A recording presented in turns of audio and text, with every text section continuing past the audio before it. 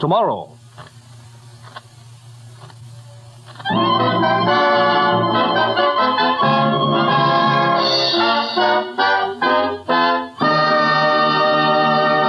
Mr. Keene, Tracer of Lost Persons, is on the air.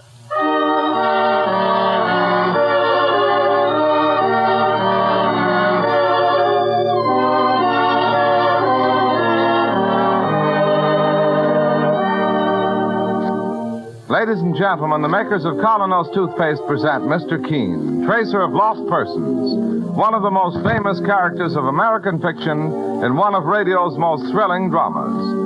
Tonight and every Thursday night from 7:30 to 8 Eastern Wartime, the famous old investigator will take from his files and bring to us one of his most celebrated missing persons cases.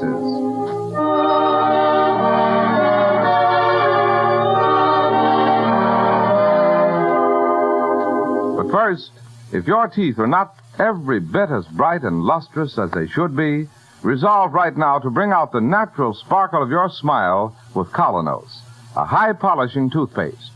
You see, the new Colonos acts on your teeth as a jeweler's polish does on tarnished silver, safely, gently removing dingy surface stains, thereby uncovering the full natural sparkle of your smile. Ask your druggist for Colonos, K-O-L-Y-N-O-S, Colonos toothpaste.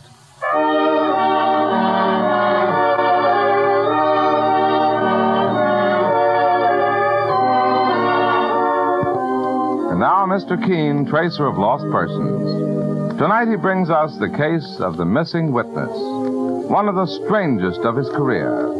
A case in which murder, 3 beautiful women, and a fashion show are all strangely mingled. But listen now. As our story opens, a man is seated in a chair. Across his head slants a bar of sunlight, and on his face is a completely incredulous smile. He rises slowly to say, "Don't be a fool, my dear. Put it down before you hurt yourself. Can't you hear me? Stop this ridiculous play acting. Put it down, I say." You really did it. I didn't think you had it in you. Not you.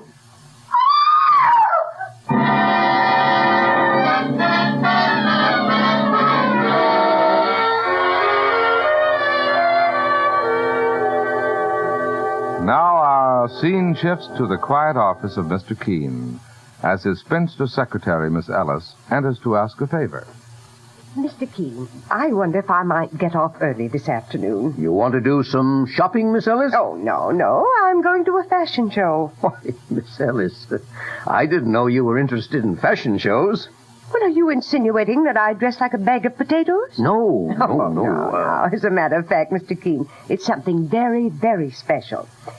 You see, when I was living in Queens about 15 years ago, there used to be a little widow next door. Pretty little creature. Oh, such a struggle to make a living for herself and her daughter. I'd give her a bit of sewing every now and then to help, and... well, you won't believe me when I tell you her name. Try me. Mary Blaine. Today, she's the most brilliant fashion designer in America. Good heavens, that is interesting. She helped originate the little black dress, the dinner suit, the short evening gown. She's enormously famous and wealthy now. Yes, I read a piece about Mrs. Blaine in one of the magazines. It called her the epitome of the successful career woman. Well, she's giving her mid-season fashion show today, and she asked me to come for Auld Lang Syne. Brilliant woman. Ah, Mary's there. Hey, look here, Mr. Keene. Why don't you come along and meet her? Oh, me at a fashion show? Oh, there'll be dozens of men there, and all in love with beautiful Mary Blaine. Oh, do come. Now, you've nothing special to do this afternoon? Well, all right, Miss Ellis. I'll do it.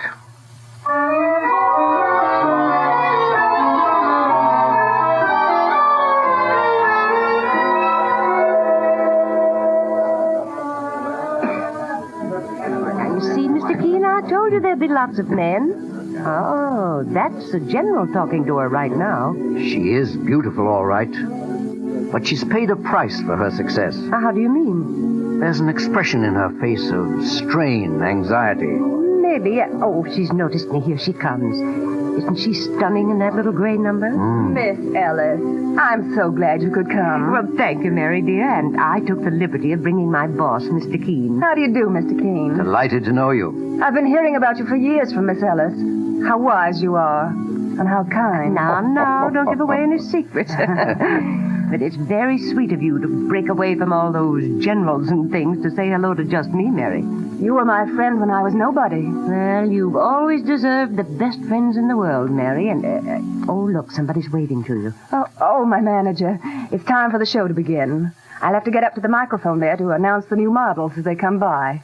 I'm so glad to have met you, Mr. Keene. The pleasure was mine.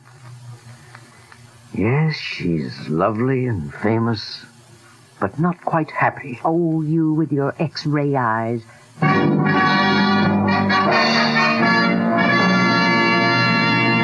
Well, here starts the fashion parade, Mr. Keene. Ladies and gentlemen, for my first offering, a long dinner dress with panel of pleated white chiffon, tied with a grosgrain ribbon at the back. Isn't that stunning? Yes, even an old bachelor can see that. Especially an old bachelor. You know, it's funny. I don't see Eric Plumber here, Mr. Keene. Eric Plumber, you mean the portrait painter? Yes, and gay dog #1 of New York. Oh, they're good friends, Miss Ellis? He's been infatuated with Mary for some time. You mean he and Mrs. Blaine are going to marry? Well, Mary's a strange one, Mr. Keene. Never quite sure whether men love her for herself or her importance. But it seems that Eric Plumber has finally won her heart. And now a black velour suit with lean plum-lined skirt, a double-breasted jacket with high scrolled lapels and a scrolled hip pocket. Oh, look, Mr. Keene, over there by the door. Yes, Miss Ellis? That charming little blonde, that's Mary's daughter, Bunny. Quite a young lady. It's hard to believe that Mary would have a daughter 18 years old. Yes, she's still so young herself. Mary won't be too pleased about her coming here. Why? Well, Mary just likes to keep Bunny away from business and career and men of the world. Oh. Mary's learned to value everything old-fashioned. A little white house with chintz curtains. In other words, one of America's greatest career women thinks that a woman's place is really in the home. And a simple home. Miss Ellis. Hello, Bunny, dear. Miss Ellis, how long has the show been going on? About 15 minutes. I must talk to Mother. I must. But, dear, she's up there at the microphone. You can see. Something horrible has happened. I must talk to her. But, Bunny, what do you mean? And now is my last offering before the intermission. Another short dinner dress.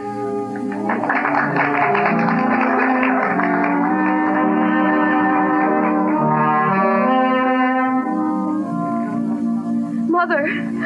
She's seen you, Bunny. She's coming this way. Oh, now, dear, try to quiet yourself. And here, let me introduce you to Mr. Keene. How do you do, Bunny? Mr. Keene, you're the famous detective. I am an investigator. Well, maybe you can do something about this horrible thing. What horrible thing, Bunny? Hello, Bunny, dear. Mother. Darling, I thought you were going skating with your young soldier friend. No, I didn't. Oh, Mother. Oh, come, Bunny. What's happened? I went to Eric Plummer's studio instead half an hour ago. To Eric's studio? Why? He asked me to tea. He wanted to talk about doing my portrait. He might have asked me about that. Oh, it was all to be a surprise, Mother. Eric said it would make me the toast of cafe society. I'd become glamour girl #1 of 1944. Oh, my dear. You should have gone skating. Bob Martin is such a fine boy, and his furlough will be up soon. Mother, I still haven't told you what happened. If you'd rather we left you alone. Oh, no, Mr. Keene, please stay. I beg you to. Well, what has happened, Bunny? When I got to the studio and rang the doorbell, a policeman came out. A policeman? He asked me all sorts of questions because you see, Eric's been shot. Shot? Through the head. He's dead, Mother. He's dead. Oh, how utterly horrible. The police said there weren't any clues at all. Oh, imagine anybody killing a wonderful man like Eric Plumber. It's ghastly. Ghastly. I want to find the person who killed Eric. I want to make them pay. And that's why I thought maybe Mr. Keene Yes, Mr. Keene. In a situation like this, you'd know exactly what to do. But if the police are already on the case... Well, one moment, please. Bunny, go over to Mr. LaRue and ask him to announce the rest of the show. All right, Mother. And you, Mr. Keene, would you please step into my office with me? Oh, forgive me, Miss Ellis. Oh, it's quite all right, Mary. Here, Mr. Keene. Thank you. Well, my dear? Mr. Keene, Bunny's news did not altogether surprise me. Really? In fact, I know very well who killed Eric Plumber. You do? But first, Mr. Keene, I've heard you're the cleverest private investigator in this country. Thank you. Do something for me, please. Go to Eric's studio. Examine all the evidence. And when you come back, Yes? I'll tell you who killed Eric Plumber.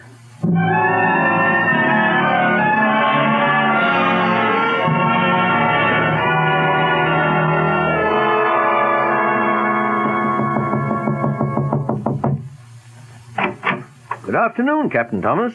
Oh, well, if it isn't Mr. Keene, your assistant with you, the one and only Mike. We're glad to see you both. Good day to yourself, Captain. You're handling the police investigation, Captain? That's right, Mr. Keene. Come in. Thank you. Well, what brings you here, if I may ask?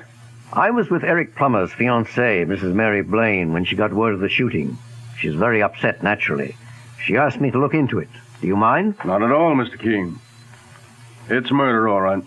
Has the medical examiner been here yet? We're waiting for him now. If I might look at the body. Certainly. This way, sir. In this room here. Yep. There he is. Just the way we found him. He had been sitting by his easel in the center of the room. But there's nothing on the easel, boss. Just an empty frame. Quite right, Mike. We figure there was once a painting there, Mr. Keene, and the person who shot him was being painted. Then ripped it off the frame to avoid identification. Yes, very possible indeed, Captain. Now then, if I may look at the wound. Right there in the head. No powder marks. No. And the path of the bullet, it entered just above the right ear at a distance of... what would you say, Captain? Doesn't it seem to you that bullet was fired from 15 feet or more? I leave that kind of guessing to the medical examiner. Oh, may I ask why you're staring at the walls now, Mr. Keene? I was wondering about the proportions of this room. I measured it already. 20 by 20. Oh, thank you. No sign anywhere of the gun that killed him? None. May I ask how you learned about the shooting? Through a neighbor. The shot resounded pretty loud in the air shaft back of that window there. And the neighbor who heard it? A gal who has the studio in the back. Portuguese gal. Rosa Avelar. She was taking a bath at the time she heard the shot. Quick as she could, she came and knocked on the door here. No answer, so she sent for us. Well, thank you, Captain. I won't trouble you any further.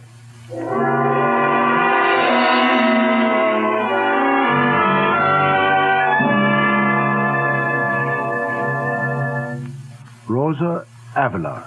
This is her door, sir. All right, Mike. Wait for me on the landing below. I'd rather go in alone. Okay, Mr. Keene.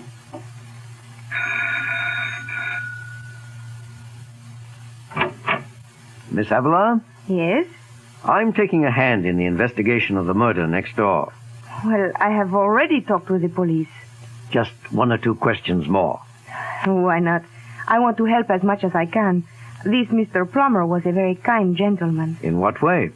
Oh, he is a painter, and I am a painter. But I am a little one, a poor one. He made me many loans of materials. Very generous. As one artist to another, eh? Yes, of course. Well, what I'd like to know is, did you see who entered his studio in the hours before he was shot? No, I am busy painting a flower piece. That one there? Yes. It's lovely. You like it? Very much. I presume you're working from that vase of roses on the windowsill. Yes, that's right. Well, now, after the shooting, did you hear anybody running from the studio? Well, I am not sure. You see, I am taking a bath with the window closed. I hear a loud noise like a shot, but nothing else. Thank you. Sorry to have troubled you. No trouble at all. Well, Mr. Keene? Mike, I'd like you to check something for me right away. Why, sure, sir. While I go back to see Mrs. Blaine, I want you to dig up the landlord of this house and, just as routine, check on these points.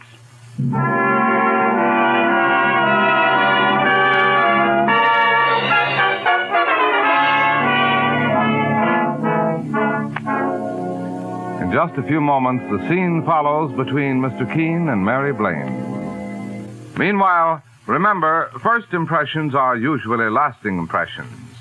People judge you by the way they see you. They decide almost at once whether they want to know you better or not. And one of the greatest factors that influence everyone you meet is your teeth. If your teeth are dull and discolored by surface stains, chances are 9 times out of 10 that others find you unattractive. That's why I want to tell you about the new Colonos toothpaste. It's a high-polishing toothpaste. Thousands more people every day are discovering it does wonders in helping to remove from the teeth those dingy-looking surface stains, so that the natural sparkle and brilliance is revealed. What's more, Colonos is delightfully pleasant to use because it leaves your mouth feeling tingling clean and refreshed. For its action is like a jeweler's polish removing tarnish from a piece of silver. So if you want a smile that makes a good impression, that adds to your charm and personality, try the new Colonos toothpaste, a high-polishing toothpaste. Get Colonos, K-O-L-Y-N-O-S, Colonos toothpaste at any drugstore tonight. And now Mr. Keene faces Mary Blaine, Eric Plummer's beautiful and famous fiancée. Here, Mr. Keene, sit down. Thank you, Mrs. Blaine. You went there. You examined the evidence. Yes, I fulfilled my part of the bargain. And now I'll have to fulfill mine. Well, my dear, you said you knew who killed Eric Plummer. I did, Mr. Keene. I killed him. You? I fancied you'd say that. Oh, not because I'm shielding anybody else. Please don't get the conventional idea that my daughter, that Bunny, perhaps... No.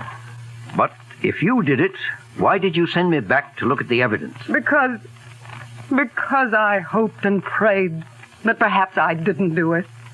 Oh, I know all this sounds mad. Tell me the whole story. The whole story, Mr. Keene. I've given my best years to fight my way to the top. Now it's just one long nightmare of anxiety to stay there. Men flock around me. Why? For my money, my fame, or for myself? I can never be sure. When I met Eric Plummer, I knew he'd led a rather wild life, but he was a great artist in his own right.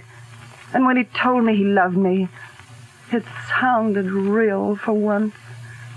Or I hoped it was real. Yes, my dear. Go on. Lately, he's been painting my portrait. Once I took Bunny to watch. That was a mistake. Eric went to work on Bunny with all his charm. A man old enough to be her father. I want to keep Bunny wholesome and natural, Mr. Keene. I asked Eric again and again to stop turning her head. Today, this morning, I went to sit for him again, and to have it out with him once and for all. I was sitting on the dais, and he was painting. He looked up and laughed. He said...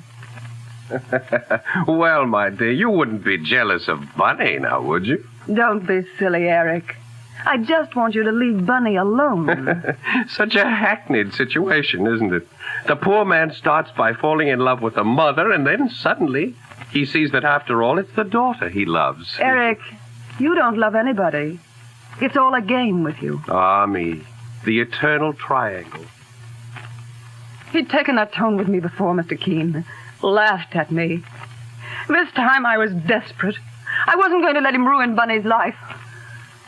I brought along a revolver. I took it from my bag. Eric looked up and said...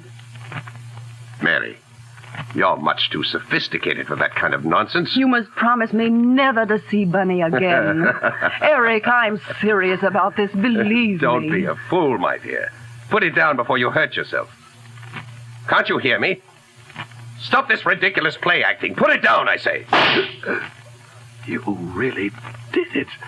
I didn't think you had it in you. And there he lay dead before you, Mrs. Blaine. Mr. Keene, will you believe me? I was horrified. I never really meant to pull that trigger. I only wanted to frighten him. And suddenly, he was dead. I suppose I should give myself up to the police. One moment. Before you do anything like that, what has become of the gun? Well, after I ran from the house, my First thought was to get rid of it. I threw it away. Where? There was a can of cinders standing in front of one of the houses. I pushed the gun inside and covered it over. That, my dear, was a great mistake. You went and buried your own best witness. Witness? Yes. To the fact that you never shot Eric Plumber. That I didn't shoot him? No. It was a physical impossibility. Why? Why do you say that? Better answer. Hello? Begging your pardon. May I speak to Mr. Keene? One moment, please. Mr. Keene. Thank you. Hello? Boss, Mr. Keene. Oh, hello, Mike. What'd you find out? Boss, you hit it on the nose. Good, Mike. I'm glad. Now, something else for you to do. Yes, sir. Check with the sanitation department at once. Ask what they've done with the cinders they removed this morning from the 3000 block in East 58th Street. Cinders? What I'm really after is a gun. The caliber 38. 38. Mike, we must have it. Talk of a needle in a haystack. I know you won't fail me, Mike. Okay, sir. So you think I did not kill Eric? Strange, isn't it? That I have to get evidence to convince you of your own innocence. But if I didn't, who did, Mr. Keene? That, my dear, is another story, and a rather tragic one. Forgive me if I run along now.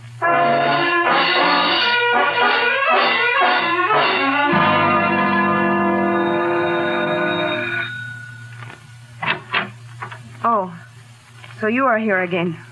The old gentleman. Yes, I'm afraid I must trouble you again. With more questions? This is a matter of life or death. For whom? A woman, her daughter, other persons. Well, what do you want now? Permission to inspect your studio. I want to study the layout. Sorry, I cannot talk to anyone. Miss Avila! She slammed the door in my face.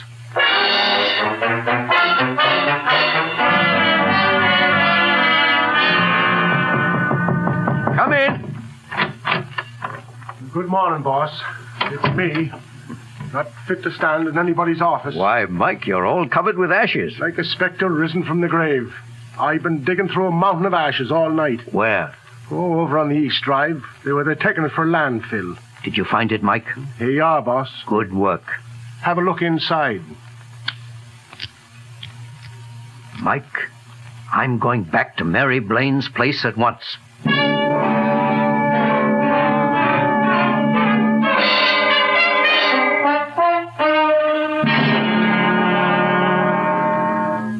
I beg your pardon, sir. Are you going in there by any chance to see Mrs. Blaine? Yes, Corporal. You are a corporal, aren't you? Yes, sir. Bob Martin's my name. My name is Keene. I believe you're a friend of Bunny's. Oh, I'm crazy about her. I came up on this furlough just to see Bunny. She locks herself away from me, won't come to the phone. I'm not sophisticated enough for her, I guess. I rather fancy she may soon have her fill of sophistication. Well, I just thought if you saw Bunny around inside I'll be glad to tell her you're here. Oh, thank you, And sir. too bashful to break in. Thank you, sir. Oh, Mr. Keene. Oh, I've been waiting so anxiously ever since you phoned that you were coming. Can we speak somewhere privately? Of course. This door. Mr. Keene. Hello, Bunny. You have good news for us? Bunny knows everything. I told her. I don't see how I ever could have thought Eric was glamorous. Well, we found a gun, Mrs. Blaine. Look at it. It's mine. The one I tried to get rid of. Not one of the cartridges has been fired. You're sure? My dear, you couldn't possibly have killed him, and for many reasons. What do you mean? You say Eric Plumber was facing you when you aimed the revolver, Yes, Mr. Keene. but the bullet actually entered from the side of his head. The side? In fact, judging from the lack of powder marks, from the distance at which the fatal bullet was obviously fired, nobody inside that room could have killed him. Why, Mr. Keene? The room is 20 by 20. With Plummer sitting in the center at his easel, a person aiming the pistol with arm outstretched would nowhere have been more than 10 feet from him. But the bullet traveled at least 15 feet. 15. Then where did it come from? Outside the apartment, from a studio just across the narrow air shaft, and through the open window of Plummer's studio. And the person who killed him? A young lady, I'm afraid, also a painter. We learned from the landlord that it was Plummer who engaged the little back studio for her a year ago. Eric did? Yes. And he was supposed to be so madly in love with Mother. For the past 3 months, her rent hasn't been paid at all. Plumber finally lost interest. The young lady, Miss Avalar, seems quite hot-tempered. Charm, glamour, and in the end, murder. Come in. Oh, Mr. Keene. Captain Thomas. Your office said I'd find you here. I have a message for you. For me? It was addressed to the old gentleman. We figured out that means you. From Rosa Avalar. Yeah. Read it. Old gentleman, you are very wise. You guessed the truth. And now I will save everybody's time by sentencing myself. Rosa Avalar. Oh, she committed suicide? Half hour ago, ma'am. I'm sorry about this. Truly sorry. Well, that closes the case. I'll have to get along now and write the police report. Goodbye, Captain Thomas. Mr. Keene, how can I ever thank you? You were innocent, Mrs. Blaine. I was happy to be able to help you. Eric, everything about him was so mean, so heartless. That reminds me, Bunny, I believe there's a boy, a very bashful one, who's hanging around outside. Oh, not poor Bob. Yes, poor Bob.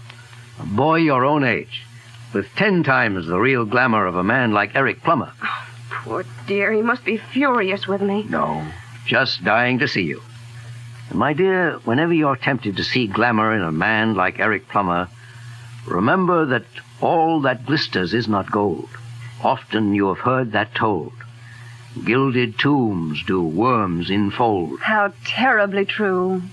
I've realized it for a long time. And now, so do I. All right, Bunny.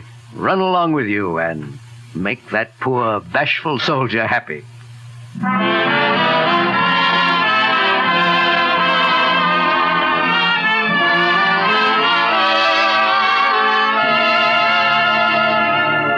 And so Mr. Keene concludes the case of the missing witness. Listen next week at the same time as he brings us the baffling and colorful case of the girl who sang too well.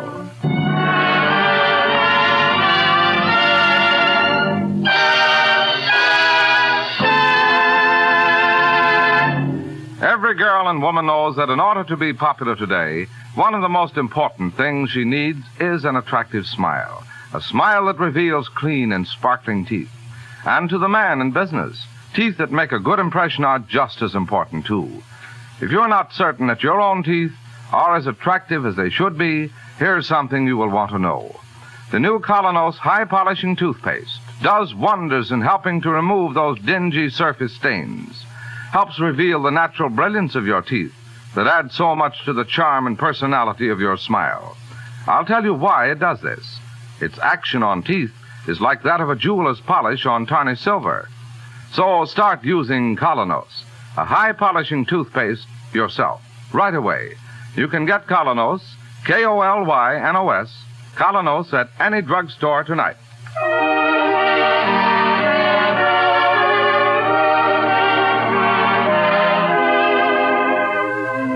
You've just been listening to Mr. Keene, Tracer of Lost Persons. Now on the air at a new time. Every Thursday night, 7:30 to 8 Eastern Wartime over this network. Don't miss Mr. Keene next Thursday night when the kindly old tracer turns to the case of the girl who sang too well. This is Larry Elliott saying good night for the makers of Colonos Toothpaste and Mr. Keene, Tracer of Lost Persons.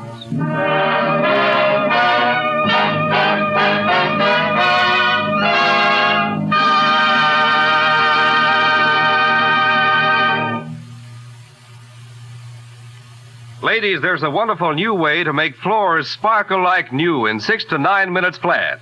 Use Aero Wax, the self-polishing wax that goes on in a jiffy, dries without rubbing. Its marvelous high luster adds beauty to your rooms, saves countless scrubbings. Yet it costs only 25 cents a full pint. Get Aero Wax, A-E-R-O-W-A-X, tomorrow. This is the Columbia Broadcasting System. Sparkling, new-looking floors in just 6 to 9 minutes. Ladies, that's good news. Use economical, no-rubbing Aero Wax. Just apply, and it dries to a marvelous high wax luster that makes rooms lovelier, saves frequent scrubbings or polishings. Yet a full pint of Aerowax costs only 25 cents at hardware, drug, grocery, and 10-cent stores. Aerowax, Aerowax, will make you proud of your floors.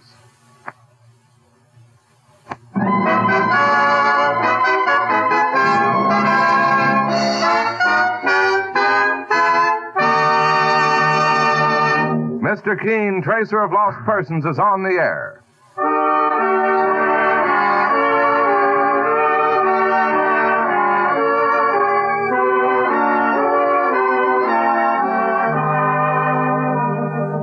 Ladies and gentlemen, the makers of Colonos toothpaste present Mr. Keene, Tracer of Lost Persons, one of the most famous characters of American fiction and one of radio's most thrilling dramas. Tonight and every Thursday night from 7:30 to 8 Eastern Wartime, the famous old investigator will take from his files and bring to us one of his most celebrated missing persons cases.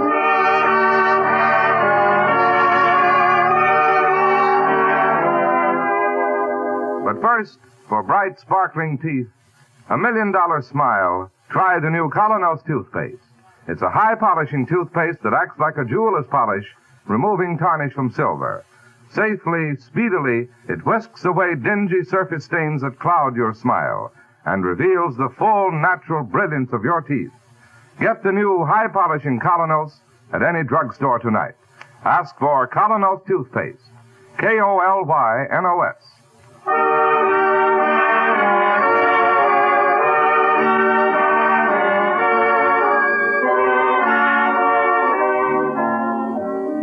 And now, Mr. Keene, Tracer of Lost Persons. Tonight our story opens in one of the great movie palaces of Broadway, the Palladium, where for 3 weeks the stage presentation has been a sensational success. Skip Gordon's Revue, starring Lola Bennett. My heart tells me I will cry again. As the spotlight cuts across the vast theater to the stage, it falls on a beautiful golden-haired girl, Lola Bennett, singing in the wistful style that has made her a hit overnight. Will I be sorry if I do?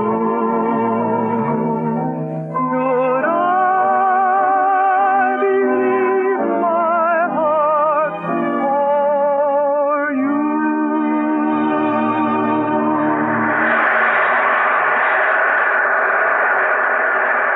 Come back, Lola. Come back and take another bow. Thank you, Skip. And make a little speech for our audience, won't you? You've been wonderful to me. I don't know how to thank you. Hold it, everybody. Hold it. Lola will be back with another song later. Meanwhile, a little novelty number from our orchestra. A special arrangement of that outstanding hit, Pistol Packin' Mama. Take it away, maestro, while yours truly cools off in the wings.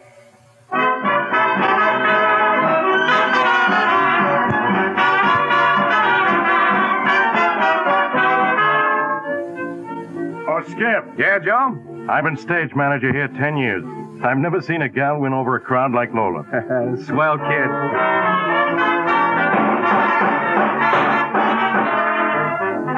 Wow, what are they doing out there? Just a pistol sound effect in the number. Don't you like it? I'll take a blockbuster. Hey, where is Lola? I thought she'd be here in the wings. She ducked back to her dressing room, Skip, to fix her makeup.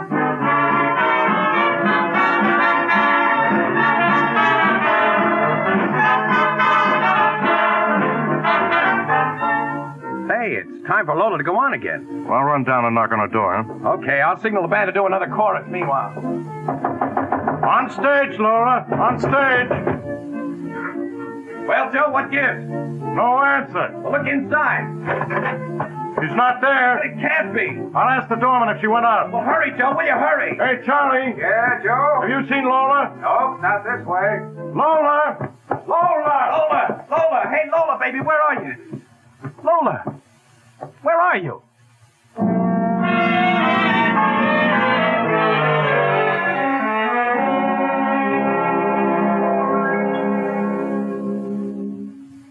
And you say, Mr. Gordon, that she hasn't been seen since she disappeared last night? No, Mr. Keene. In all my years in show business, I've never known anything like it to happen. You tried her home, Mr. Gordon? Call me Skip, won't you? For sure we tried her home, and no soap. I don't get it, Mr. Keene. Especially since she knew we were going to give her a farewell party, too, after the show. A farewell party? Well, it was her last performance with my review. She goes into the Skytop Club this weekend as star attraction. I made her take the offer. How do you mean? Well, I had her under contract ever since I found her singing in Cleveland 6 months ago. And the minute she got the right song, she went over like wildfire. Now the Skytop wants her. Well, when they sent her the contract, she showed it to me and said... No, Skip.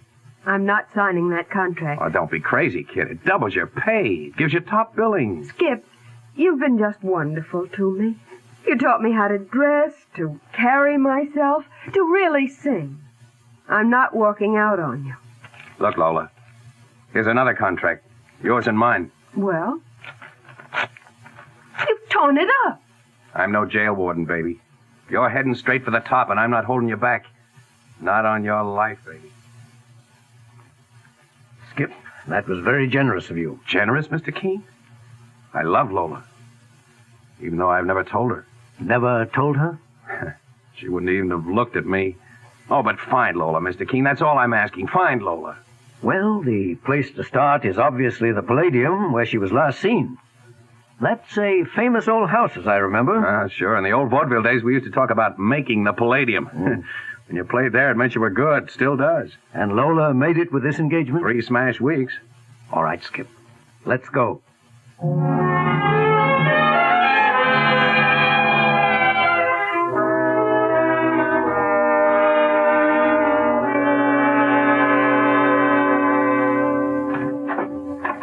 Hello, Charlie. Why, hello, Mr. Gordon. Oh, by the way, Mr. Keene, this is the stage doorman, Charlie Barnes. How do you do? Glad to know you, sir. Do you think you'll find her? I'll do my best. A swell little lady. Incidentally, Charlie, you were on duty last night? Yes, sir, Mr. Keene. You're sure she didn't leave the theater? Well, she couldn't have. Not without creating a riot. Why? The place was surrounded with autograph hounds. Oh. Well, now, Skip, if we could have a look in her dressing room. Oh, sure, right this way. I told the house manager to leave it exactly the same as it was last night. Good idea.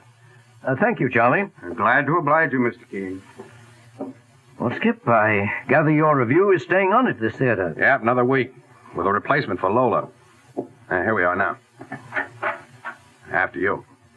Thank you. The usual dressing room. Chair, dressing table, wardrobe trunk. Yeah, that's right. And telegrams of congratulation pasted up on the mirror. Yeah. Sing, canary, sing. I love you, I love you, I love you. Repeated 24 times. Yeah, the telegrams are mostly from Larry Reeves. Reeves? Yeah. Oh, he's a well-known Broadway playboy, isn't he? Yeah, with more money than's good for him, too, and more wives. Married 4 times, divorced 4 times. I gather he wanted Lola for the 5th? Yeah, been making quite a pitch. Even a smart kid like Lola got to believing him. They were almost engaged. Almost? Yeah, he sent Lola a ring last week. Diamond like a headlight. It'd burn him when Lola sent it back. I suppose this is her costume trunk. Yeah, that's right. Say, you don't think... Is there a key around? Key? Well, there's one on the dressing table. Oh, we'll try it.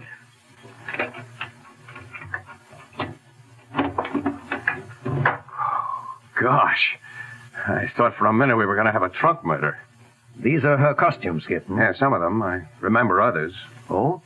Where are they? Well, I wouldn't know. Oh, Skip. Hey, Skip. Yeah, that's Tommy Tolan, my band leader. Hey, Skip. We start the first show in 10 minutes. Yeah, I know. This is Mr. Keene. How do you do? Oh, how do you do? Oh, yeah. You said you were going to ask him to. Hey, that reminds me. Of what, Tommy? Well, I wanted to mention it before, but I didn't want to talk out of turn. Well, come on, give, Tommy, will you? Well, you know my goofy saxophonist, Harry Forbes. Yeah. Harry's had a crush on Lola for months, hanging around and pestering her day and night. Well, right after you left the stage last night, Skip, and we started pistol packing Mama, remember? Yeah? Harry signals me. He whispers he's got to leave the stage. Well, he looks so crazy. I says, all right. So he slips out behind the drapes. Very interesting. And then I don't see him for 15 minutes. And the funny part about it... What was so funny about it? Oh, hello, Harry. What was so funny? All right. I'll say it right to your face, Harry. You walked off the stage carrying a gun. We all had guns, phony guns for the pistol packing number. Just a minute. Am I to understand you used guns, pistols as stage props for the performance of the number Pistol-Packing Mama? Yes, Mr. Keene. But the rest of us had our guns on stage. He could have had his loaded. Are you trying to say If anybody wanted to shoot Lola, that was the time to do it. During all that noise. You skunk. No, your band leader is right, Forbes. It was his duty to tell us. Why did you go off the stage? Oh, because I felt sick. I wanted to take a pill. I told him that. Okay. Okay, nothing. One of these days you'll have to get yourself a new saxophone. Hey, Harry, wait a minute now. Wait. Never mind, Skip. And thank you, Mr. Tolan, for this information. Oh, I figured I had to tell you, Mr. Keene. That guy's wacky. Well, the curtain's in 5 minutes. Yeah, I'll be there. Well, Mr. Keene, how does it add up to you? It doesn't, yet. Better get along for your performance, Skip. Performance, yeah. You'll be sticking around. Right here in the dressing room. Okay. Those telegrams. I love you. I love you. I love you. Mr. Keene, Yes? I was waiting till the others went away. Well, who are you? I'm just a dresser around here. Take care of the performers' clothes. Well? Look, this note. She gave it to me last night. She said that if he came again, I was to give it to him. In the excitement last night, I forgot. You better have it. Well, thank you. Marie! Oh, quick, put it in your pocket. That's Larry Reeves, Mr. Keene. You know, the playboy. Hey, Marie, why didn't you answer when I called? Oh, I'm sorry, Mr. Reeves. I didn't hear you. Any word yet about Lola? No, Mr. Reeves, nothing. Who's this? Anybody? Can't be. I don't know. Thank you. Little gold digger. She's done a run out on me. She's not a gold digger. Shut up. I won't have you talk that way about her. I know a kind playing hard to get. Come and find me. And when I do, I'll wring her little neck. I'll break every bone in her body. Oh, he's just awful, that Mr. Reeves. Thinks that for money he can have anything. But Miss Bennett's not his kind. What about this note? She said to give it to him if he came around again to bother her. She was expecting him last night? Every night. The doorman was told to keep him out, but there's a way of coming through the front of the house, Mr. Keene. I see. Don't open that note here, please, sir. Very well. And if Mr. Skip Gordon asks for me, tell him I went back to my office.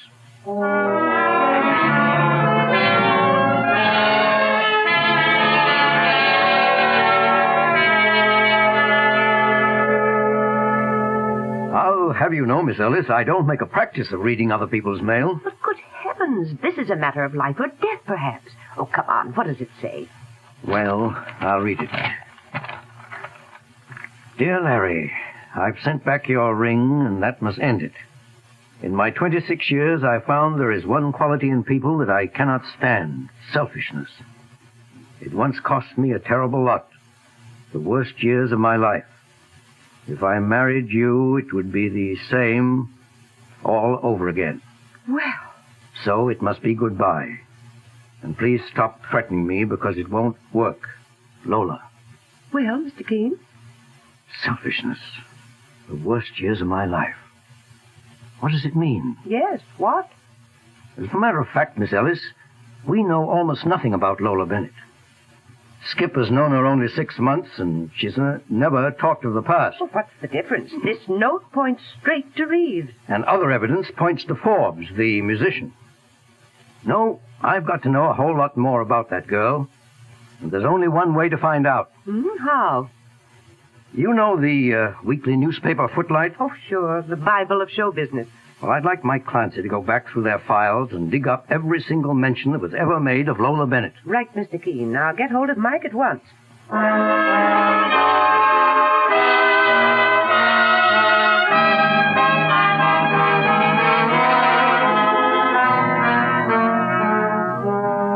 Two people under suspicion in the disappearance of Lola Bennett. And Mr. Keene goes on with his search.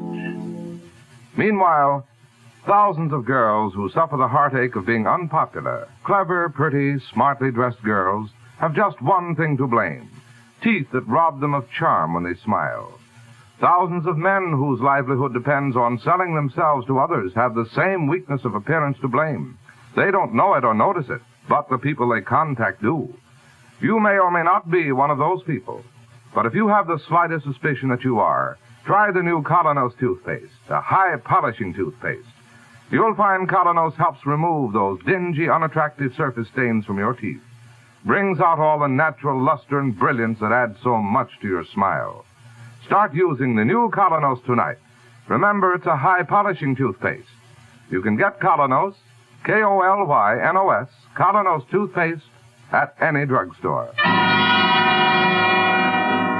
Now back to Mr. Keene's office and the continuation of the case of the lovely singing star, Lola Bennett. But here you are, boss. I got 3 back numbers of Footlight that mention her. Oh, thanks, Mike.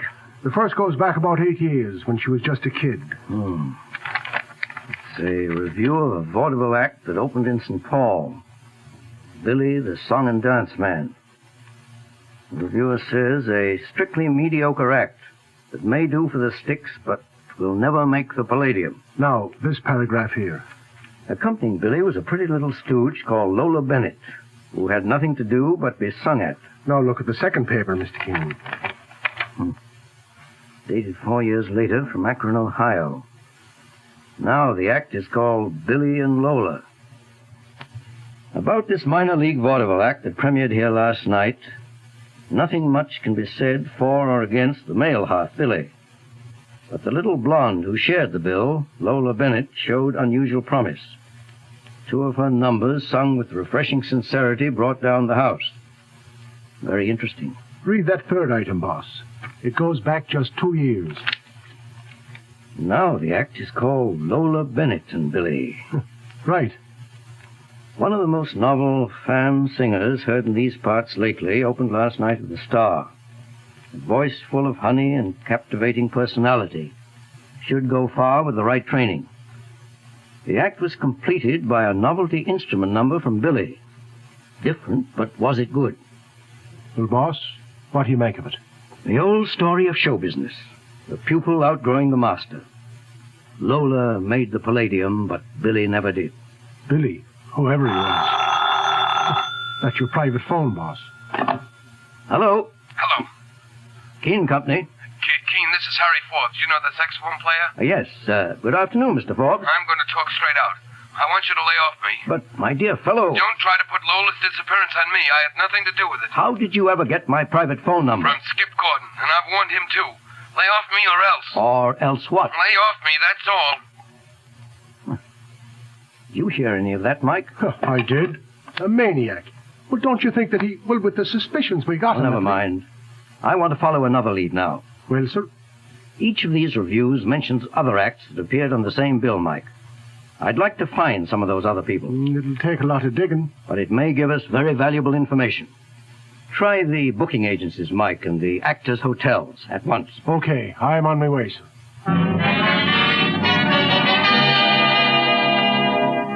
Well, it's nice, Mr. Keene, that somebody remembers me after all these years out of show business. I gather, Mrs. Hall, that you once had a comedy act? Wasn't much, but it made folks laugh. On at least one occasion, you played the same theater with a song and dance man called Billy?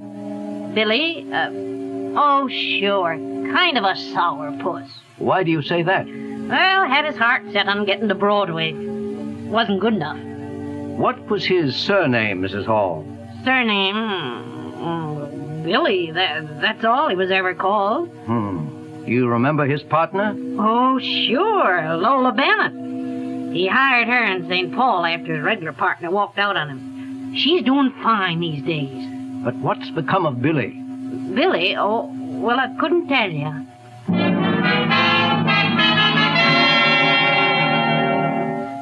Yes, Major Tiny? I'm looking for an old performer called Billy. I remember him, Mr. Keene. My midget act trooped all over Canada with him one winter in a unit show. Really? My, but what his wife had to put up with. Wife, did you say? Yes, Lola Bennett. Oh, they were married. 2 years by then, but they weren't happy. Billy was so jealous. Of the fact that she was becoming more successful than he? That's right, Mr. Keene. He took to drink. Actually beat her up one night. I tried to stop him. Oh? He threatened to walk on me. Oh, a bad character.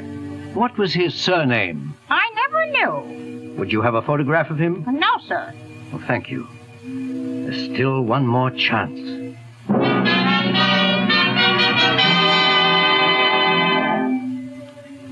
Sure, I know him, Mr. Keene. When I was hoofing on a Jackson circuit.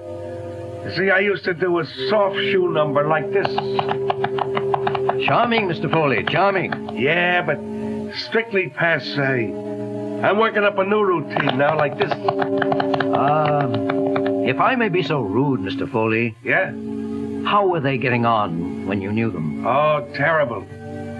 You see, the booking agents was thumbs down on him. Why? Well, they said he crabbed the act. The ball and chain. The guy tried everything. He even worked up a novelty, a solo, and a song on 5 different instruments. You know, one after the other. Still no soap. But Lola stuck by him. Much good it did her. Guy was a maniac, talking crazy all the time about making a Palladium, hitting Broadway. Well, it got so bad, she finally had to divorce him. I see. By the way, what instruments did he play in that novelty number? Clarinet, fiddle. The saxophone, too? Yeah, saxophone, all right. Yeah, that was his best. Would you, by any chance, have a photograph of him? A photo? Let's see, well, once in Buffalo... Yes? We all gave a hospital benefit, and the newspapers took photos. Could you find that photograph? Well, now if I dig around on my press book, I might. Hey, let's have a look.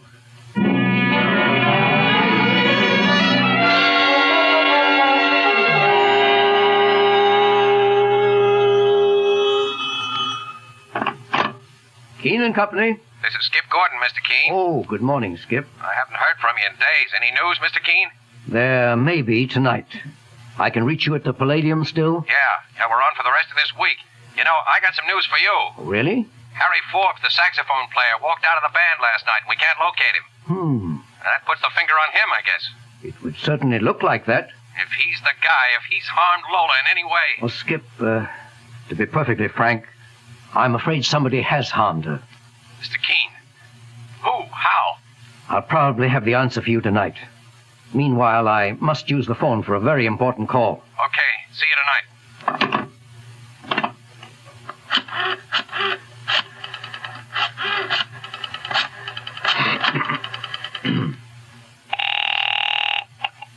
Hello? Sky Top Club. Good. I'd like very much to talk to your manager.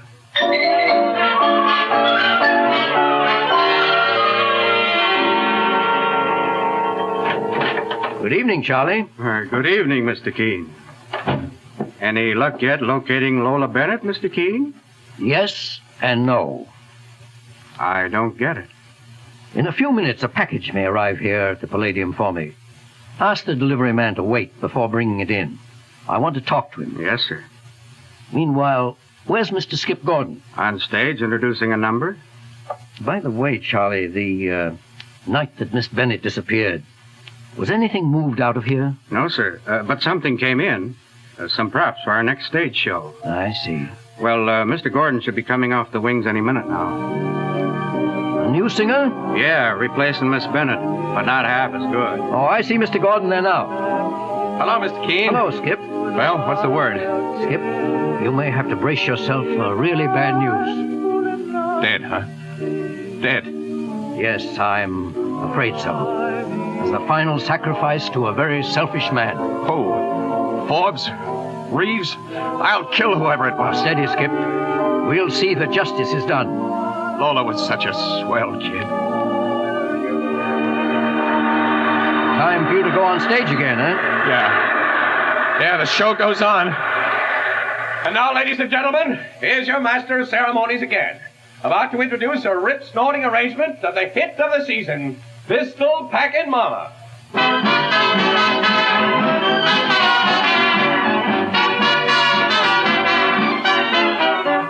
Oh, Mr. Keene. Mr. Keene. Yes, Charlie, I'm coming. The delivery man came. He's waiting for you. Good, Charlie. I'll walk back with you. If you want any help bringing it in, all that noise. Come, let's find a quiet place. Go into this dressing room. No.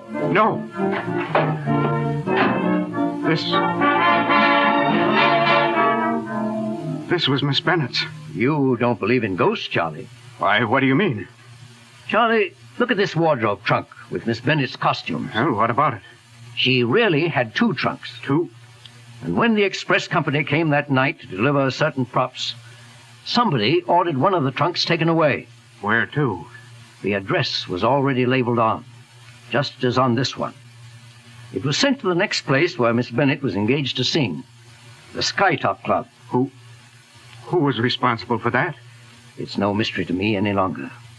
A very jealous man, her former husband. What? I'm going to produce him in a minute. You stay here. I'm staying nowhere. Oh, yes, you are. I'm going out now to have the delivery man bring in that package for me. Listen, Keene, I'm not staying. You're going to watch me open Miss Bennett's second trunk. The one that went to the Skytop Club. I'm having it brought in. I'm watching nothing. We'll open the trunk right here in our dressing room. And just between ourselves, there are police stationed at every exit. The killer will never get out of this theater. You found her in the trunk? Let me out of here. No, you're staying right here. I'm locking you in this dressing room.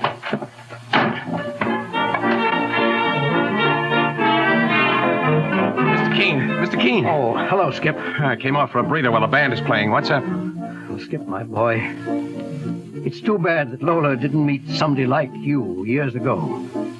Unfortunately, the man she did once marry was insanely jealous and possessive.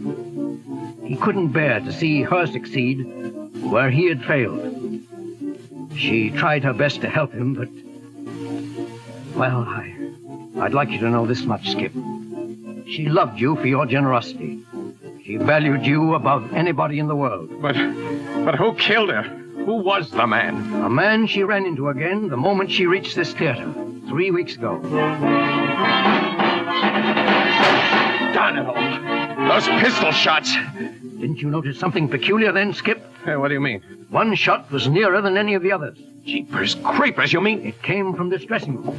Quick, get that door open. Right.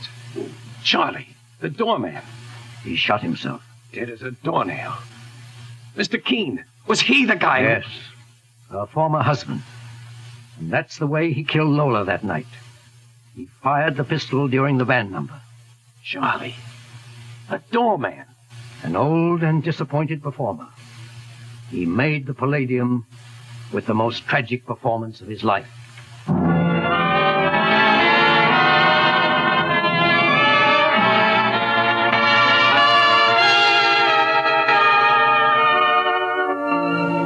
And so ends the case of the girl who sang too well. Listen next week at the same time as Mr. Keene brings us another of his baffling cases, The Man Who Didn't Come Home.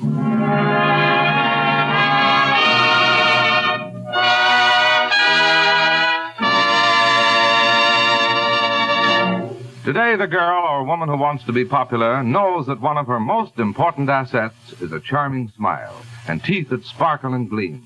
Knows that no matter how smartly she may dress or make up, teeth that are dingy and discolored looking instantly create an unfavorable impression. And the same is true of the man in business, whose very livelihood depends on selling himself. He knows how quickly discolored looking teeth can bring failure. That's why today thousands of smart and successful men and women are changing to the new Colonos high polishing toothpaste. So for your own sake, try the new Colonos toothpaste yourself. It works like a jeweler's polish on tarnished silver. It helps remove dull, dingy surface stains, revealing the natural brilliance and sparkle of your teeth. Ask for Colonos toothpaste, K-O-L-Y-N-O-S, at your drugstore tonight.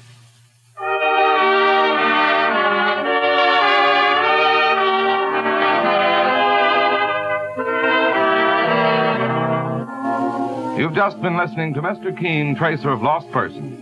Now on the air at a new time, every Thursday night, 7:30 to 8 Eastern Wartime over this network. Don't miss Mr. Keene next Thursday night when the kindly old tracer turns to the case of the man who didn't come home. This is Larry Elliott saying good night for the makers of Colonos toothpaste and Mr. Keene, Tracer of Lost Persons.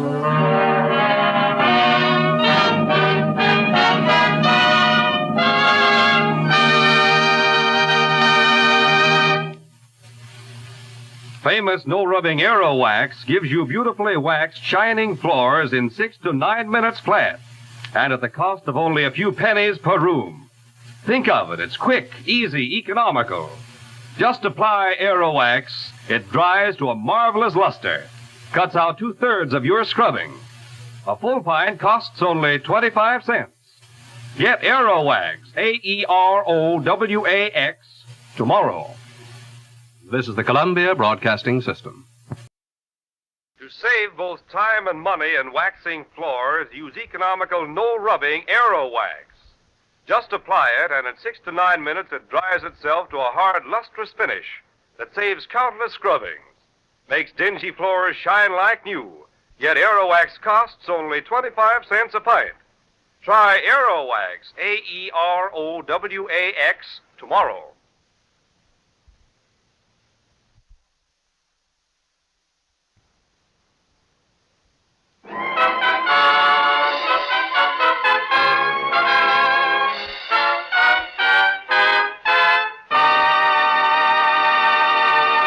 Mr. Keene, Tracer of Lost Persons, is on the air.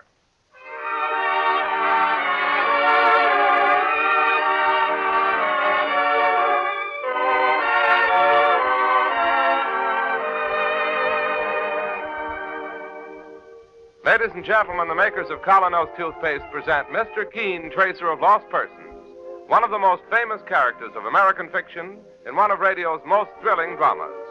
Tonight and every Thursday night from 7:30 to 8 Eastern Wartime, the famous old investigator will take from his files and bring to us one of his most celebrated missing persons cases.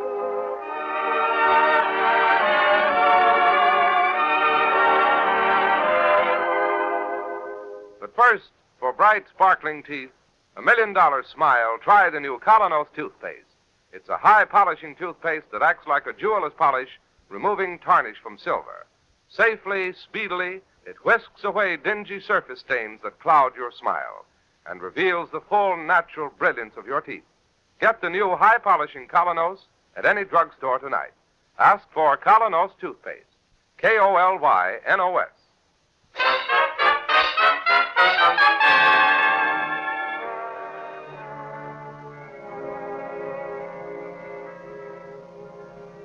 And now for Mr. Keene and the case of the boy who used big words. Our story opens in the reception room of Mr. Keene's office as Miss Ellis talks with an unusual visitor, Jimmy Harmon, who is only 12 but wears horn-rimmed glasses and a very serious manner. Young man, you say you want to see Mr. Keene at once. Yes, ma'am, I've got to. Well, he's a very busy man. I know, but the nature of my business is very imperative. Important, you mean? Imperative. Such big words. What's your name? James V. Harmon, Jr. And what's yours, if I may ask? You may, and it's Miss Ellis. I like you, Miss Ellis. You have a trustworthy face. Now, Jimmy, you wouldn't be trying to get around me. Oh, please, Miss Ellis. I've heard so much about Mr. Keene, and I know he's the only man who can help me. Help you with what?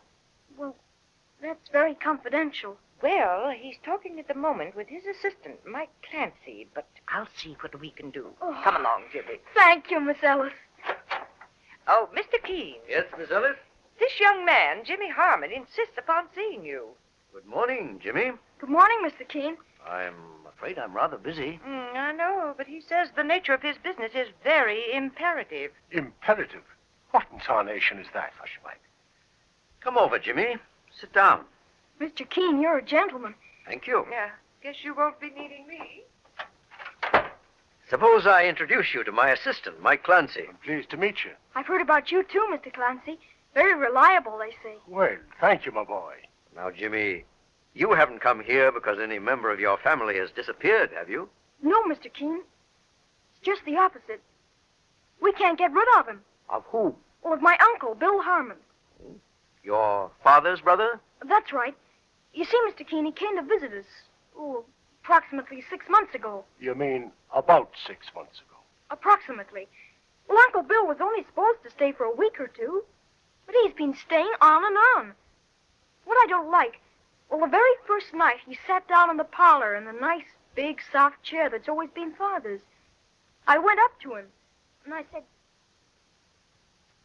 Uncle Bill, that's where Father always sits. Yeah? Well, he works very hard, and he needs that chair to relax in. Yeah? Don't you think you ought to get up? Jimmy, why don't you just go and chase yourself? Well, have your parents objected, Jimmy? You can't object with a man like Uncle Bill. And something more, Mr. Keene. Yes? His eyes are too close together, and he doesn't have much back to his head. Oh, really? Yes, I made a study of that. It's a sign of bad character. Now take Mr. Clancy's skull. Miss, now, I thank you to leave my skull alone. Well, I only wanted to say that your skull shows signs of excellent character. Oh, well, now, that's different. Jimmy, this is all very interesting, but... Wait, Mr. Keene. There's something more. Well, I mean the man in black. what man in black? Well, I was walking on Fifth Avenue one day with Uncle Bill when this individual suddenly came out of a side street. Black suit, black derby, and black overcoat. He walked up to Uncle Bill and said, Well, hello, Harmon. Huh? Fancy meeting you. Oh, hello. Didn't ever expect to run into me again, did you? Look, I can explain everything. No, I don't think you can. I swear, the way it happened... It happened the wrong way for you, Harmon. Wait a minute. I can square myself. I can... Taxi! Hey, taxi! Come on, Jimmy. Hop into that cab.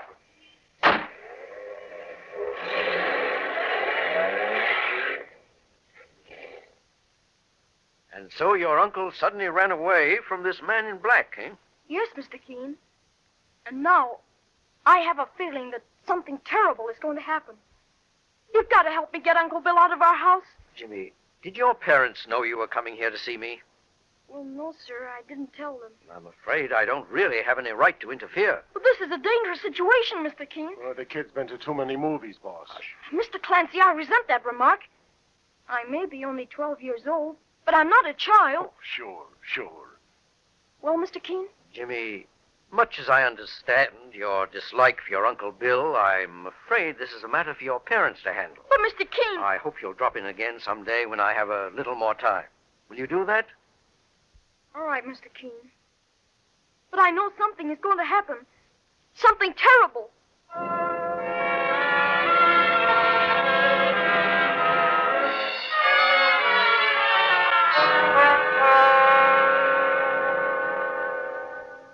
Here you are, Mr. Keene. Now, if you'll just sign those letters.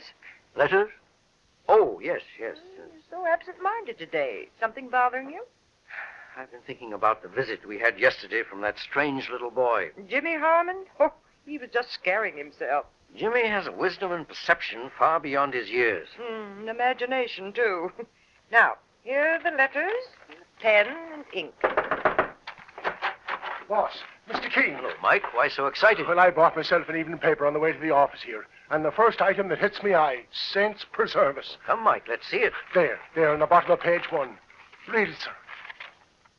Man killed in auto accident. Boy vanishes. Good heavens, that doesn't mean... Police were left baffled today by an obvious hit-and-run accident early last night on Madison Avenue, which claimed the life of William Harmon, 44, of 3000 East 89th Street, where he was staying at the home of a brother. The dead man, found lying in the roadway, had gone walking with his young nephew, James Harmon, Jr., age 12. But there has been no sign of the boy since the accident. Police are investigating. Heavens above. Hand me my hat and coat, Mike. I must talk to Jimmy's parents at once.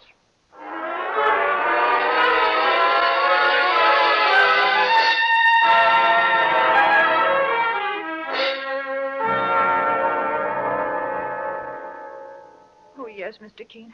We knew Jimmy admired you, but we didn't know he'd been to see you. He didn't tell you, Mrs. Harmon? No, Mr. Keene. He always used to say that if anybody ever disappeared, you'd be sure to find him. Well, Mr. Harmon, more than ever, I hope I can justify Jimmy's faith in me. He's a splendid boy. So serious and so good. A sweet little owl. The way I blame myself for this, as I've told you, Jimmy had certain premonitions. Well, I don't know that had anything to do with it. We talked to Lieutenant Walker. Of the Missing Persons Bureau? Yes. He's an old friend of mine. What was his theory? Just a hit-and-run case. And he thinks that maybe Jimmy became unnerved at the sight of blood and ran away. Or else We hate to think of it. Or else that Jimmy was also hurt and the driver maybe took him to some hospital and left him there. What do you think, Mr. Keene? I need more facts. Now, what can you tell me about your brother, Mr. Harmon? Well, Bill is my brother, and I don't like talking bad of the dead. He moved in 6 months ago and just wouldn't move out again. What was his occupation? Occupation?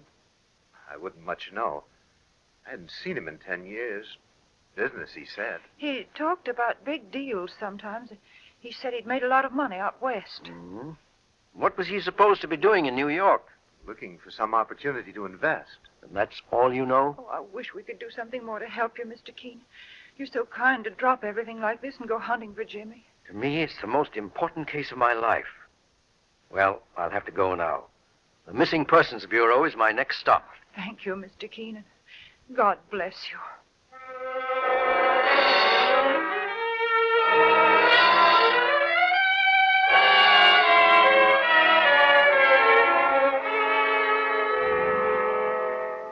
You see, Lieutenant Walker, it just happened the boy came to my office yesterday to tell me that strange story. Well, I certainly appreciate the tip, Mr. Keene. It makes it more than just a hit-and-run accident. I'm very much afraid so. You don't mind my stepping into the case, Lieutenant? No, glad to have you. About the boy, I presume you're in touch with all the hospitals? Yes, it's still possible he was also hurt. The driver was soft-hearted enough to want to get him to a doctor. Yes. There weren't any witnesses to the accident or whatever it was? No one. No, excuse me. Lieutenant Walker speaking. Oh, yeah, Martin. You got a pretty good set of prints? What's that? I'll be darned. Well, thanks anyhow. Bad news, Lieutenant? Funny news, Mr. Keene. I was a man at the morgue. Jeepers, there are 2 billion people in the world, and they all got fingerprints. Now, just when it would help to know... This man has no fingerprints? Not a trace. You mean his fingertips have been mutilated? Yep, the old gag. All 10 fingers badly burned and healed over with scars. Yes, that is news. Yeah, clear as day. He was an old mobster, did it deliberately to cover up his record. Well, maybe he did once have an accident. No. No, he belonged to a mob. One way or another, we're up against a stone wall. Even his own brother knows nothing about him. Well, Mr. Keene, only one thing left to do. Send out a nationwide alarm for the kid Jimmy. So if you'll excuse me now... I'm running along anyhow. No fingerprints. Who was he anyhow? What was he hiding?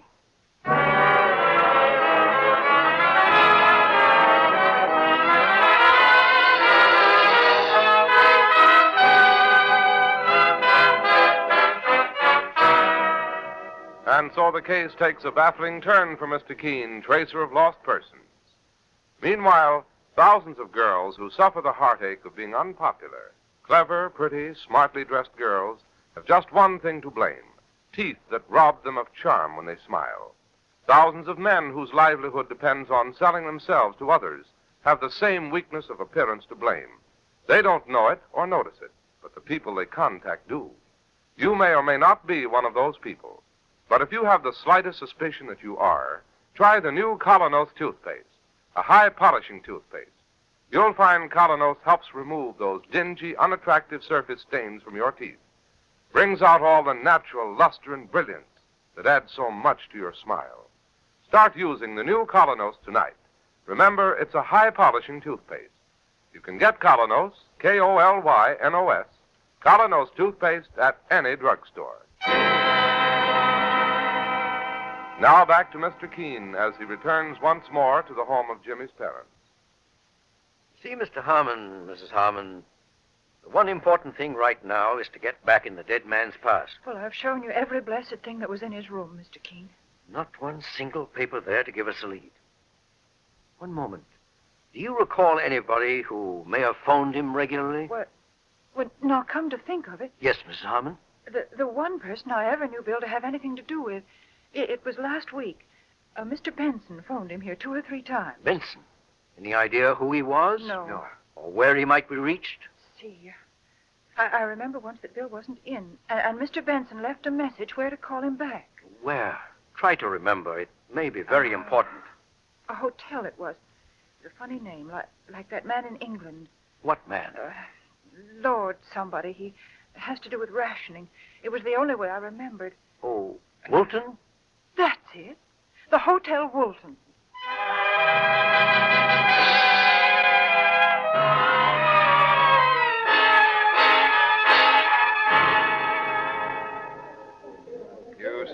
for, Mr. Benson? That's right, clerk. You wouldn't have his first name? I'm afraid not. All I know is that he was registered here last week. I looked through these files.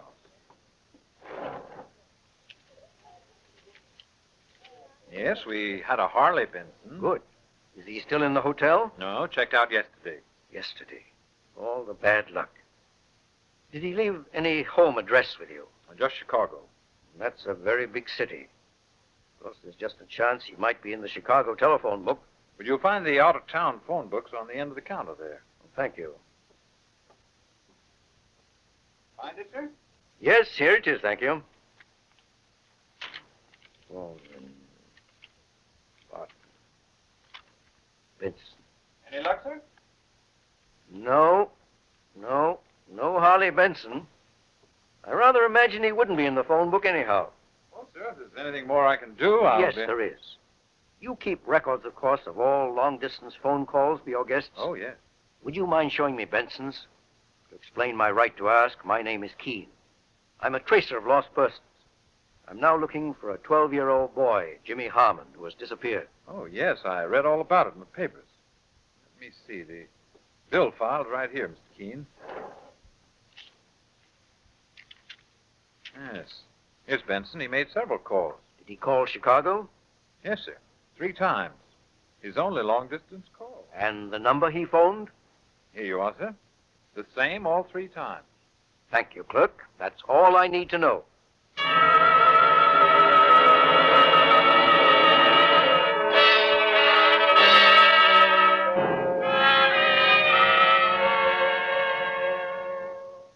Well, here we are, boss. This is the house that Benson phoned to from New York. Didn't expect this. It's as pretty a cottage as I've ever seen. Well, I've known gangsters to hide out in stranger places. All right. Strike a match now, Mike. Let's see the name on the doorbell.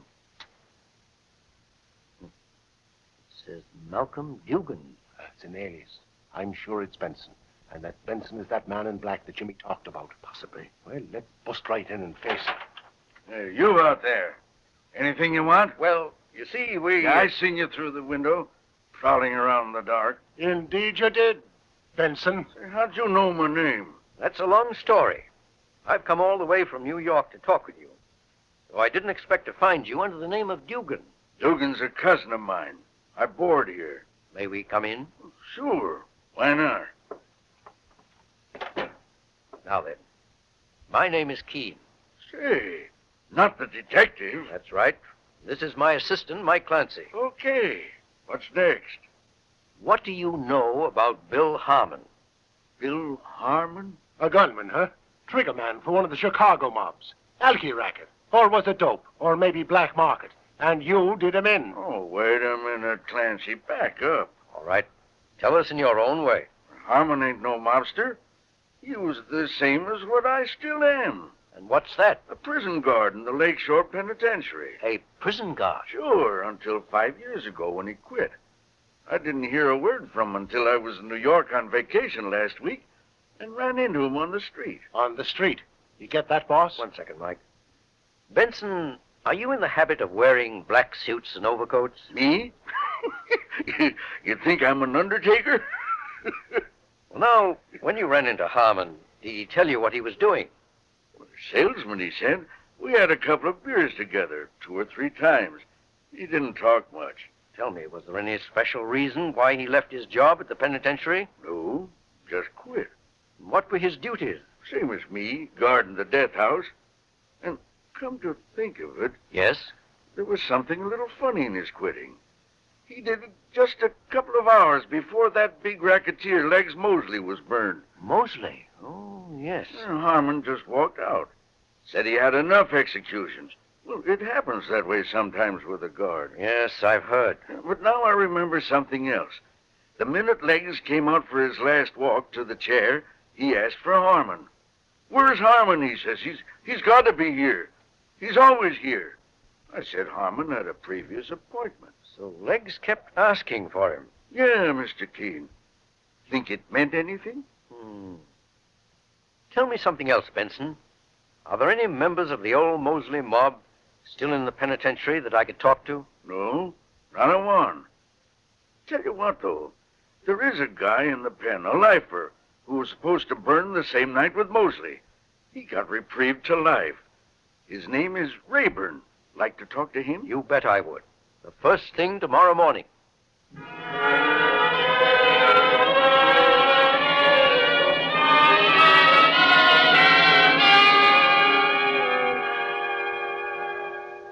Rayburn, I gather you're no gangster. No, Mr. King. I committed my murder over a woman. Well, as I've told you, I'm trying my best to trace a fine 12-year-old boy who's disappeared. Somehow the trail leads right here to the penitentiary. How do you mean?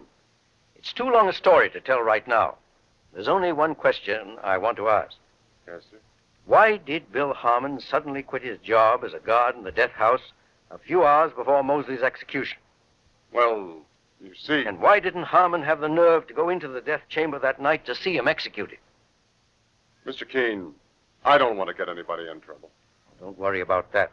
Harmon is dead. The question now is to try to save the life of an innocent boy. Well, why did Harmon quit?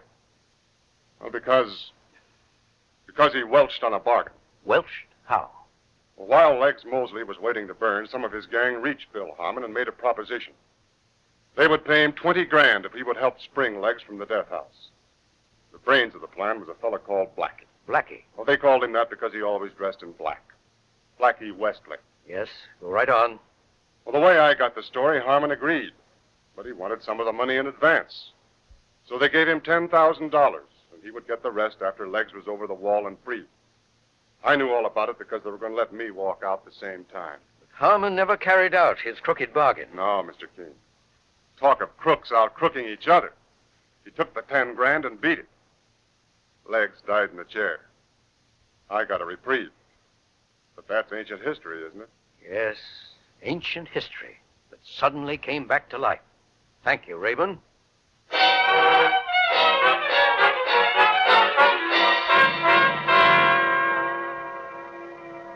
Why, sure, boss, it's as plain as day now.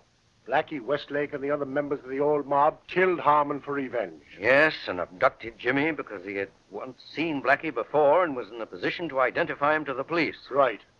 Now the next step. We phoned Lieutenant Walker in New York and asked him to send out an alarm. For every member of the old Mosley mob. No, Mike. Just for Blackie Westlake. And why just for Blackie? To start a civil war. Boss, I don't get it. You know the old saying, when thieves fall out, honest men get their due? Mike, that's the only way of getting Jimmy safely out of the hands of those gangsters. Oh, psychology stuff. Right. Let's phone Walker now and then get back to New York.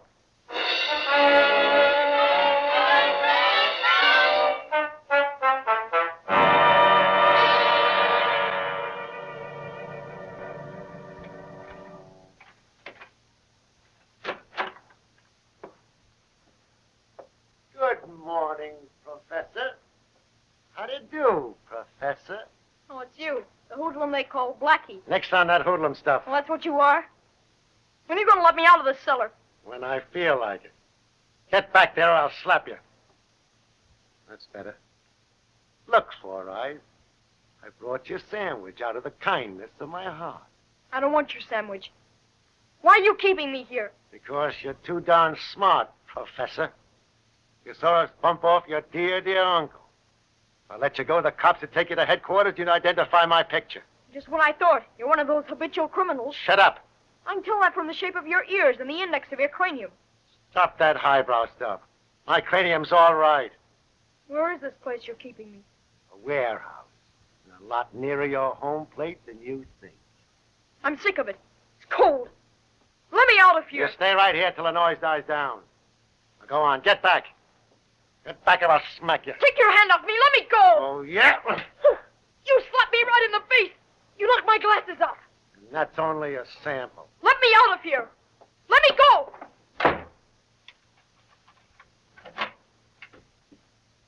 Little wise guy. Hey, Blackie! Blackie! Yeah, Montana? Look here. I was just outside and got a newspaper. So what? Me and the others are scrambling out of here. Why? Look at this paper, the front page. Let me see. Oh. Blackie Westlake hunted in murder and abduction. That means you. Thought I was covered up the whole way. You ain't, but we are. Now, wait a minute, You're Martin. hot, Blackie, hot as fire. The whole town's looking for you, so the rest of us is taking the car and scramming, because we're still in the clear. You're not walking out on me. You're staying right here. If we burn together. Not in your life, Blackie. Okay, maybe this'll teach you. You rat! Larry, French, come quick! Oh, so you want to shoot it out, huh?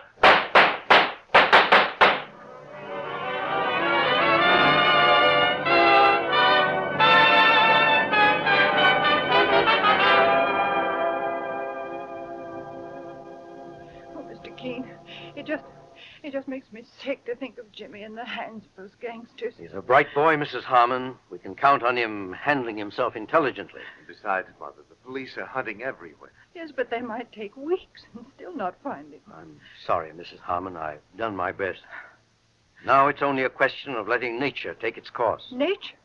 But, Mr. Keene, those men are killers. That's exactly what I'm counting on. You see... Oh, the door. I'll go and see. Just remain calm, Mother. Oh, everybody. Jimmy. Oh, Jimmy.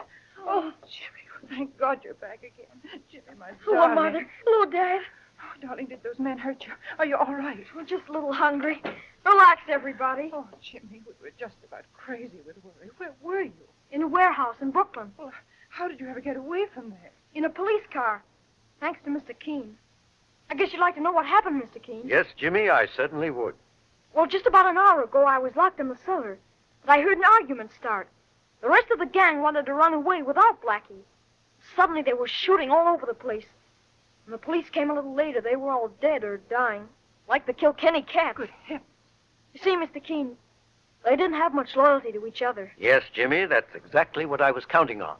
Mr. Keene, Lieutenant Walker told me how you did it while he was driving me back. Psychology, that's what you call it. Whatever it was, Mr. Keene, you saved Jimmy's life. How can we ever thank you? My own happiness is reward enough. Mr. Keene, there was something I wish to request of you. Yes. What's that? Well, when I go up, may I have a position in your organization? Well, Jimmy, I never had a higher compliment from anybody. Of course you may.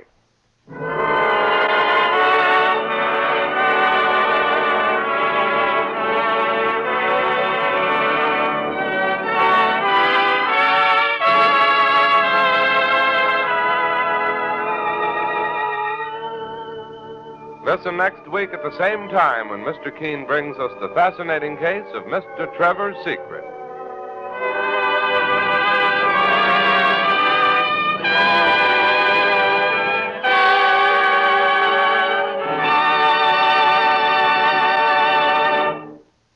Today, the girl or woman who wants to be popular knows that one of her most important assets is a charming smile and teeth that sparkle and gleam.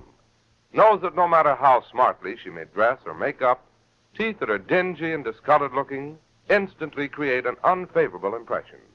And the same is true of the man in business, whose very livelihood depends on selling himself. He knows how quickly discolored looking teeth can bring failure. That's why today thousands of smart and successful men and women are changing to the new Colonos, high-polishing toothpaste. So, for your own sake, try the new Colonos toothpaste yourself. It works like a jeweler's polish on tarnished silver. It helps remove dull, dingy surface stains, revealing the natural brilliance and sparkle of your teeth. Ask for Colonos toothpaste, K-O-L-Y-N-O-S, at your drugstore tonight.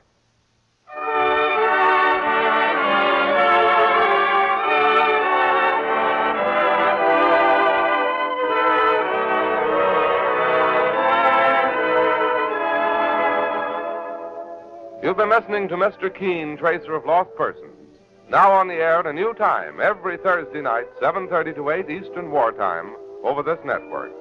Don't miss Mr. Keene next Thursday night when the kindly old Tracer turns to the case of Mr. Trevor's secret. This is Larry Elliott saying good night for the makers of Colonos toothpaste and inviting you to listen to Friday on Broadway at 7:30 p.m. Eastern Wartime over most of these stations tomorrow night.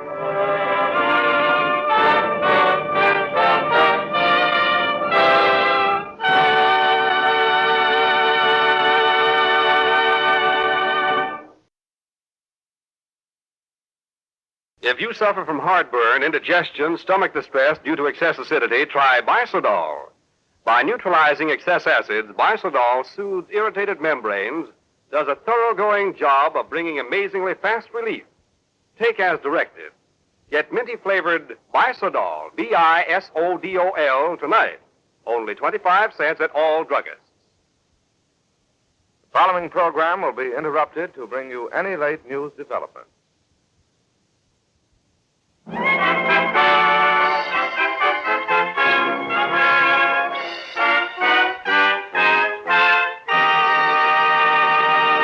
Mr. Keene, tracer of lost persons, is on the air.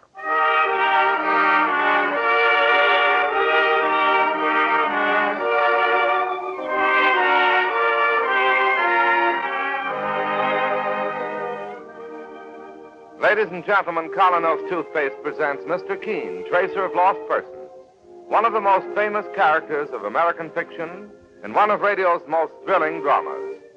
Tonight and every Thursday night at the same time, the famous old investigator will take from his file and bring to us one of his most celebrated missing persons cases.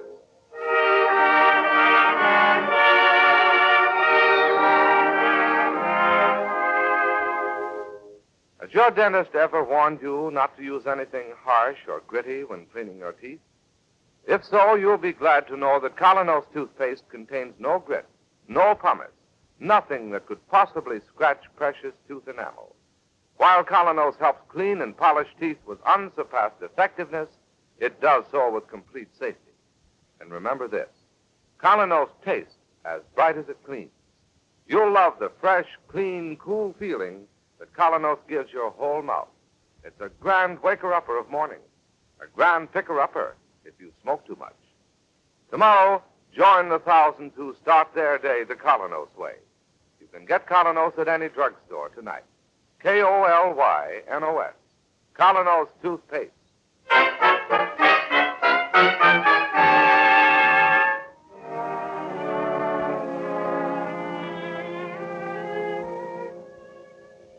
Now for Mr. Keene, tracer of lost persons, and the case of the woman in blue.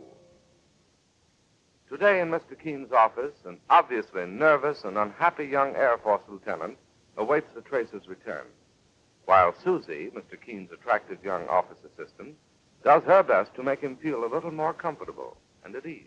Are you sure Mr. Keene will be in soon, miss? I'm positive, Lieutenant. You see, I haven't got much time, and this is important. I understand. Mr. Keene phoned half an hour ago and said he was on his way to the office. Won't you sit down and make yourself comfortable? I'm too nervous, thanks, anyway. 2 weeks. We'll be able to find her in 2 weeks. I beg your pardon? Oh, I was just talking to... Oh, I'm terribly sorry. I upset the ashtray. Oh, that's quite all right. I'll get it. Here, let me... I'm sorry. I hit your head like a clumsy idiot. Well, if you don't relax, Lieutenant, we'll both be nervous wrecks. Oh, here's Mr. Keene now. Morning, Susie. Good morning, Mr. Keene. Your mail's inside. Thank you. This is Lieutenant Lanson, Mr. Keene. Oh, how do you do? I'm very glad to know you, sir. Could I see you for just a few moments, Mr. Keene? I have a favor to ask of you, and Come into my office, Lieutenant. Oh, thank you, Mr. Keene. Careful, Lieutenant. You don't want to knock the typewriter over. Oh, I think I've done enough damage already, thanks. This way, Lieutenant. Please sit down. Well, thanks, but I'd just as soon stand. All right. Suit yourself. Now, what's the trouble? Well, first of all, I'd like to say that the reason I'm in such a hurry is because I'm going back overseas again in 2 weeks when my leave expires. I'm in the Air Force. Yes, I noticed your wings. I also noticed you're wearing a Distinguished Flying Cross ribbon and 3 oak leaf clusters. Yes, sir. I got them all in the South Pacific. Well, good for you. Well, I hope to be sent to England this trip.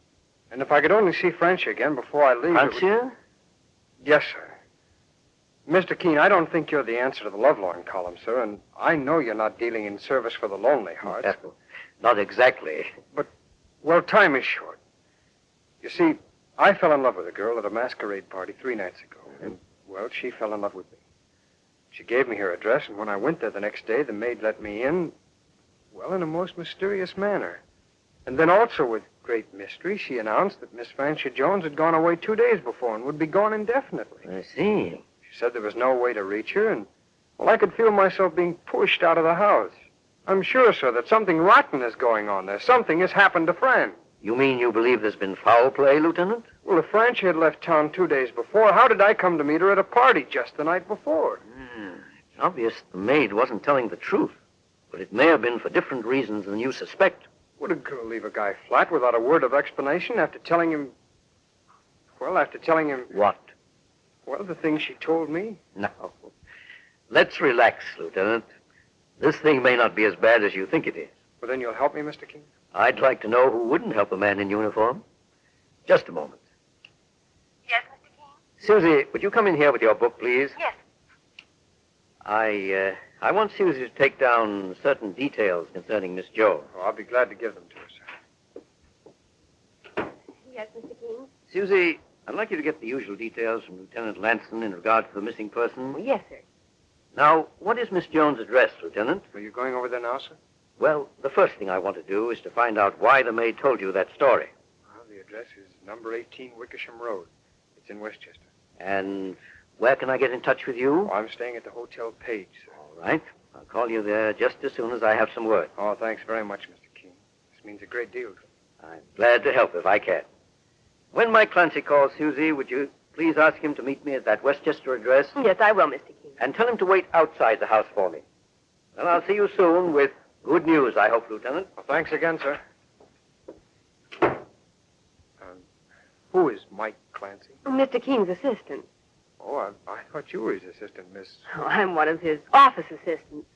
And I wish you'd just call me Susie. There's no need to be formal. All right. My name is Don. Don. Now, the lady's name, please. Miss Francia Jones. And her age? Oh, I'd say she was about 24. That's my age. Color of hair? What? What color of hair does Miss Jones have? I don't mean to sound like a police sergeant taking notes, but well, we need all those details. Of course, I understand. She has, well, honey-colored hair, I'd say. Honey-colored? Yes. Her hair is about your color. Oh, I see. Eyes? Beautiful. What color? Oh, green. Height? Just high enough to make a wonderful dancing partner. Oh, about 5'4". Weight? Oh, about... Well, let's see. I'd say... Well, 140 or so. 140? Why, she must be... Must be what? Nothing. She's not fat. Oh, gosh, no. She's no heavier than you are.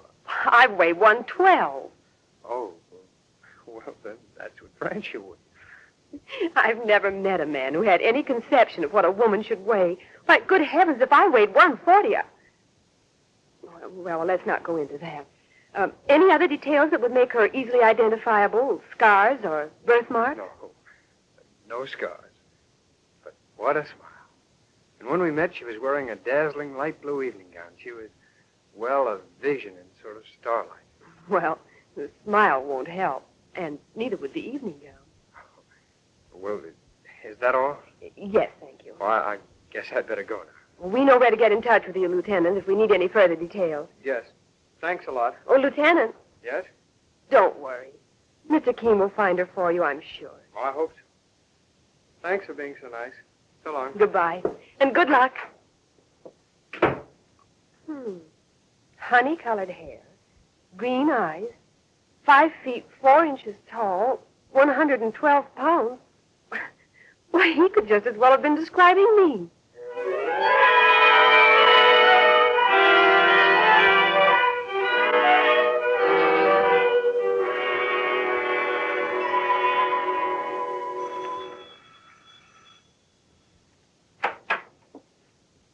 Yes, sir? Is Miss Jones at home? Miss Jones? Why, yes. Isn't it? I'm sorry. She's out of town. Who is it, Anna? Anna? Yes, ma'am. Who is it? A gentleman to see you, ma'am. Are you Miss Jones? I'm Mrs. Jones. That'll be all, Anna. Yes, ma'am. There's no Miss Jones living here? No. May I ask who you are? My name is Keene. I'm a special investigator. At the moment, I'm working with Lieutenant Lanson. Oh, Don. Were you at home yesterday, Mrs. Jones, when Don... Yes, I was, Mr. King. Then may I ask why? Before you go any further, Let me tell you my side of the story. I wish you would, Mrs. Jones. I feel so ashamed of what I did to Don. I know I owe you an explanation. You owe him the explanation, Mrs. Jones. But please go on. Well, I'm married, as you know now. Before my marriage, I was something of an actress. I might have had a career, perhaps, if I'd tried hard enough. At any rate, I married Everett 3 years ago. Everett Jones is your husband? Yes. You've heard of him, Mr. Keene? Wasn't he indicted for fraud some months ago? Well, he was indicted, but the charge was never proved. He was acquitted in both cases. There were 2 indictments? Yes, but, well, that's neither here nor there. I fell in love with Everett because I knew he could support me in the way in which I wanted to live. I know he's a wealthy man, Mrs. Jones, but what has all this to do with Don Lanson? Well, I'm coming to that. My husband pays a great deal of attention to his business, and I resent being neglected. Lately, I've gotten into the habit of going to the theater alone, often dining alone. It's not very entertaining, I assure you. I imagine it isn't. The other night, I decided to attend that masquerade ball. I had dinner at the Club Palermo, and then went to the dance. I met Don there, as you know. I knew he wanted fun and relaxation, and I didn't want to spoil the illusion by saying I was married. The whole affair was entirely innocent, Mr. Keene. Innocent? When you permit a young soldier to fall in love with you, a married woman? I didn't realize he'd go so far. Oh, I admit it was the worst sort of brainless reasoning. I had no idea he'd fall in love. It's surprising, too, for I'm 10 years older than he is, though I don't look it when I'm made up. When he showed up the following day, you decided to end the matter by pretending you were gone, is that it? Yes. I'm afraid my maid spoiled things. But I didn't want to hurt the boy. I just wanted to end the affair as quickly and as painlessly as possible. I agree with you there, Mrs. Jones. A quick ending was the only solution. If you could only understand how lonely I was, and how lonely Don seemed to be. I know I was wrong, Mr. Keene, but that night I just couldn't tell him I was married. May I ask what you propose to do now, Mrs. Jones? I don't know. Naturally, I wouldn't want my husband to know about this, and I certainly don't want to hurt Don. Don's feelings are my chief concern right now. I understand that, Mr. Keene, and if there was anything you could do to make it easier for Don and for me, I'd greatly appreciate it. I don't mean to be unkind, but I hope you've learned your lesson, Mrs. Jones. Oh, I have. I assure you I have. I'm ashamed and sorry. Please believe me. Well, I'll do the best I can. Thank you, Mr. Keene. Thank you so much for understanding. And I only hope, Mrs. Jones, there's nothing more to this case. More? Yes. Oh, I assure you there isn't. That remains to be seen. Goodbye, Mrs. Jones.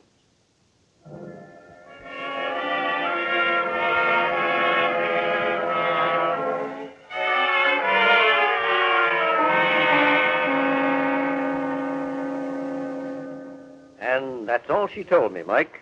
Well, now, did it sound like the truth, Mr. Keene? It sounded that way, yes. Ah, but she said she was an actress, sir. That's right. And, sure she had no trouble pulling the wool over the lieutenant's eyes. Evidently not. Then maybe this is all just a gag. How do you mean, Mike? Well, I mean, sir, that, maybe the husband is in on it. Frankly, I had the same thought. And sure, who knows what they may be trying to pull on this lad, Mr. Keene. Sure, the husband's had a brush or two with the law before. But could it be possible that anyone would be low enough to use a soldier, a man who's risked his life for his country and his people, time and time again, as a cat's paw? Well, she didn't seem to have any worries about stringing the lad along in the first place, sir. You may be right, Mike. And if you are, I'll make them both regret it as long as they live. Yes, this case bears watching, there's no doubt about it. I'll say so, sir. Meanwhile, I'm not going to say anything to the lieutenant. Not before I find a way to break the news without upsetting him too much.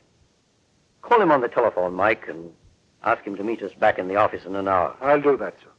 Perhaps we can work something out for Don. Yes. And get to the bottom of this other business at the same time.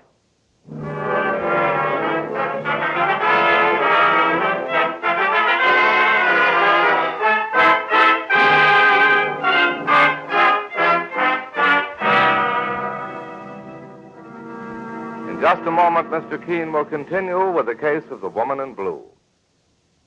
Meanwhile, if your own dentist or physician has at some time given you an envelope containing Anacin tablets, you're already familiar with this highly effective pain-relieving agent.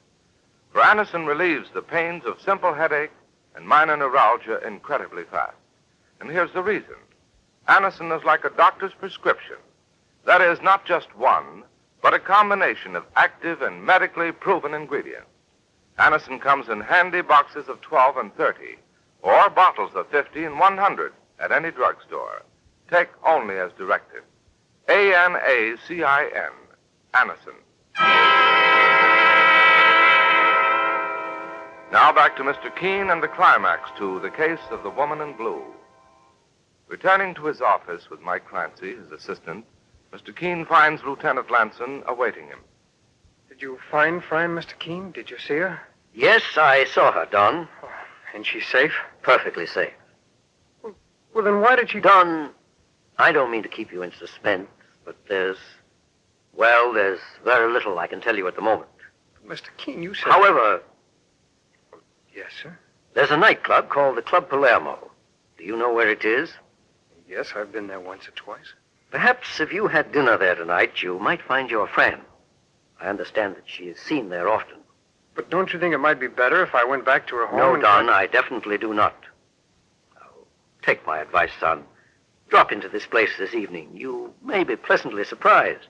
Will you and Mr. Clancy here come with me, sir? Well, I think Susie would be a better bet to accompany you, Don. Mike and I would hardly make good dancing companions. Oh, I don't think I'd feel much like dancing. I just want to see Fran and talk to her once more before I leave. There are certain reasons why I prefer not to go. And you really shouldn't go alone. Oh, very well, sir. But you'll find Susie a very sympathetic and interesting companion, if you'd care to take her. Oh, I'd be glad to, sir. Good.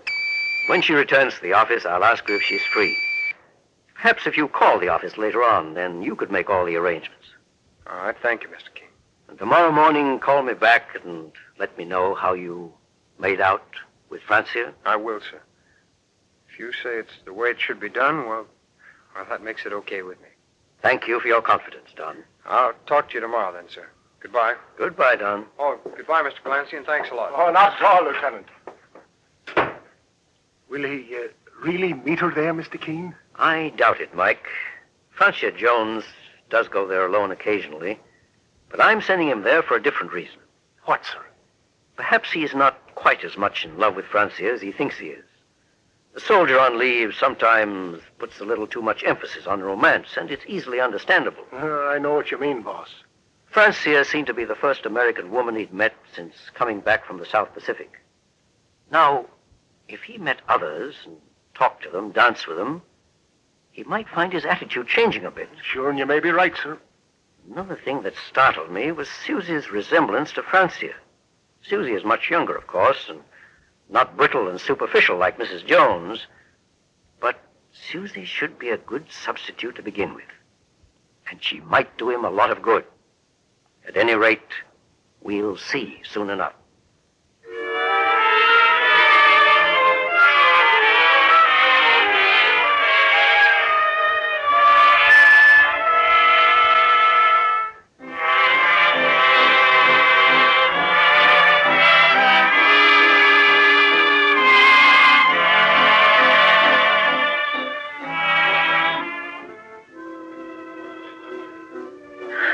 Wonderful place, Donnie. It's so glamorous. Yeah, I rather like it myself, Susan. Oh, it was very sweet of you to ask me to come.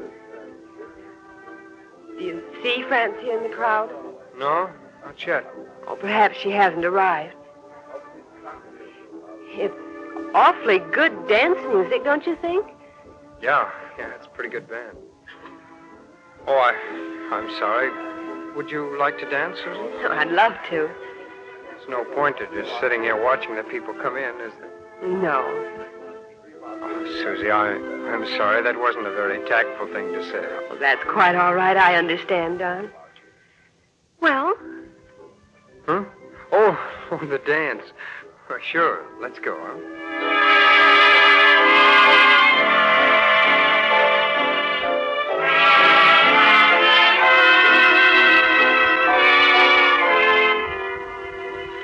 love this song. So do I.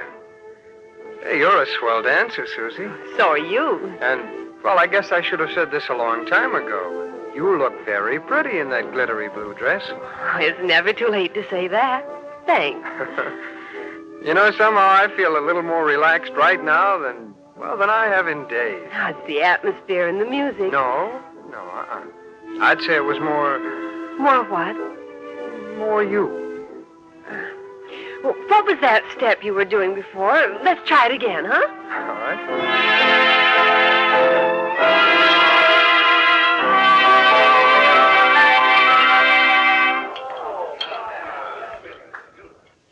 Oh, do you know how long it's been since I had lobster thermidor?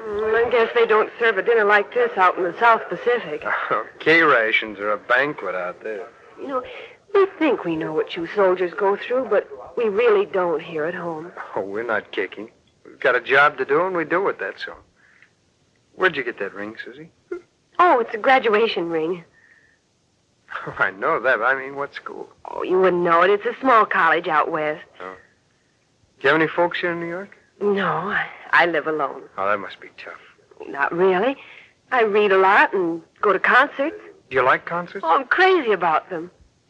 But let's talk about Francia. I know you'd prefer that. Well, I remember discussing music with her. She wasn't very interested, I guess.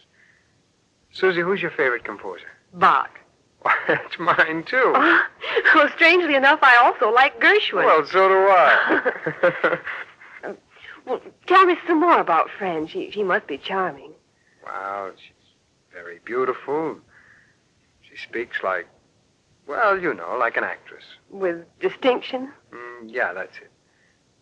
You know, Susie, you have that quality, too. In a different way. A way I like. Is she a good dancer, too? Very good. And that reminds me, so are you. How about another dance? Love it. Let's go.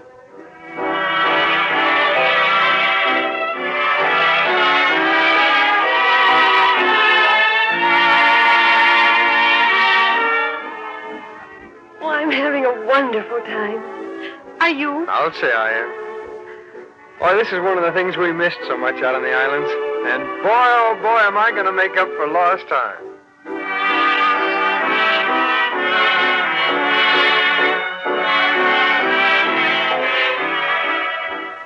No sign of Francia yet? I don't see her. Look, here's a new step I picked up, Susie. I think you'll like it.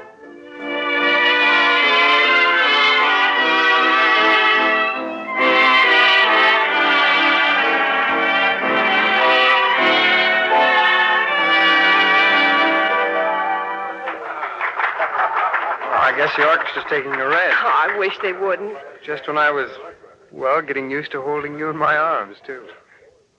Susie, you're... Well, what's the matter, Don? What? Look, there's Fran sitting at that table over there with a man. Oh, will you go on over and speak to her, and I'll... No, Susie. No, you're my date for tonight. Besides, I'll just say hello to be polite. Come on. Good evening, Fran. Don, how are you? Fine, thanks. Oh, this is Miss Hargrave. How do you do? How do you do? This is my husband, Don. Everett, I want you to meet Lieutenant Lanson and Miss Hargrave. How do you do? How do you do? I'm glad to know you, Mr. Jones. Well, Fran, it was nice seeing you again. And you. Glad to have met you, Lieutenant. I'm glad to have met you, sir. Bye. Goodbye. Have fun. Married him. She never even... Do you want to leave, Don? Leave? My gosh, no. I'm having the time of my life. I guess I just never saw her before this way. Fran? Mm-hmm. And, Susie, I don't even care. I'm not kidding now. I'm glad it turned out this way. And I'm glad for you, Don. Susie, you and I are going to have an evening. We'll do the town and just talk and talk until the crack of dawn. How about it? Anything you say, Don. Maybe I'm crazy, but I feel like I'm on wings. Oh, boy, what a break I got, Susie, when I met you.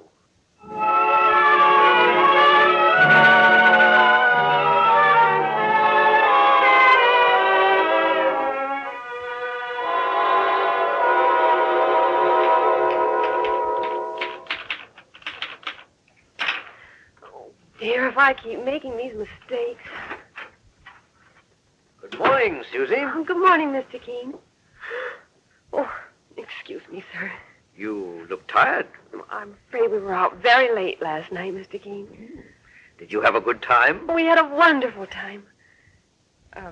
We met Francia Jones and her husband. At the nightclub? Yes, Mr. Keene. Well, that was something I didn't really count on. Oh, but it was quite all right. In fact, it didn't mean a thing to Don. He was really happy to put an end to it all. Is that so? I know he wasn't in love with Francia. In fact, I'm sure of it now. You are? Why, Susie? Well, I think he's in love with me, sir. That's something else I didn't expect. And I'm in love with him, Mr. Keene. Terribly in love. It frightens me a little. Why should it frighten you? Well, I just can't make up my mind about him. Could such love be real? A man who changes so quickly, would he change that way about me, too?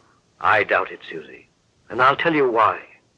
Love isn't something to be reckoned with in regard to time or place. It just happens, that's all. And when it's genuine, you know it. Of such things, romance is made, Susie. Mr. Keene's office. Susie? Don. How are you, darling? Oh, just fine, dear. Well, do you want to speak to Mr. Keene? He's here. Before I do, darling, remember our dinner date tonight. I will. Mr. Keene. Thank you. Hello, Don. Hello, Mr. Keene. I suppose Susie told you about last night. Yes, she did. But you mustn't judge Francia too harshly, Don. Oh, I'm not, sir. At first I thought that they might be taking advantage of you in some way. That's why I didn't tell you everything at first. But I think it's pretty obvious now that that wasn't the case. Well, sir, that isn't very important to me right now. You've been wonderful. And in return, I think I ought to give you fair warning, sir. Warning of what? Well, after the war, when I come back, you're going to lose a darn good office assistant. Well, when that time comes, perhaps we can effect a compromise. Beneficial to both sides. All right, sir, okay with me. And as far as Francia is concerned, this we must say for her, Don. She made a mistake and corrected it. Which was all the luck in the world for me.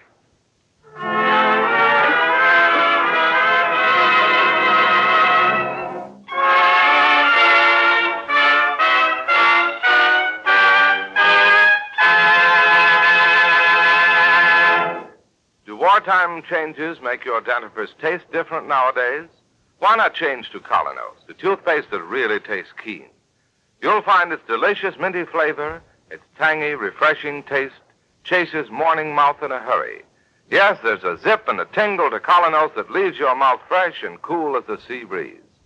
And while Colonos makes your mouth feel bright, it helps make your smile look its best. Just wait until you see how spick and span Colonos helps get your teeth. They look their loveliest because Colonos was specifically designed to help give your teeth the highest possible polish safely. You can get Colonos in any drugstore. K-O-L-Y-N-O-S. Colonos toothpaste.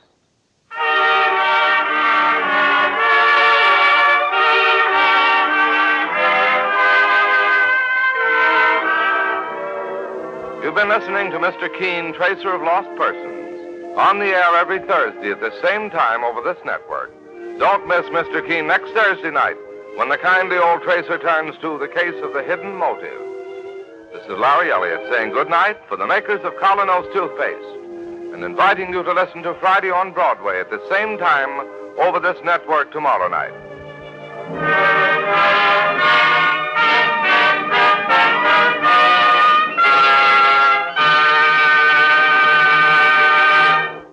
Housewives, here's a fast, sure way to keep your home free of stinging, germ-carrying flies and mosquitoes. Use Black Flag insect spray. One touch and pests are doomed. Every batch is bug-tested for sure death. For offensive pests like ants and roaches, get Black Flag powder. Both on sale at leading stores anywhere. This is CBS, the Columbia Broadcasting System.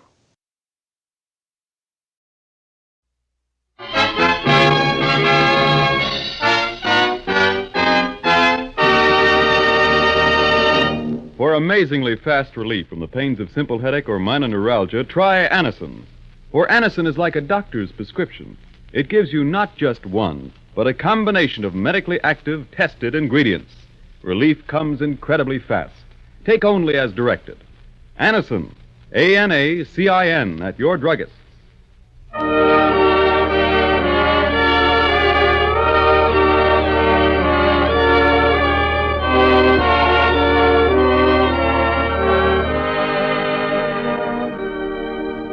Ladies and gentlemen, Colonos Toothpaste presents Mr. Keene, Tracer of Lost Persons, one of the most famous characters of American fiction in one of radio's most thrilling dramas. Tonight and every Thursday at the same time, the famous old investigator takes from his file and brings to us one of his most celebrated missing persons cases.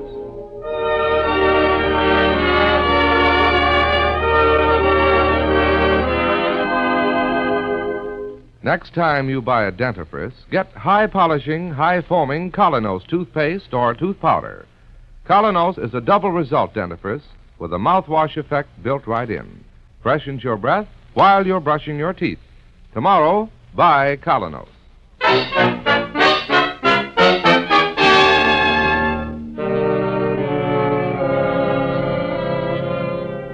And now for Mr. Keene and the Nightmare Murder Case. As our story opens early one morning, we find the kindly old tracer and his assistant, Mike Clancy, poring over some documents in his office. Mike, ask Susie to step in here for a moment. I want her to attest these signatures. Well, Mr. Keene, sir, Susie ain't in yet. At this hour? Well, that's odd. You suppose she's ill? I couldn't say, boss. Well, Mike, ring her apartment right away. Yes, sir. I don't understand it. She's always so punctual. Well, you'd think she'd let you know if she was sick or something. Yes, that's right. It's got me worried. Well, they're ringing, boss. I hear 'em, but I don't get any answer yet. Why, suffering cat's his, Susie, now. Well, that's one phone call that hasn't aided the war effort. Oh, I'm sorry to be late, Mr. Keene. What happened, Susie? Just as soon as I get my breath, Mr. Keene, I'll tell you. See, a family by the name of Nolan lives in the apartment below mine. There's the father, Jim Nolan, and his wife, Mary, and their daughter, Helen. Yes? Well, at 5:30 this morning, I was startled out of a sound sleep by hearing Helen cry out. She was calling, "Daddy, don't leave me. Come away from there. I beg you." And then I heard violent sobbing. Family row, huh? Now, Susie, that ain't any reason Mike, don't interrupt. Go on, Susie. Well, I couldn't imagine what had happened. They're usually such a quiet family. And then this morning, just before I left for the office, well, Helen came to see me. Mr. Keene, she told me the strangest thing. She'd had a terrible dream about her father last night. A dream? And to cap it all, her mother told her this morning that her father hadn't been home all night. And they're afraid something terrible's happened to him. Well, Helen's nearly out of her mind. And, well, I brought her along to the office with me. And I wonder whether you'd talk to her, Mr. Keene. Well, all right, Susie. Send her in. And I'll take these documents along now that Susie's come in. Yes, please do, Mike. Mr. Keene, this is Helen Nolan. Oh, come in, my dear, and sit down. Thank you, Mr. Keene. Susie has told me briefly what has happened, so suppose you let me ask you a few questions first. When did you last see your father? Yesterday evening when I got home from work. And what does he do? He's a typesetter at the Daily Advocate. That's down on Center Street. Yes, go on, my dear. I'm sure he's been murdered, Mr. Keene. Murdered. I dreamed it last night as clear as could be. Try to calm yourself, Helen. A dream is one thing and the facts of life quite another. Has anything happened lately that makes you believe someone wanted to murder your father? Oh, no, Mr. Keene. My father has no enemies. He leads the most regular life in the world. Well, he's never stayed out all night in his life, but my dream was so clear. Well, try to think back. Now tell me, when you last saw your father, what were you doing? Well, last night I was seated at the piano when Dad returned home. You see, Mr. Keene, I love to sing, and just as I was beginning a song...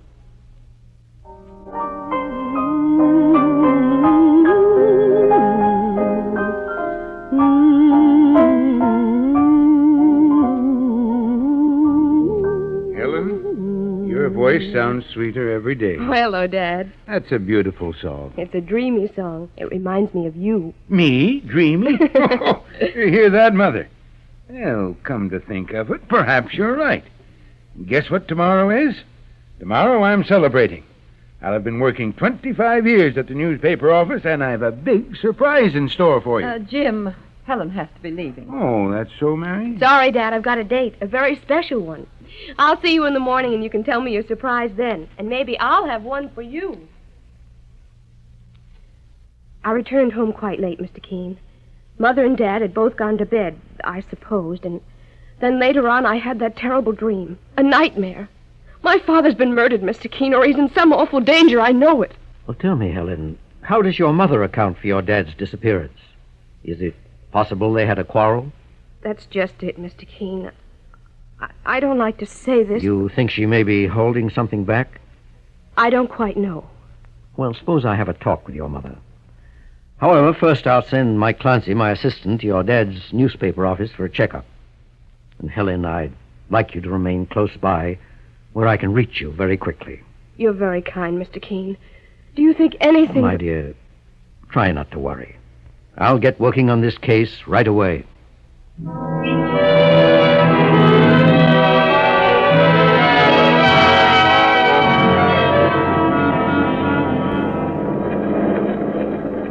Well, I talked to Jim Nolan's boss like you asked me, Mr. Keene. What did he say, Mike? Well, sir, Nolan didn't show up at this newspaper office today at all. And he's always very punctual and a reliable worker. The boss didn't know much about him in a personal way, so he suggested we talk to a fellow by the name of John Olson, who works with him. And he's right here in this office, sir. All right, Mike. Let's go in. Are you John Olson? Yes, that's me. Well, my name is Keene, and this is Mike Clancy. How do you do? How do you do? We're inquiring about Jim Nolan. I understand that you and Jim are friends? Yes, Jim and me are just like that. He's a fine fella. Fine worker, too, but why didn't he come today? Well, that's what we want to find out. Maybe you can help us, John. Sure, I'll help, but how? Well, for some unknown reason, Jim Nolan has disappeared. Disappeared? Yes.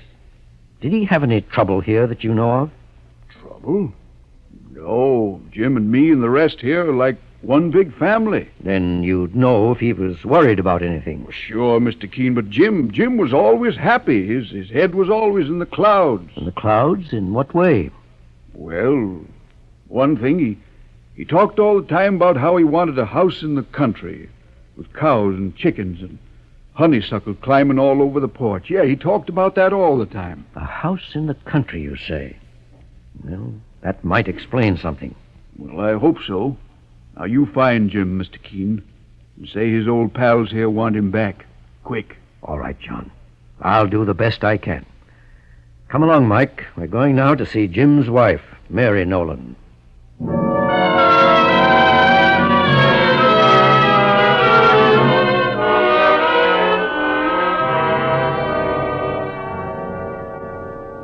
But, Mr. Keene, I can't imagine why Jim didn't come home last night and why he didn't show up at work today. Are you sure? I'm going to ask you something, Mrs. Nolan. What was the surprise your husband had in store for Helen? Well, I supposed it might have something to do with his work, with a raise, perhaps. Could it possibly have had anything to do with that cottage in the country? What? Your husband may be in great danger, Mrs. Nolan. You want him back, don't you? And Helen's heart is breaking. You're right, Mr. Keene. I'd give anything in the world to have Jim home again. Perhaps I should tell you everything. I think perhaps you should. You see, it was this way. From the first day we were married, Jim would bring his weekly paycheck home to me. We agreed that out of it I'd lay aside $5 every week to put in the savings bank. And last night, after Helen had left the house, Jim said to me, Well, Mary, I guess you know what my big surprise is. Tomorrow is 20 years to the day when we started our savings account. Tomorrow, Jim? Oh, I hadn't remembered. I don't wonder, Mary. 20 years. It's been a long time. But now our dream can come true. Together with the interest, there must be over $6,000 in the bank. Enough to buy that cottage in the country and a few acres of land to live off of. Yep, tomorrow I'm quitting my job. Quitting? Hmm? But, Jim, hadn't you better wait just a while longer? No, Mary, I've made up my mind. Tomorrow I'm going down to the office and tell them I'm through. Think of it. No more grinding away at the shop. Just green fields, blue skies, and air a man can breathe. But things aren't too easy now, Jim. With expenses so high, some weeks I've hardly been able to make ends meet. That what you're worried about? Well, I understand, Mary. If we're a few $100s short, that's all right. It's more than that, Jim. More? How much? Answer me. How much? Jim, I didn't realize... Is there $6,000 in the bank? Forgive me, Jim. Is there $5,000? 3? 1? Is there anything? No, nothing. Nothing. I didn't know you cared so much, but... Jim, let me tell you... That's all I've lived for the past 20 years. Now, no house, no country. All gone. Jim, what are you going to do? Where are you going? I don't know, Mary. I don't know. You see, Mr. Keene, I couldn't tell Jim the truth for Helen's sake. The truth? How do you mean, Mrs. Nolan? What happened to the money? Well, a few years ago, our daughter Helen developed a very fine singing voice. I spent the money having her voice trained under one of the best teachers in the country. I see. Last night she had an audition. If Helen wins, it will mean a contract with the Metropolitan Opera. So that's it. But, Mrs. Nolan, you were wrong in not telling Jim the truth. Oh, I realize that now, Mr. Keene. I was gambling Jim's happiness against Helen's future. And if Helen failed, Jim would never forgive me. Now I'm afraid Jim may have done something terrible.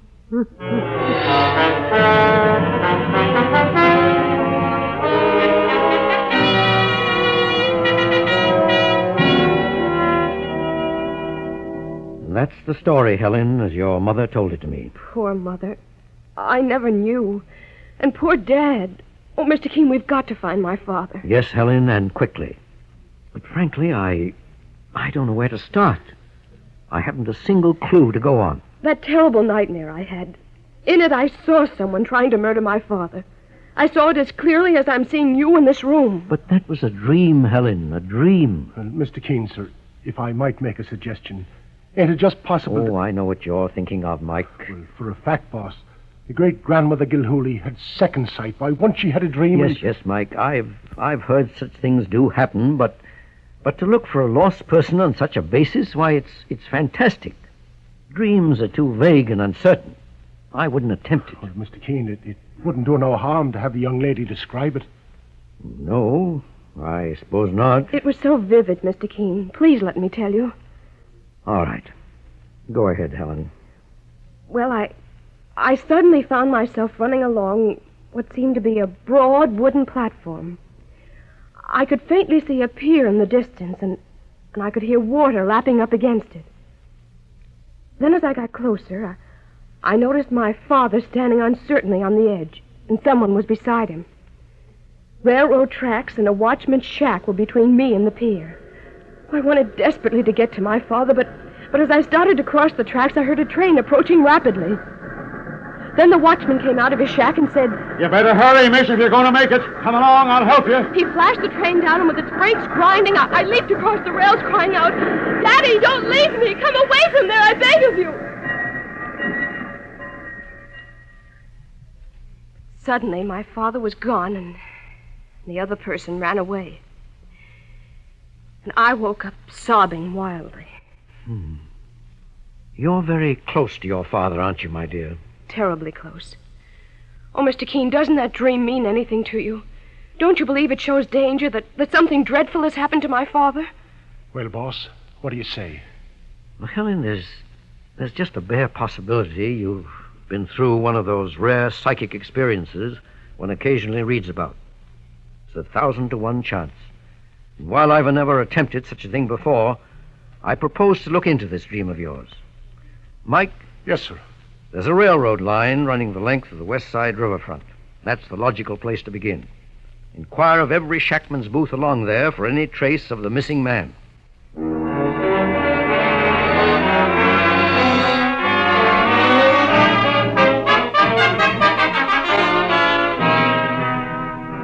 In just a moment, we'll hear the outcome of Mr. Keen's search for Jim Nolan. Meanwhile, cold sufferers, at the first sign of a sneeze or other common cold symptoms, take something to help reduce fever if present, something to ease the headache, and something to relieve the pains and aches of a cold. Hill's cold tablets are specially prepared to go after all these symptoms at once.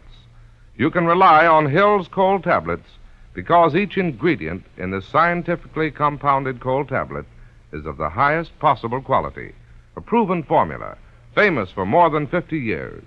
Take only as directed.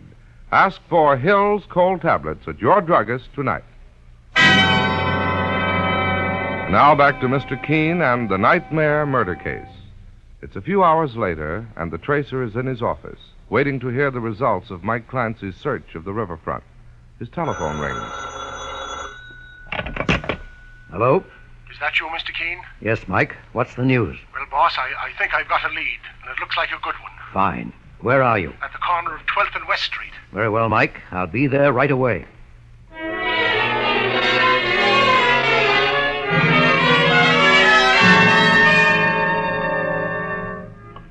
And this shackman I told you about, Mr. Keen, he says to me, well, here we are at his hut now. I let Tom, that's his name, tell you the story himself, sir. Very well.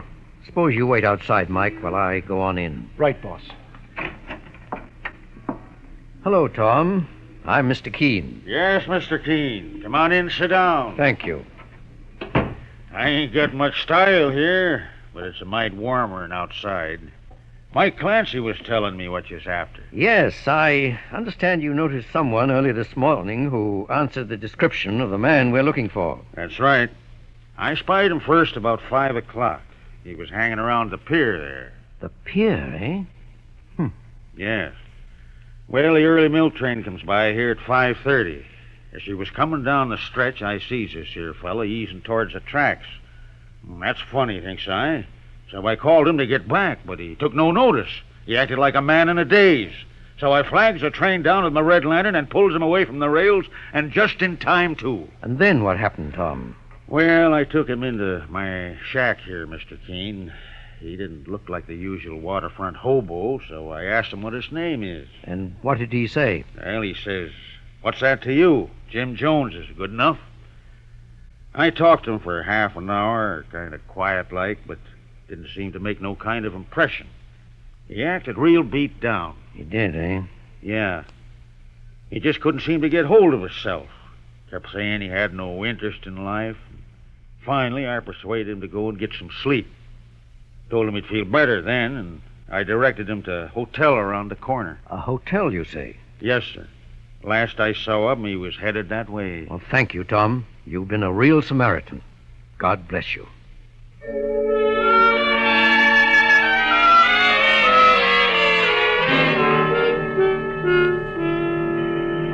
This must be the hotel Tom spoke of, Mike. Well, I guess we're at the end of the trail, Mr. Keen, and that's fine. Yes.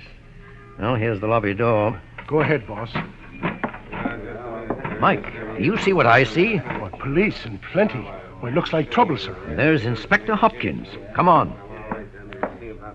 Hello, Inspector Hopkins. Why, what are you doing here, Mr. Keen? I might ask the same of you. Well, I'll tell you. It's a little matter of murder. Murder? Yeah. The night clerk was slugged over the head this morning and the safe robbed. Any idea who did it? Oh, sure. This is one murder we don't have to worry about. We just got a confession out of the gunman. Good for you, Inspector. Yeah, Mr. Keen, it's an open and shut case, all right. This gunman was the last one to sign the register before the murder was committed. And he signed it under the name of Jim Jones. Oh? But we broke him down, though. That name is a phony. His real name is Nolan. Nolan? Oh, my, oh, my. Oh, you know him, Mr. Keen? Well, as a matter of fact, we were looking for him for another matter. A little domestic trouble. Oh, well, that sews it up then. You say that he confessed to this murder? Got it down in black and white. Oh, ain't that terrible, Mr. Keene? Inspector, what time did the murder take place? The medical examiner has just finished his examination and handed me his report. He says the hotel clerk must have been dead approximately 12 hours. It's now 5:30 in the afternoon, so the murder must have been committed about 5:30 this morning. Yeah. Between 5 and 5:30, the doc says. Not later than 6. Between 5 and 5:30. Inspector, with your permission, I'd like to check on some of the details of this murder, and then I'd like to talk to Jim Nolan. Sure thing, Mr. Keene. This way. Come along, Mike. Boy, if that nightmare ain't coming true, boss, with murder and all the trimmings. Hush, Mike.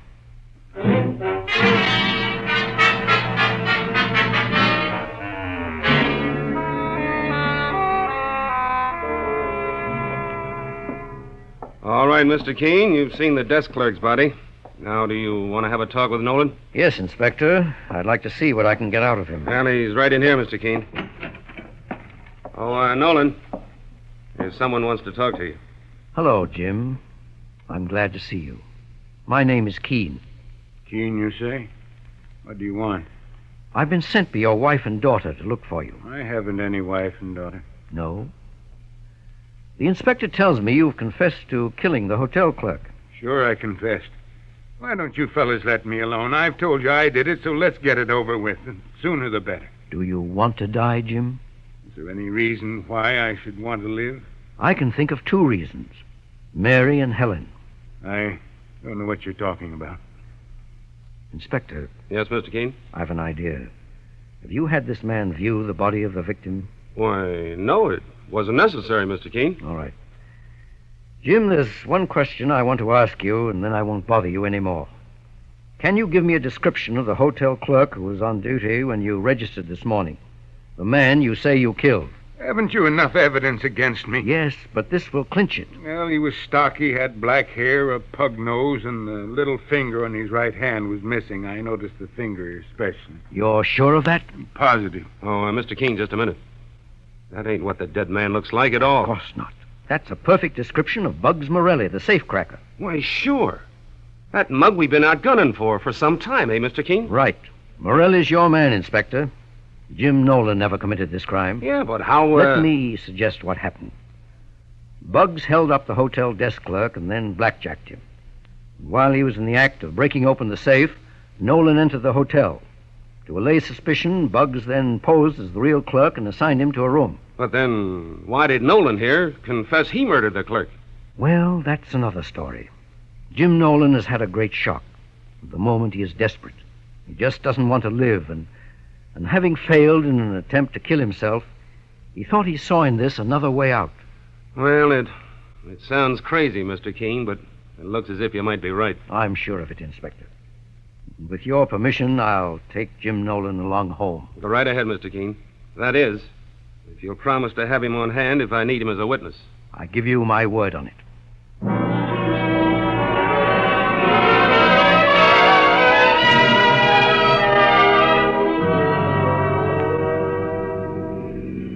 Mr. Keene, don't you see I can't go back? Jim, don't talk that way. Of course you're going home. I can't face them, Mr. Keene. Why not? You haven't been guilty of any crime. You've acted a little foolishly, I think. But then so has Mary, your wife. But our dreams, they've all gone sour. And our cottage has turned out to be just a house of cards. What have I to live for? Jim, you're like a little boy who has lost his ice cream cone and thinks the world has come to an end. All of us have our dreams of one kind or another. Many are feathery and golden ones, just like yours. Why, we couldn't exist without them. But sometimes we have to sacrifice our hopes to help others attain theirs. And that's what's happened in your case. What do you mean, Mr. Keene? Mary didn't spend your savings, as you thought, for selfish reasons. She spent them on Helen. Helen? Yes. Your daughter has a fine singing voice. Something you didn't realize, Jim. And Mary wanted to give her the best musical education that money could buy. But if she'd only told me... Well, that's where she was wrong. She was afraid. Afraid you might not understand. And afraid if Helen knew the circumstances, she'd refuse to continue her studies. So that's the way it was. Yes. Jim, I believe you're going to have reason to be very proud of Helen. Well, here we are. Home. Yes, home. That has a wonderful sound, hasn't it? Yes, Mr. Keene. It has.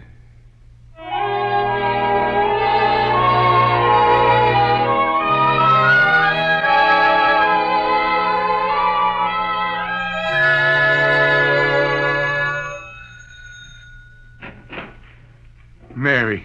Jim. Oh, Jim, thank God you're home again. Helen, he's back. Daddy's back. Oh, Dad, I'm so happy. If you only knew how we've worried about you. There, Helen. It's all right. Oh, Jim, it was all my fault. Can you ever forgive me? Don't worry, Mary. Mr. Keene explained everything. I guess I was a little foolish, too. You did exactly right about Helen. How can we ever thank you, Mr. Keene? Oh, yes, how can we? Don't try, my dears. My reward is in seeing you all so happily reunited. But, Mr. Keene, I still don't understand. How did you manage to trace me? Well, it's a strange story. Strange and incomprehensible. Helen had a vivid dream about you last night. She dreamed you were in great danger. And from the misty gropings of her mind, she saw almost an exact duplicate of the spot where you were standing. By following this lead, I was able to pick up your trail. That's amazing, Mr. Keene. And I've never been one to put any stock in dreams at all. No, I never did either. But it is an amazing coincidence. Suppose we call it just that.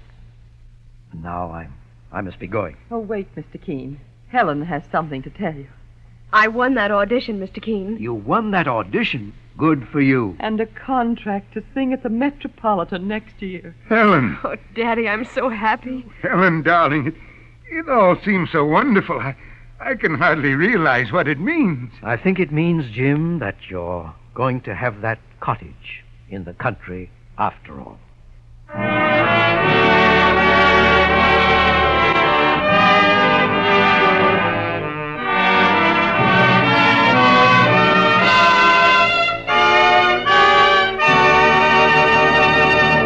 It's always a shock to meet someone whose nice appearance is suddenly shattered by a smile that reveals dull, dingy-looking teeth, or whose breath is unwelcome.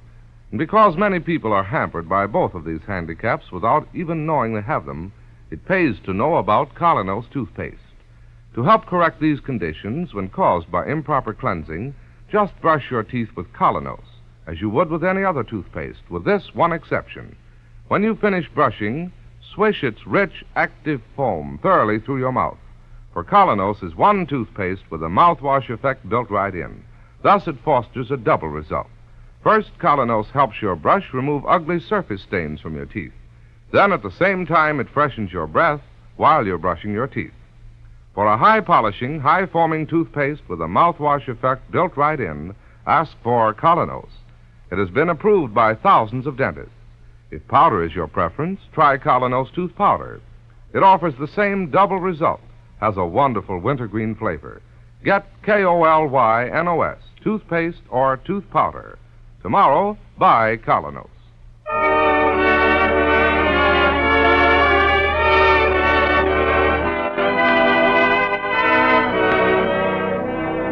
You've been listening to Mr. Keene, Tracer of Lost Persons. On the air every Thursday at this time. Don't miss Mr. Keene next Thursday when the kindly old tracer brings us another thrilling missing persons case.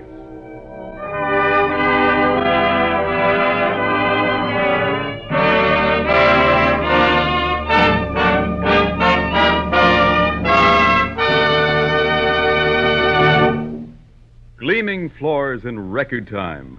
Yes, no rubbing Aerowax goes on quickly, dries in minutes, lasts for weeks. It polishes floors to a sparkling luster that makes rooms lovelier and saves frequent scrubbings. Only 25 cents a pint at any leading store. Get Aerowax, AEROWAX, tomorrow.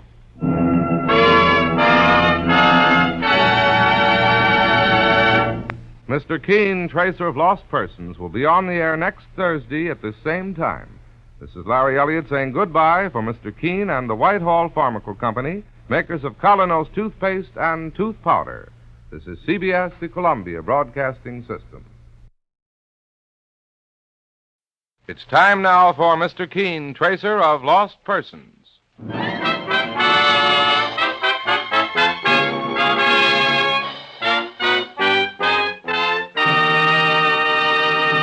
Treat common cold symptoms as you would a serious illness. Go after those aches and pains, headache and fever if present. Take Hill's cold tablets. They're specially prepared from a proven formula famous for more than 50 years. Take only as directed. Remember, Hill's cold tablets.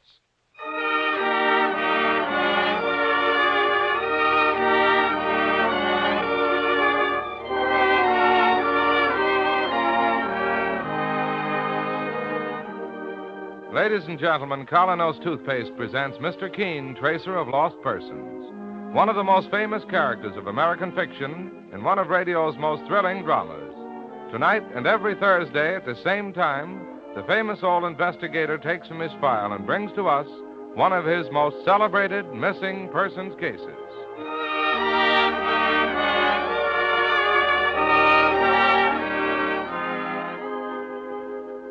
Next time you buy a dentifrice, get high polishing, high foaming Colonos toothpaste or tooth powder. Colonos is a double result dentifrice with a mouthwash effect built right in. Freshens your breath while you're brushing your teeth. Tomorrow, buy Colonos.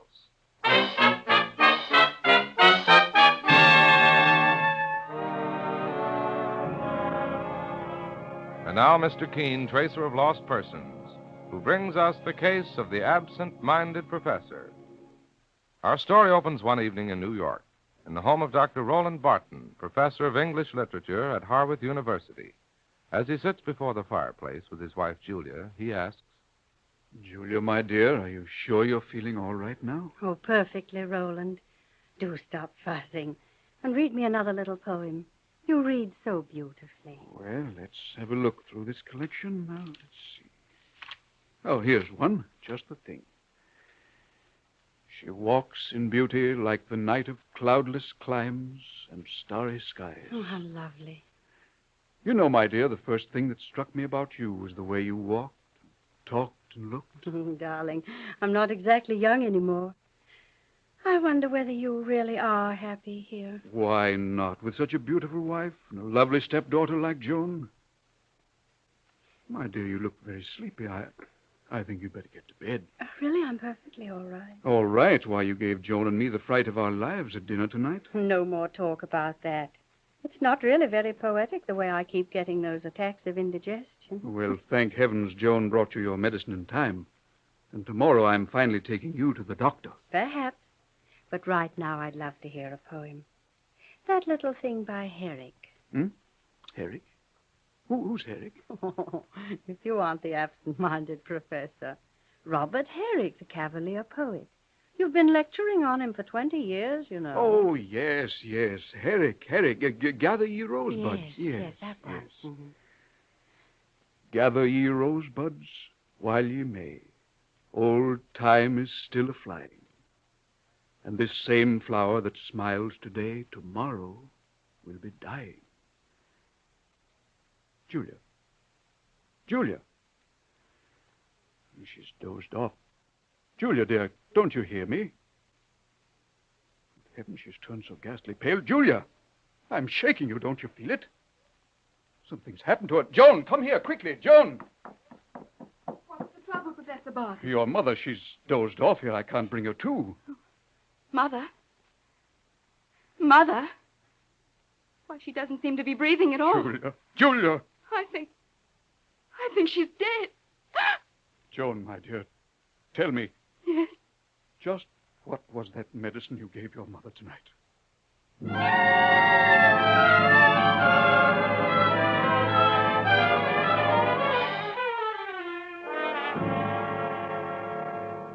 And now, a week later, the doorbell of the Barton home is rung by a slight, elderly gentleman. Yeah? Is this the Barton home? Who wants to know? My name is Keene. Here's my card. Oh, yeah. Everybody knows about you, Mr. Keene. I was asked to come here by Miss Joan Gardner. She's Professor Barton's stepdaughter. Don't I know it? Well, may I come in? Mr. Keene. Mr. Keene. Miss Gardner, I presume? Oh, yes. Do come in. For 1 second, I don't It's know. my right to talk to Mr. Keene if I want, officer. I'll not have you standing there like a watchdog. Okay. Come, Mr. Keene. Let's go to the library. As you wish. Here. This way. Oh, Mr. Keene, this is all so horrible. Steady, my dear. That man at the door. His name is Lonigan. He's a detective from the New York police. So I gathered. He's around here all day, poking into every closet. The way he keeps staring at me. The way everybody does. Joan, my dear, I'm here to help you. Let's have the whole story. It's my mother. She died a week ago. In this house. So I read in the papers. But you tell me how it happened. Well, Mr. Keene, I should explain that Mother was subject to attacks of acute indigestion. That night at dinner, it happened again. Professor Barton, he's my stepfather. Yes, go on. He asked me to run and get Mother's medicine. What sort of medicine? It was a powder for indigestion. She kept a small jar of it in the bathroom. I did just what Mother always did herself. I got 2 large spoonfuls of it, poured them into a glass of water. I brought it back to Mother, gave it to her myself. And then? 2 hours later, she died in her chair. I see. The doctor thought it all very unusual. Next day, he had the medicine in the jar analyzed. And? Something else had got mixed into the jar. A sleeping powder, a very powerful one. Really? I'd given Mother enough to kill 5 people. One moment. How did that sleeping powder get into the house? That was Mother's, too. How they ever got mixed up, I don't know. Well, my dear, accidents will happen. Accident? They're saying it was no accident at all. What have the police said to you? Oh, I can't bear this. I wish I'd never been fooled. Joan, come back. Better go after her. Well, good morning. I beg your pardon. The young lady... Oh, yes, my stepdaughter, you mean? Then you must be Professor Barton. That's right. I believe we've met before. Yes, you're Harold Vanderbrook of Yale. No, I'm... Your paper on the Elizabethan poets? No, my name is Keene. I'm an investigator. Keene? Oh, yes. Joan said she was sending for you. Poor girl. She's in a very bad frame of mind. Yes, I know that. Mr. Keene, would you step back into the library with me? Yes, of course, Professor. I could understand a certain amount of self-reproach, but the way she's taking this, why... Well, you see, there are certain reasons. My poor wife was a very rich woman. She left a very large estate. Really? Under her will, I've inherited some $50,000 myself. And Joan 5 times as much. Oh. To make matters worse, Joan and her mother were not on good terms. What was the trouble, if I may ask? Well, Joan recently became obsessed, Mr. Keene, with a young scoundrel by the name of... Frank Lawrence. Frank Lawrence? He taught chemistry for a while at the university, but Joan's mother did not approve of him. May I ask why? Well, Lawrence was up to his ears in debt. Last year, the university discharged him. Joan's mother felt he was interested in Joan only for her money. Did Lawrence visit here? Yes, Mr. Keene, much against the wishes of Joan's mother. The last time was... Yes? The day before Julia died. I see. Professor, where was Mrs. Barton's medicine usually kept? In the hall bathroom. A place of common access. Please, Mr. Keene, I'm not making charges against anybody. If you'll excuse me now, I think I'd better go to Joan. Yes, of course. Don't bother showing me to the medicine closet. I'll find the way. Just down the hall. Glad to have met you, Vanderbrook. Keene is the name. Yes, Keene. Well, this is a situation. Mr. Keene. Yes?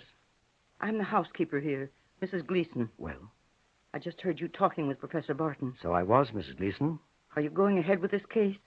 Are you going to investigate? If Miss Gardner still wants me to. Well, if you want my opinion... Yes? There's plenty to investigate. What do you mean by that? Find out for yourself.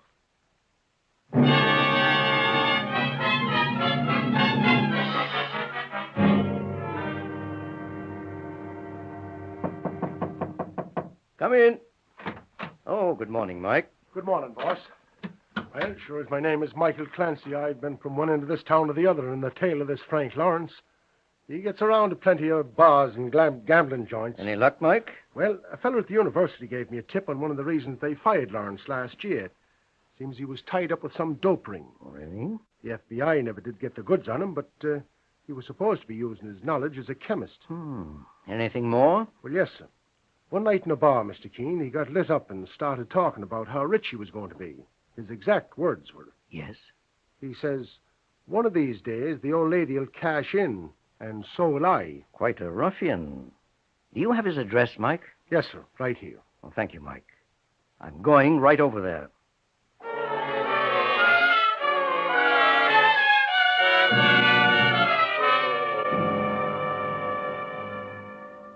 Oh, so you're Mr. Keene. And you're Frank Lawrence. Very interesting situation. The master detective faces the master criminal. They size each other up, ready for the duel to death. Never mind the comedy, Lawrence. You're in a bad spot and you know it. Could be. You were heard expressing hope that Mrs. Barton would die. That's a lie. I have witnesses who say it isn't. Well, what do you want, Keene? An honest statement from you before I turn my information over to the police. I'm trying to be fair to you. Are you? Then listen to this. Somebody else in that house stood to profit from Mrs. Barton's death. I know. Professor Barton. He told me so himself. I mean Mrs. Gleason. The housekeeper? Yes. She'd worked for Mrs. Barton 20 years. Mrs. Barton was going to leave her $10,000. A lot of money for a housekeeper. May I use your phone? Help yourself.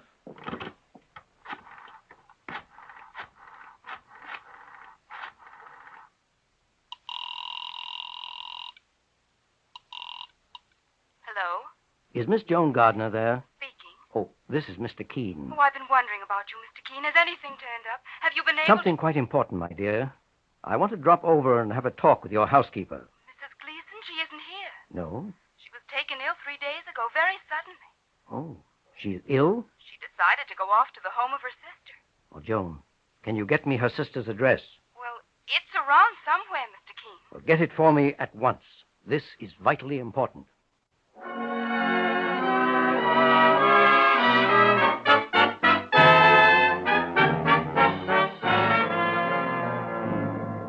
In just a moment, Mr. Keene continues with the strange case of the absent-minded professor. Meanwhile, one thing you'll notice about Colonos toothpaste the first time you try it is the way it multiplies itself 25 times in foam. And it's this rich, active Colonos foam that freshens your breath while you're brushing your teeth.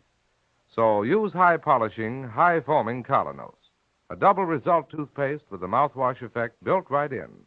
Remember, Colonos helps your brush clean teeth so beautifully, it has been approved by thousands of dentists. Get Colonos toothpaste. Or if you'd rather use powder, try Colonos tooth powder. Ask for K-O-L-Y-N-O-S, Colonos. And now back to Mr. Keene and the case of the absent-minded professor. Mr. Keene has hurried to the house where Mrs. Gleason, the housekeeper, is ill. Good morning. Oh, it's you again, Mr. Keene. And you again, Detective Lonigan, Homicide Squad. Right. What brings you here? The same thing, I imagine, has brought you here. I understand Mrs. Gleason, the Barton housekeeper, is here at her sister's home and very sick. More than that. Dead? It happened early this morning. A case, you might say, of lightning striking twice. If you mean, was there foul play? Was she murdered? Was she? I was just talking to the doctor. She died of typhoid fever. Typhoid? A natural death. Yes. Perfectly natural, but... But what, Mr. Keene? But at a very unnatural time.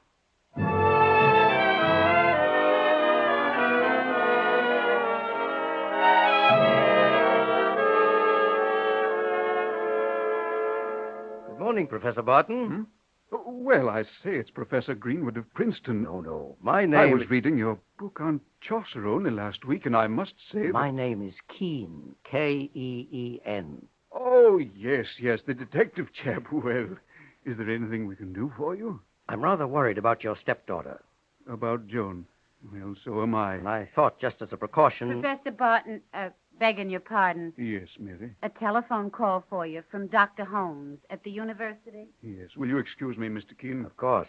If you want to see Joan, meanwhile, she's in her study, that first door to the right. Good. I do want to see her. This door to the right. Oh, Joan. Joan.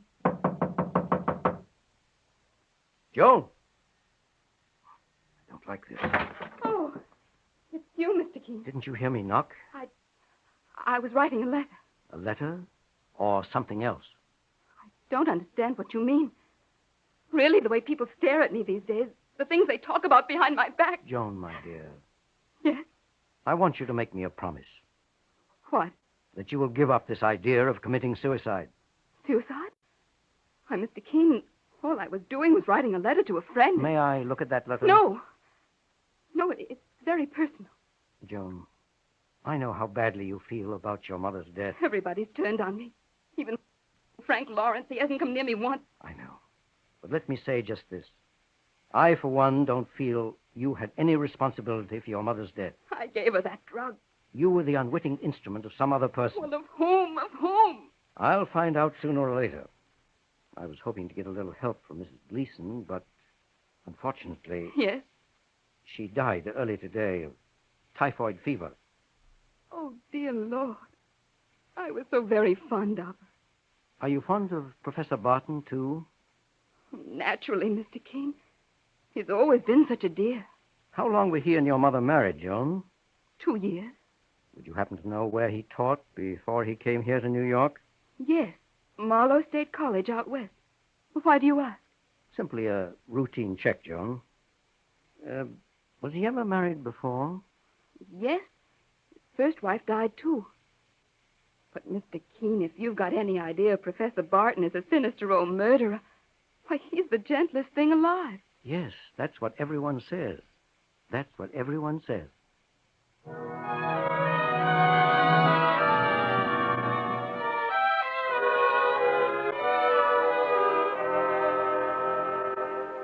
Why, yes, Mr. Keene. I remember Professor Barton very well. We both joined the English department here at Marlowe State College the same year. What was your impression of him, Professor Murray? Charming fellow. I liked him very much. Excellent teacher. But my contacts with him were all professional. His closest friend here was actually Dr. Montgomery. Montgomery? Yes, the well-known bacteriologist. Oh, yes, I've heard of him. Is Dr. Montgomery still here at Marlowe? Oh, yes. Heading a graduate section now. Something else. Do you happen to remember Professor Barton's wife? Alice Barton? Oh, yes. Poor thing. Always ailing. What was her trouble? Asthma, I believe. Asthma. Is that what she died of? No, Mr. Keene. What then? Pneumonia, as I remember. Virus pneumonia. Oh. Yes, it carried her away in 2 days. In other words, she died a natural death. Of course. Now, there's one thing more. Where did Professor Barton teach before he came here? Would you remember that? Let me see. Oh, yes. At Grant University. Made quite a reputation there for his research on the Cavalier poets during the reign of... Oh, thank you, Professor. Grant University. I shall go there next.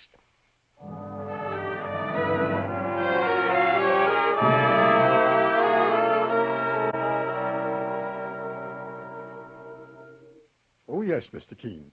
We had Professor Barton here at Grant University for all of 10 years. We were sorry to lose him. He was such a fine man. Why did he leave, Professor Roberts? Well, he had a better offer from Marlowe State College. Besides, he needed a change. He was so broken up at the time by the death of Helen. Helen? Yes, his wife. His wife? I've known of a Mrs. Julia Barton and a Mrs. Alice Barton, but... No, this was Helen. And she died here? Of what? Now, let me see. She was ill quite a long time. It was something quite unusual. Can you remember specifically? Oh, yes, cholera. Cholera? It isn't often that one runs across a case of that, Mr. Keene. I was so struck at the time. And so, my dear Professor, am I.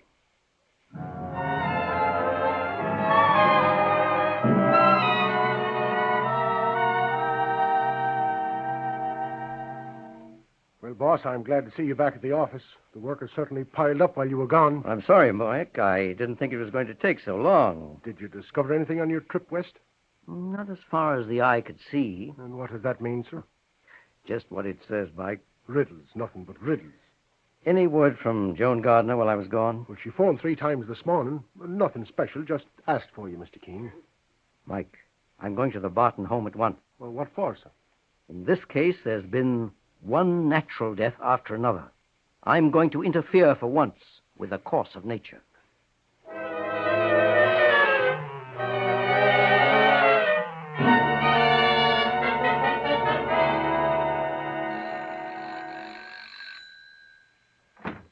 Good evening, Mary. Good evening, sir. Is Professor Barton at home? No, sir. He went to the university. On a Saturday evening? He had an appointment there with Dr. Holmes, I believe. Holmes. He's on the medical faculty, isn't he? I wouldn't know, sir. Well, I'd like to see Miss Joan, then. Please come in. Miss Jones in her room. She and Professor Barton had some tea there before he went out. Did they? I'll go and tell her you're here. I'll go right along with you if you don't mind. This way. You seem awfully worried, Mr. Keene. Yes, I am. Oh, she's laying down for a nap. Joan. Joan. My, but she's sleeping deep. Joan, wake up. Can't you hear me? Joan, open your eyes.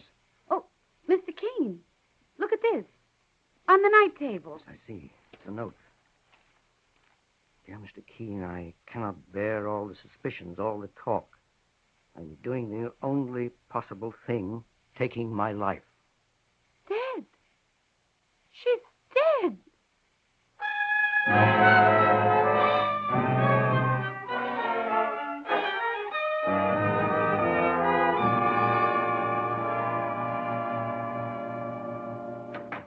Good evening, Professor Barton. Oh, it's you, Keene. What are you doing here in my library? Waiting for you. I have very bad news. Oh, what do you mean? Look at this note. I cannot bear.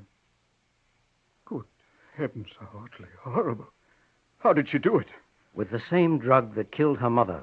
But a girl of her age, so pretty and charming, everything to live for. Why? Why? The note explains itself. Self-reproach for her mother's death.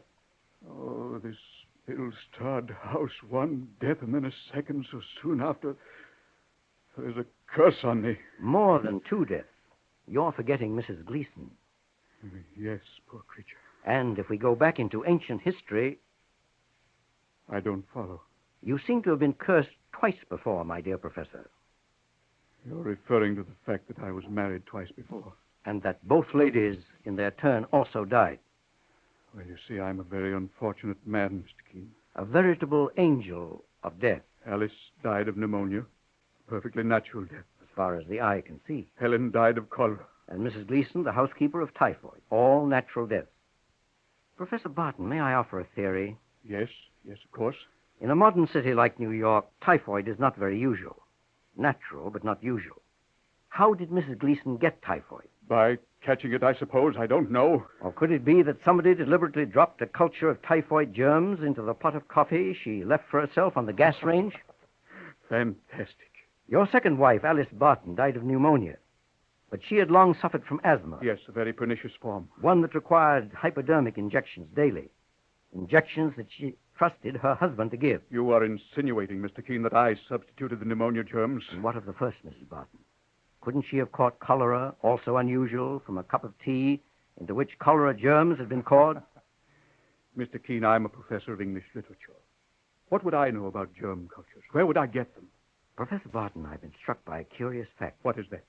Wherever you have taught, your closest friend has not been a man in your own field, literature, but in another, bacteriology. At Marlow College, it was Professor Montgomery.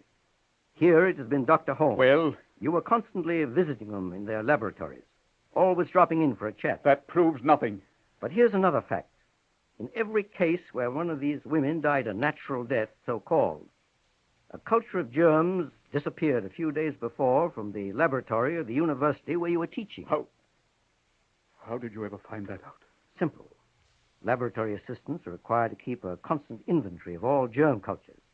If any are missing, it must be recorded in the books. Well, Keene, you make me sound like a Bluebeard. Exactly what you are. You killed each of your 3 wives for money. Mrs. Gleason, the housekeeper, went because she began to suspect you. Joan, for the same reason. But, my dear fellow, Joan left a suicide note. Yes. And that rather knocks your whole theory sky high, Mr. Keene. That suicide note was written a week ago. I talked to Joan and made her change her mind. But she was careless enough to leave that note around for you to pick up. Most interesting. And then, just a few hours ago, you went in to have tea with her. Overpowered her, forced her to drink that drug. Am I right? Now, you let me ask a question. What are you going to do about it? There's a policeman outside, waiting to arrest you. Keene, you put me in mind of a lovely little poem by Richard Lovelace. Stone walls do not a prison make, nor iron bars a cage. Go ahead, arrest me, put me on trial. Your theories won't stand up in a court for a moment. I'll bring 100 character witnesses from every walk of life, and I'll go free because you have nothing but theories to offer. Nothing but theories. Professor Barton, will you do me just one favor? What is it? Open the library door, just behind you. What for? Open it, please. Very well, Mr. Keene. Joan. You tried to murder me. Joan, look here, You forced that drug down my throat. If Mr. Keene hadn't come here in time, if he hadn't called a doctor, told him what the drug was. You're horrible. Horrible. Well, Professor Barton, have you anything to say now before I turn you over to the police? Perhaps I can suggest something to you. Can you?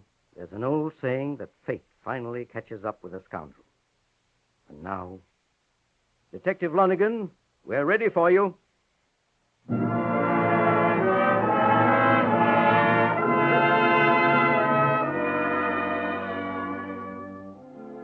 And so Mr. Keene concludes the case of the absent-minded professor.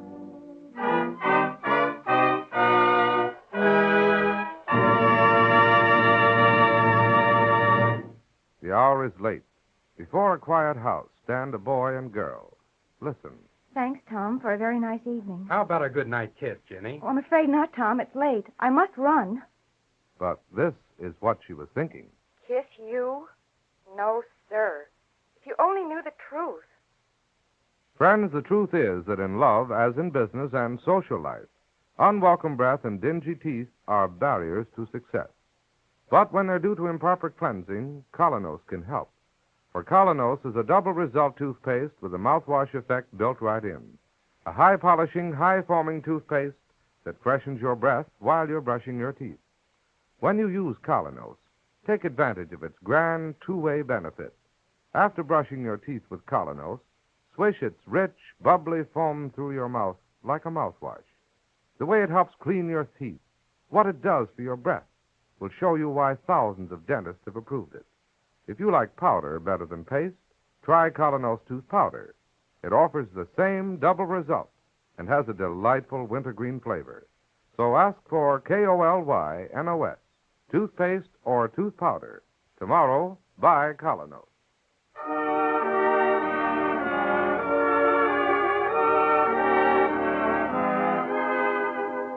You have been listening to Mr. Keene, Tracer of Lost Persons, on the air every Thursday at this time.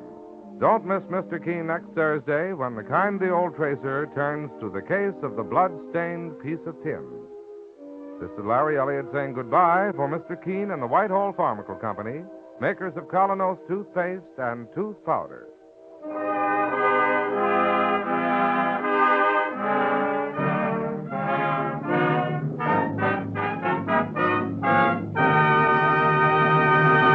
Wax your floors the spread it and forget it way with Old English no rubbing wax.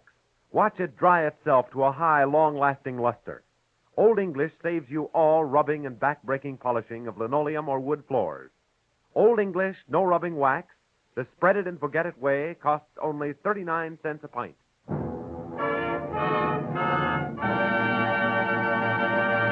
Friends, this is Mr. Keene again. Tonight, I appeal to you to give generously to the Red Cross. Last year, the Red Cross saved thousands in 259 disasters in America and millions overseas through gifts of food, medicine, and clothing. It collected millions of pints of blood, aided sick and wounded servicemen and their families, and served in countless other ways. This year, our Red Cross needs $200 million. So please, Do your best, won't you? This is CBS, the Columbia Broadcasting.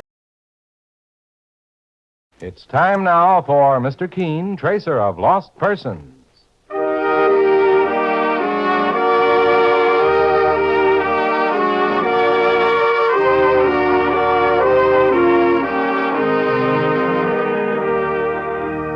Ladies and gentlemen, Anison and Colinos present Mr. Keene, tracer of lost persons, one of the most famous characters of American fiction in one of radio's most thrilling dramas. Tonight and every Thursday at the same time, the famous old investigator takes from his file and brings to us one of his most celebrated missing persons cases. Tonight's case is entitled The Yellow Talon Murder Case.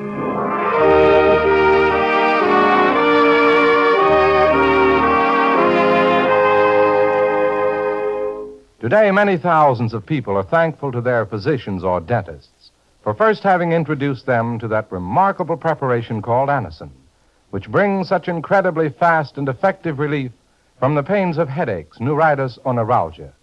Anison is like a doctor's prescription. That is, it contains not just one, but a combination of medically proven active ingredients. So ask for easy-to-take Anison tablets at your drug counter next time you suffer pains from headache, neuritis, or neuralgia. For most effective relief, use only as directed. I'll repeat the name for you. Anison. A-N-A-C-I-N.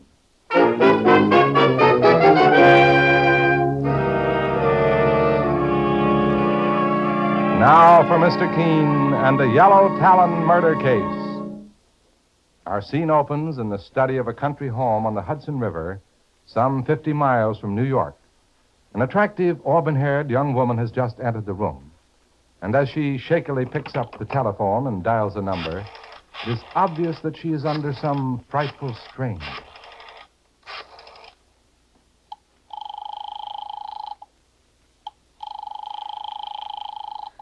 Why don't they answer? Why don't they answer?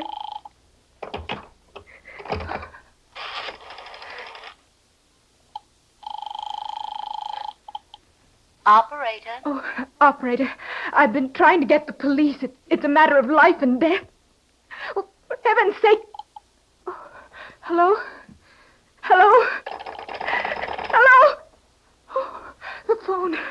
The line's been cut. The phone's dead. No. No. Don't kill me. Don't kill me. No. Ah!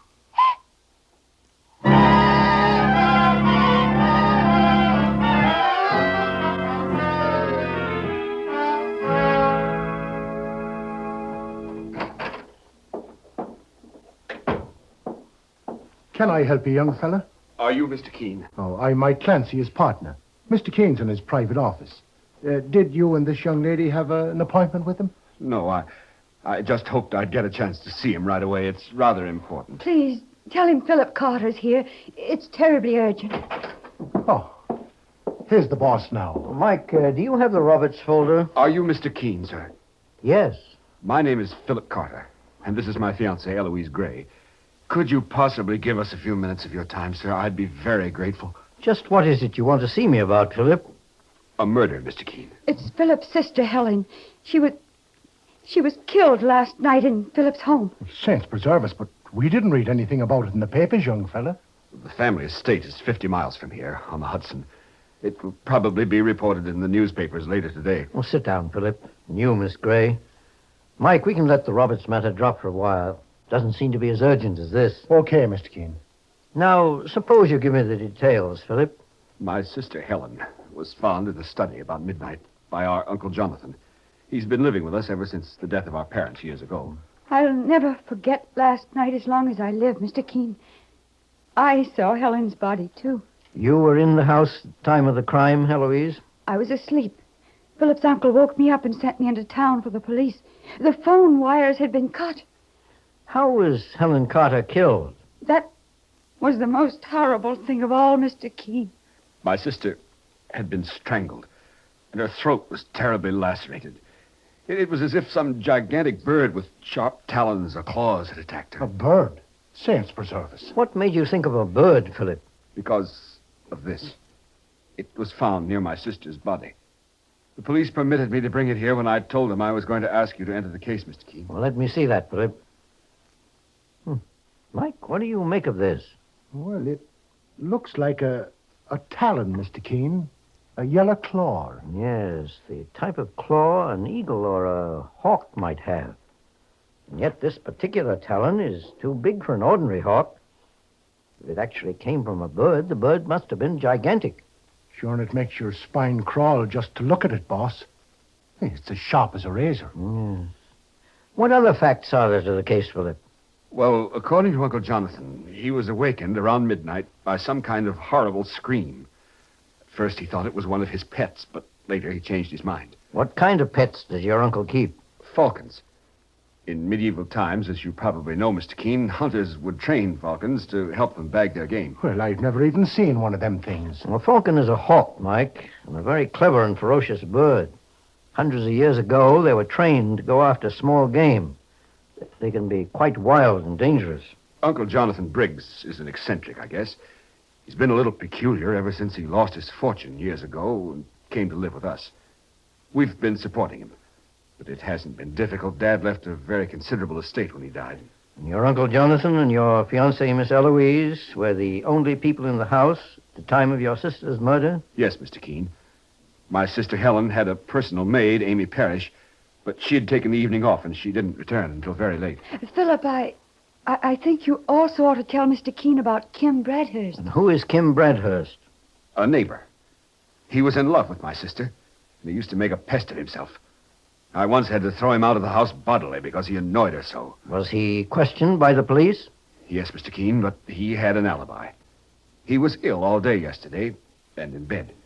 He had a doctor visit him about 9 last night. Mr. Keene, Philip's sister Helen was one of my best friends and a wonderful girl.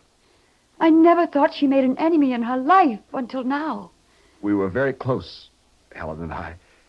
And if I ever get my hands on the killer... Philip, please. Don't talk like that. You frighten me. Let Mr. Keene and the police handle the case. There's been enough horror already. Your fiancé is right, Philip. No matter how you feel, the law must take its course. I understand that, sir. Will you come back to the house with us, Mr. Keene? Philip was afraid to leave me there alone after what happened. That's why I came with him to New York. Eloise was spending a few days with Helen while I attended a horse show near here. I've shown a few entries every year, but I only wish I'd never even thought of it this time. Maybe if I'd been at home last night, I'd have been able to save my sister's life. It was something you certainly couldn't foresee, Philip. Mike, suppose we drive out to the Carter estate, along with Philip and Eloise. I'll get the car, Mr. Keene. We're having my sister's funeral at 2 o'clock this afternoon. I guess we'll just have time to make it. And suppose Mike and I go to your house, Philip. You and Miss Eloise can attend the funeral while we make a preliminary investigation. Whatever you say, Mr. Keene. This yellow talon is most strange, to say the least.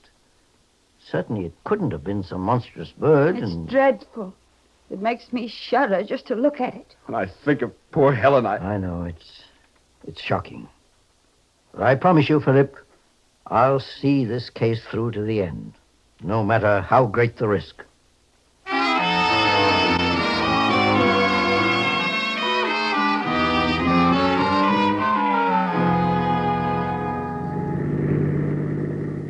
That must be the Carter house, Mr. Keene, right in front of us. Yes, and apparently that's where the road ends, Mike. Oh, saints preserve us. What's the trouble?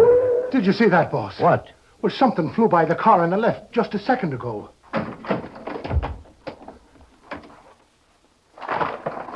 Mr. Keene, look out. It's some kind of a hawk. Yes, Mike, it's a falcon. One of Uncle Jonathan's, I imagine. Why, it's flying back to the house. Try to see where it lands, Mike. There. There she goes. Up behind them gables on the roof. And she's a beauty, isn't she? Mr. Keene, who's that fella? Good afternoon, gentlemen. Good afternoon. By any chance, are you Philip Carter's uncle? Why, yes, I'm Jonathan Briggs. Who may you be? My name is Keene. This is my partner, Mike Clancy. Keene, the eminent investigator. You've come to look into the death of my niece, Helen. At your nephew, Philip's request. I imagined you'd be at your niece's funeral, Mr. Briggs. I don't like funerals, Mr. Keene. I never attend them. Well, would you mind showing us to the house? Not at all. But let me tell you that you're just wasting your time here. Am I? As well as risking your life. The house is no good. It's cursed with bad luck. Well, we'll risk it, Mr. Briggs. Suit yourself. But just remember that I warned you. This way, Mr. Keene.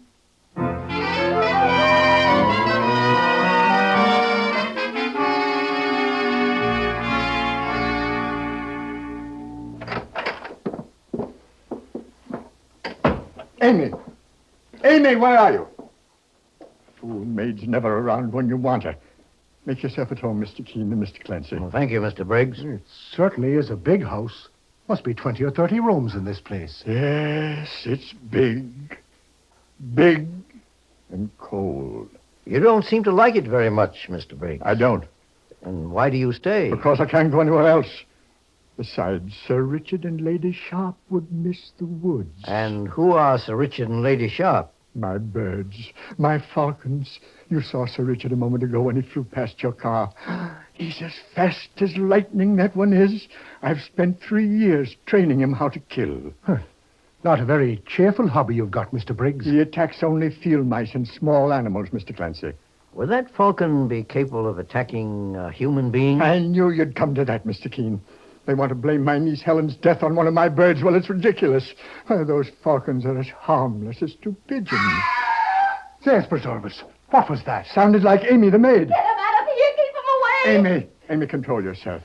Why are you carrying on? It's one of your falcons. He flew in through the window and almost blinded me. Stop acting like a child. It's probably Sir Richard. I'll find him. Calm yourself, Amy. You're not in any danger. My name is Keene. Mr. Keene, the great investigator? Oh, I was hoping Mr. Carter would call you in, sir. The most terrible things have been going on in this house. So I've heard. It's those birds. Well, you'd think they were human the way Mr. Briggs talks to them. One of them killed Miss Helen, I know it. And I'll be next. No, take it easy, Amy. No one's going to do any killing while we're around. Tell me something about Miss Helen Carter. Was she on good terms with her Uncle Jonathan? As far as I know, sir. I guess he's a harmless one himself, though he acts like a loon sometimes. But it's those vicious birds, those falcons, I can't stand them. I don't think Helen Carter was murdered by a bird, Amy. No? In fact, I'm sure of it.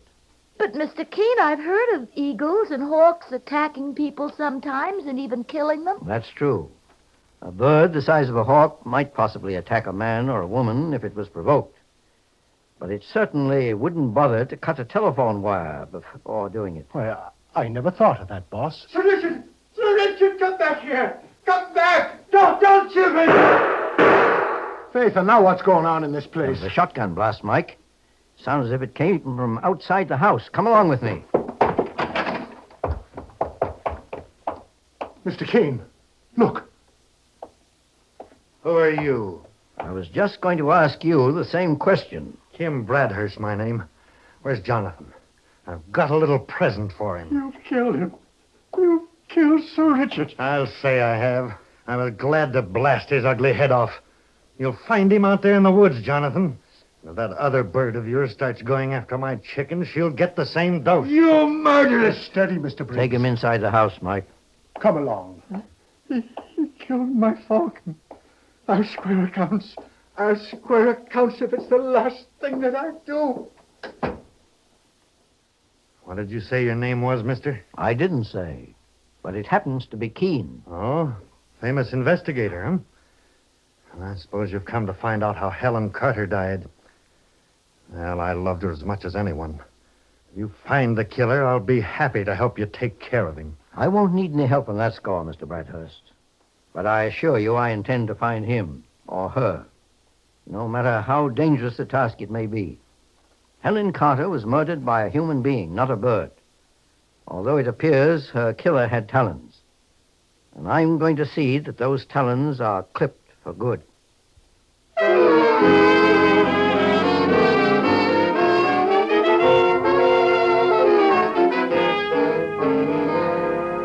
In just a moment, we'll return to Mr. Keene and the Yellow Talon murder case. Meanwhile, beware of unpleasing breath that breathes between teeth. Get Colinos toothpaste with amazing dental floss action for a clean mouth and a pleasing breath.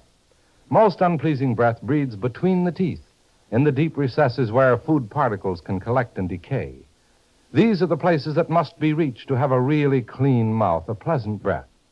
Your dentist knows this to be true. Now, Colinos toothpaste gives you dental floss action. That is, sends thousands of active cleansing bubbles to penetrate hard-to-reach dental areas. Helps dislodge bits of food that can cause unpleasing breath and tooth decay. What's more, Colinos has high-polishing action. Brightens dingy teeth by removing ordinary yellow surface stains. Colinos is gentle, safe for even children's teeth and tender gums. Enjoy its cool, clean, minty flavor. Most refreshing toothpaste ever. Test Colinos in your own way. Keeps your teeth bright, your breath right. Colinos toothpaste is dentist approved, dentist recommended. Get the Colinos with dental floss action today. Save 31 cents on the giant economy size. Now back to Mr. Keene and the Yellow Talon murder case. The strange and terrifying murder of pretty Helen Carter brings Mr. Keene, the famous investigator, and his partner, Mike Clancy, to the Carter home 50 miles from New York, the scene of the crime. The victim appeared to have been attacked by some gigantic bird, and the only clue discovered so far is a large, broken yellow talon, as sharp as a knife.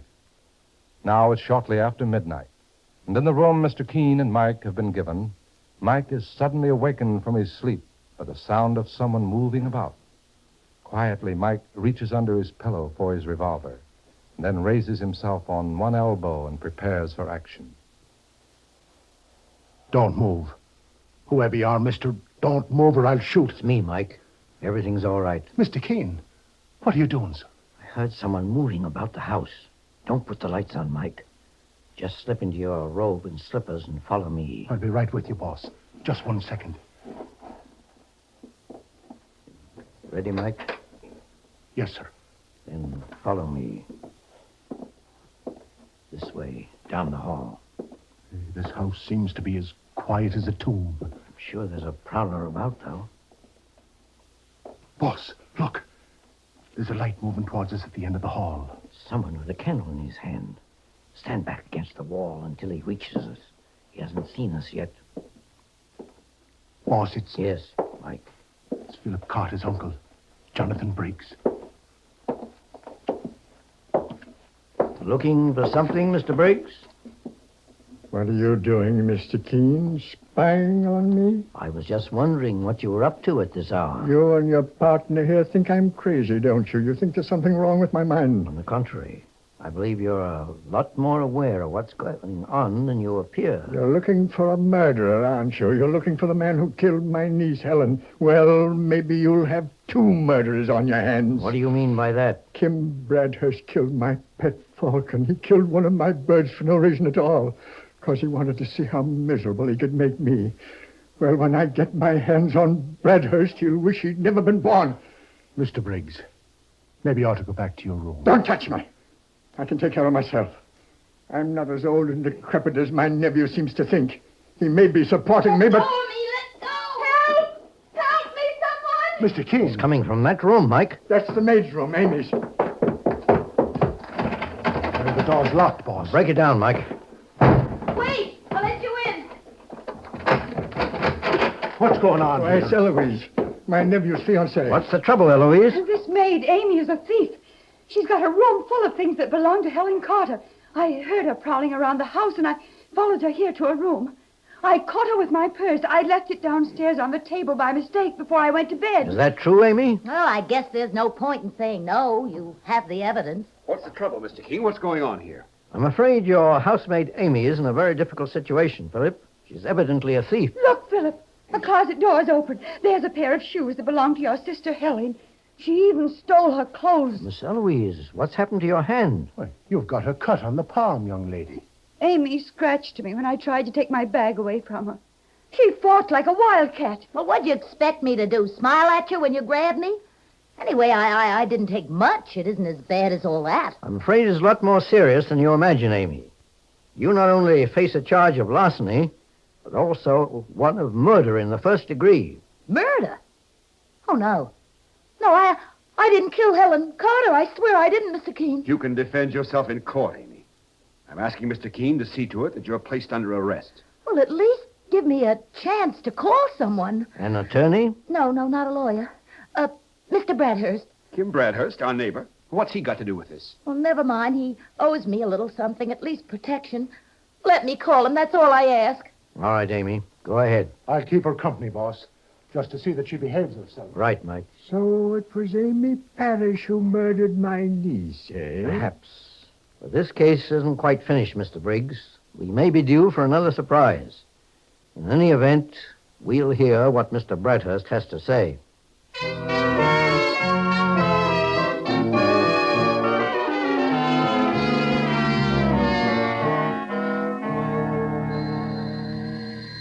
That must be Kim Bradhurst now. Philip. Yes, Mr. Keene? I suggest you take your uncle to his room. There may be trouble between the two. Very well, Mr. Keene. Come on, Uncle Jonathan. All right. I'll go. Can't stand looking at him anyway. Here's Kim Bradhurst, Mr. Keene. Still carrying his shotgun, I notice. Maybe I like to carry it around, Mr. Clancy. Well, now, Amy, what is it you want to say to Mr. Bradhurst? Mr. Keene's accusing me of murder, Mr. Bradhurst. They all say I killed Miss Helen. That's ridiculous. We found Amy the maid with stolen goods a little while ago.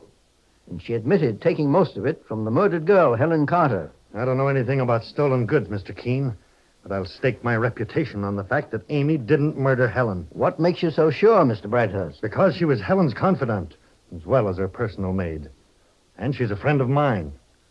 Amy's done me many a favor, making things easier for me when Helen was alive. I'll return those favors by backing her to the limit. In what way did Amy help you, Mr. Bradhurst? I can tell you that, Mr. Keene. Well, Miss Eloise, do you know? Amy used to inform Kim Bradhurst when Helen's brother Philip was out of the house, so he could try to see her on the sly. It used to frighten me. I knew that Philip disliked Kim, and I thought one day it would lead to trouble. Do you know why he carries that gun around with him all the time? I don't mind admitting it. Your sweetheart Philip's a big man, Eloise, and stronger than I am. I made up my mind to take care of him the next time he put a hand on me. Mike, ask Philip Carter to bring his Uncle Jonathan back to the room. And ask Jonathan to bring his pet falcon along. Okay, boss. No, I'm afraid of that bird. I don't want to see it. Don't worry, Amy. I got rid of one of those falcons with a shotgun. I can do the same for the second. I advise you to be careful, Mr. Bradhurst, and keep that gun lowered. But why bring the falcon in, Mr. Keene? You'll see in just a moment, Miss Eloise. Please, just call me Eloise. I feel as though we've known each other for a long time, Mr. Keene. That's odd. I feel the same way, Eloise. Just step inside, Mr. Briggs. What do you want with me? My bird, Mr. Keene. I just wanted to make a test, Mr. Briggs. Look at that bird. It's horrible. Do you also think the falcon is horrible, Eloise? No. I think it's a beautiful bird, Mr. Keene. Yes, Eloise always liked my falcons. She understands them. Perhaps even more than you imagine, Mr. Briggs. What? Just what are you getting at, Mr. Keene? I'm afraid I have some shocking news for you, Philip. In my opinion, your fiancée, Eloise Gray, is a murderess. She murdered your sister, Helen. What's that you say? Eloise? Mr. Keene, are you joking? A few minutes ago, Eloise claimed that she followed Amy to her room and caught her with her purse. Well, Amy admitted it, didn't she? Yes, she admitted it, Eloise, and she did steal your purse. But you didn't follow her or see her take it. You were waiting for Amy in her room. And may I ask how you know? The door was locked. If you had followed the thief to her room, you certainly wouldn't have locked the door yourself. It would have put you in a dangerous position. No, it was Amy who locked her own door when she entered, thinking she was alone. And you were waiting there to kill her, the way you killed Helen Carter. That's a lie, Mr. Keene. No, it's not a lie, Eloise, and I have further proof. You said Amy scratched your hand when you struggled with her for the purse. I noticed that Amy bites her fingernails. They aren't long enough to scratch anyone. Then, Mr. Keene, how did Eloise get that cut on her palm? She inflicted it on herself by accident, Philip. She was wearing sharp talons, yellow talons, to use on Amy as she did on your sister. Look at her, Mr. Keene. Yes, Yes, I killed her. She hated me. She wanted to break up my engagement to Philip. But that isn't true, Eloise. She loved you. Loved me. Wasn't she trying to call the police? Yes, and you cut the phone wire. In some way, Helen found out what you were, Eloise, and she tried to protect herself. Boss, look what she's putting on her hands. The talons, the sharp claws. She wears them like gloves. You hate me too, Keen. And you'll get what she got. Now! Mr. King, look out! Saints preserve us, but I was almost too paralyzed to move. Did you see how she acted, boss? Why, she waved her arms like she was some kind of a hawk and went for your throat, Mr. Keene. Yes, Mike. Mr. Bradhurst, I'm sorry you used your gun. Mike would have been able to subdue her. I couldn't help it, Mr. Keene. When I saw the insane look in her face, watched her reach for your neck with her talons, I tried to protect you instinctively. Well, I suppose she's better off. She was undoubtedly insane. Mr. Keene, I can't believe it. How could anyone change so? I'm sorry, Philip. But in my opinion, your fiancée had a split personality. She changed from a human being to what you've just seen, a homicidal maniac. How long had you known her? Only a few months. And your sister, Helen, actually was very fond of her, Philip? Yes, Mr. Keene. Well, Eloise had to have some excuse for murder in her poor, distorted mind. So she imagined Helen was trying to ruin her life. Amy would have been her second victim. It went for a stroke of luck. However, we can consider the case to be closed. We've solved the mystery of the Yellow Talon murder.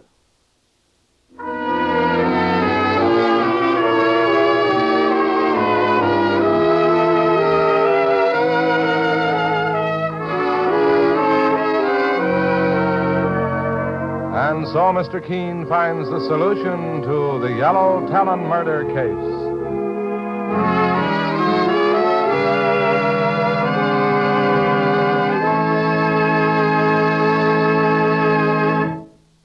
The next time you're suffering from the pains of headache, neuritis, or neuralgia, try Anacin. You'll bless the day you heard of this incredibly fast way to relieve these pains. Now, the reason Anacin is so wonderfully fast-acting and effective is this. Anacin is like a doctor's prescription. That is, Anacin contains not just one, but a combination of medically proven active ingredients in easy-to-take tablet form. Thousands of people have received envelopes containing Anacin tablets from their own dentist or physician, and in this way have discovered the incredibly fast relief Anacin brings from pain of headache, neuritis, or neuralgia. So next time such pains strike, take Anacin. For most effective relief, use only as directed. Your druggist has Anacin in handy boxes of 12 and 30, and economical family-sized bottles of 50 and 100. The name is Anacin, A-N-A-C-I-N.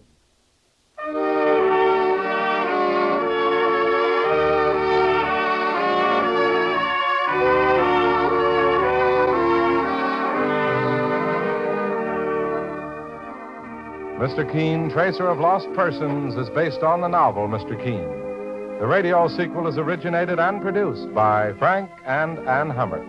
Dialogue by Lawrence Clee. Bennett Kilpack plays Mr. Keene.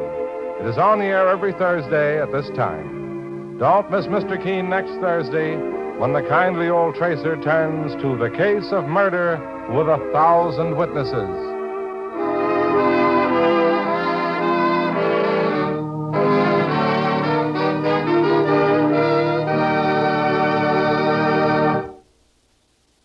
Ever suffer heartburn from acid indigestion? New Bicidol mints, medically proven, quickly rid stomach of that blown-up feeling anywhere, anytime. Bicidol mints give longer-lasting relief than baking soda, help prevent immediate return of the trouble, soothe irritated stomach lining, let you sleep when indigestion strikes at night. Carry new Bicidol mints for fast relief. And always have Bicidol powder in your home. Mr. Keene, Tracer of Lost Persons, will be on the air next Thursday at the same time. This is Larry Elliott saying goodbye for Mr. Keene and the Whitehall Pharmaceutical Company, makers of Anacin and Colinos, and many other dependable high-quality drug products. This is CBS, the Columbia Broadcasting System. It's time now for Mr. Keene, Tracer of Lost Persons.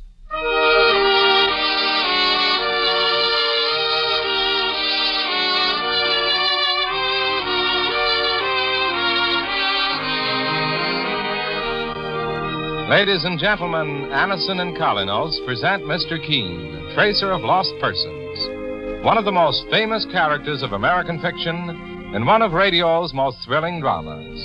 Tonight and every Thursday at this same time, the famous old investigator takes from his file and brings to us one of his most celebrated missing persons cases. Tonight's case is entitled The Silver Dagger Murder Case.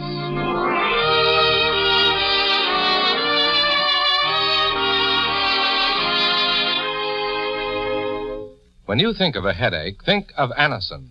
When you have a headache, get Anison. Anison is like a doctor's prescription.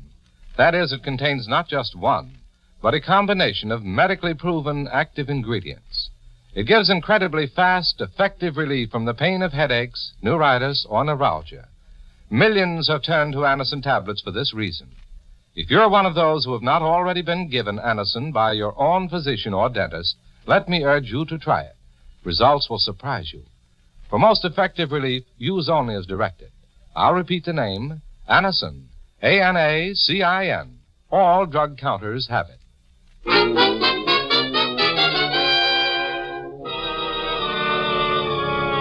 Now for Mr. Keene and the Silver Dagger murder case. Our scene opens in a 3-story, privately owned white stone house in metropolitan New York. On the first floor, in a handsomely furnished study, decorated with curios from many parts of the world, a beautiful woman sits at her desk, deeply engrossed in writing a letter, unaware that death is lurking just outside her door. And this is to tell you that we must not see each other again. Apparently, you misjudged my motives and made a grave mistake. I am not in love with you, and I never was. Good luck, and the best of everything.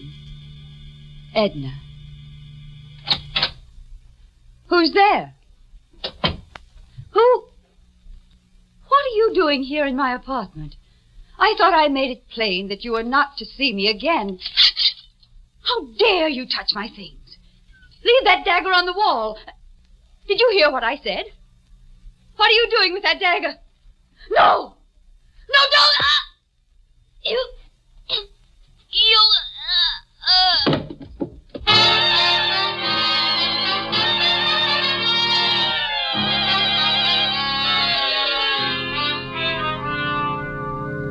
Sorry to disturb you, Mr. Keene. Oh, that's quite all right, Mike. There's a strange-looking feller in the outer office. He wants to see you. A strange-looking man? He's got a French accent, but he's wearing an outfit like a moving picture extra. Says his name is Lafarge, and it's a matter of life and death. I'll see him at once, Mike. Right, sir. And wait till you get a look at his makeup, boss. Sure, all he needs is a camel, and he'd be set for a trip across the desert. You wanted to see me? You are Monsieur Keene? Yes. My name is Lafarge, Monsieur Jean Lafarge. I am grateful that you consent to see me, Monsieur Keene. The situation cannot wait. Please sit down, Mr. Lafarge. You've met my partner, Mike Clancy. Yes, of course. Can I ask you one question, mister, before you tell the boss what's on your mind? But naturally, Monsieur Clancy. Where did you get that outfit? I am a North African, monsieur. My home is in French Morocco. Part of this costume is Arabian. Oh. You don't mind my saying so, Mr. Lafarge. You don't look Arabian to me. I am French, Monsieur Keene. My parents left France and moved to North Africa, to Casablanca, when I was a child. What was it you wanted to see me about, Mr. Lafarge? Murder, monsieur. Saints preserve us. What's going on? Last night, a woman named Edna Coring was killed in her home here in New York. Edna Coring. Seems to me I've heard that name before. She was a very wealthy and beautiful woman, Monsieur Keene. Much in the news. Well, I didn't read about a murder in the papers this morning. It was kept from the papers, Monsieur Clancy. The police believe they will have a better chance to catch the killer if there is no publicity at the moment. Then how did you learn about it, Mr. Lafarge? I had an appointment with Edna, Miss Coring, last night. When I reached the house, the police were there investigating her murder. The man who found her body, a servant, told me what happened. And you spoke to the police? No, monsieur, I did not. I left immediately without going upstairs. I see. But please, let me explain everything first. Very well, Mr. Lafarge. I first met Miss Coring in North Africa 3 years ago. She was on a tour, and she came to my place of business. I am an exporter of African curios, Monsieur Keene. And she was fond of collecting odd souvenirs on her travels. What sort of odd souvenirs? Oh, masks, silverware, and knives.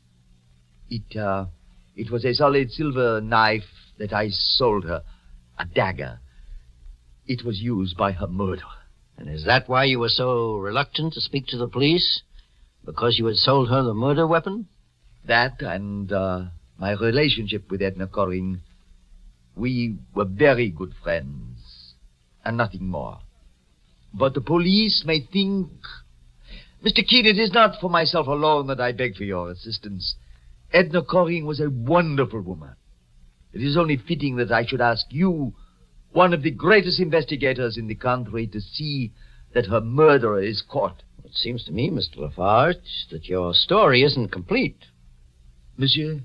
Are you holding anything back from me? You are a very discerning man, Monsieur Keene. Yes, there is something else.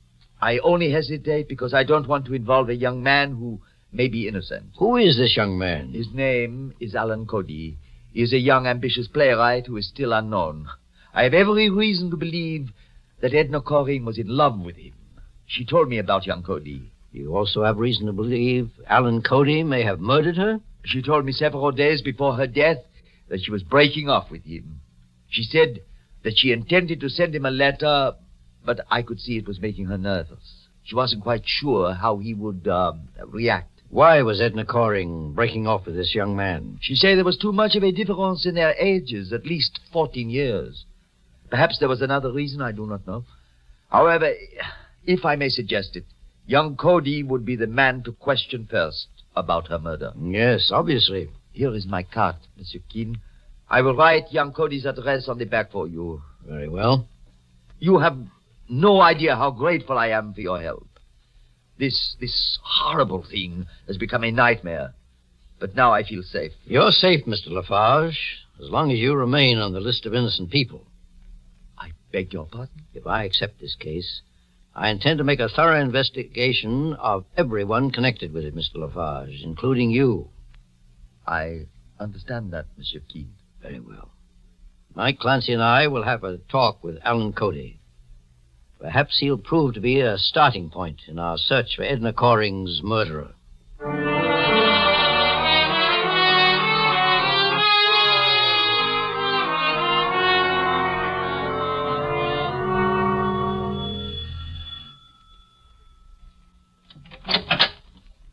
Yes? We're looking for Alan Cody. Does he live here? Why do you want to see him? I'll explain when I meet Mr. Cody. Who is it, Juliet? Someone to see Alan. Oh, someone else? May I ask who you gentlemen are? My name is Juliet Forsyth, and this is Mrs. Cody, Alan's mother. My name is Keene. My partner, Mike Clancy, and I... I knew it. Something awful has happened to Alan, Mrs. Cody. Mr. Keene's a private investigator. Calm yourself, Juliet. I trust my boy implicitly. I knew those other men who came here this morning were policemen, even though they weren't in uniform. And now, Mr. Keene... Mrs. Cody, has someone questioned you about your son, Alan? Yes, Mr. Keene. They were looking for him. They didn't tell me why, but they acted like plainclothes police. They probably were. You see, your son is involved in a murder case. No! Juliet, please leave me alone with these gentlemen. I'll phone you at your flat later on. Very well, Mrs. Cody. I'll expect to hear from you. Miss Forsyth and your son are friends, Mrs. Cody? Yes, Mr. Keene. Juliet and Alan have been friends since childhood. She's a wonderful girl, and my son is a good boy, no matter what they think he may be involved in. Where is he now, ma'am? I don't know, Mr. Clancy. And if I did, I wouldn't tell you until you've explained what Alan has to do with all this. A woman named Edna Coring was stabbed to death in her apartment last night. Edna Coring? You knew her, Mrs. Cody? Yes, and so did Alan. That's why we want to question her. But if you think my son had anything to do with it, Mr. Keene... I understand your son was in love with a murdered woman. That's not true. Then what was his relationship with her? Well, it was purely business. He's just finished writing a play, and Edna Coring was interested in helping him get it produced. She had money and... I know that. However, my information links your son with Mr. Coring in more than a business way. Then your information is wrong, Mr. Keene. Mrs. Cody, please don't think I've come here believing your son had a part in Miss Coring's death. All I'm looking for are facts, and I thought he might be able to help me. I haven't seen Alan in 3 days, Mr. Keene. Does he live here with you? Most of the time, but he also has a small studio where he often works when he wants privacy. Where is that studio, Mrs. Cody? I don't know. You mean you won't tell me? Mr. Keene, Alan is my boy. He's all I had left in the world after his father died. I'd sooner die myself than do anything to hurt him. I respect your feelings as a mother, Mrs. Cody. I don't blame you. But if I could only convince you that we're here to help him if he's innocent, perhaps you'll cooperate. I don't want to be rude, but I've said all I'm going to say. Very well, Mrs. Cody. Let's go, Mike. Mr. Keene.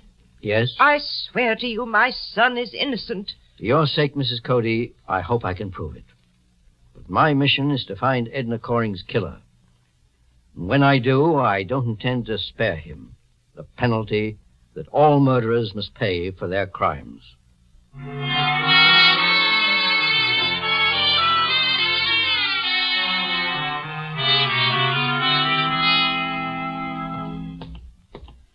Well, this is Edna Coring's house, Mr. Keene. She evidently owned this entire white stone building. Well, perhaps there's someone inside.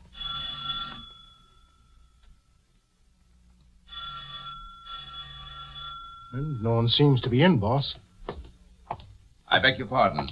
Are you looking for someone? Oh, do you happen to know if anyone is home in Miss Coring's residence? Are you friends of hers? My name is Keene. My partner and I are private investigators. Oh, yes. I'm Anson Howe, Edna's husband. Her husband? I didn't know she was married. Edna and I were secretly married 1 week ago in Chicago. I've just come from police headquarters, Mr. Keene. I was told that you two were investigating Edna's murder. Please come inside. I have a key to the house.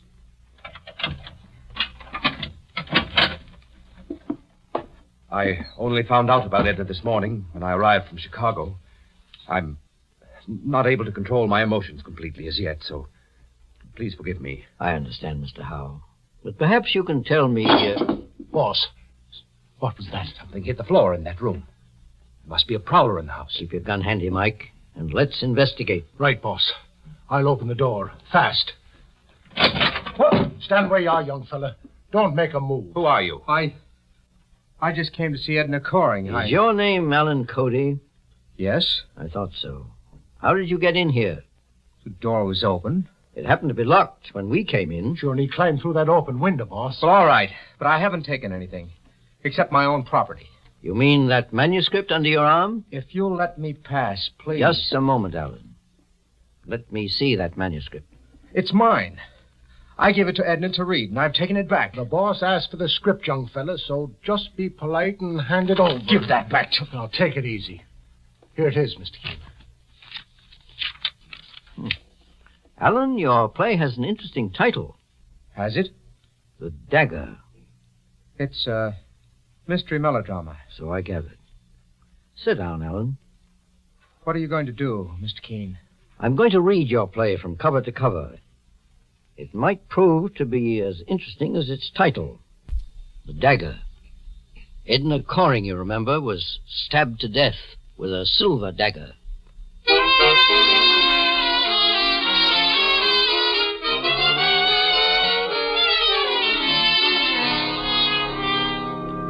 In just a moment, we'll return to Mr. Keene and the Silver Dagger murder case. Meanwhile, beware of unpleasing breath that breathes between the teeth. Use Colonos toothpaste with dental floss action. Those cracks and crevices where food particles can decay must be reached to have a really clean mouth, a welcome breath. Your dentist knows this to be true. Use Colonos toothpaste with dental floss action. Colonos gives amazing dental floss action. That is, sends thousands of active cleansing bubbles to penetrate hard-to-reach dental areas.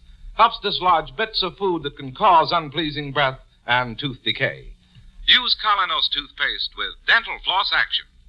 Colonos has high polishing action, too. Brightens dingy teeth by removing ordinary yellow surface stains. Colonos is gentle, safe even for children's teeth and tender gums.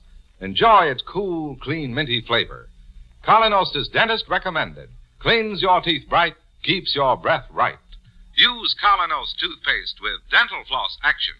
Get Colonos with dental floss action today. Now back to Mr. Keene and the Silver Dagger murder case. The murder of beautiful, wealthy Edna Coring brings Mr. Keene, the famous investigator, and his partner, Mike Clancy, to the scene of the crime, Miss Coring's New York residence. There, Mr. Keene discovers that the victim had been secretly married to a man named Anson Howe, and had apparently also had a close relationship with Alan Cody, a young playwright. Mr. Keene has surprised young Cody in the study, attempting to get hold of a copy of his latest play, which the murdered woman had had in her possession. Now, as Mr. Keene reads the manuscript of the play, which is titled The Dagger... When did you finish this play, Alan? 4 weeks ago, Mr. Keene. Have you read it, Mr. Howe? Yes, my wife showed it to me. Edna said she was interested in producing it to help this young man, Alan Cody. I'd never met him, but I know who he is. You mean you were married to Edna Coring? Yes. Mr. Howe and Edna were secretly married last week, Alan. By the way, Mr. Howe, why did you and your wife keep your marriage a secret? We only kept it a secret so there wouldn't be too much newspaper publicity, Mr. Keene. And I thought she loved me. Edna told me all about you. She said she befriended you because she thought you were talented, but that you became infatuated with her. Apparently that's the theme of this play of Alan. A young man falls in love with an older woman, then stabs her to death. Mr. Keene. Yes, Mike? Will you just look at the walls of this room? I noticed them before, Mike. Edna Coring had some odd souvenirs. My wife collected these masks and weapons as a hobby, Mr. Keene. The silver dagger that was used to kill her was taken from the empty space on that wall over there. Mr. Howe, do you know a man named Lafarge? Jean Lafarge, the French Moroccan? Yes, he was also in love with my wife before I married her. But he was a sensible man, Mr. Keene. Alan Cody here was different. What do you mean? I mean that I think you had something to do with my wife's murder. You have anything to offer as proof, Mr. Howe? You've just read his play, haven't you, Mr. Keene? Yes, but that's not proof of murder. It might have been a coincidence. The money he filched from my wife was no coincidence. Why, you lying. Just stay put, young fella. What money are you referring to, Mr. Howe? Edna gave Alan Cody $15,000.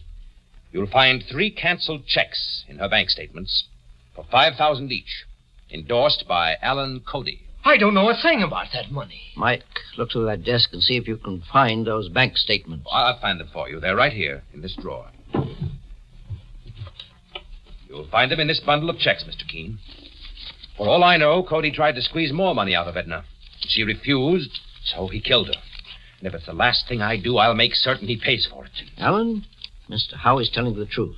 Here are those checks, totaling $15,000 and endorsed by you. But that isn't my handwriting, Mr. Keene. It's a forgery. Write your name on this sheet of paper, quickly. Write my name? Yes. Here's a pen. There you are, Mr. Keene. Look at this, Mike.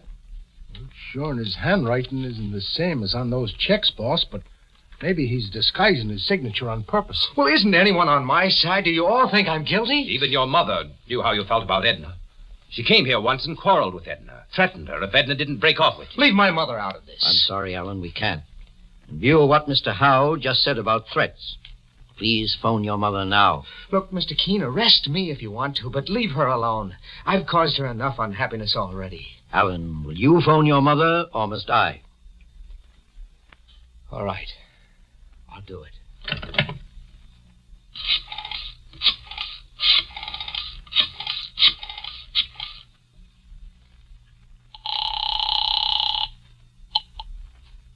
Hello?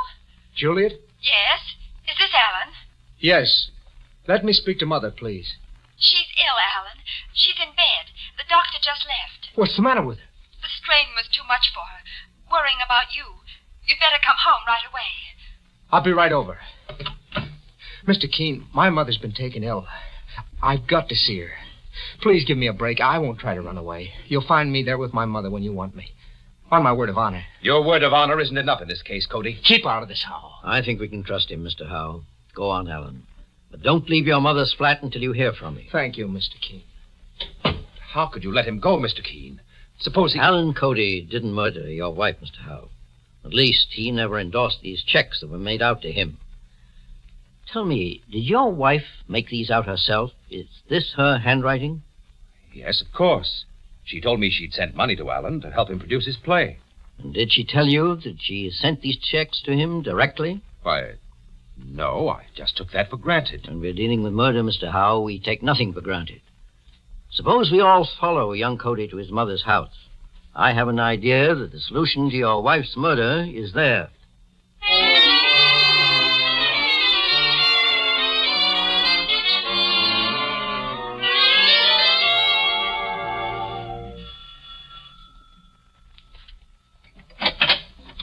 Mr. Keene, please come in. Thank you.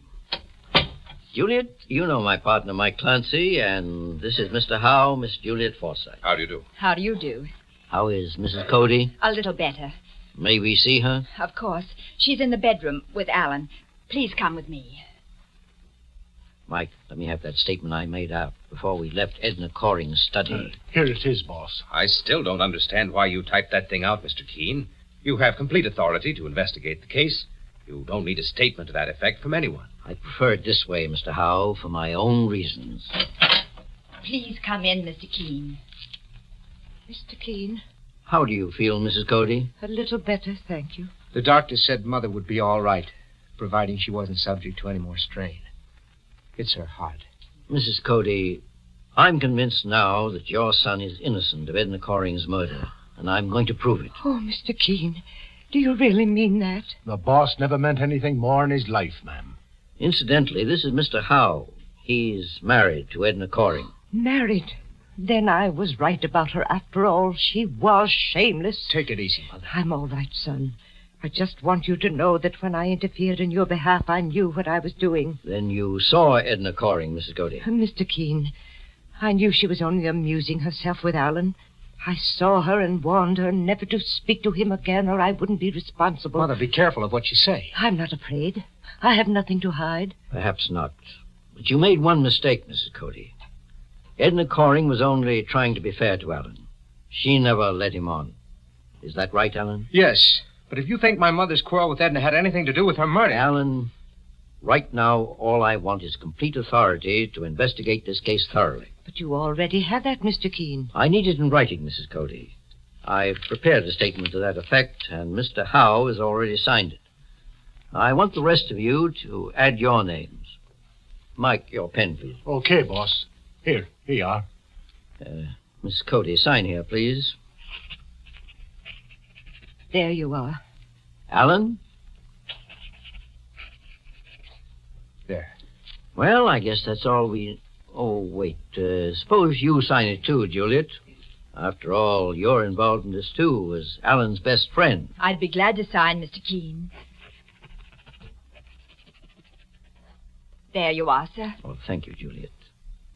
Now I don't want to cause Mrs. Cody any more distress, so I'll leave you for the time being. May I stay here with Mother, Mr. Keene? Yes, Alan, it's quite all right. Oh, Mr. Howe, may I speak to you in the living room before I leave, please? Very well. And you too, Juliet? Excuse me, Mrs. Cody. I'll be right back.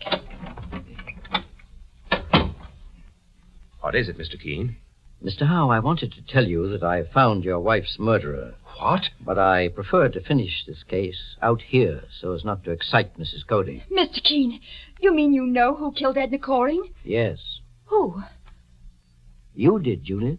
What? Don't try to deny it. A moment ago, when you signed this statement I pretended to need, I saw that your signature matched the endorsements on these checks of Edna Coring's. You write with your left hand, Juliet. which gives your handwriting a peculiar slant. But, Mr. Keene, how did this girl get hold of those checks for my wife? Your wife believed Juliet Forsythe could be trusted as Alan's best friend. She wanted to help him produce his play, but thought perhaps he wouldn't accept her money after she broke off with him, and that Juliet could persuade him. But Juliet promptly forged Alan's signature and cashed the checks herself. No, that's a lie. Now, listen, young lady. You raise a rumpus and scare that old lady inside, and I'll carry you out on my back. Edna Coring took Alan away from me. All my life I hoped he'd marry me. But he never knew. And Edna Coring stole him away. Are you trying to say that you killed Edna Coring because of your love for Alan? Don't you see, Mr. Keene? I wanted to protect him from her. I admit I was terribly jealous, but I thought of him as well. In other words, Juliet, you're looking for sympathy. Well, I'm going to disappoint you. There is no excuse for murder and no sympathy for it. Even less in your case. How can you say that? Look at me. Am I pretty? Am I rich and beautiful like Edna was? No. All I had was Alan and she... You claim you loved Alan. Yet you stole money that was rightfully his. Love such as yours is false, Juliet. You stabbed Edna Coring to death to cover your theft and forgery. No! Maybe jealousy had a part in it, too. Maybe your mind did become twisted over the years. But the fact remains that you murdered primarily for profit. That's how you'll be tried. Take her away, Mike.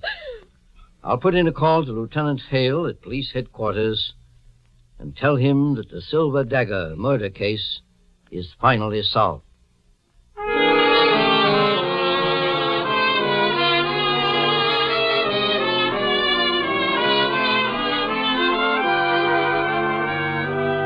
And so Mr. Keene finds the solution to the Silver Dagger murder case.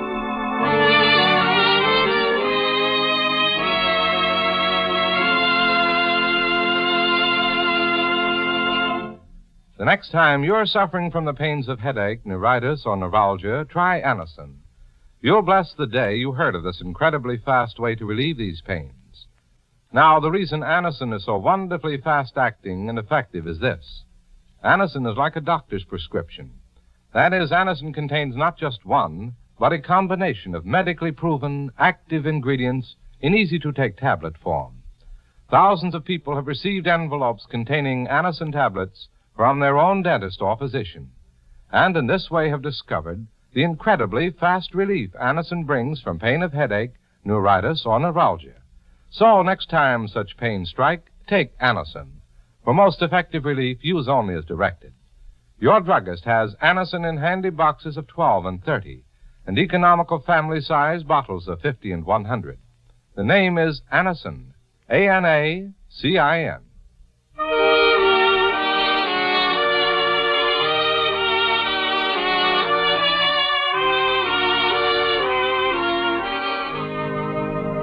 Mr. Keene, Tracer of Lost Persons, is based on the novel Mr. Keene. The radio sequel is originated and produced by Frank and Ann Hummert. Dialogue by Lawrence Clee. Bennett Kilpack plays Mr. Keene. It is on the air every Thursday at this time. Don't miss Mr. Keene next Thursday when the kindly old Tracer turns to the Martin Street murder case.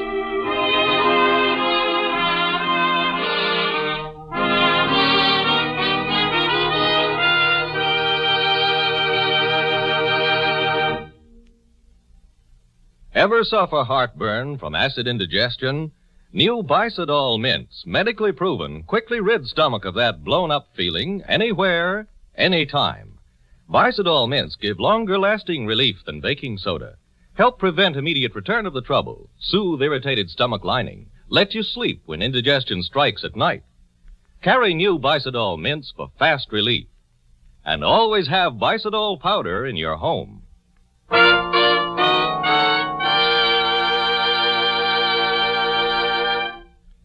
Mr. Keene, Tracer of Lost Persons, will be on the air next Thursday at this same time. This is Larry Elliott saying goodbye for Mr. Keene and the Whitehall Pharmaceutical Company, makers of Anacin and Colonos, and many other dependable, high-quality drug products. This is CBS, the Columbia Broadcasting System. It's time now for Mr. Keene, Tracer of Lost Persons.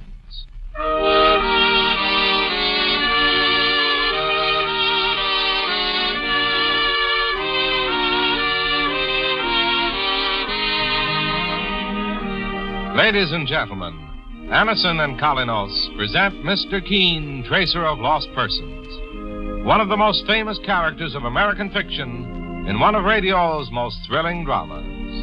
Tonight and every Thursday at this same time, the famous old investigator takes from his file and brings to us one of his most celebrated missing persons cases.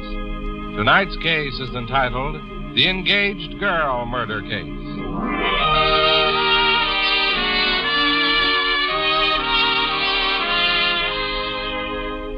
When you are suffering from headache, neuritis, or neuralgia pain, you want fast relief. Well, just try Anison. Anison gives incredibly fast, effective relief. Anison is like a doctor's prescription. That is, it contains not just one, but a combination of medically proven active ingredients. Many people first discovered Anison tablets through their own physician or dentist. Next time you want effective relief from the pain of headache, neuritis, or neuralgia, get Anison. For most effective relief, use only as directed. Anison, A-N-A-C-I-N, comes in boxes of 12 and 30 tablets or in economical bottles of 50 and 100.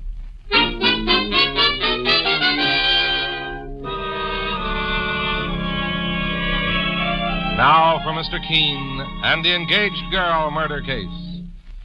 Our scene opens on a wealthy, fashionable estate in Connecticut. A number of people are riding across the estate on horseback, but two of them have fallen behind, not realizing that they are both about to become participants in a tragedy. Better hurry, Audrey. The others are getting ahead of us. Herbert, wait. Let's walk the horses a bit. I want to talk to you, and this is the first chance I've had to see you alone all day. Oh, what's the matter, darling? You look concerned about something. I am concerned. About your sister, Martha. Martha? Herbert, I don't think she wants you to marry me. But that's sheer nonsense. Martha's very fond of you. She pretends to be in front of you. But I believe she hates me. Now, Audrey, don't you think you're being oversensitive? Herbert, I know how much you love your sister, and I didn't imagine you'd believe me, but it's true, and I just can't... What's that? It sounds like one of our dogs. Yes, it is. It's Sultan, my sister's dog. There he is, Audrey, near that clearing. Come on, let's ride over there. Sultan, what's the matter, boy? Herbert, look! It's my sister, Martha, lying in the thicket. Hold my horse while I dismount, Audrey. What's happened, Herbert? Has she been hurt? Audrey, she's been struck on the head. Martha's dead.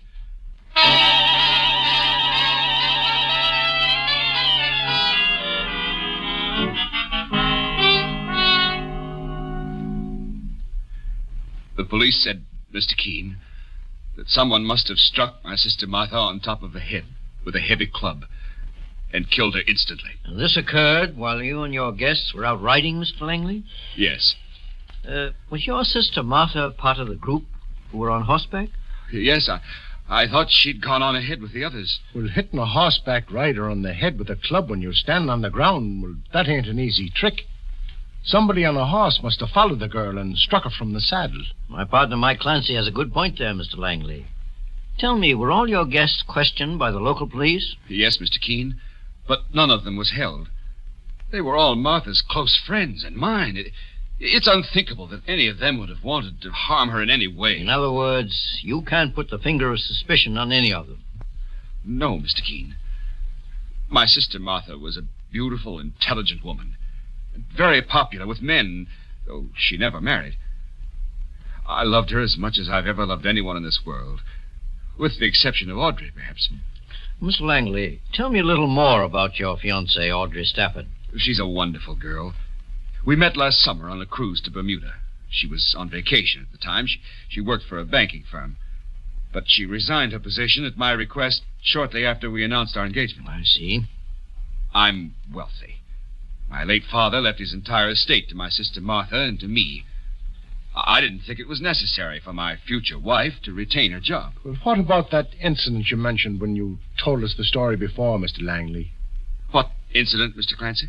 I imagine Mike is referring to your talk with your fiancée, Audrey, just before you found your sister's body, the talk concerning her unfriendly attitude toward Audrey. Oh, Oh, that was nothing. I shouldn't even have brought it up. Mr. Langley, I presume you came here to ask me to solve the mystery of your sister's murder. Yes, Mr. Keene. I came to plead with you to enter the case, for Martha's sake. And also for Audrey's? What do you mean? From what you told me, Mr. Langley, I imagine there is one suspect in this murder case. You mean my fiancée? Yes. You said that Audrey told you that Martha was against your marriage. But Audrey would never have murdered my sister for that, or for any reason. That still remains a question to be answered.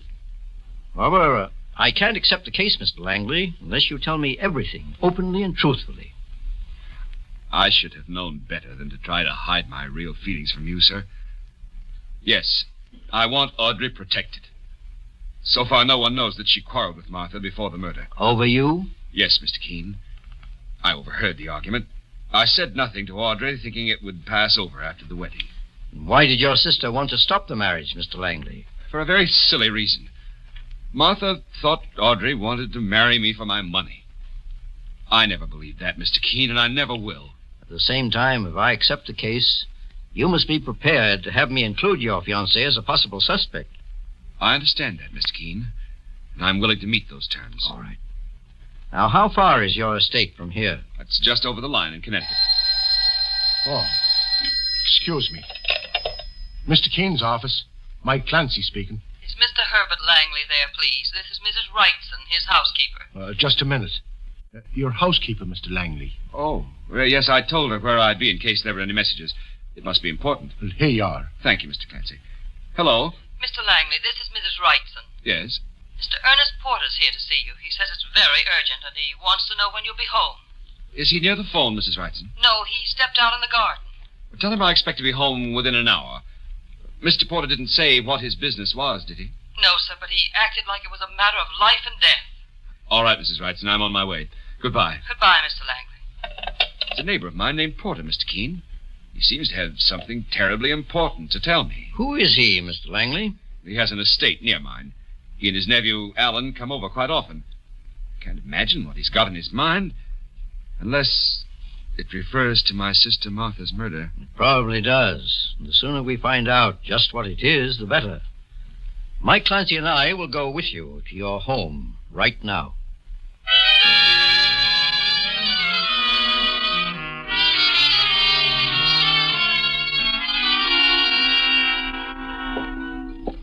For just a moment, Mr. Keene, I have a key to the front door.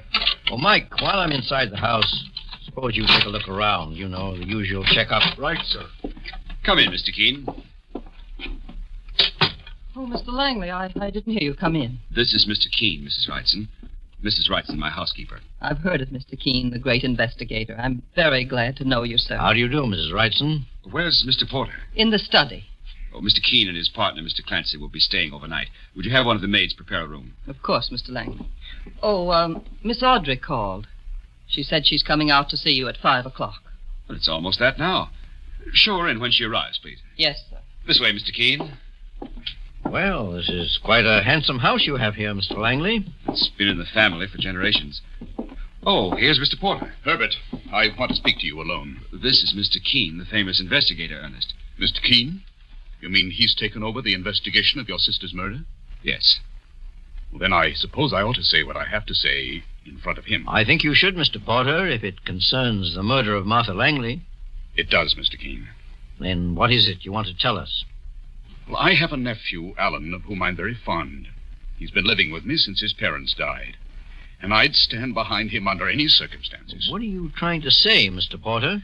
Mr. Keene, you can accuse me for that matter or anyone else who was along on that morning ride. My nephew's innocent and completely honest. What are you driving at, Ernest? I think I know what Mr. Porter's trying to say, Mr. Langley. Apparently his nephew, Alan, is connected with your sister's murder in some way.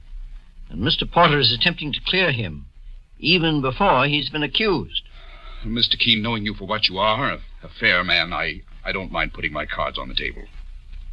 My nephew, Alan, came to me today and confessed that he was the first one to find Martha's body. You mean he found her there near the woods before I did? Apparently, Herbert. How did he happen to find Martha's body, Mr. Porter? Well, he dropped behind the rest of us as we were riding through the woods. The reason he said nothing about it up to now was that he didn't want to become involved, Mr. Keene. That's not a very good excuse. The boy was excited, frightened perhaps. At any rate, he admitted the truth, didn't he? Yes, and it's in his favor. Mr. Porter, is there anything else you wanted to say to Mr. Langley? No. Except that he has my deepest sympathy. I appreciate that, Ernest, and thanks. In recent months, you and my sister Martha had become fast friends, and I know you miss her, as we all do. In recent months, did you say? Well, Mr. Keene, Martha Langley and I were better than friends. I dared to hope that she would marry me. I didn't know that, Ernest. I said nothing, Herbert, because she turned me down. It was too bad. Both our families are rich and would have been a most advantageous marriage, as well as a happy one for me. I'm glad you brought that out by yourself, Mr. Porter.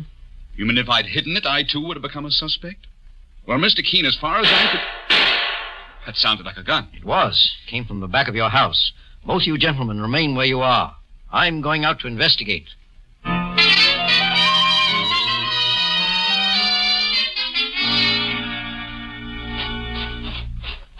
All right, young fella. Just stay where you are. What's happened, Mike? Well, Mr. Keene, I heard this fella prowling around in the shrubbery, and when I yelled, he started to run. I fired 2 shots in the air to scare him. He stopped in a hurry. Well, who are you? Alan Porter's my name.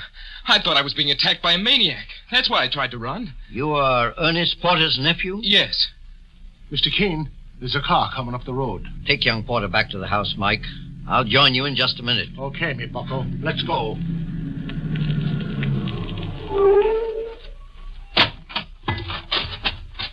Good evening. Who are you? My name is Keene. Oh, the famous investigator.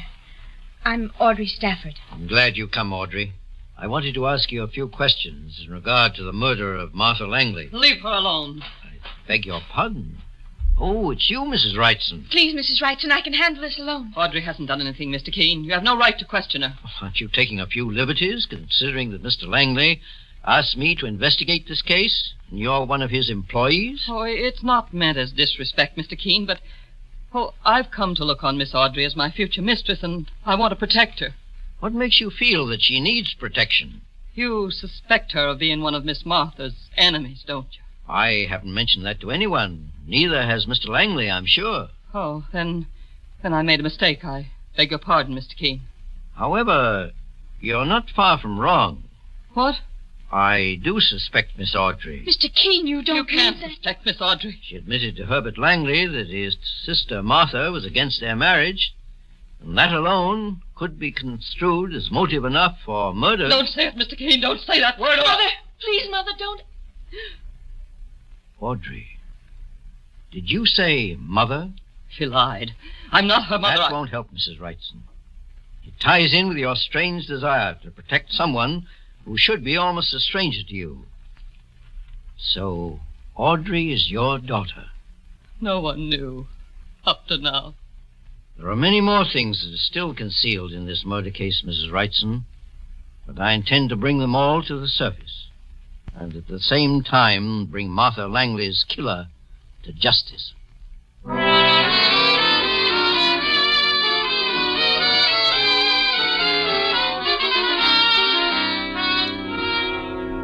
In just a moment, we'll return to Mr. Keene and the engaged girl murder case. Meanwhile, beware of unpleasing breath that breathes between the teeth. Use Colonos toothpaste with dental floss action. Those cracks and crevices where food particles can decay must be reached to have a really clean mouth, a welcome breath. Your dentist knows this to be true. Use Colonos toothpaste with dental floss action.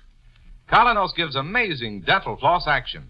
That is, sends thousands of active cleansing bubbles to penetrate hard-to-reach dental areas.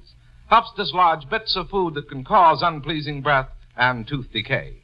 Use Colonos toothpaste with dental floss action. Colonos has high polishing action, too. Brightens dingy teeth by removing ordinary yellow surface stains. Colonos is gentle, safe even for children's teeth and tender gums. Enjoy its cool, clean, minty flavor. Colonos is dentist recommended. Cleans your teeth bright, keeps your breath right. Use Colonos toothpaste with dental floss action. Get Colonos with dental floss action today.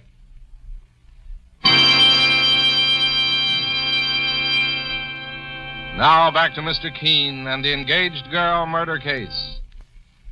The murder of wealthy Martha Langley brings Mr. Keene, the great investigator, and his partner, Mike Clancy, to the fabulous Langley estate in Connecticut, where Mr. Keene begins a difficult investigation. He has just discovered that Mrs. Wrightson, the Langley housekeeper, is actually the mother of Audrey Stafford, who is about to marry the victim's brother, Herbert. After learning of this startling revelation on the driveway in front of Herbert Langley's palatial home, Mr. Keene continues to question Mrs. Wrightson and Audrey in the hope of obtaining further information. Mrs. Wrightson, I advise you to be truthful with me if you really want to protect your daughter, Audrey. As long as you know my secret, Mr. Keene, I'll tell you everything. But not in front of Audrey. You shouldn't have made me keep that secret, Mother. I wanted Herbert to know about it. Please, dear. Let me speak to Mr. Keene alone for a few minutes. Very well, Mother.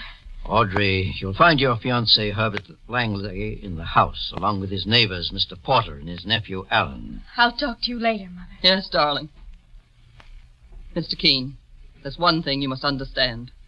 My daughter, Audrey, is no snob. She pleaded desperately with me to allow her to tell Mr. Langley I was her mother. And why didn't you? I thought it would hurt her marriage, at least socially, since I'm Mr. Langley's housekeeper. I was so happy knowing she'd get those things in life I always dreamed she'd have. Wealth, social position, and happiness. Go on, Mrs. Wrightson. It was easy to keep the secret as far as our names were concerned. I married twice. Audrey's name is Stafford, but I kept the name of my second husband, John Wrightson. I did it thinking that one day I might not want Audrey to admit that her mother was poor and ordinary. I wouldn't call your love for your daughter ordinary, Mrs. Wrightson. Her meeting with Herbert Langley was just a coincidence. I came here to work as his housekeeper after Audrey left on her cruise to Bermuda, and she didn't know about my new job until she got back. Then I cautioned her to say nothing about it to Mr. Langley. I see. Is there anything else you'd like to tell me, Mrs. Wrightson? Only that Herbert Langley wasn't the only millionaire who wanted to marry Audrey. Who else was there? Alan Porter. He was mad about her. And he's very rich, Mr. Keene, a well-known polo player. He wanted to marry Audrey, too. But she loves Herbert. And Martha Langley, Alan Porter, and his uncle all together couldn't change that love. How do you mean, Mrs. Wrightson? Did they try to stop the marriage? Mr. Keene, 2 hours before Martha Langley's body was found, I happened to pass by the Chinese tea house. The Chinese tea house? It's a small cottage on the estate over there in the woods. Inside the tea house, Martha Langley, Mr. Porter, and Alan were having a conversation. What were they saying, Mrs. Wrightson? Mr. Porter was saying that Audrey and his nephew Alan would make a good match. Martha Langley seemed to be irritated. She asked young Alan why he hadn't been able to win Audrey away from her brother. And what was Alan's answer? He didn't have time to answer, Mr. Keene. At that moment, my daughter Audrey walked into the tea house, so they changed the conversation. It's very interesting, Mrs. Wrightson. It puts a new aspect on the case. What do you mean, Mr. Keene? I'll explain later. Meanwhile, would you please ask my partner, Mike Clancy, to meet me inside the Chinese tea house immediately and tell him it's very important.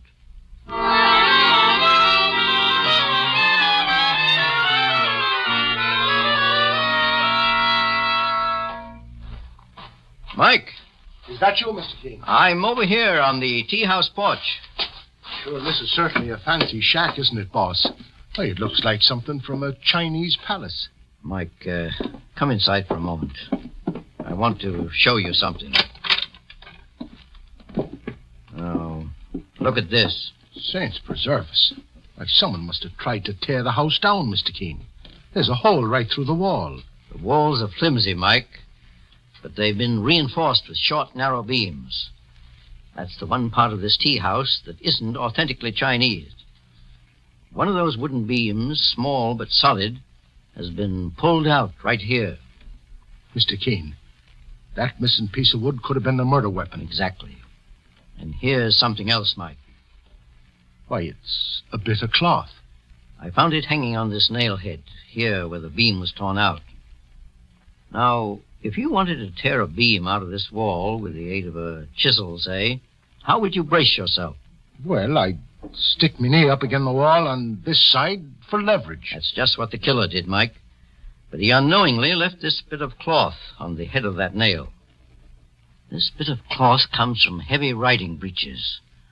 So the killer probably never even scratched himself or herself. Herself? Well, nowadays, women wear heavy riding breeches too, Mike. Yeah, but Mr. Keene, that still leaves us with the job of picking out the killer. Several people were riding that day when Martha Langley was murdered. I know that. However, I think I have an idea. Tomorrow morning, Mike, we'll all go riding here on the Langley estate and turn my murder theory into a fact.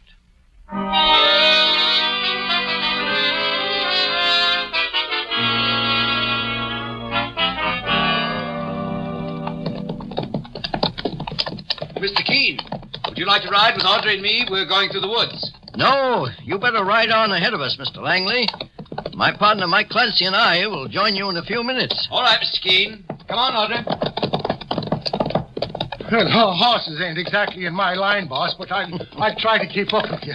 You ride very well, Mike. Well, not half as good as you do. Hold up there, you old burner. Take it easy. Well, sure, they were all pretty curious about why you wanted to take that ride this morning. My reason paid dividends, Mike. It did, boss? I know who murdered Martha Langley. All I need now is proof of how it was done. That's what... Here comes Alan Porter. Mr. Keene. Yes, Alan? I don't know why you suggested this ride, but I feel I owe you an explanation. Of what? Last night, when Mr. Clancy fired at me, I wasn't prowling. I only... Well, there's a natural mistake in all our parts, Alan. But you seem to take it more seriously than it warrants. Well, I just wanted you to know that I'm being honest, and I have nothing to hide. I'll see you later, Mr. Keene. Sure, and he sounded like a young man with a guilty conscience, boss. You might have a very good reason for that, Mike. I found out last night, after seeing a picture of the murdered girl, Martha Langley, that she and Audrey were the same height and often wore identical riding habits. Well, what does that mean, sir? Alan realizes that I may know that Audrey refused his proposal of marriage, and so may have wanted to take revenge. You mean that he may have killed the wrong girl because they looked alike in their riding clothes? Yes, it's possible. Mike, do you see that thicket over there under the apple tree? That's where Martha Langley's body was found. Seeing it gave me an idea. Here, let's get near the tree. Oh. All right, Mike. Right here. Would you mind dismounting? It'll be a pleasure to get off this nag, boss. Whoa there! Whoa! Why, the critter ran away. We'll round him up later. Mike, the lowest branch of this tree is just a little above the head of a rider on horseback. Climb up there, and I'll explain what I'm getting at. Well, I'll do my best, boss. From riding horses to tree climbing, and preservers, the investigating business is sure getting to be strenuous. That's good work, Mike. Now, unless I look up and peer very carefully through the branches, I wouldn't see you. Well, then, Mr. Keene, the killer could swing from here in the tree and, as his victim came by on horseback, hit her on the head. Yes, Mike. I'm convinced that's the way it was done. Yeah, but who was the murderer, boss? He seems to be joining us right now. Be quiet, Mike. Stay up there in the tree, out of sight.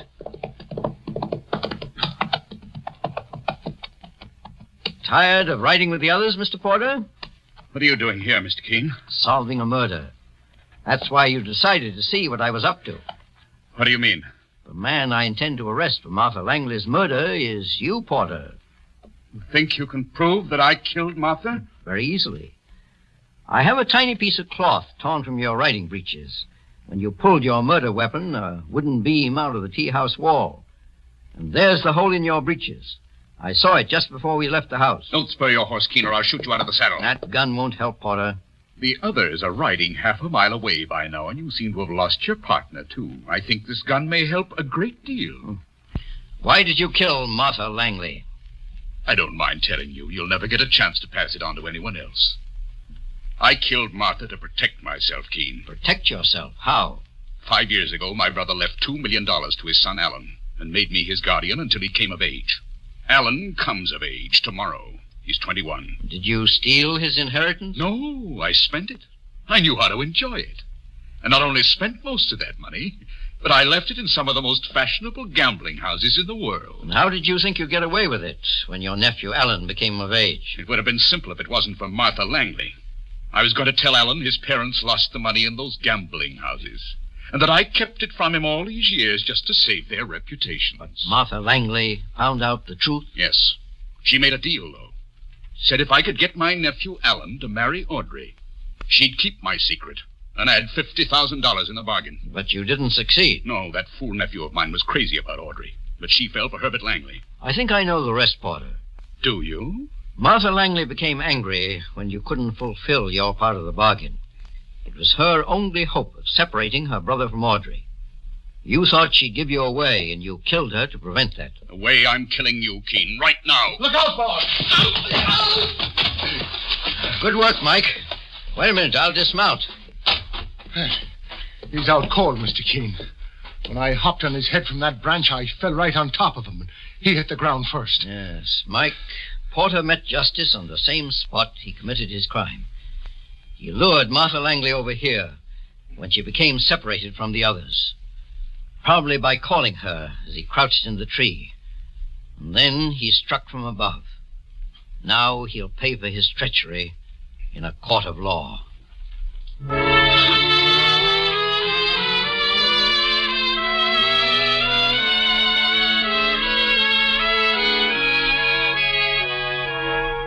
So Mr. Keene finds the solution to the engaged girl murder case.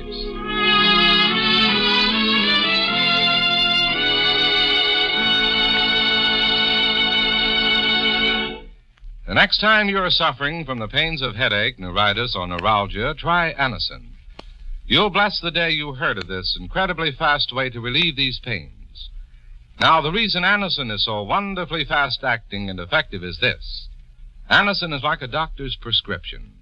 That is, Anacin contains not just one, but a combination of medically proven active ingredients in easy-to-take tablet form. Thousands of people have received envelopes containing Anacin tablets from their own dentist or physician, and in this way have discovered the incredibly fast relief Anacin brings from pain of headache, neuritis, or neuralgia.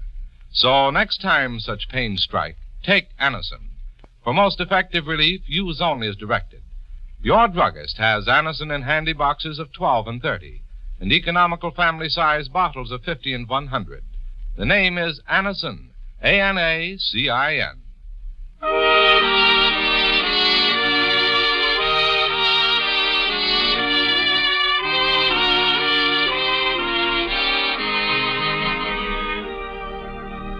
Mr. Keene, Tracer of Lost Persons, is based on the novel Mr. Keene. The radio sequel is originated and produced by Frank and Ann Hummert. Dialogue by Lawrence Cleave. Bennett Kilpack plays Mr. Keene. It is on the air every Thursday at this time. Don't miss Mr. Keene next Thursday, when the kindly old Tracer turns to the concrete cellar murder case.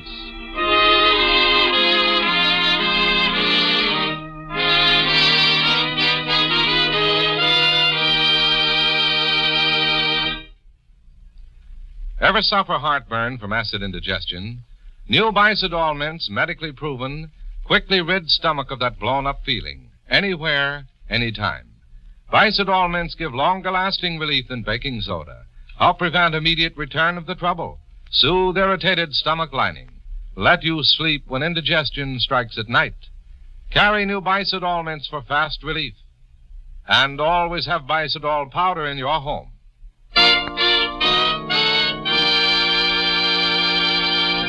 Mr. Keene, Tracer of Lost Persons, will be on the air next Thursday at the same time.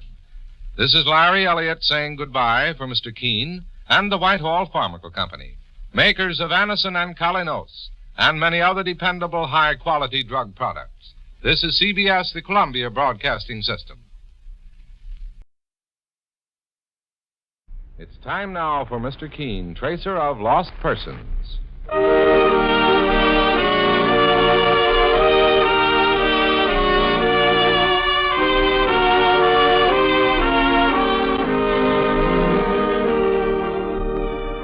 Ladies and gentlemen, Anacin and Calinos present Mr. Keene, Tracer of Lost Persons. one of the most famous characters of American fiction in one of radio's most thrilling dramas. Tonight and every Thursday at this same time, the famous old investigator takes from his file and brings to us one of his most celebrated missing persons cases. Tonight's case is entitled The Case of the Rushville Murder.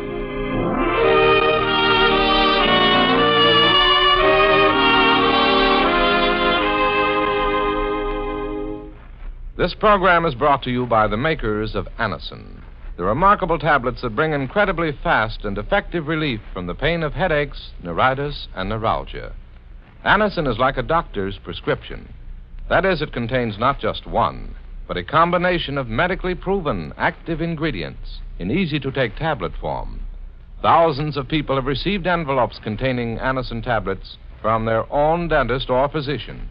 Perhaps you, too, have been introduced to Anacin this way. Then you know how effective Anacin is. If not, try it yourself. Whenever you want incredibly fast relief from the pain of headache, neuritis, or neuralgia, you'll be delighted with the results. For most effective relief, use only as directed. Just ask for Anacin at any drug counter. It's spelled A-N-A-C-I-N. Anacin.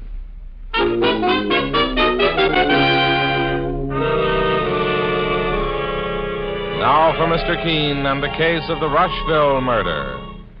Our scene opens in the home of Dr. Prentice, a well-known physician and psychiatrist who resides in the small New Jersey community of Rushville. The doctor's daughter, a tall, lovely young girl, is just reaching for the telephone, which has been ringing insistently, as if aware of the urgency of this particular call. Hello? Laura, this is Dad. Oh, where are you, Father? At the hospital, but I'm coming right home, Laura. After I hang up, be sure to shut and bolt all the doors and windows. Why, what's happened, Dad? One of my patients has just escaped from the hospital.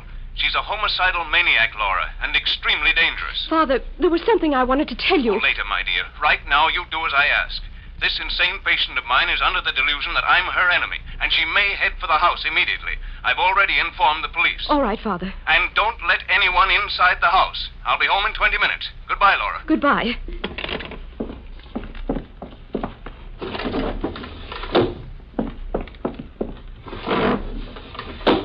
There. I've shut and locked all the windows. Who's there? Oh, no. No, you're not going to... No. No, don't touch me. Put down that knife. No!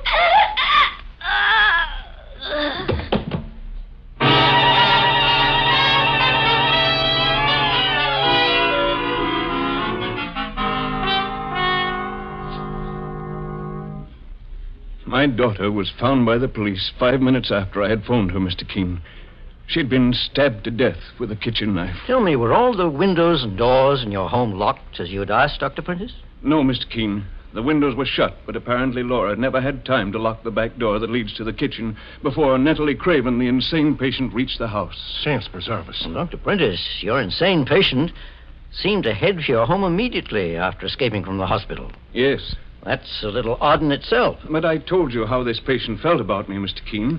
I'd treated her for a mental disorder for 2 years, but she developed a fixation about me and began to feel that I was her mortal enemy. Well, you were devoting your time to bring her back to sanity. Yes, Mr. Keene. But what I meant, Dr. Prentice, was this. You were in the hospital at the time of the insane woman's escape. Now, if she wanted to murder you, why didn't she attack you after you left the building? Why did she come to your home instead and attack your daughter? The mind of a psychotic reacts in odd ways, Mr. Keene. This woman, Nettie Craven, may have thought I'd left the hospital. Then, finding I wasn't at home, she must have attacked my daughter, Laura, to revenge herself on me. Oh, I see what you mean, Doctor. Since the death of my wife, Mr. Keene, there have been only 2 things in my life. My work and my daughter, Laura. Laura is gone now. But I still have my work. And I intend to carry on. Naturally. I don't want Nettie Craven punished for the crime. She's completely insane.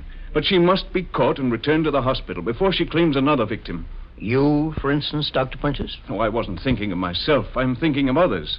That's why I've come to you, Mr. Keene. The police are on the case, of course. And if an investigator of your ability also enters it and works along with them, the woman will be captured all the sooner. I intend to do everything I can, Dr. Prentice. Oh, thank you, Mr. Keene. Needless to say, you'll be doing a great public service. Yeah, but we're also thinking about you, Dr. Prentice. Oh, please don't worry about me, Mr. Clancy. Well, if you don't mind, I'd like to do a little prescribing in this particular case, Dr. Prentice.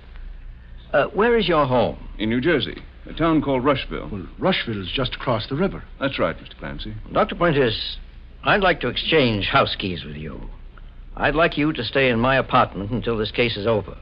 And Mike and I will stay in your house. But my work, Mr. Keene, my practice. Well, it'll be better for you to miss a few days' work now, Doc, than to end up with no work at all. You mean you think Nettie Craven will try to make me her next victim? If this insane woman killed your daughter, yes. I insist that you take these precautions, Doctor. Well, in that case, I'll do as you ask, Mr. Keene. Fine. And be careful yourself. I needn't remind you that a homicidal case like Nettie's is most dangerous. Oh, I'm aware of that, Dr. Prentice. There's just one thing I'd like to add, Mr. Keene. If a young man named John Digby calls, try to break the news of Laura's murder as gently as possible. John is Laura's husband. Her husband, eh? Was he living in your home, too, Doctor? No. As a matter of fact, my daughter Laura had just come back to my house the day before. She and John were married only a month ago.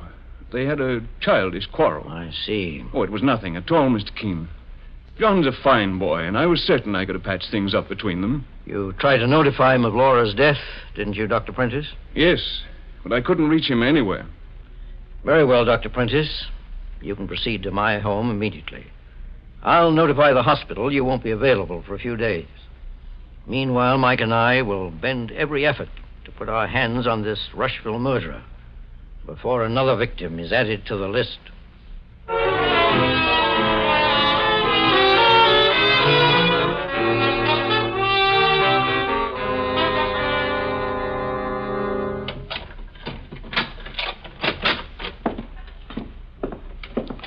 Well, the light switch must be on this wall here, Mr. Keene, sir.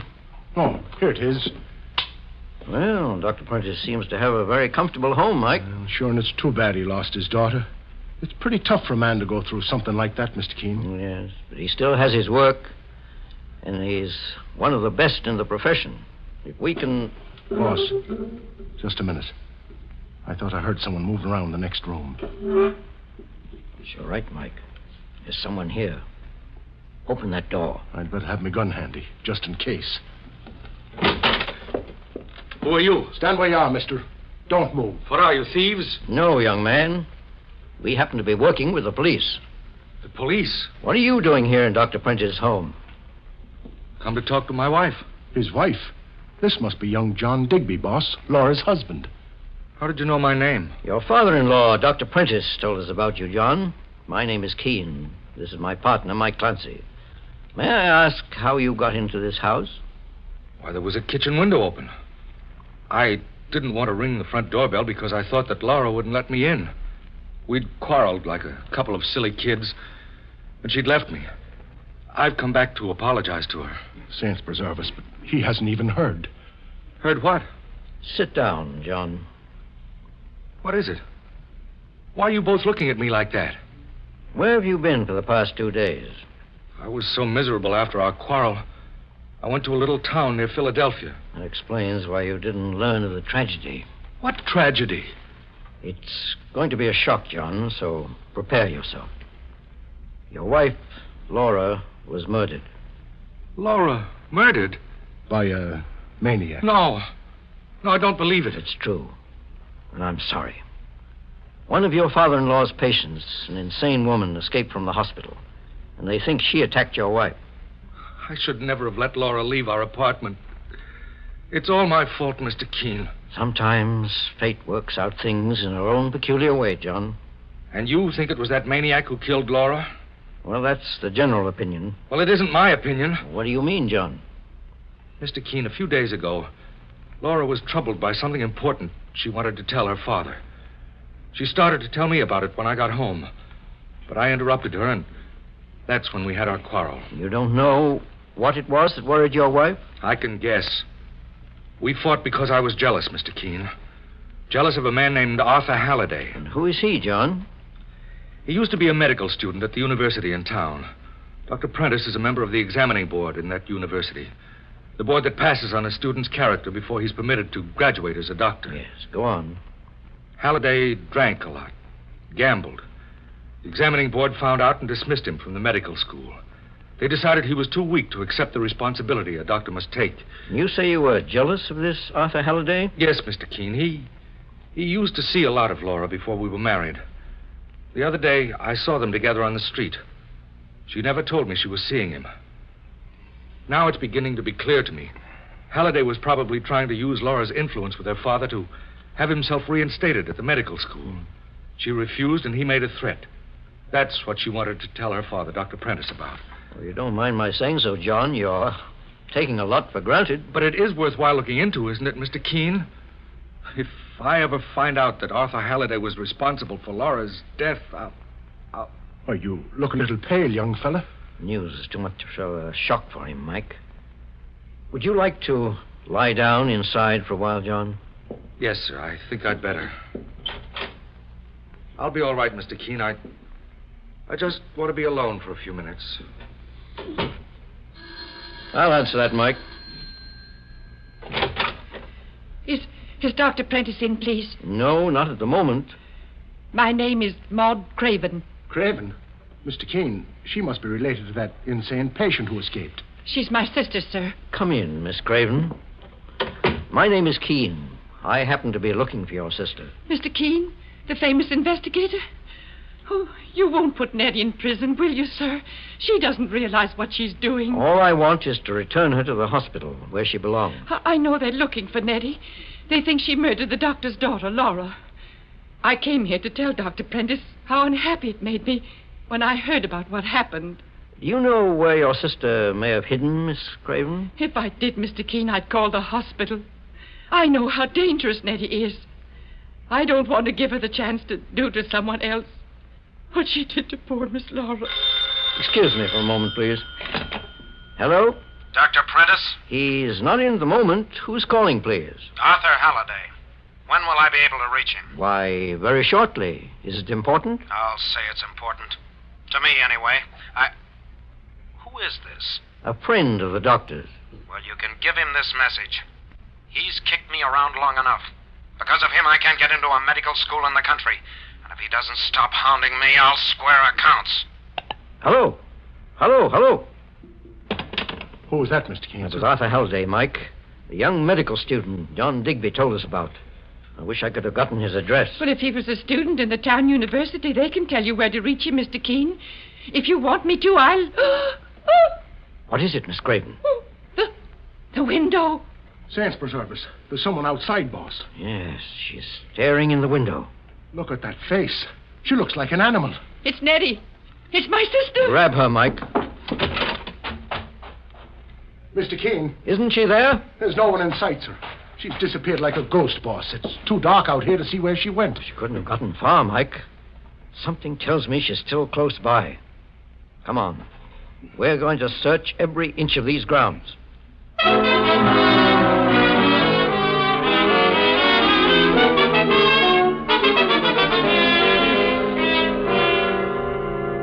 In just a moment, we'll return to Mr. Keene and the case of the Rushville murder. Meanwhile, beware of unpleasing breath that breathes between the teeth. Use Colinos toothpaste with dental floss action. Those crevices where food particles can decay must be reached for a clean mouth, welcome breath. Colinos toothpaste gives you dental floss action. That is, sends thousands of cleansing bubbles to help dislodge bits of food that can cause unpleasing breath and decay. Colinos is dentist recommended, cleans teeth bright, keeps breath right, and listen. Now save 31 cents on Colinos toothpaste in the new giant economy size. Go to your dealers today. Take advantage of this great bargain. Save 31 cents on new giant economy size Colinos. Get Colinos toothpaste today. Now back to Mr. Keene and the case of the Rushville murder. Mr. Keene, the great investigator, and his partner, Mike Clancy, are investigating the murder of Laura Digby, the married daughter of a well-known physician, Dr. Prentice, who's attached to a hospital for the insane. One of the patients, an insane woman named Nettie Craven, escaped from the hospital. and she's the one who is under suspicion for the crime. Now, Mike and Mr. Keene have just seen Nettie's face peering in through a window of Dr. Prentice's home. And as they search the grounds for her... She was standing right over here, Mr. Keene, near this window. Yes, she was, Mike, but I don't see any footprints. It's starting to snow, boss. Well, we better go back inside the house. Maybe Nettie Craven managed to slip away after all. Mike. Yes, boss. Come over here for a moment. Look at this. Why, it's a pair of doors leading right into the ground. No, it doesn't lead into the ground, Mike. It probably leads into the cellar of the house. Some of these old-fashioned houses have cellars built this way. See if you can open it, Mike. Well, I'll try. No, it won't budge, Mr. Keene. Nettie must have bolted it on the inside. You think she's hiding in there? Yes. By now, she must be somewhere inside the house, Mike. Here, let me have your handcuffs. Here you are, Mr. Keene. We'll put these handcuffs through the rings on the cellar doors. Lock them from the outside. There we are, Mike. Now, she won't be able to get out the way she came in. Now, let's go back inside the house and find her.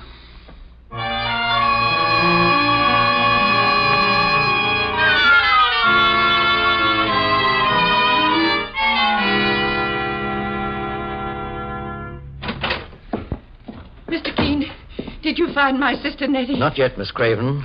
We think she's got inside the house through the cellar. She's in here? Why, you're not afraid of your sister, are you?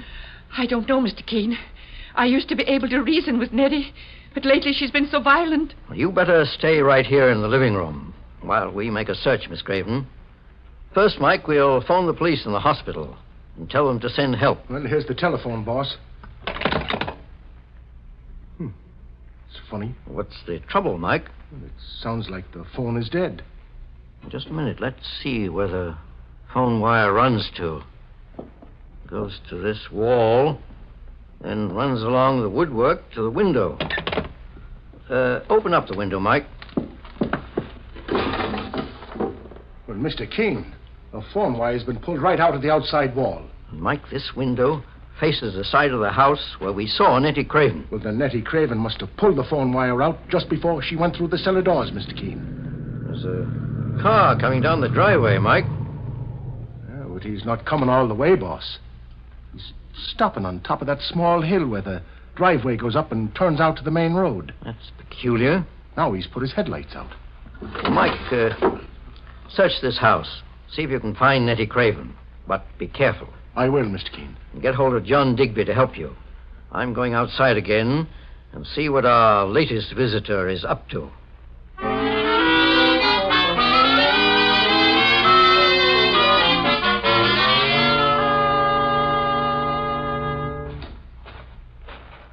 Who's there? Who are you? My name is Halliday. Arthur Halliday, the medical student? The ex-medical student. If it wasn't for Dr. Prentice, I might have been practicing now. If your character had been what it should have, Dr. Prentice and the school board wouldn't have stood in your way. You must be the man I talked to on the phone a few minutes ago. That's right. My name is Keene. Get out of my way. It's Prentice I want to see. Now, just a moment. Do you happen to know that Dr. Prentice's daughter, Laura, has been murdered? Laura? Murdered? You didn't read about it in the papers? I just got back from New Orleans. I tried to get into another medical school down there, but they wouldn't have me. That's Dr. Prentice's fault, too. When a man has a bad reputation, it travels fast, Halliday. I'm not asking you for your opinion, Keene. I asked Laura to help me, but she wouldn't. So I decided to take matters into my own hands. Now get out of my way before I shoot. I had a feeling you were rather stealthy about your movements. Parking your car up there on the hill and sneaking down Dr. Prentice's driveway in the dark. That gun you have seems to bear me out. I'm going to get square, see? Prentice is my enemy, and if it's the last thing I Look out behind you, Halliday. Don't try and trick me. Your car, it's running wild. What? Jump, Halliday.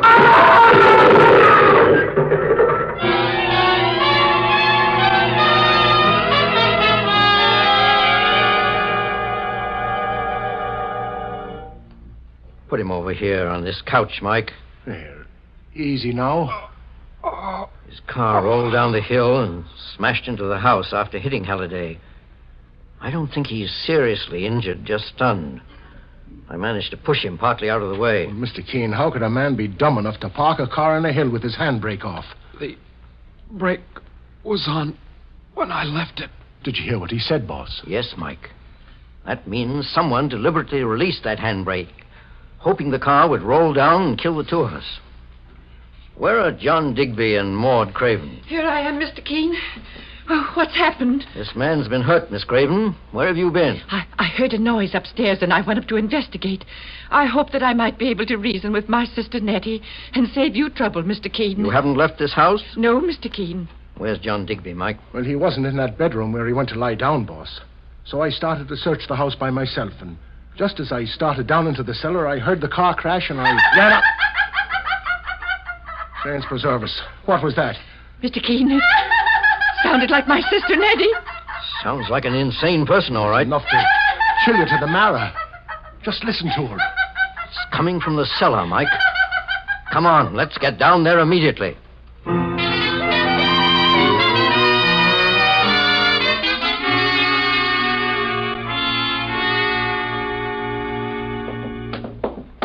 Mr. Keene, stay where you are. For heaven's sake, don't move. It's John Digby, boss. Nettie Craven's standing behind him, Mike, with an axe in her hands. Yes, I'm Nettie Craven. Don't move, either of you. Do as she says, Mr. Keene, or she'll bury that axe in the back of my head. Nettie, why do you want to harm John Digby? Who are you? I'm a friend of yours, Nettie. Are you? Won't you put that axe down so we can talk? I can talk with the axe in my hand. Where's Dr. Prentice? He's not here, Nettie. That's all they ever do is lie to me. Where is he? I told you, Dr. Prentice is not here. Tell him his patient's here. Tell him the most beautiful patient he ever had is waiting for him. She's as mad as a hatter, Mr. Keene. Mad, am I? I'll show you who's mad! Nettie, wait. I think you're very clever, Nettie. Now, there's a man with sense. How long have you been hiding here in Dr. Prentice's house? None of your business. Do you know that it's snowing very hard outside? Snowing? Wasn't snowing when I came in? No, you'll need rubbers when you go home, or you'll catch a cold.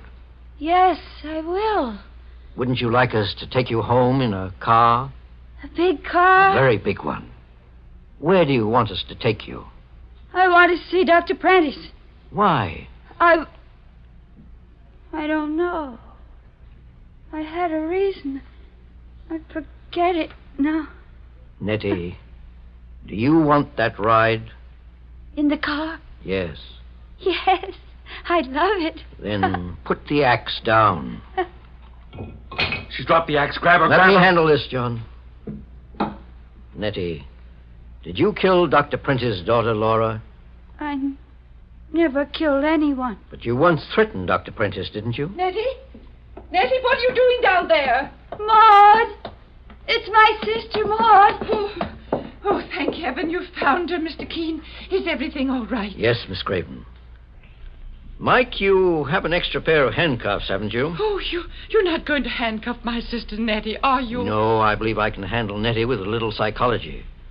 We're going to handcuff you, Maud Craven. Me? Put them on her, Mike. What for? The murder of Laura Digby. Oh, it's a lie! A few moments ago, you told me you never left that living room, Maud Craven.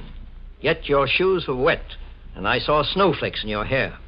You were outside the house, and you released the handbrake on Arthur Halliday's car. It was Nettie. She did it. No, Maud. I know that your sister Nettie has been inside since it started snowing, because her shoes are dry.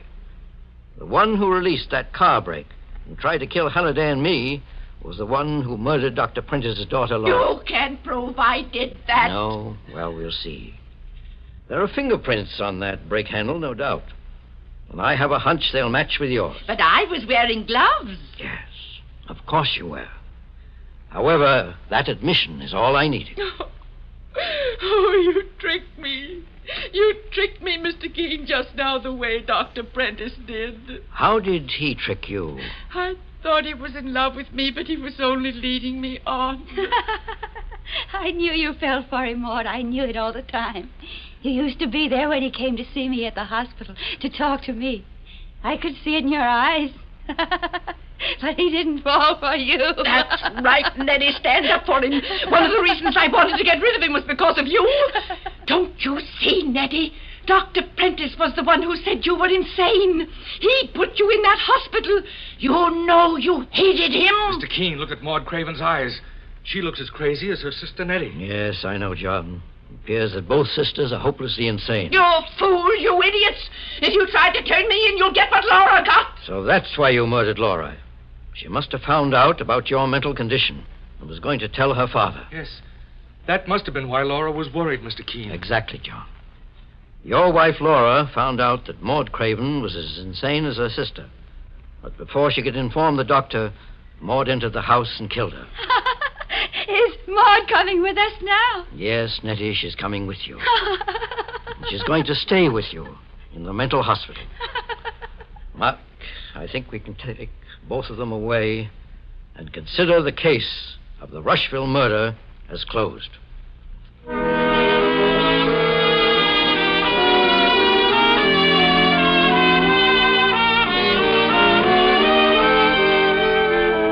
And so Mr. Keene finds the solution to the case of the Rushville murder.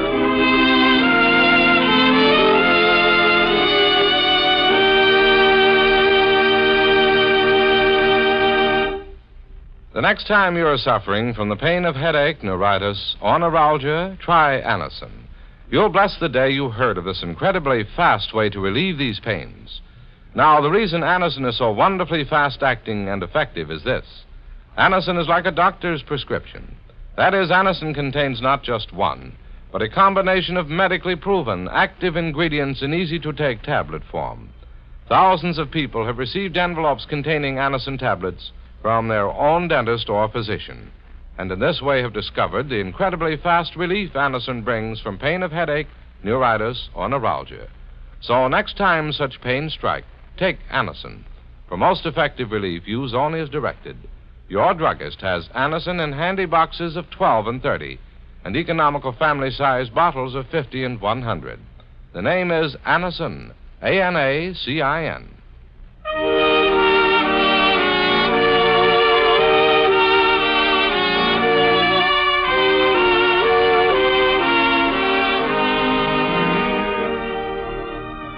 Mr. Keene, Tracer of Lost Persons, is based on the novel Mr. Keene.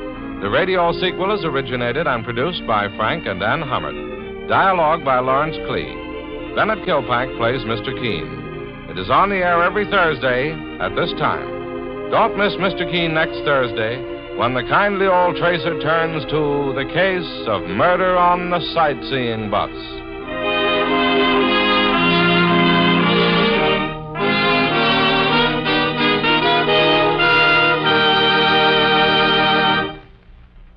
Ever suffer heartburn or upset stomach from acid indigestion? Safe new Bicidol mints, medically proven, quickly rid stomach of that blown-up feeling. Give longer-lasting relief than baking soda.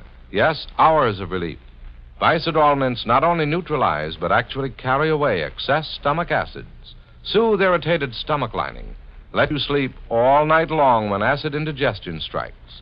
Carry new Bicidol mints for fast relief, anywhere, anytime.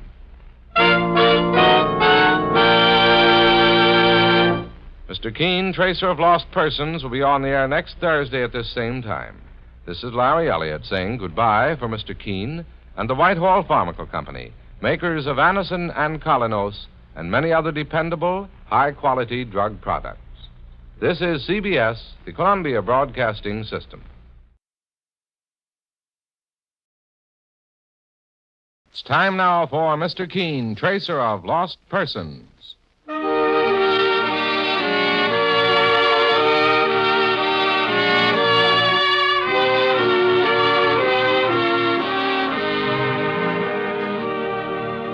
Ladies and gentlemen, Anacin and Colinos present Mr. Keene, Tracer of Lost Persons, one of the most famous characters of American fiction in one of radio's most thrilling dramas.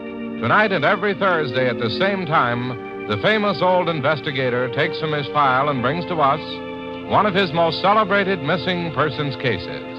Tonight's case is entitled The Case of Murder and the Jewel Thief.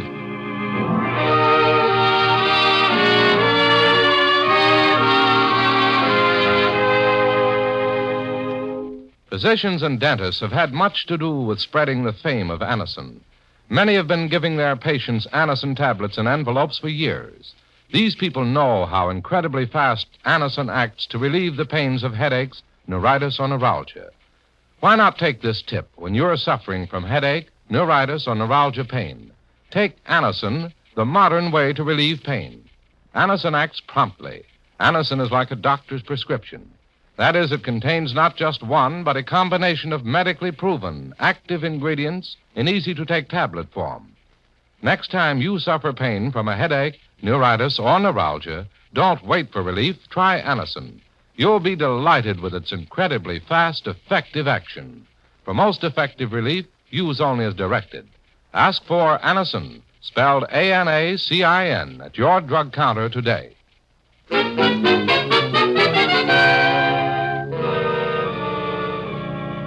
Now for Mr. Keene and the case of murder and the jewel thief. Our scene opens in the office which Mr. Keene, the great investigator, shares with his friend and partner, Mike Clancy. The telephone is ringing, and as Mike reaches for the receiver, he is unaware that he's about to raise the curtain on a startling drama.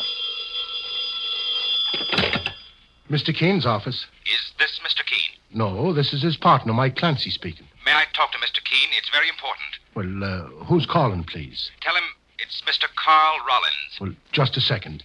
Mr. Keene? Yes, Mike? There's a fellow named Carl Rollins who wants a word with you. He says it's important. Carl Rollins? All right, Mike, I'll take it. Hello? Mr. Keene. Yes? This is Carl Rollins. I've got to see you right away. In regard to what, Mr. Rollins? Well, I can't talk about it now over the phone, but if it means anything to you, I'm also known as Kansas Carl. Kansas Carl? Saints preserve us, Mr. Keene. But isn't Kansas Carl the jewel thief the cops have been after for months? Just a moment, Mike. Hello, Mr. Rollins. Yes, Mr. Keene. Where are you calling from? My room's on 10th Street, number 892, apartment 4D. All right. You'll wait there for me? Yes, I'll... What?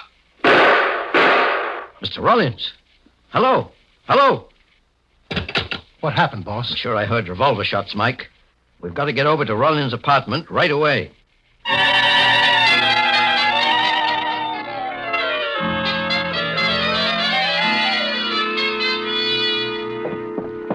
Well, this must be the flat, Mr. Keene. There's the name over the doorbell. Rollins.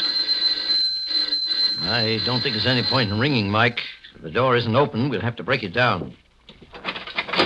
It's open, boss. Well, let's go in and keep your gun handy, Mike. Right, boss.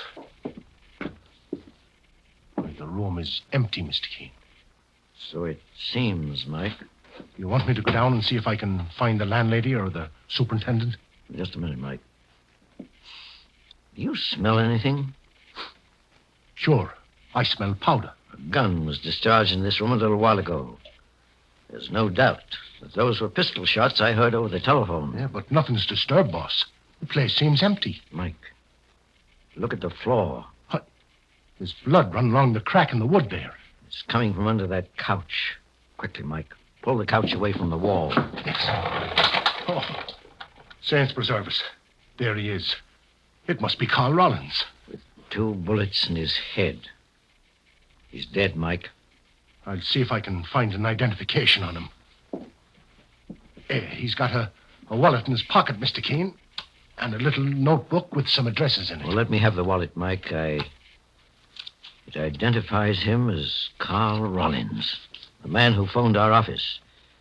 He was shot down before he could say why he got in touch with me. Well, it beats me, Mr. Keene. This fellow was wanted in half the states in the country for jewel robberies. Yes, Kansas Carl was known as the society jewel thief. Well educated, with impeccable manners, he'd impress rich people and then rob them. But why should he get in touch with you, Mr. Keene?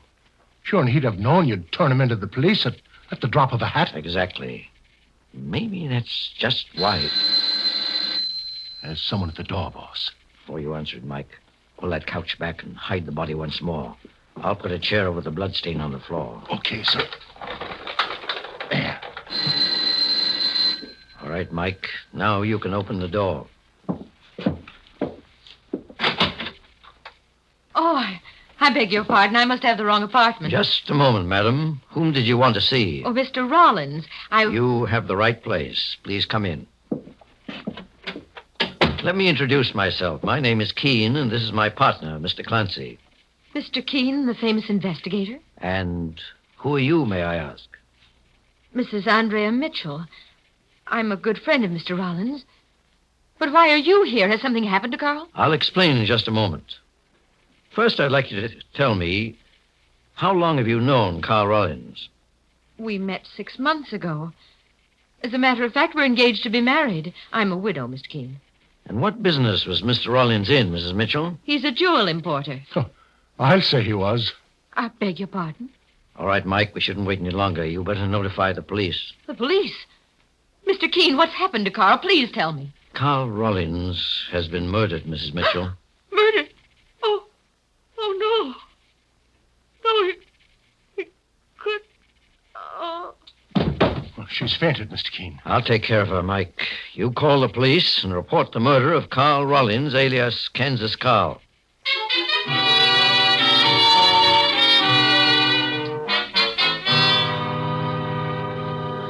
Are you feeling stronger, Mrs. Mitchell? Mr. Keene, you said that Carl... We found his body in his apartment here just a few minutes before you came in. Well, Lieutenant Hale of the homicide squad said he'll be down right away, boss. All right, Mike. Where is Carl's body, Mr. Keene? Perhaps you better not see him, Mrs. Mitchell. Remain where you are in that chair until you feel better. Who killed him? Carl had no enemies. His life was above reproach. Mr. Keene, either the lady never knew what was going on, or she's a pretty good actress. Never knew what? Mr. Keene, what does Mr. Clancy mean? Carl Rollins was a well-known jewel thief, Mrs. Mitchell. The police have been after him for months. Oh, no. No, I don't believe it. It happens to be true. But Carl loved me. He was a respectable man, Mr. Keene. He couldn't... His respectability was just a pose, Mrs. Mitchell. However, I have a feeling perhaps his life had changed sometime before he died. But I'm afraid you'll have to answer a great many questions for the authorities. You don't think they'd connect me with... With Carl Rollins' past? Perhaps they might. However, if you confide in me, Mrs. Mitchell, I may be able to help you. Well, there's so little I can tell you, Mr. Keene. I met Carl at a dinner dance 6 months ago, given by Mrs. Arthur Van Burton. The wife of the banker? Yes. I'm fairly well known in the city, Mr. Keene.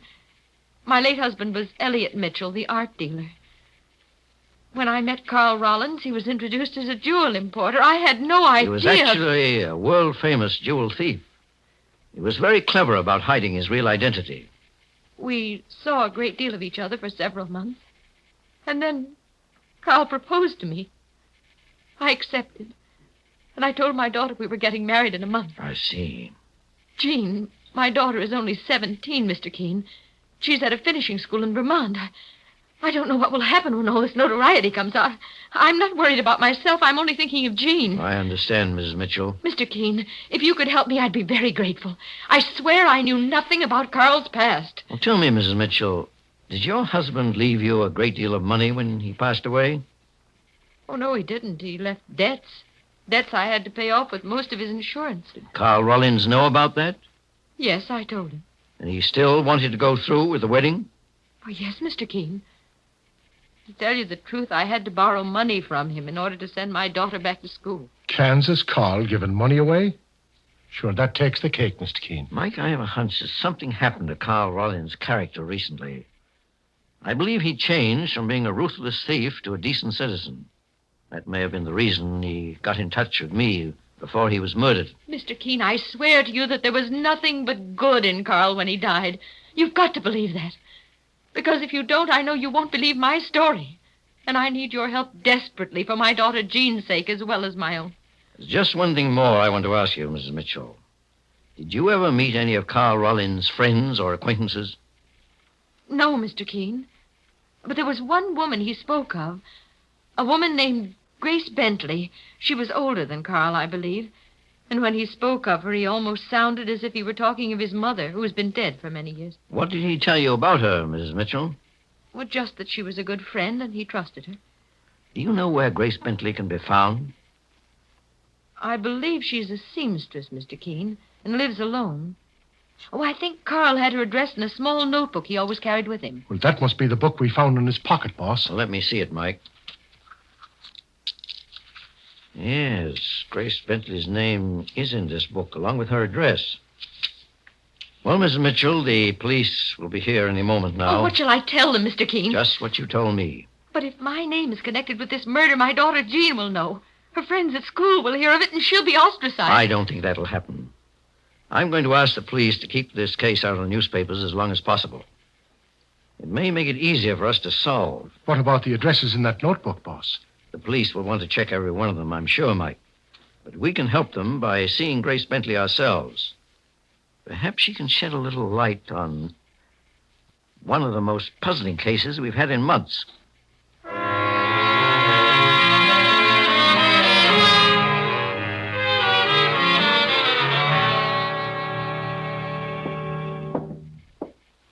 The number on Miss Bentley's letterbox outside was 12, Mr. Keene. This apartment is number 12, Mike. Remember, one peep out of you, you'll get a bullet through your head. Boss, did you hear that? Yes, Mike. Listen. Now just sit there until I'm through. Try the door, Mike. Softly.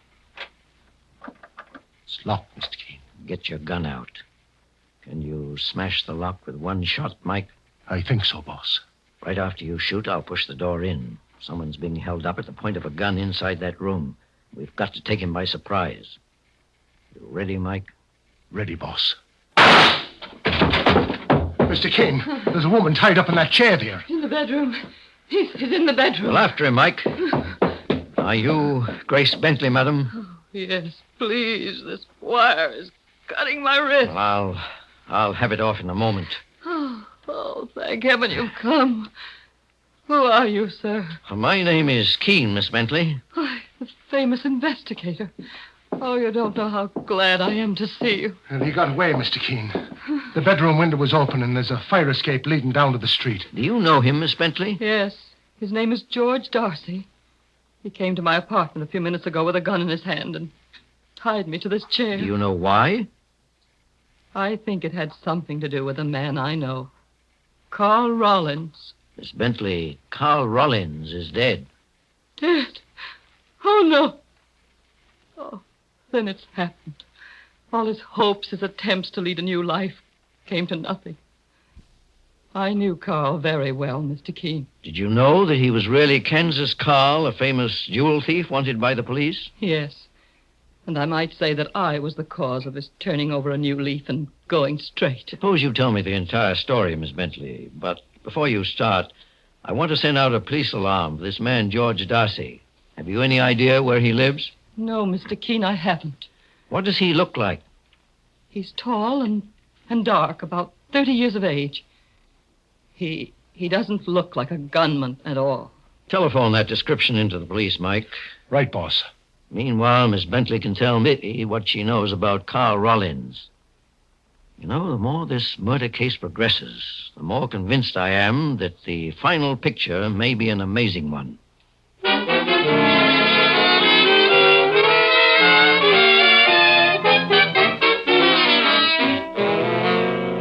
In just a moment, we'll return to Mr. Keene and the case of murder and the jewel thief. Meanwhile, it's the big medical news wherever you go.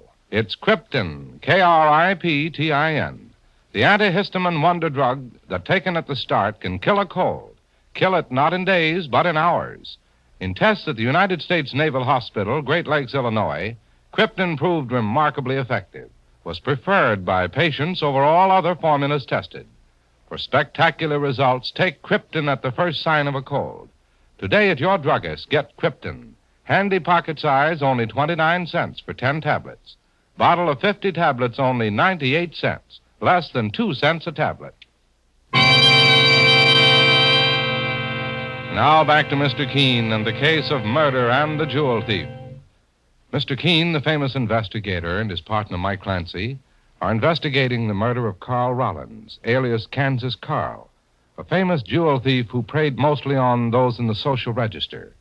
During the investigation, Mr. Keene and Mike rescued a woman named Grace Bentley, a friend of Carl Rollins, who was being held up by a gunman in her modest apartment.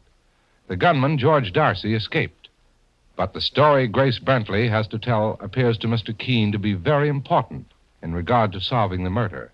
And as Mr. Keene listens closely... I first met Carl Rollins about a year ago, Mr. Keene. I was taking in washing then and did sewing on the side. That's the way I've been supporting myself. Did you do some work for Rollins, Miss Bentley? Yes, and he was a charming man. Oh, much younger than I, of course. And I felt more like a mother to him than anything else. You didn't know then that he was actually Kansas Carl, the notorious society jewel thief? No, sir. I found that out a few months later. But after I'd gotten to know him well, I realized that there was something fine and decent in Carl that may have been twisted when he was young. So I decided to try to do something about it. What did you do, Miss Bentley? I reformed him. I gave him something more important to live for than money and jewels. In the last few months, Mr. Keene, Carl Rollins had changed completely. He was a different man, even a religious man. Oh, I was very proud of him. What about George Darcy? What did he have to do with Rollins? Darcy was one of Carl's old cronies. They'd often worked together in jewel robberies. When Darcy came here and held me up, maybe he wanted to get even. You see, I was the one who made Carl break off his partnership in crime with Darcy. I just called the police, Mr. Keene, and gave them a description of Darcy. Tall, dark, and around 30. That was the description you gave my partner, Mike Clancy, wasn't it, Miss Bentley? Yes, Mr. Keene.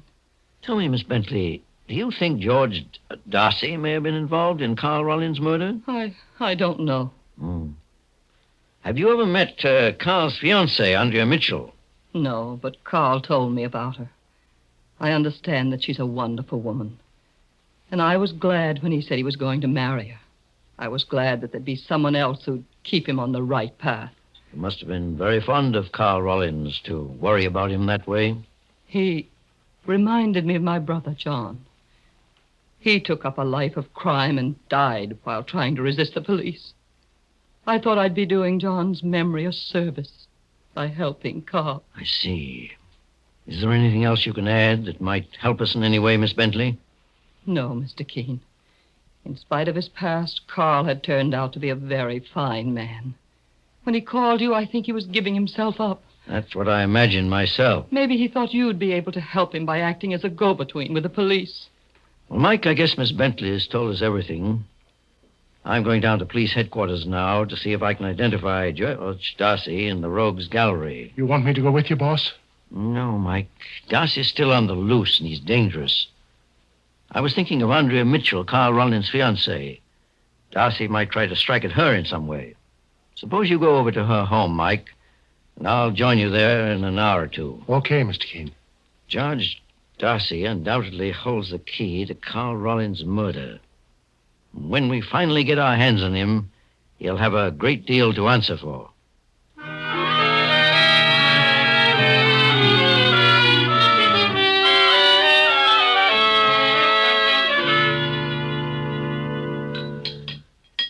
Will you have another cup of coffee, Mr. Clancy? No, thanks, Mrs. Mitchell. Do you mind if I smoke, ma'am? Please do.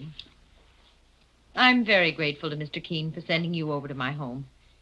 Even though I never met this man, George Darcy, he worries me, after what you've told me about him. Well, Mr. Keene himself will be here any minute now. Sure, and is that a picture of your daughter, ma'am? Yes, that's Jean. She's 17.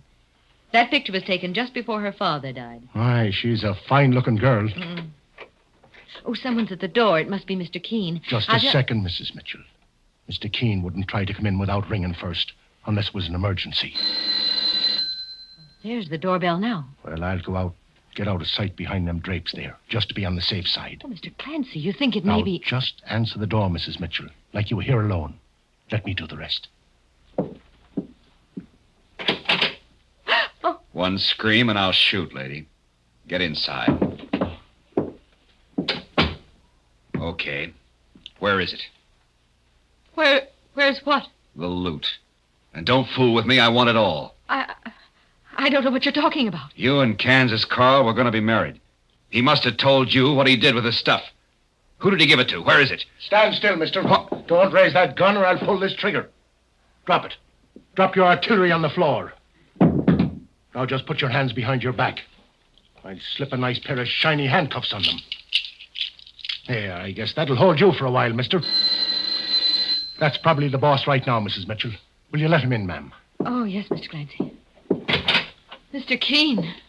Mrs. Mitchell, I see you have a visitor. Mr. Keene, this man just came in and held me up. If your partner, Mr. Clancy, hadn't been here... I had to put the handcuffs on him, boss. I saw this man going to the house ahead of me, Mike, with his gun drawn. I thought I'd cover him from behind, knowing you were here to protect Mrs. Mitchell. What's your name? Darcy. Sure, and this is George Darcy, the fellow we've been looking for, Mr. Keene. So it appears, Mike. What are you doing here, Darcy? Ask her. Why, I don't know what he means. No? Take a look at that pin she's wearing, Keene. What about it? It was stolen 8 months ago, along with $100,000 worth of jewels. Why, I never knew this pin was stolen. It isn't very valuable. Maybe not, but the rest of that stuff was worth a fortune. And you know where it is. This pin was given to me by Carl Rollins. I never dreamed it was stolen. I'm afraid it could make you an accessory, Mrs. Mitchell. However, by accusing you, George Darcy has opened himself to suspicion of murder. What? Darcy, you thought Mrs. Mitchell was hoarding some of your ex-partner Carl Rollins' stolen loot. But you wouldn't have dared to come here to get it if you weren't sure Rollins was dead. Well, I want the truth, Darcy. Remember, your own life hangs in the balance, too. I didn't kill Carl. I knew he was dead because I found his body in his room. You were in his apartment today. Carl was going to turn himself into the police. He was giving up $500,000 worth of jewelry. A part of that haul was mine, and I wanted to get hold of it. And you came here thinking Mrs. Mitchell knew where those stolen jewels were. She was going to marry Carl, wasn't she? Were you the man who also held up Grace Bentley a few hours ago and tied her to a chair? She told you it was me? Yes, she said you were angry at her because she broke up your criminal partnership with Carl Rollins. I'm not sore at anyone, Keene. It was strictly a business proposition. I wanted my split of those jewels before Carl turned them into the police. All right, Mike. We'll take this man, Darcy, down to headquarters. You're arresting me for murder? No, Darcy. I'm turning you in for attempted robbery. But I'm fairly certain I'll also turn in Carl Rollins' murderer within an hour.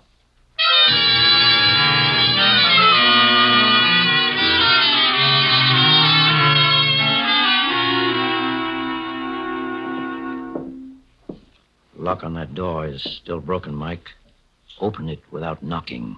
Okay, Mr. Keene, sir. Right, the place is pitch dark, boss. There's a light under that door over there. Open the door. It's probably the bedroom. Oh, Mr. Keene, why, what are you doing here? Are you going somewhere, Miss Bentley? I see you're packing a bag. I was going to Philadelphia to see my sister. Your sister? Is she as much a figment of your clever imagination as your brother was? What do you mean? Mike, take a look in that suitcase. Okay, boss. Keep away from my thing. One side, lady. So you reformed Carl Rollins, Miss Bentley. You also murdered him. Why, you can't prove that. Oh, no? Just take a look at this, Mr. Keene. There's a false bottom in this suitcase. Why, you... Saints preserve us. There must be a fortune in jewelry here. Yes, Mike. Bracelets, rings, and necklaces that Carl Rollins had stolen over the years, which he was going to return to the police when Grace Bentley shot him down. Her reforming Rollins was only a device, an excuse to gain his confidence so she could get hold of those stolen gems herself. I've got to hand it to you, Keene. I never thought you suspected me. Would you like to know how you gave yourself away, Grace Bentley? Yes. How? You described George Darcy as being tall, dark, and about 30 years of age. He happens to be short, bald, and at least 40. You gave a false description because you didn't want me to catch him. You were afraid he'd confess that he suspected you of having Carl Rollins stolen jewels. All right, it's your deal, Keene. But I'll make your proposition. I can get rid of that jewelry and collect $500,000 in cash for it. I'll split with you 50-50 if you let me go free. That's quite a proposition. You must have some very good connections in the underworld. I ought to.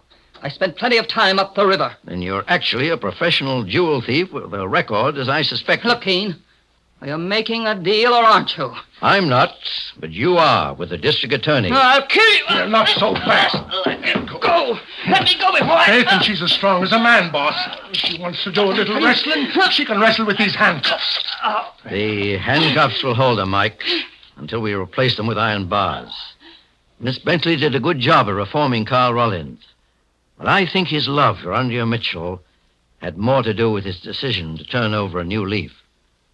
But as far as I can see, there's only one reform for you, Grace Bentley, and that's the death sentence.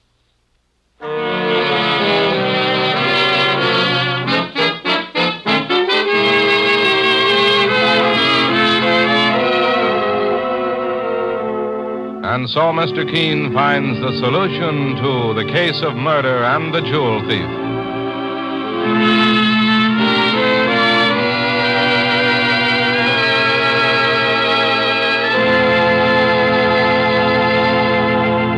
The next time you're suffering from the pains of headache, neuritis, or neuralgia, try Anacin. You'll bless the day you heard of this incredibly fast way to relieve these pains. Now, the reason Anacin is so wonderfully fast-acting and effective is this. Anacin is like a doctor's prescription. That is, Anacin contains not just one, but a combination of medically proven, active ingredients in easy-to-take tablet form. Thousands of people have received envelopes containing Anacin tablets from their own dentist or physician, and in this way have discovered the incredibly fast relief Anacin brings from pain of headache, neuritis, or neuralgia. So next time such pains strike, take Anacin. For most effective relief, use only as directed. Your druggist has Anacin in handy boxes of 12 and 30, and economical family-sized bottles of 50 and 100. The name is Anacin, A-N-A-C-I-N.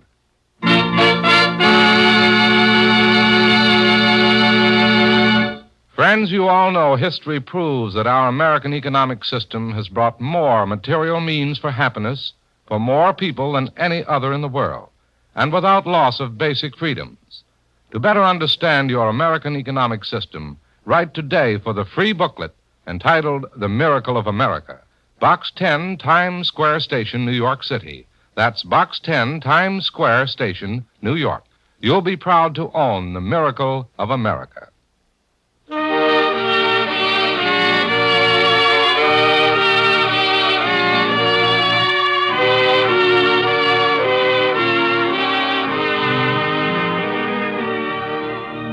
Mr. Keene, Tracer of Lost Persons, is based on the novel Mr. Keene. The radio sequel is originated and produced by Frank and Ann Hummert. Dialogue by Lawrence Klee. Bennett Kilpack plays Mr. Keene. It is on the air every Thursday at this time. Don't miss Mr. Keene next Thursday when the kindly old tracer turns to the case of the two-faced murderer.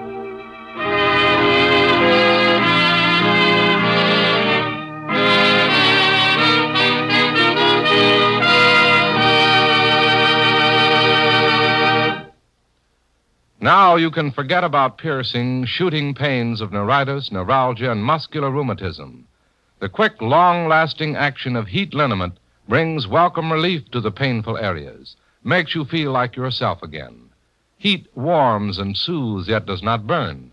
Heat starts to penetrate as soon as it is applied, keeps on working for hours to bring grand relief from pains of neuritis, muscle soreness, neuralgia, and muscular rheumatism. Get heat liniment.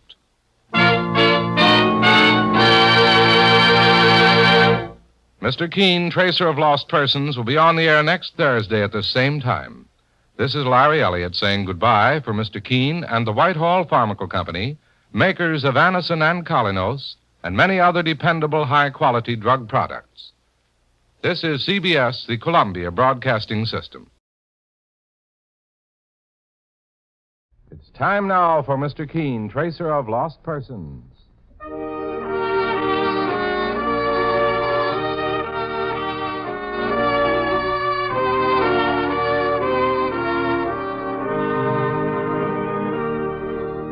Ladies and gentlemen, Anacin and Colinos present Mr. Keene, Tracer of Lost Persons, one of the most famous characters of American fiction in one of radio's most thrilling dramas.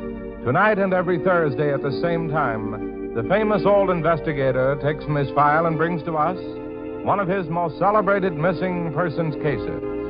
Tonight's case is entitled The Country Club Murder Case.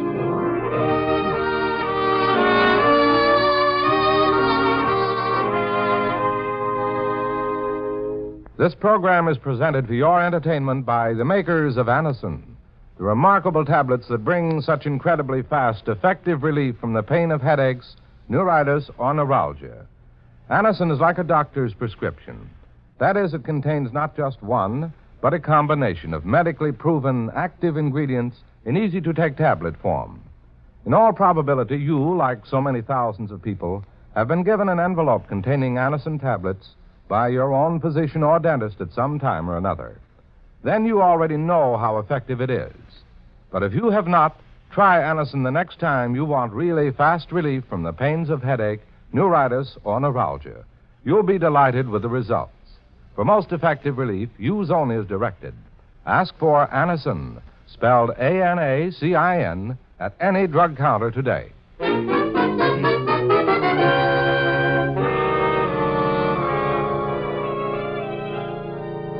Now for Mr. Keene and the Country Club Murder Case. Our scene opens at a fashionable country club in Westchester. A spring dance is in progress, and as the couples in evening clothes enjoy themselves in the main ballroom of the club, two young people emerge from the dance floor and pause momentarily on the terrace overlooking the grounds. Arlene, this is the first chance I've had to see you alone in nearly a week. I've missed you, Alan. Oh, darling. Oh, not here. We'll be seen. I'll go around and get the car. We'll take a drive. All right, Alan. You wait for me here, Arlene. I'll be back in 2 minutes. What a beautiful spring evening. Oh, I didn't know you... What are you doing? Take your hands from my throat. No! Don't kill me! No! Oh, no!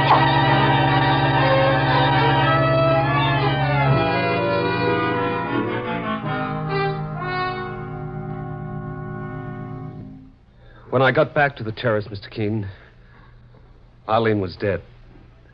She'd been strangled. And that was only a few minutes after you left her, Mr. Rogers? Yes, Mr. Keene. Well, saints preserve us, but you mean to say that no one in the ballroom saw it happen? And that they were all that close? Yes, Mr. Rogers. I'm just as puzzled about that as my partner, Mike Clancy. Well, it's true that Arlene was near the dances, Mr. Keene, but I'd closed the terrace door when we left the ballroom. And it was all over so quickly, no one even knew what happened until I found Arlene's body. I suppose the police questioned everyone who attended that country club dance? Yes, Mr. Keene, but no one was held. The murder's a complete mystery. Tell me a little bit more about yourself and your relationship with Arlene Graham. Well, there's very little to tell. I was very much in love with her, and she with me, I believe. Were you going to marry? Arlene was already married, Mr. Keene. To whom, Mr. Rogers? Chester Graham. A drunkard. He treated her miserably. Arlene was wealthy, and she gave him almost $500,000 to invest in a business. He gambled most of it away. He'd come home drunk, even beat her. Finally, she left him 2 months ago. She was suing for a divorce when she was murdered. Mr. Rogers, was this husband of hers, Chester Graham, at the country club dance where the murder took place? No one saw him there, Mr. Clancy, but he could have sneaked in without being noticed. The police are looking for Chester now to question him. I thought with your help, Mr. Keene, he'd be rounded up a little faster. For my part, I'd like to... You seem to feel that Chester Graham is the most important suspect in this case. Who else would have murdered a girl like Arlene, Mr. Keene? She was gentle, kind, and loyal to her worthless husband. She wouldn't permit me to see her at all until she knew her marriage was ended, and she couldn't ever go back to Chester. Now, you say she had given her husband $500,000 to invest? Yes. In my opinion, Chester only married her for her money. My relationship with her at first was in a business way. I advised her about her investments and securities. I see. Up to the time she married Chester Graham, she lived with her guardian, an uncle named Hubert Parker. He's heartbroken over Arlene's death and very bitter about it. Mr. Parker had advised Arlene not to marry Chester. Now he feels as I do that Chester may have had something to do with her murder. Who inherits Arlene Graham's money now that she's dead? I guess Chester, her husband, inherits the money, Mr. Keene. Which could have been another reason. Let's not come to conclusions until we investigate this further, Mr. Rogers. And you'll accept the case, Mr. Keene? You'll try to find Arlene's murderer? Well, yes, of course. Thank you. The loss of Arlene was a great blow to me. I wish I could describe to you how wonderful she was, how forgiving. Forgiving? Do you imply that she forgave you for something, Mr. Rogers? Well, I wasn't thinking of myself exactly, although I did make one bad mistake that she covered for me. Oh, what was that? Oh, it was nothing important. I must insist on having every detail concerning this case, Mr. Rogers. No matter how unimportant it may seem to you. Well, it was just that I advised her badly about an investment once, and she lost some money. But that was long ago, and it's all been forgotten. Mr. Rogers, does anyone know where this Graham feller, her husband, might be hiding out? No, Mr. Clancy, but I suddenly remembered something a moment ago that may be of some help. What was it? On top of Chester Graham's other bad habits, he was deceitful. He was seeing another woman. When Arlene found out about that, it was the last straw. Who is this other woman? Eve Worthing. She's a well-known artist with a studio down in Greenwich Village. Something tells me that Miss Worthing may know where Chester Graham can be found. And we'll make Miss Worthing's studio our first stop, Mike. Okay, boss. Mr. Keene, needless to say, I'll do anything to help you solve this case. I'm going to see that Arlene's murderer pays the full penalty for the crime if it's the last thing I do. You can rest assured that justice will be done eventually, Mr. Rogers. No matter who that murderer turns out to be. You have my address, Mr. Keene. I'll be waiting for news. You'll hear from me shortly. Goodbye, sir. Goodbye, Mr. Clancy. So long. Bye. He seems like a nice young fella to me, Mr. Keene. Yes, Mike, but there are two things about his story that started me off on a different track. Meaning what, boss? Well, that bad investment he had advised Arlene Graham to make. Alan Rogers didn't want to talk about it too much. Well, now that you mentioned it, I noticed that too, Mr. Keene. A murder case like this is always wise to keep an eye on everyone, Mike, including our client. Well, suppose we proceed to Eve Worthing's art studio and see if we can get any information on Chester Graham, who at the moment seems to be suspect number one.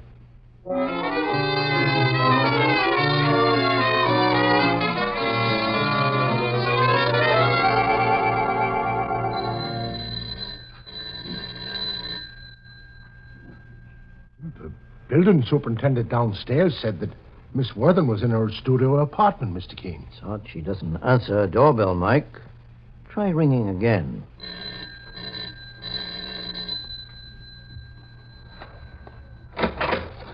Yes? Are you Miss Eve Worthing? Yes, I am. Well, my name is Keene. This is my partner, Mr. Clancy. Mr. Keene, the great investigator? I was wondering if I could talk to you for a few minutes. May we come in? Well, I can answer your questions out here in the hall. Do you happen to know where I can locate Chester Graham? Chester? What makes you think I know where he is? Well, we understand that you're a friend of his. I haven't seen him in 2 months.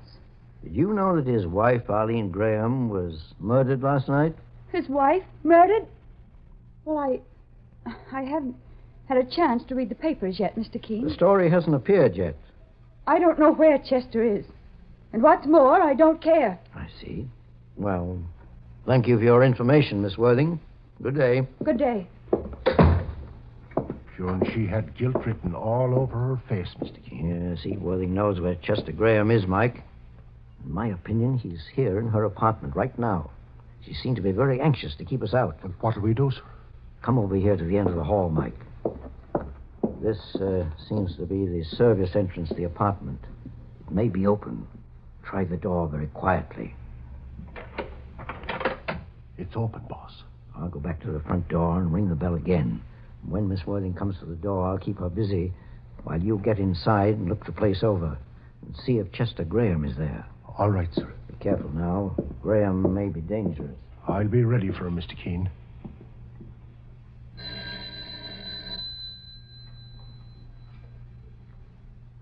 What is it now, Mr. Keene? Oh, there's just one more piece of information I thought you might be able to give me.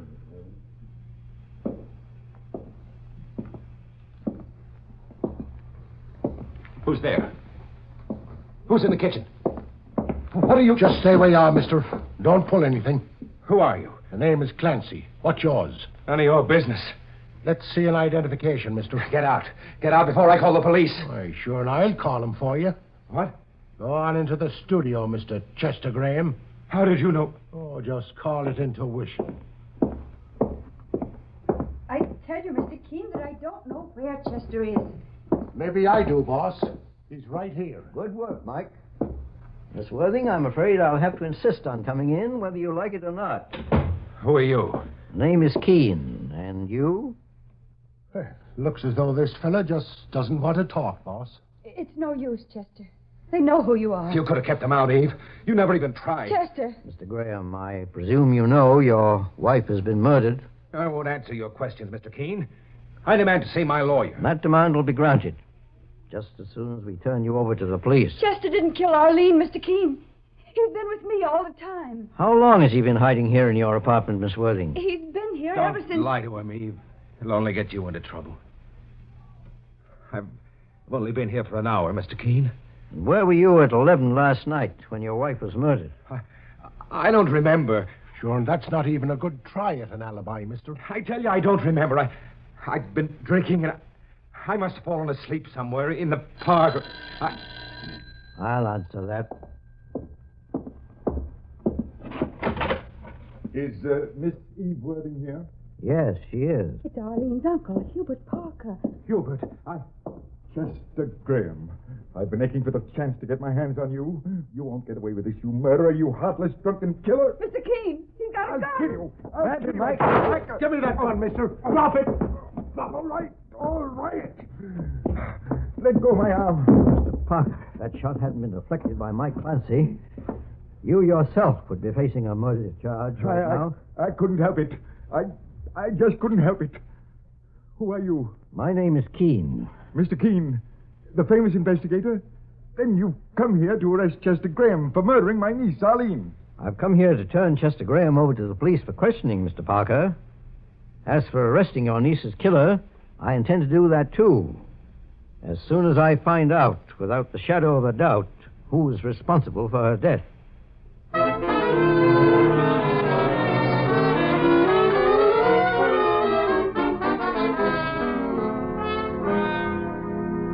In just a moment, we'll return to Mr. Keene and the country club murder case. Meanwhile, stop tooth decay and unpleasing breath. Yes, stop tooth decay and unpleasing breath that breeds between the teeth. Use Colinos toothpaste with dental floss action. Your dentist will tell you, brush your teeth after meals to stop decay. Clean those cracks and crevices deep between your teeth to guard against unpleasing breath. Now, Colinos gives you dental floss action. That is, sends thousands of active cleansing bubbles to help dislodge bits of food that can cause unpleasing breath. What's more, foamy, refreshing Colinos brightens teeth by removing ordinary yellow surface stains. Helps stop tooth decay. Get Colinos toothpaste with dental floss action today.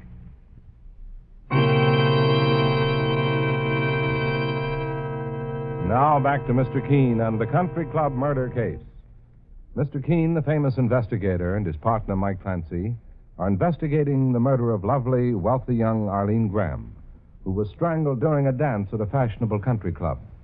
Among the suspects is Chester Graham, Arlene's estranged husband, whom Mr. Keene and Mike captured in the apartment of Eve Worthing, a friend of Graham's. Now, Mr. Keene and Mike have returned to their office, and a young man enters. It is Alan Rogers, who was in love with a murdered girl. Boss, here's young Alan Rogers again. Mr. Keene, you found Arlene's husband, Chester Graham? Yes, he's being questioned by the police about the murder of his wife right now, Mr. Rogers. I hope he gets the full penalty. It hasn't been proven yet that he's the murderer. However, the police may want to question you again. Why, I've already talked to them. I told them the truth as I told it to you. I was in love with Arlene, and I handled her business affairs. Those business affairs we're most interested in, Mr. Rogers. That's why I asked you to come back here to my office. Well, What is it you want to know, Mr. Keene?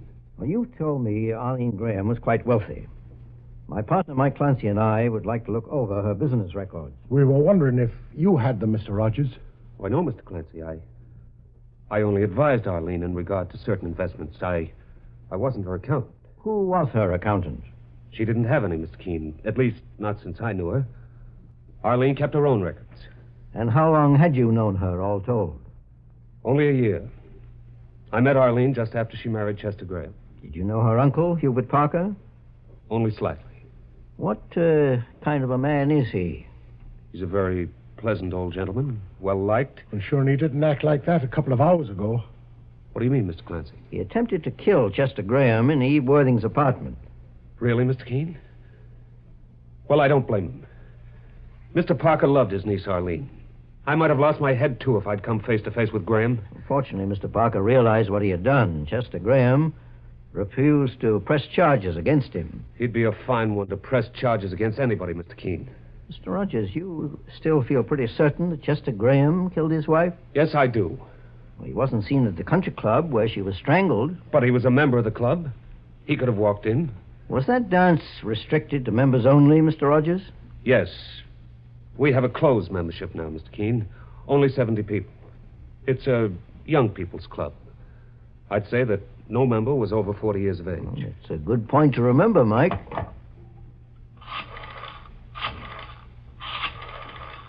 Who are you calling, Mr. Keene? Hubert Parker. We're going to search Arlene's home for possible clues. She hasn't lived with her uncle since her marriage. I know. We've gotten the key to her home from her husband, Chester Graham. But there was something I wanted to ask Mr. Hello? Oh, Mr. Parker? Yes. This is Mr. Keene. Oh, I meant to thank you, Mr. Keene, for the way you handled my stupid outburst with Chester Graham. You saved me a lot of grief by interfering. Well, Mr. Parker, I called to ask you something about your niece, Arlene. Well? Did she ever have a professional accountant to handle her business affairs? No, not that I know of, Mr. Keene. Who handled her finances while she was your ward? I did, with her permission, of course. But there was never any need for an accountant. All Arlene's investments had been made by her father before his death, and she merely received income on her stocks and bonds. I see. Well, perhaps I'll learn a little more when I go over her business affairs. And thank you for your help, Mr. Parker. What about Arlene's husband, Chester Graham? I trust the police will keep him under arrest. Well, they probably will until the case is closed. Goodbye, Mr. Parker. Goodbye, Mr. Keene. All right, Mike. Let's get started. Right, boss. Oh, Mr. Rogers. Yes, Mr. Keene. Did you tell the police about the bad investments you made for Arlene Graham and the money she lost through them? No. And I see now that was a mistake. Do you want me to report them? Yes. Meanwhile, I have a feeling that a clue to Arlene Graham's murder may be found inside her own home. And if it's there, Mike and I intend to find it.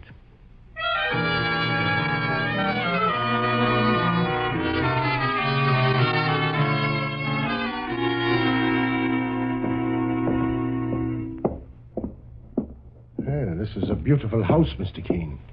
Arlene Graham was sure wealthy. Yes, she was, Mike. This room here must be the study. Let's go in. There must be a light switch in this room, Mr. Keene. Just a moment, Mike. Don't put the lights on yet. Boss, someone's in the next room. Yes, this house is supposed to be empty. Let's find out who else is interested in Arlene Graham's private affairs. Mr. Keene. What are you doing here, Miss Worthing? Nothing. I mean... Eve Worthing came in through that open window, boss. Yes, Mike, a rather unusual way to make a casual visit. I refuse to discuss it, Mr. Keene. Not so fast, lady. How dare you stand in my way? I suggest we dispense with the act, Miss Worthing. I can turn you into the police for housebreaking, if for no other reason. Very well, do it. Perhaps I will. After I find out why you've come here to Arlene Graham's home, I'll take that knitting bag you're holding, if you please. No. Turn it over, lady, or I'll have to take it away from you. Oh, I've ruined everything. I should never have started this. The knitting bag, please. Here. Mr. Keene, it's stuffed with checks. Cancelled checks, Mike. Let's look them over. Several of these checks appear to be forgeries. The signatures don't match Arlene Graham's signatures on the others. Chester didn't kill Arlene, Mr. Keene. He may have forged her name on those checks, but he needed money desperately. Is that why you came for these checks, Miss Worthing? To protect Arlene's husband, Chester Graham? Yes. How did you know about these forgeries? Arlene told me. She did? Yes. Just before she was murdered, she phoned me and asked me where Chester was. She hadn't seen him since their separation. Then she said her name had been forged on several checks for over $50,000. And she suspected that her husband was guilty? Yes. Someone's at the front door, Mike. See who it is. Okay, sir. Well, Miss Worthing, this not only puts Chester Graham in a more serious position, but you as well. What do you mean, Mr. Keene? You admit you're in love with Chester Graham, don't you? I don't admit anything. You must be in love with him. Or you wouldn't have tried to hide him or get hold of these forged checks to defend him. Well, suppose I did love Chester. And suppose after he left his wife Arlene, he wanted to return to her again. Suppose you became so insanely jealous of Arlene Graham that you... That I murdered her? Is that what you were going to say, Mr. Keene? Well, it's not true, and you can't prove it is. Mr. Keene, Mr. Parker's here. Well, bring him in, Mike. Hubert Parker? Arlene's uncle? Yes. Why, I believe I've met Miss Worthing before, Mr. Keene. When, Mr. Parker? You mean before you came to her studio a few hours ago? Yes, before my niece Arlene was married. This woman was Arlene's social secretary. Oh, that's very interesting. You're all against me. Well, do what you like. I don't care. Mike, take Miss Worthing into the next room. She's becoming hysterical. You better come along, miss. I won't let you send Chester to the electric chair. We're both innocent. Both of us. Take it easy. I came here to speak to you, Mr. Keene. After you phoned, I was suddenly reminded of something that may be important. Oh, what was it, Mr. Parker?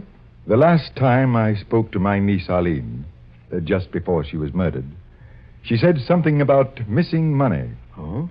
She referred to her husband, Chester Graham, and told me that she'd give me more details after she'd thoroughly checked through her bank statements. Did she mention anything about forged checks, Mr. Parker? No, not that I remember. You see, I've just discovered these canceled checks of Arlene's. And several of them appear to be forgeries. Then that was it, Mr. Keene. Her husband, Chester Graham, had forged her name in order to get money. Now, there's no doubt about it. Chester Graham murdered my niece to cover up his forgery.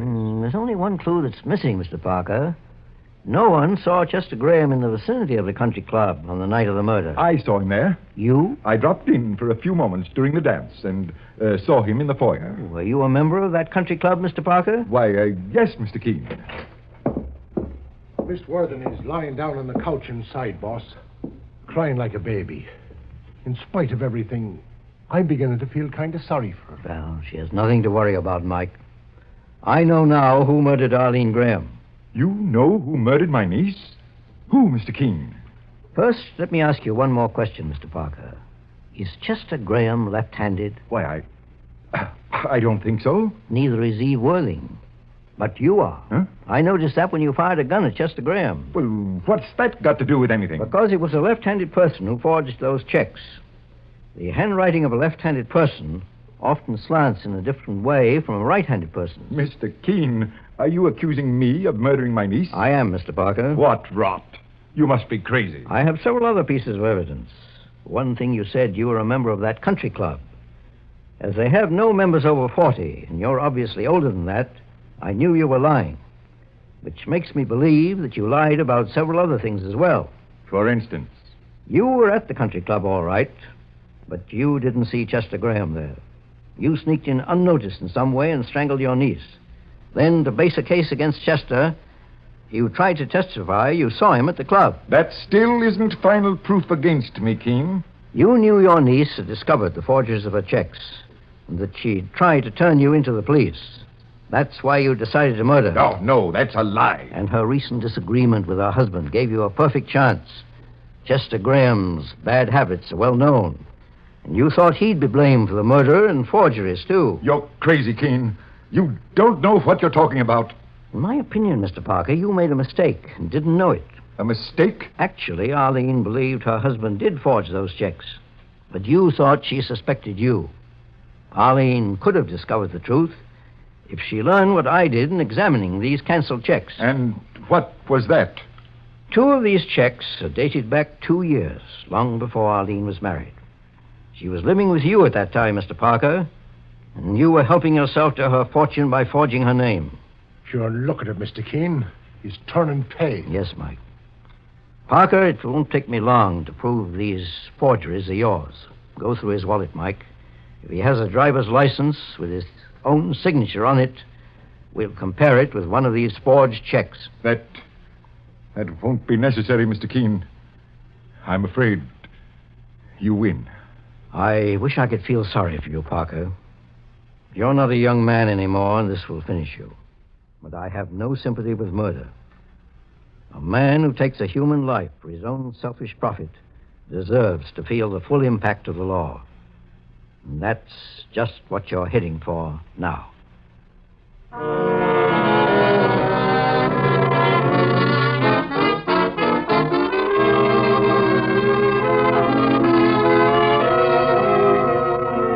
And so Mr. Keene finds the solution to the country club murder case.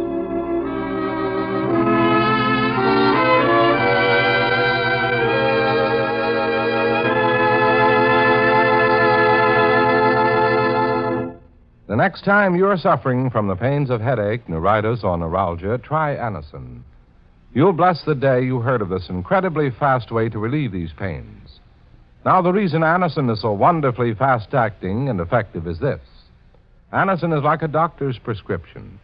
That is, Anacin contains not just one, but a combination of medically proven, active ingredients in easy-to-take tablet form. Thousands of people have received envelopes containing Anacin tablets from their own dentist or physician, and in this way have discovered the incredibly fast relief Anacin brings from pain of headache, neuritis, or neuralgia. So next time such pains strike, take Anacin. For most effective relief, use only as directed.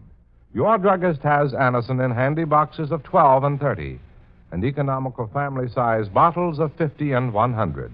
The name is Anacin, A-N-A-C-I-N.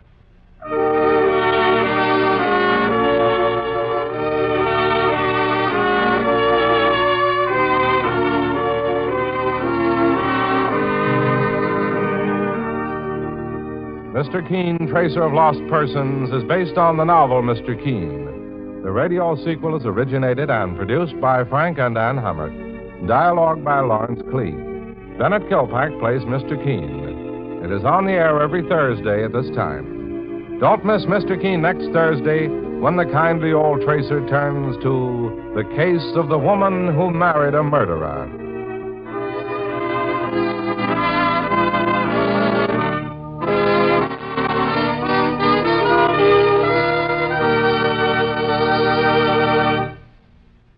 Ever suffer heartburn or upset stomach from acid indigestion? Safe new Bicidol mints, medically proven, quickly rid stomach of that blown-up feeling.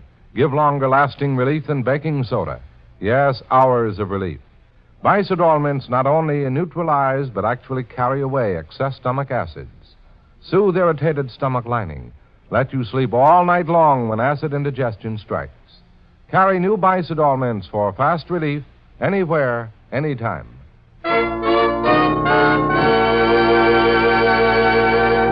Mr. Keene, Tracer of Lost Persons, will be on the air next Thursday at the same time. This is Larry Elliott saying goodbye for Mr. Keene and the Whitehall Pharmaceutical Company, makers of Anacin and Colinos and many other dependable, high-quality drug products. This is CBS, the Columbia Broadcasting System. It's time now for Mr. Keene, Tracer of Lost Persons.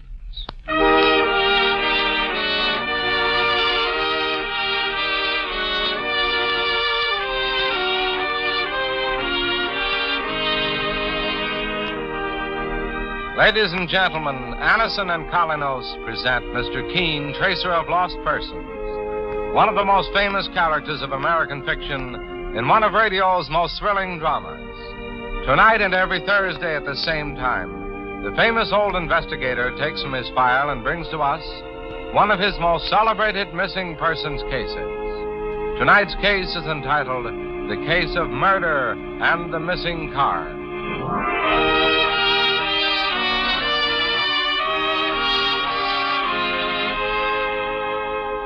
This program comes to you from the makers of Anacin, the remarkable method for getting incredibly fast, effective relief from pains due to a headache, neuritis, or neuralgia.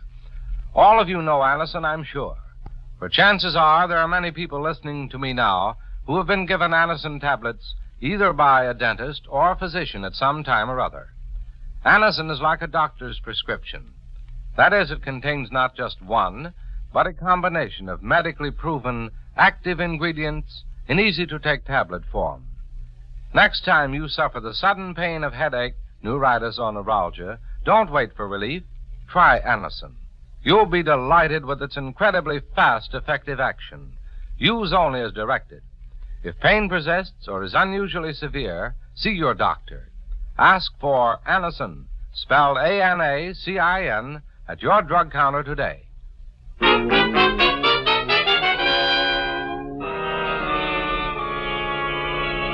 Now for Mr. Keene and the case of murder and the missing car.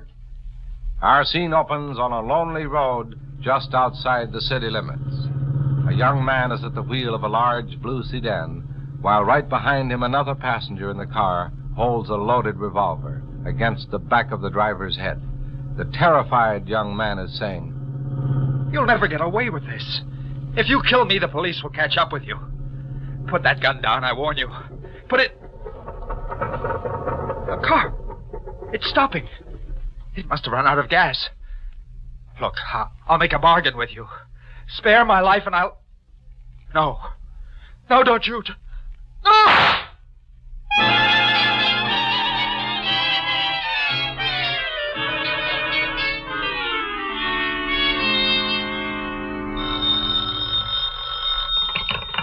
Mr. Keene's office. Is this Mr. Keene? No, this is his partner, Mike Clancy. Please put Mr. Keene on the telephone. Well, who's calling? My name is Thomas Fielding. It's a matter of life and death. Well, just a second, Mr. Fielding. There's a feller on the phone, boss, who sounds like he's going to explode.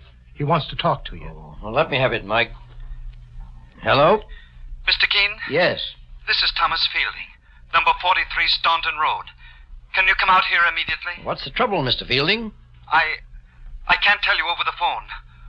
All I can say is that I've uncovered a murder. Have you notified the police? Not yet. I must speak to you first. Please, Mr. Keene, hurry. I don't think I can stand this strain much longer. Number 43 Staunton Road, you say? Yes.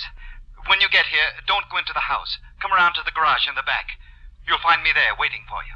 I'll be right over, Mr. Fielding, with my partner, Mike Clancy. Thank you, Mr. Keene. Let's get out there, Mike. Staunton Road. This man Fielding says he's discovered a murder.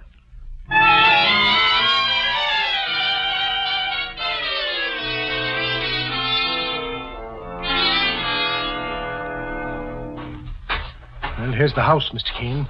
Number 43. Mr. Fielding asked us to come around to the garage in the back, Mike. It must be this way. Sure, and it's a pretty fancy place, boss. Looks as though Mr. Fielding's a well-to-do man. There's the garage. And that must be Mr. Fielding standing near the door. Mr. Keene? Yes. I'm Thomas Fielding. This is my partner, Mike Clancy.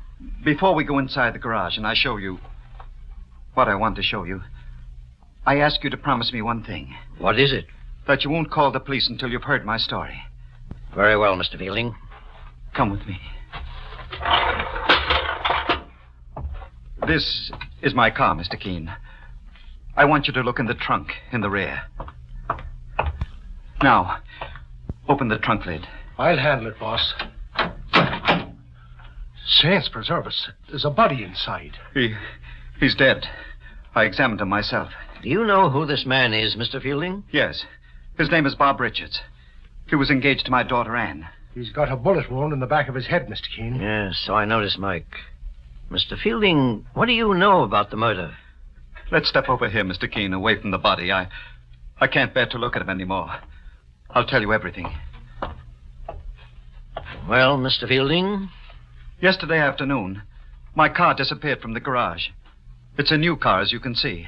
and I thought it had been stolen. Did you report it to the police? Yes. Several hours later, my daughter Anne came home and told me she had taken the car without permission. But she came home without it. What had happened to the car? I don't know, Mr. Keene. My daughter Anne refused to tell me. She just said the car would be returned in the morning. We had a quarrel about it, and she went up to her room. I haven't spoken to her since. And how was the car returned here to your garage, Mr. Fielding? The police called back right after I spoke to Anne and told me they had located my car on a lonely road just outside the city limits. They brought it back here about midnight and then left. They didn't have any idea of what was in the trunk? No, Mr. Clancy. There was no reason to search the trunk, as the car appeared to be all right. Police theory must have been the car thief lost courage and abandoned the car. Exactly, Mr. Keene. Well, this morning I came into the garage and noticed there was a slow leak in one of the tires. When I looked for the spare tire inside the trunk, I found the dead body of Bob Richards. Did you question your daughter, Mr. Fielding? Not yet, Mr. Keene. I phoned you immediately. Well, Mr. Fielding, I suppose you realize that your daughter is in a difficult position. That's why I called you, Mr. Keene, before notifying the police. Anne could never have committed a crime like that. Besides, she loved Bob Richards. She intended to marry him, even though... Even though what, Mr. Fielding? I objected to him, strenuously. I didn't like him, Mr. Keene. I felt he wasn't worthy of my daughter. Why? He was a nobody. A bond salesman who was probably trying to marry into money. I'm rather wealthy. And when I die, my daughter Anne will inherit my entire estate. I see. I wanted Anne to marry someone who could make a prominence socially. I suppose that makes me a snob, Mr. Keene, but... Mr. Fielding, it also makes you one of the suspects in this case. What do you mean? You said yourself that you disliked Bob Richards. But I never... Father? Anne. What are you doing in the garage with these people? Oh, there's a man who wants to see you. He's in the house. He says it's very urgent. He can wait, whoever he is. Anne, this is Mr. Keene, the famous investigator, and his partner, Mr. Clancy. Mr. Keene? Perhaps you better tell your daughter what's happened, Mr. Fielding. Tell me what? Anne, Bob Richards has been murdered. Murdered? Oh, no. Oh, it isn't possible. His body is in the trunk of our car. Oh, no. Oh, take it easy, young lady. How did it happen? Your father found Bob Richards' body a little while ago, Anne. In spite of your feelings, I'm afraid I'll have to ask you a few questions. What is it you want to know, Mr. Keene? When you borrowed your father's car yesterday, what happened to it? I gave it to Bob. He asked to borrow it and said it was important. Why didn't you tell your father or ask his permission? Because I knew he would refuse. He didn't approve of Bob. You're quite sure Bob Richards didn't say why he wanted the car, Anne? No, Mr. Keene. He just told me he'd return it in the morning. Please, I want to go back to the house and be by myself for a while. Mike, go back with Anne and make a phone call to the police. Ask them to come here as fast as possible. Okay, Mr. Keene. Father, What is it, Anne? Nothing. I'd better go now. Mr. Keene, you've got to promise me that you'll do everything you can to clear my daughter. She had nothing to do with that murder. I can only promise you this much, Mr. Fielding. I'll do everything I can to find out who murdered that unfortunate young man, Bob Richards. When I find the killer, he or she will face a judge and jury, no matter who may be hurt in the process.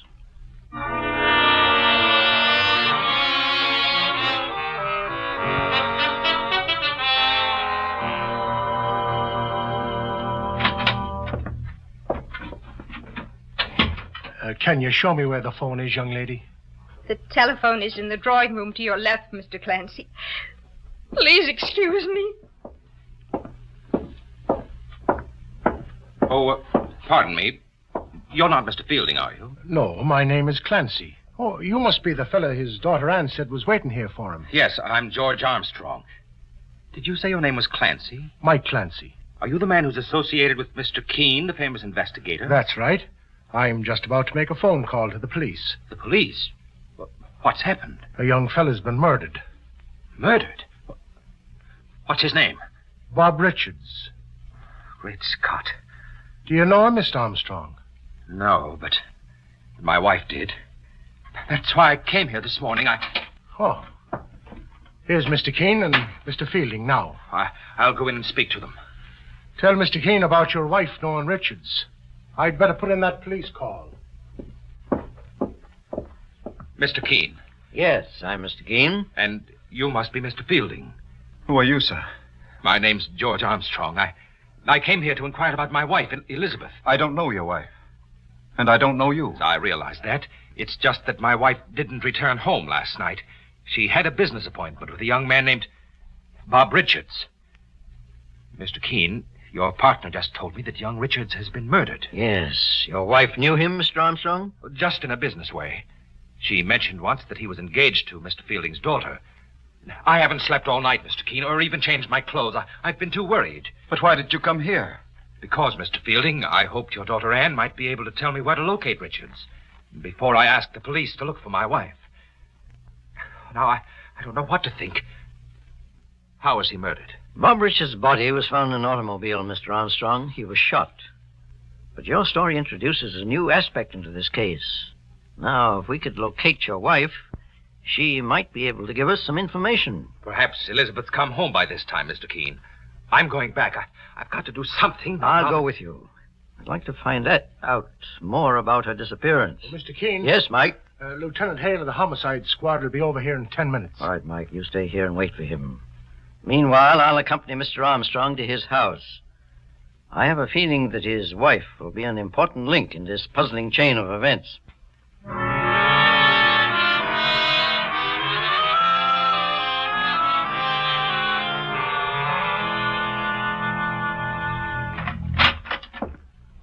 Come in, Mr. Keene. Well, thank you, Mr. Armstrong.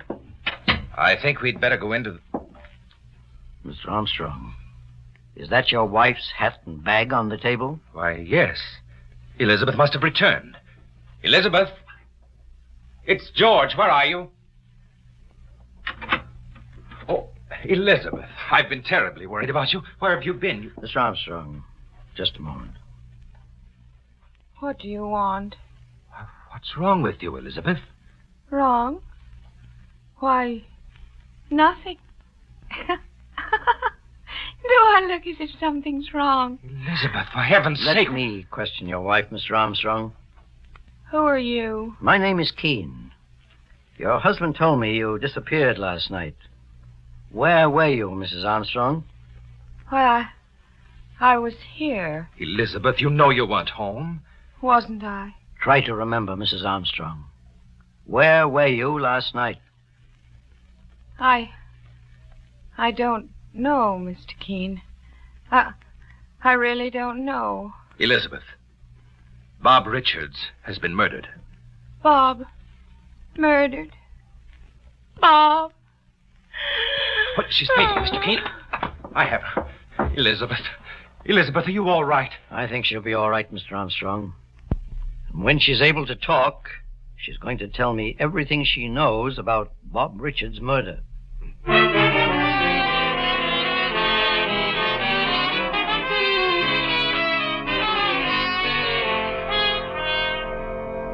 In just a moment, we'll return to Mr. Keene and the case of murder and the missing car. Meanwhile, stop tooth decay and unpleasing breath. Yes, stop tooth decay and unpleasing breath that breeds between the teeth. Use Colinos toothpaste with dental floss action.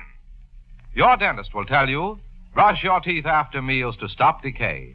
Clean those cracks and crevices deep between your teeth to guard against unpleasing breath. Now, Colinos gives you dental floss action. That is, sends thousands of active cleansing bubbles to help dislodge bits of food that can cause unpleasing breath. What's more, foamy, refreshing Colinos brightens teeth by removing ordinary yellow surface stains. Helps stop tooth decay. Get Colinos toothpaste with dental floss action today.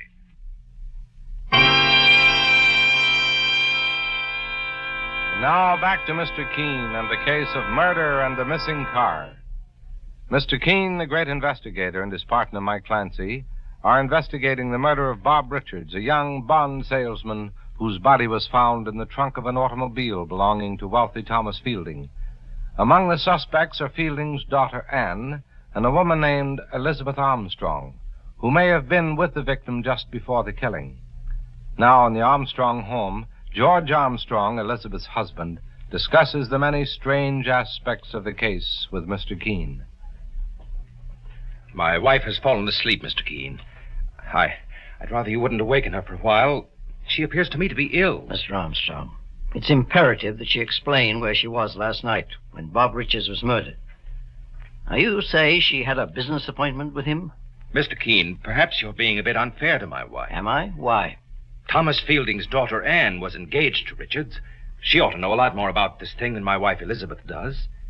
You said his body was found in Anne's car, didn't you? In her father's car. She claims she borrowed the car to lend to Richards.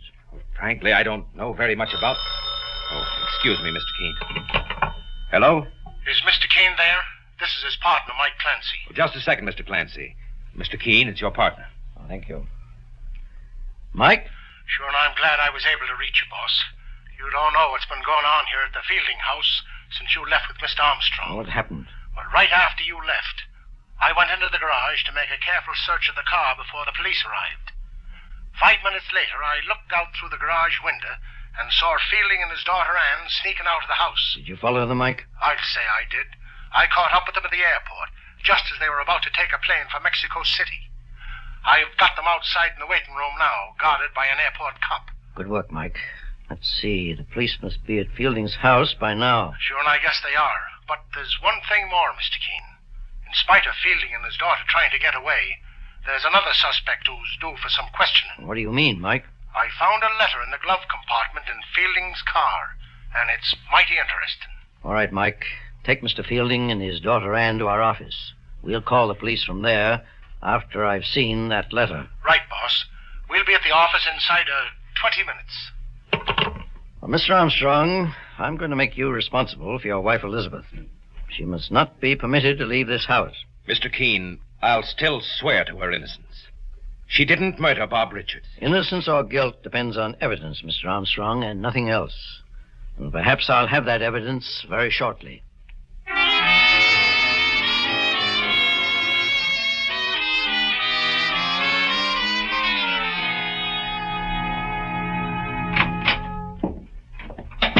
Mr. Keene. Oh, hello, Mike. Here's Mr. Fielding, boss, and his daughter Anne. I brought them here to our office, like you said. Mr. Fielding, I understand you just tried to leave the country with your daughter. I have nothing to say, Mr. Keene. You asked me to investigate this murder case and help your daughter Anne. And then you deliberately make things more difficult for yourselves. Don't you see what you've done? Father, I'm not going to let you take the blame for me. And be quiet. No. I'm going to tell Mr. Keene the truth. For your own sake, I suggest you do, Anne. Mr. Keene, Father tried to get me out of the country when he suddenly believed that I actually did kill my fiancé, Bob Richards. And what made your father suspect you, Anne, after first believing in your innocence? I told Father I was violently jealous of Bob.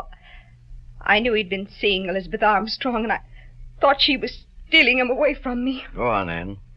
Bob swore that he was only seeing Elizabeth on business, Mr. Keene, trying to sell her some bonds. But I was never sure. In other words, Anne, your father thinks you could have murdered your fiancé because you were jealous of him? No, Mr. Keene. She couldn't have. I didn't, Father. I loved Bob. But I want Mr. Keene to know the truth no matter what happens. Now, Anne, you said Bob was trying to sell Elizabeth Armstrong some bonds? Yes, Mr. Keene. She has a great deal of money left to her by her family. If Bob had managed to sell her a lot of securities, his commission would have given us a chance to get married. I see. Is there anything else you want to tell me, Anne? Why, I think I've told you everything now, Mr. Keene. The entire truth. All right. Mike, now let's see that letter you mentioned over the phone. And here it is, boss. You say you found this in the glove compartment of Mr. Fielding's car? Yes, sir. It's a note sent to Mrs. Elizabeth Armstrong by Bob Richards, arranging a meeting last night. The night he was murdered, eh? He says here in the note that he'll pick her up in a blue sedan on a certain street near the city limits. And that it's very important. Mr. Keene, my car is a blue sedan. Yes, I remember, Mr. Fielding. Then my daughter Anne is in the clear. She took the car to lend it to Bob Richards. And he must have been murdered after he picked up Mrs. Armstrong. Mike. Yes, sir. When you found this note in the glove compartment of the car, was it covered with this oil? The whole glove compartment was covered with oil, boss. Just look at my coat sleeve. I got myself smeared when I reached inside. And I noticed that there was a small oil can tipped over. Yes, Mr. Keene. There was a can of oil in the glove compartment. But what's that got to do with the letter and Bob Richards' murder? Everything, perhaps.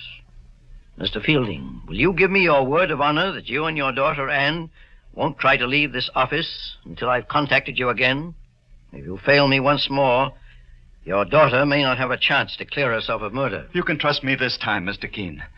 Now that I've seen the letter, I feel that Anne can prove herself innocent. All right, Mike, let's go. And make certain you have your gun with you. We may need it within the hour.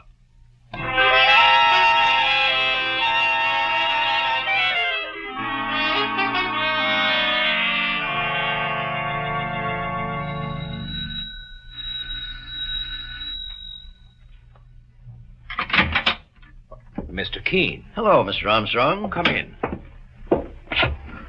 You remember my partner, Mike Clancy? Of course. Glad to see you.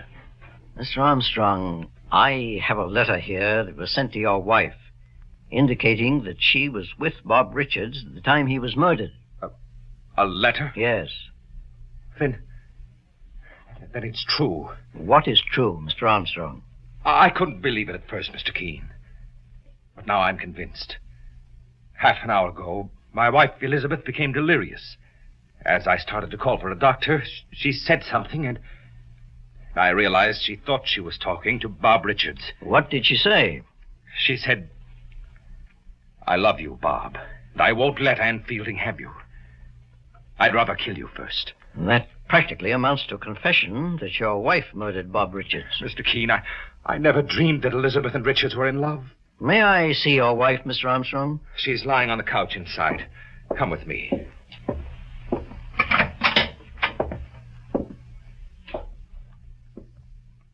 Elizabeth. Elizabeth, it's George. Talking to her won't bring her around, Mr. Armstrong. She's been drugged too deeply. Drugged? Yes. You mentioned a while ago that you didn't sleep last night worrying about your wife and never even changed your clothes. What about it, Mr. Keene? Mike, look at his sleeve. Here, what the devil are you doing? Saints preserve us, Mr. Keene, but he's got the same oil marks on his sleeve as I've got on mine. Yes, Mike. And he got them from the same place, the glove compartment of Mr. Fielding's car. That's a lie. Armstrong, you didn't sleep last night because you were busy murdering Bob Richards. I told you my wife confessed. She murdered Richards. If she has confessed, it's because she's under the influence of drugs and doesn't know what she's saying. How do you know that? One way to tell when a person is drugged is by the size of the pupils in their eyes. And I noticed your wife's the first time I saw her. You drugged her, Armstrong, so that you could confuse her. Make her forget what she did last night, when probably she was here all the time in this house. Do you think you can prove that, Keene? I intend to. The way I see it, you intercepted that note sent to your wife and kept the appointment with Bob Richards yourself. Then you made him drive to a secluded spot and you shot him.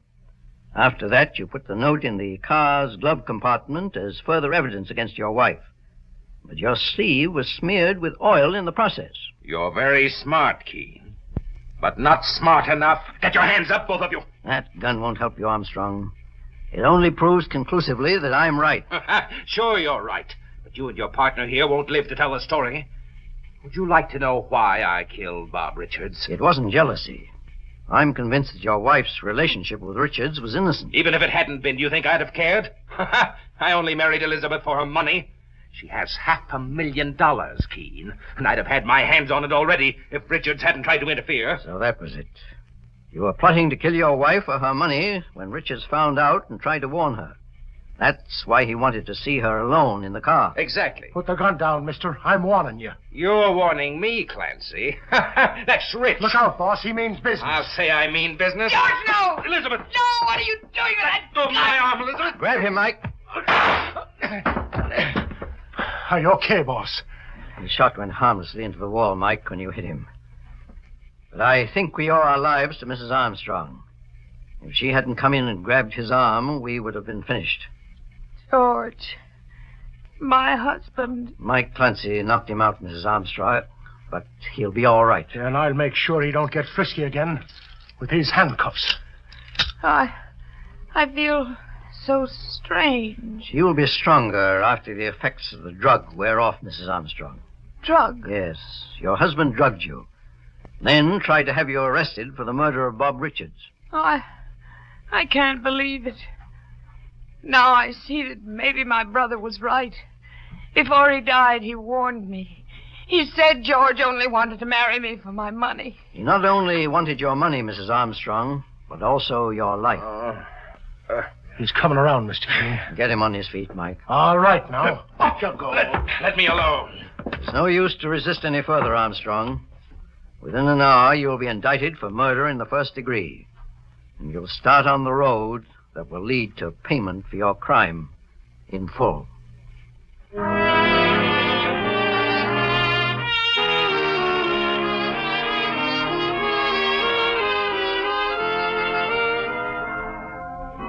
And so Mr. Keene finds the solution to the case of murder and the missing car.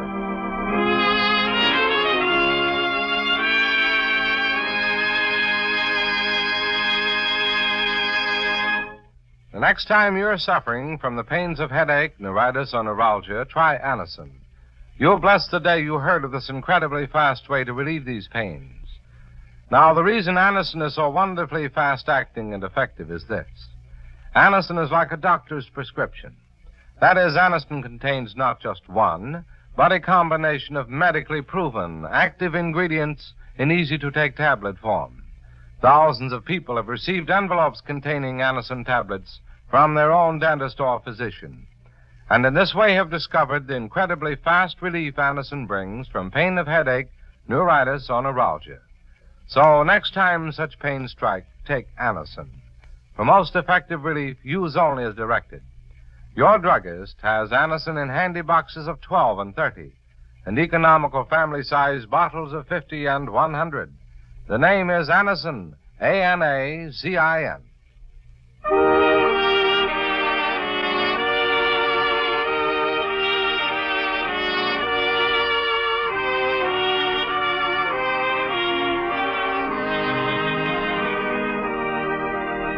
Mr. Keene, Tracer of Lost Persons, is based on the novel Mr. Keene.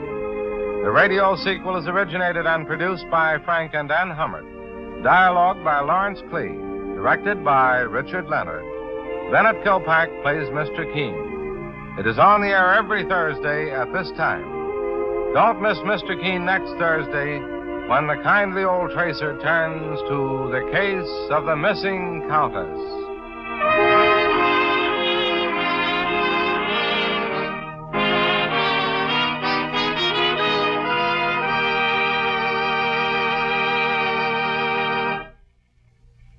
Ever suffer heartburn or upset stomach from acid indigestion? Safe new Bicidol mints, medically proven, quickly rid stomach of that blown-up feeling. Give longer-lasting relief than baking soda. Yes, hours of relief. Bicidol mints not only neutralize, but actually carry away excess stomach acids. Soothe irritated stomach lining. Let you sleep all night long when acid indigestion strikes. Carry new Bicidol mints for fast relief. Anywhere, anytime. Mr. Keene, Tracer of Lost Persons, will be on the air next Thursday at the same time. This is Larry Elliott saying goodbye for Mr. Keene and the Whitehall Pharmaceutical Company, makers of Anacin and Colinos, and many other dependable high-quality drug products. This is CBS, the Columbia Broadcasting System. It's time now for Mr. Keene, Tracer of Lost Persons.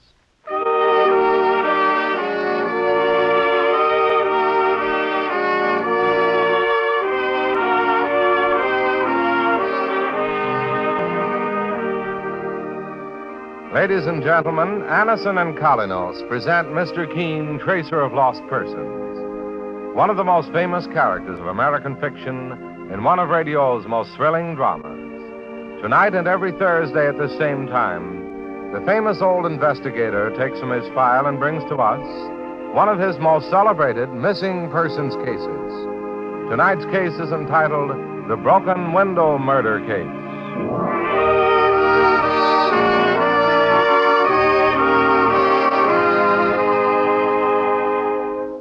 This program is brought to you by the makers of Anacin, the remarkable tablets that bring incredibly fast and effective relief from the pain of headaches, neuritis, and neuralgia. Anacin is like a doctor's prescription. That is, it contains not just one, but a combination of medically proven active ingredients in easy-to-take tablet form. Thousands of people have received envelopes containing Anacin tablets from their own dentist or physician. Perhaps you, too, have been introduced to Anacin this way. Then you know how effective Anacin is. If not, try it yourself. Whenever you want incredibly fast relief from the pains of headache, neuritis, or neuralgia, you'll be delighted with the results. For most effective relief, use only as directed. Just ask for Anacin at any drug counter. It's spelled A-N-A-C-I-N. Anacin.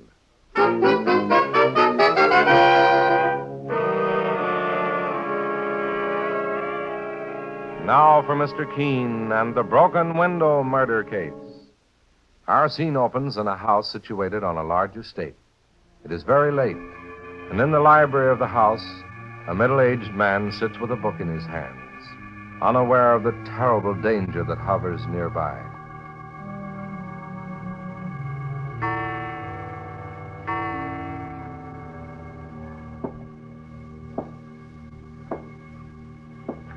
Who's there? Who? What are you doing in my house?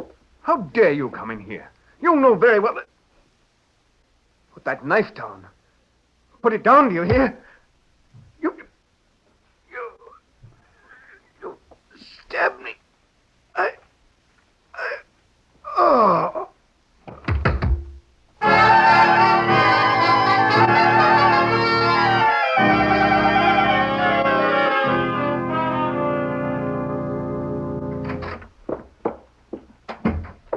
Are you Mr. Keene, sir? Yes. My name is Laura Franklin. My father... It's so awful, so horrible. I find it difficult to even talk about it, Mr. Keene. What seems to be the trouble, Laura? It's my father. He was stabbed to death last night in our home.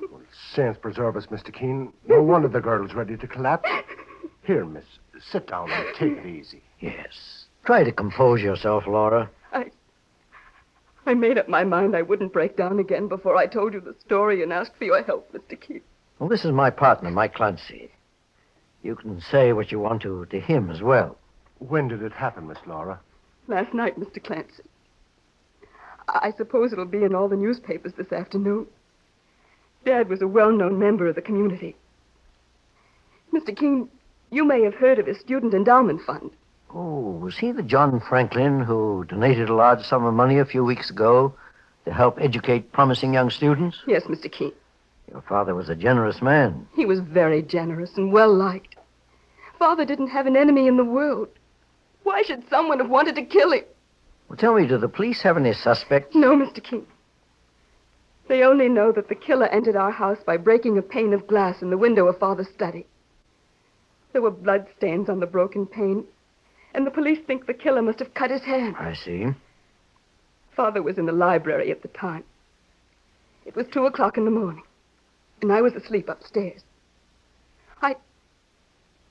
I found his body myself, Mr. Keene, early this morning. Laura, what was your father doing up at 2:00 in the morning? He was troubled with insomnia. He'd usually read in the library until 1 or 2. And you heard no noise, no sound of a scuffle? No, sir. My room is on the 2nd floor in the back of the house. The killer used a knife, not a gun. And I heard nothing. Well, what about the servants, Laura? They're all down at police headquarters now being questioned. I'm certain they had nothing to do with it, though. They were all in the servants' cottage at the time, a few hundred yards from the main house. And I suppose they heard nothing, huh? That's right, Mr. Keene. There isn't anyone I know of who might even be remotely connected with Father's murder. Not even... Not even who, Laura? Mr. Keene, I don't know why I thought of him. I mean, he'd never... To whom are you referring? Please, I must know all the facts. I'll tell you everything I know, Mr. Keene. No matter who may be hurt by it. The man I referred to just now is named George Haycraft. He was a suitor of mine before I met Charles. Charles? And who is he? Charles Meade. We fell in love several months ago, and we'd planned to get married. With Dad's consent, of course. And what about the other man, George Haycraft? I'm afraid George took me too seriously, and... well, I had a little trouble with him. I was fond of him, but it wasn't the way it was with Charles Meade. I see. About a week ago, Mr. Keene, Charles and I were at my house making plans for our wedding. We were talking about our engagement announcement, which had appeared in the papers that morning. And the happy couple is expected to set a wedding date in the near future. Say, that's quite a write-up, Laura. First time I've ever seen my name in print. It's Dad's name that gets the publicity, Charles, darling. Not yours or mine. Well, they can keep the publicity. All I want is you. Oh, expecting someone, Laura? No. Wait here, Charles. I'll see who it is. Why, George, how are you? Is it true, Laura? This announcement in the papers. Are you really engaged to Charles Meade? Why, yes, But you can't do this. I thought you'd wait. I mean, I thought that Wait you... for what? I don't understand, George. Wait until I got a better job. Didn't you know that I was in love with you too, Laura? George, you're joking. Do I sound like I'm joking? No, you don't, and you better keep your voice down while you're in this house. Keep out of this, Meade. Laura, do you want me to throw George Haycraft out? No, please, Charles. Let's not have any unpleasantness. George, I'm sorry that you seem to feel I loved you. I certainly didn't mean to give you that impression. I always believed we were friends and nothing more. It must have been your father. He's poisoned your mind against me. He knows I'm broke and he wants you to marry into money. Be your age, Haycraft. You've lost out with Laura. Don't look for excuses. Yes, Meade. I've lost out. But, Laura, I'm going to settle with your father. I'm going to tell him what I think of his conniving to keep us apart. But that isn't true, George. My father had nothing to do with it. Don't tell me it isn't true. I know it is. I'm going to have it out with him. Charles, do you think he means it? I don't know, Laura. But I'm going to keep an eye on George Haycraft in any case.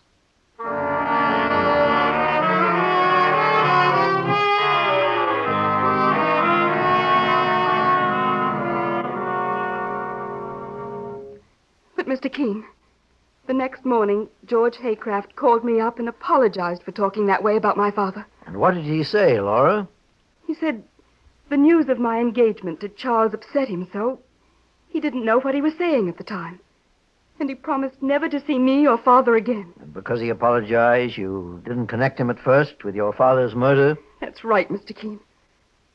Although now I can see how important it could actually be. Well, sure, and this fellow, George Haycraft, practically threatened your father, miss. Mike is right, Laura. Where can he be reached? George lives on 29th Street, number 823. Put that down, Mike. Okay, sir. He doesn't have a telephone. You'll have to go there and see him yourself, Mr. Keene. I will. But first, I want to look at the scene of the crime. Now, where is your home, Laura? Near Forest Hills. And we'll drive out there immediately.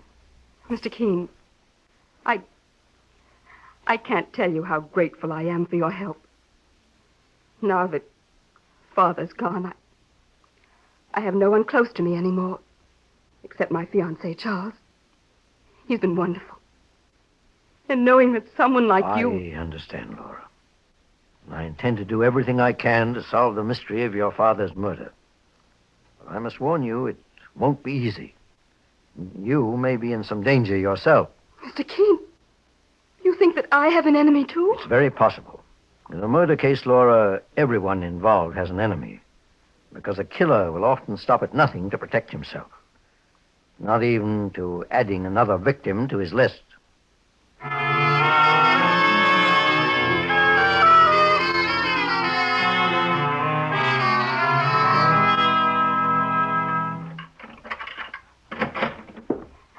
Come right in, Mr. Keene and Mr. Clancy. Thank you, Laura. The servants are still downtown being questioned by the police, I imagine. Where's the library, Laura, where you found your father's body?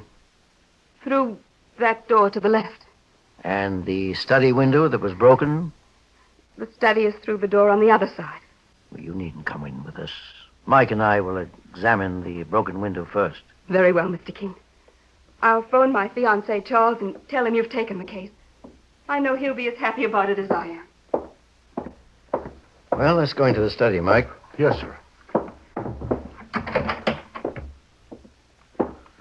There's the broken pane of glass in the window, Mr. Keene. Yes. Let's have a look at the blood stains on it. Well, whoever cut his hand on that pane of glass must have got himself a nasty wound, boss. There's quite a bit of blood on it. Mike, see if you can open that window. Sure thing, sir. Well, she won't come open, sir. You know why? It's locked on the inside. Well, I don't see any lock, boss. It's hidden behind this sash. Oh, yes. It's a new type of lock that works very easily, and it's foolproof. Foolproof? How do you mean, sir? Should I answer that, Mr. Keene, sir? Laura Franklin must have answered in another room. Maybe I'd better listen in through this extension. Laura, dear, this is Lillian Dix. Oh? Yes, Lillian. I've just come from the police. They questioned me about your father's murder. I see. Laura, have you seen your friend George Haycraft recently? Not for over a week. I'm afraid I was forced to tell the police something about him. I ran into him on the street this morning, just after I heard of your poor father's death. What about George, Lillian? Perhaps I'd better come over and talk to you in person, Laura. Are you alone? No. Mr. Keene, the famous investigator, and his partner are here. Mr. Keene? Has he entered the case? Yes, Lillian. Then I'll surely come over immediately. What I have to say is important. Then suppose you say it now, Miss Dix. What? Who's that? It sounds like Mr. Keene. It is, Laura.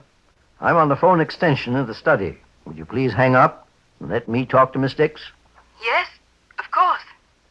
Now, Miss Dix, I take it you were a friend of John Franklin's, the murdered man. A very close friend, Mr. Keene. And what is it you've told the police in regard to George Haycraft? Please tell me now if it's urgent. Well, you know they found the blood on that broken window pane. Yes. When I saw George on the street this morning, his hand was bandaged. That's very significant. Suppose you come over here as you suggested, Miss Dix. Then we can talk further. Very well, Mr. Keene. You can expect me shortly.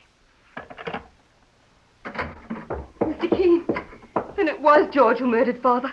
I didn't hang up, Mr. Keene. I listened as you talked to Lillian Dix. Perhaps you're jumping to a conclusion a little too quickly, Laura. But the blood on the broken window and the bandage on George's hand. Yes, it all fits in very well, doesn't it? Well, Mr. Keene, you sound like you're not so satisfied with the evidence. I'm not, Mike. However, I may be wrong. George Haycraft could have murdered John Franklin. Certainly he had a motive. But if it wasn't Haycraft, it was someone as clever as a fox and as cold-blooded as a tiger. You see, George Haycraft may have fallen into a trap. A trap, Mike, that's set for all of us.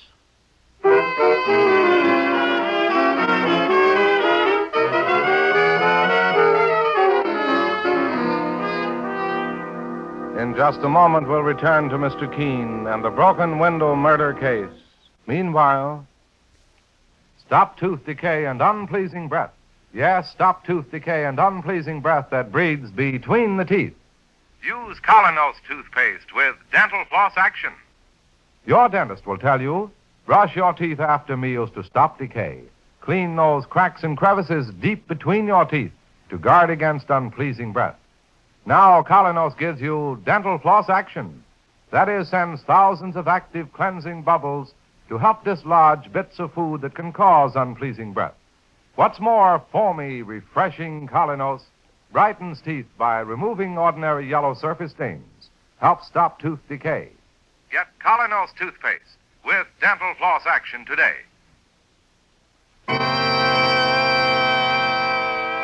Now back to Mr. Keene and the broken window murder case.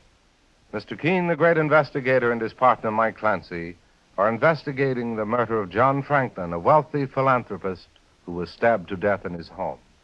One of the important clues in the case is a broken window pane which is stained with blood, a clue which places a young man named George Haycraft high on the list of suspects. Now, Mr. Keene and Mike continue their investigation in Franklin's house. And Mr. Keene is saying to Laura, the victim's daughter, Tell me, Laura, how close a friend of your father was Lillian Dix, the woman who just phoned? In my opinion, Mr. Keene, Lillian hoped to marry Father. Although she denied it to me when I accused her... Accused her? Of what? Of fortune hunting. Oh, you think she wanted to marry your father for his money? Yes, Mr. Keene. Frankly, Lillian Dix and I never got along. I was against her seeing my father, and she knew it. She's only 32, and Dad was 50. Why would a woman want to marry a widower so much older than herself? Especially a woman as beautiful and popular with men as Lillian Dix is. Perhaps we'll have an answer to that question when she gets here. Meanwhile, Laura, I'd like you to show my partner, Mike Clancy, around the grounds. You want me to search outside, Mr. Keene, for clues? Yes, Mike. I'm going to look through Mr. Franklin's correspondence and personal papers. If you'll come with me, I'll show you around, Mr. Clancy. Okay, miss. And Mike, keep your eyes open for footprints. The ground is soft, and the killer may have left some mark. Sooner or later, they all make a mistake. And a murderer's mistake is a private investigator's windfall.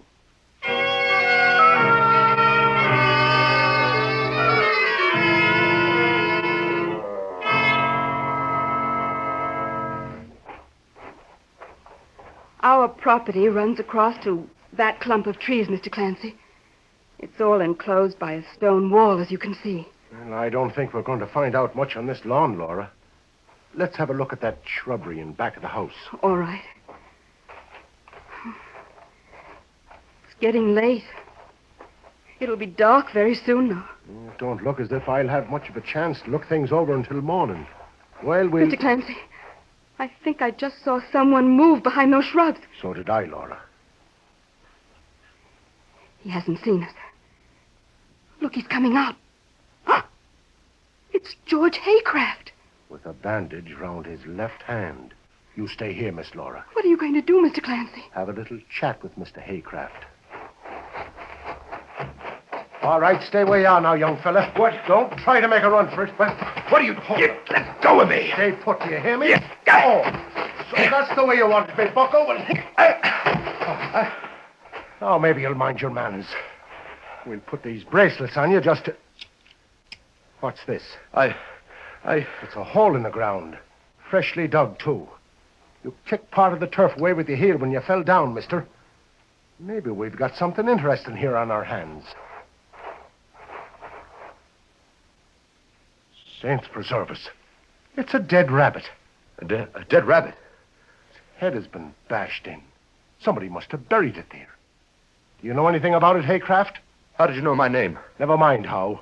I also know you're wanted for murder. And you've been snooping around here like a hound after a bone. What are you looking for? I won't say any more until I have legal advice. Oh, sure, you'll need a whole battery of lawyers after Mr. Keene pins this thing on you. Mr. Keene?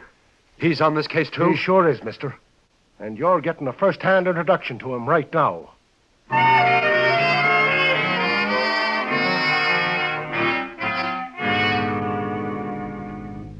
And I caught this fella, George Haycraft, snooping around outside the house, Mr. Keene.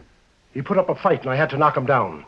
That's how I came across the dead rabbit buried there. Buried rabbit? Looks as though we have a very important clue, Mike. Well, Haycraft, you have anything to say? I had nothing to do with John Franklin's murder. What were you doing outside his house just now? I was hoping to talk to Laura, his daughter. And why didn't you come into the house by the front door? Because I knew I was under suspicion of murder, Mr. Keene. I have a radio at home that can tune in on police wavelengths, and I heard them send out an alarm for me. I didn't cut my hand on that broken window, Mr. Keene. I cut it accidentally when I fell on some broken glass. Why did you want to see Laura Franklin? I had to tell her I wasn't responsible for her father's death. Where is Laura, Mr. Keene? I want to see her. She told me she didn't want to face you, Haycraft. She's up in her room. Mike, would you see who's at the door? Right, boss. Oh, who are you? Well, that's just what I was going to ask you, mister. Step inside. Wait, I know who this gentleman is. You're Mr. Keene, aren't you, sir? Yes, and this is Mike Clancy, my partner. I'm Charles Meade, Laura Franklin's fiancé. Laura called me and told me that you... Oh, I see you've gotten your hands on George Haycraft. I didn't kill John Franklin, and you know it, Meade. I don't know anything of the kind, Haycraft. All I know is that you've been driving Laura crazy with your jealous antics. And it's about time someone put a stop to them. Mike, I want to go out and look at that rabbit you found buried. Where is it? Well, I'd better show you, boss. What'll we do with George Haycraft here? Take him with us? No, he's handcuffed and harmless now. Perhaps Charles Meade will keep an eye on him. It'll be a pleasure, Mr. Keene. And Haycraft, I suggest you behave yourself while we're outside. What else can I do with these irons on my wrists? All right, Mike. Show me where that dead rabbit is. Perhaps it'll turn out to be the clue we've been looking for.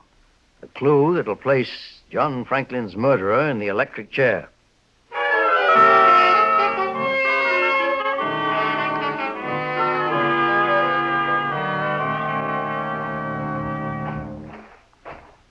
Well, the hole's over here, boss. Behind these shrubs. Yes. The hole is there, Mike, but the dead rabbit isn't. Saints preserve us. It's gone, Mr. Keene. Mike, someone's coming across the lawn to the front of the house. I think that may be Lillian Dix. Just a second, miss. What? You want me? Yes. My name is Keene. Oh, Mr. Keene. For a moment I was frightened. It's getting rather dark. How long have you been out here? Why, I just arrived. I parked my car on the other side of the house. I'm Lillian Dix. Miss Dix, I've just been told that you and John Franklin, the murdered man, were on the verge of getting married. What about it? When was the ceremony to take place? Oh, never. What do you mean, Miss Dix? John decided not to go through with the marriage. Anything you say may be used against you, Miss Dix. What does he mean by that, Mr. Keene? My partner means that the police can establish a motive should they suspect you of murdering John Franklin. Oh, no, they couldn't. I agreed with John. I thought it was wiser not to marry too, because of Laura, his daughter. You mean she objected to your marrying her father? Not only that, Mr. Keene. There was something else.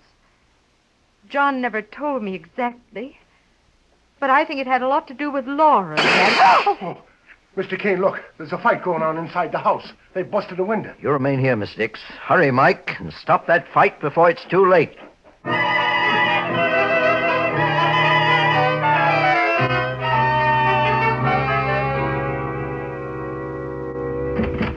Why, Mr. Meade, what's happened? Oh, it's you, Mr. Keene. George Haycraft tried to get away. I managed to hit him with that fire poker. He's lying there on the floor. Take a look at him, Mike. Is he dead? No, he's just unconscious. But he could have been out for good, Charles Meade, if you had clipped him a little harder. Are you disappointed, Meade? What did you say, Mr. Keene? Are you sorry you didn't hit Haycraft hard enough to kill him? Why, no. I was only protecting myself. Yes. You were protecting yourself. Mr. Keene, just what do you mean by that? I mean that you murdered John Franklin and just attempted to kill George Haycraft because he had some evidence against you. That's a lie. Is it? And what are those bloodstains doing in your left knee? Bloodstains? I'll tell you how you got them, Charles Meade. I noticed them before. You just transferred the body of that dead rabbit to another hiding place, and you brushed its mutilated body against your clothes as you did it. Well, now I know you're crazy, Keene. Why would I be fooling with a dead rabbit? That rabbit was evidence. Evidence that you tried to frame Haycraft for John Franklin's murder. Franklin's killer didn't enter by the window. As I told you, Mike, it was locked from the inside. I remember you saying that, boss. Charles Meade first killed the rabbit, then broke the window after murdering Franklin. He smeared the broken pane with the rabbit's blood, so Haycraft would be accused of the crime. Well, then Charles Meade must have known that Haycraft had cut his hand. Exactly, Mike. Yes. Yes, he knew, Mr. Keene. Haycraft's coming around, boss. I cut my hand during a fist fight with Charles Meade yesterday. He knocked me down and my hand hit some broken glass. Just now he tried to kill you to prevent you from exposing him. He attacked me with that fire poker as I was sitting in a chair. Meade, it looks as though you tripped up on your own cleverness. You tried to plant a bloodstain on a window as evidence against George Haycraft. But now it'll be used as evidence against yourself. Yes, you're right, Keene. I won't try to hide it. John Franklin wanted to put me in jail. He found out I was wanted for embezzlement in Chicago. But I wouldn't let him get away with it. And I'm not letting you get away with this either. Look out, boss. He's reaching for that fire poker. Yes. He was pretty smart, old John Franklin was. He figured I was marrying his daughter Laura for the money she'd come into. And he was right. But I was wise to his every move. When you murdered Franklin, you must have got into the house with a key you stole from Laura. Yeah, right again, Keene. If he don't put that fire poker away, boss, he'll go out of here on a stretcher. You see this gun, mister? It's got bullets in it. Go on, shoot. But I'll get one of you first. Ah! Oh, my hand. My hand. You put a bullet in my hand. Get me a doctor. Sure, and 2 seconds ago, he was as brave as a wild bull. Now he's yelling for a doctor. You're lucky that bullet didn't go through your head, mister. Call a doctor, Mike, and get Charles Meade some aid. Okay, Mr. Keene. And after that, call the police. Tell them we're bringing Meade in on a charge of murder. And the case of the broken window is solved.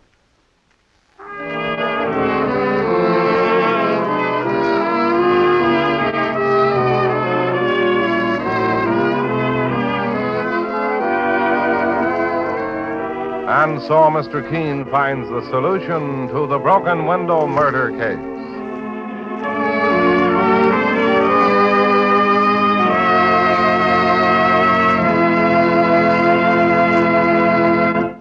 The next time you're suffering from the pains of headache, neuritis, or neuralgia, try Anacin. You'll bless the day you heard of this incredibly fast way to relieve these pains. Now, the reason Anacin is so wonderfully fast-acting and effective is this. Anacin is like a doctor's prescription. That is, Anacin contains not just one, but a combination of medically proven active ingredients in easy-to-take tablet form. Thousands of people have received envelopes containing Anacin tablets from their own dentist or physician. And in this way have discovered the incredibly fast relief Anacin brings from pain of headache, neuritis, or neuralgia. So next time such pain strike, take Anacin. For most effective relief, use only as directed. Your druggist has Anacin in handy boxes of 12 and 30 and economical family-size bottles of 50 and 100. The name is Anacin, A-N-A-C-I-N.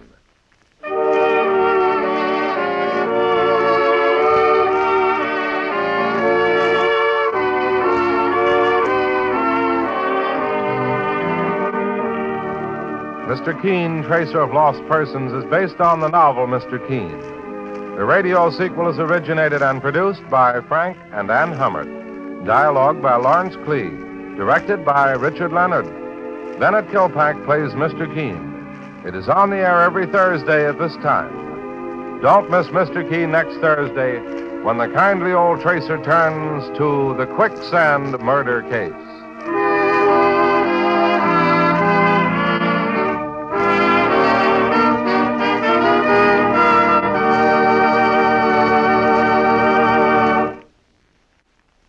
Ever suffer heartburn or upset stomach from acid indigestion?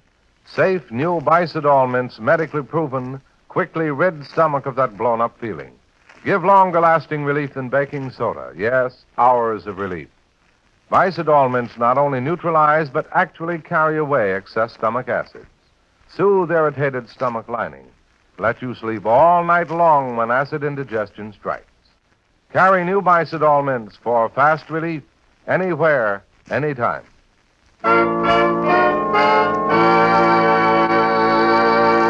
Mr. Keene, Tracer of Lost Persons, will be on the air next Thursday at this same time. This is Larry Elliott saying goodbye for Mr. Keene and the Whitehall Pharmaceutical Company, makers of Anacin and Colinos, and many other dependable high-quality drug products. This is CBS, the Columbia Broadcasting System.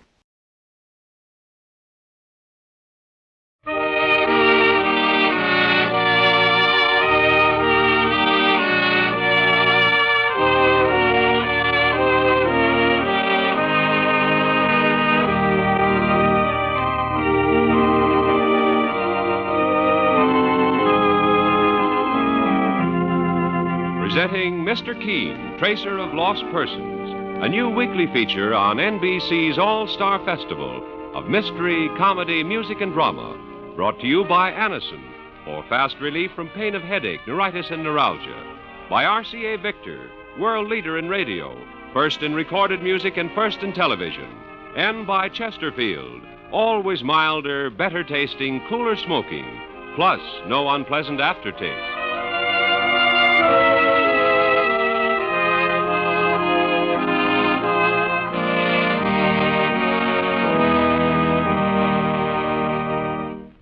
Every day you hear more and more about an incredibly fast way to relieve the pains of headache, neuritis, and neuralgia. It's Anacin, A-N-A-C-I-N. Now, the reason Anacin is so wonderfully fast-acting and effective is this. Anacin is like a doctor's prescription. That is, Anacin contains not just one, but a combination of medically proven active ingredients in easy-to-take tablet form. Thousands of people have received envelopes containing Anacin tablets from their own dentist or physician, and in this way discovered the incredibly fast relief Anacin brings from pains of headache, neuritis, or neuralgia. So the next time a headache strikes, take Anacin, A-N-A-C-I-N. Anacin comes in handy boxes of 12 and 30, economical family-size bottles of 50 and 100. Ask for Anacin at any drug counter.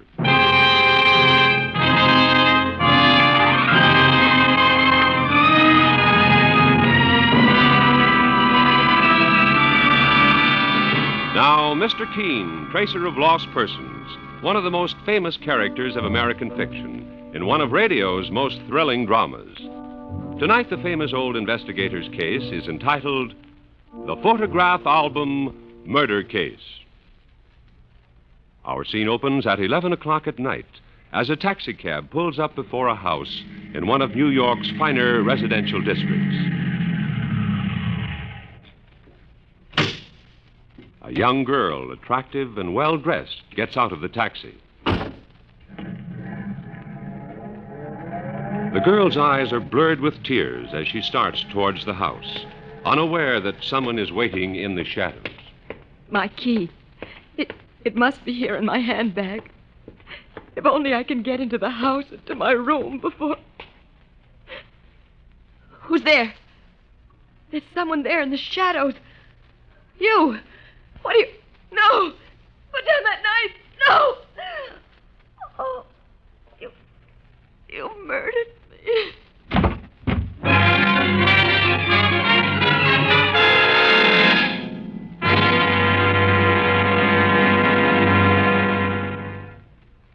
Which one of you gentlemen is Mr. Keene? Well, this is Mr. Keene, young fella. I'm his partner, Mike Clancy. Mr. Keene, I'm Larry Benton. Oh, yes, Mr. Benton. You're the young man who phoned for an appointment. Yes. Mr. Keene, did you read in the morning paper about the murder of a girl named June Reynolds? Yes, Mr. Benton, I did. It occurred around 11 o'clock last night. The young woman was an actress, I believe the newspaper said. That's right, Mr. Keene. June was stabbed to death as she was about to enter the house. Well, sure, and I read about it too, Mr. Keene. The young lady's handbag was stolen, and the police figure some hoodlum robbed her and stabbed her to death when she tried to call for help. Only they're wrong, Mr. Clancy, completely wrong. June was deliberately murdered. Her handbag was stolen to throw the police off the track. Mr. Benton, just how are you related to the murdered girl? And why do you believe robbery was not the motive for the murder? June Reynolds was my fiancée, Mr. Keene. We'd been going together ever since she came to New York from a little town in Iowa a year ago. She worked as a stenographer in the same firm where I'm employed as an accountant. Only June's real ambition was to become an actress. I see. She belonged to one of those little amateur theater groups in Greenwich Village. One night, about a month ago, she was in a play down there, and Mrs. Elsa Foster saw her and decided to sponsor her. She said June had great talent and ought to become an actress. Elsa Foster? You mean the wealthy society woman? Yes, Mr. Keene. Mrs. Foster took June to live with her in her beautiful home. She persuaded June to give up her job as a stenographer and devote all her time to studying for the theater. I begged June not to accept Mrs. Foster's offer. Well, sure, and why did you object to her living in an elegant house with a rich society lady? Because, Mr. Clancy, I had a feeling there was something strange about it. Mrs. Foster seemed to take charge of June completely. Whenever I phoned the house, I was told June couldn't talk to me. She never called me back, and when I finally did get to see her, she... Yes, Mr. Benton, go on. June was like a different person, Mr. Keene. She seemed terribly worried about something. Then yesterday afternoon, I met her outside Mrs. Foster's home. I was stunned to see how pale she was. I could see that she was desperately afraid of something. Saints preserve us, but what would the young lady be afraid of, Mr. Benton? She wouldn't tell me, Mr. Clancy. But she did say that she was leaving Mrs. Foster's house the very next day. Leaving it forever. Only she was murdered before she had a chance. Mr. Keene, I need your help. I want June Reynolds' murderer found and brought to justice. My partner and I are always interested in seeing justice done, Mr. Benton. And from what you've told me, there is strong doubt that robbery was the real murder motive. Now tell me, who else lives in the Foster home besides Elsa Foster? There's her husband, Rodney Foster. He is much younger than his wife. And there's Mrs. Foster's niece, Hazel. She's... Yes? What about her, Mr. Benton? She's a strange, neurotic girl. For some reason, I had a feeling she hated June, though I don't know why. Mr. Keene, you will take the case, won't you? Yes, Mr. Benton. My partner and I will get to work on it immediately. Put your address on this slip of paper, please. We'll be in touch with you as soon as we have some news. Mike. Yes, boss. We'll go directly to Mrs. Foster's home and start our investigation of June Reynolds' murder at the scene of the crime.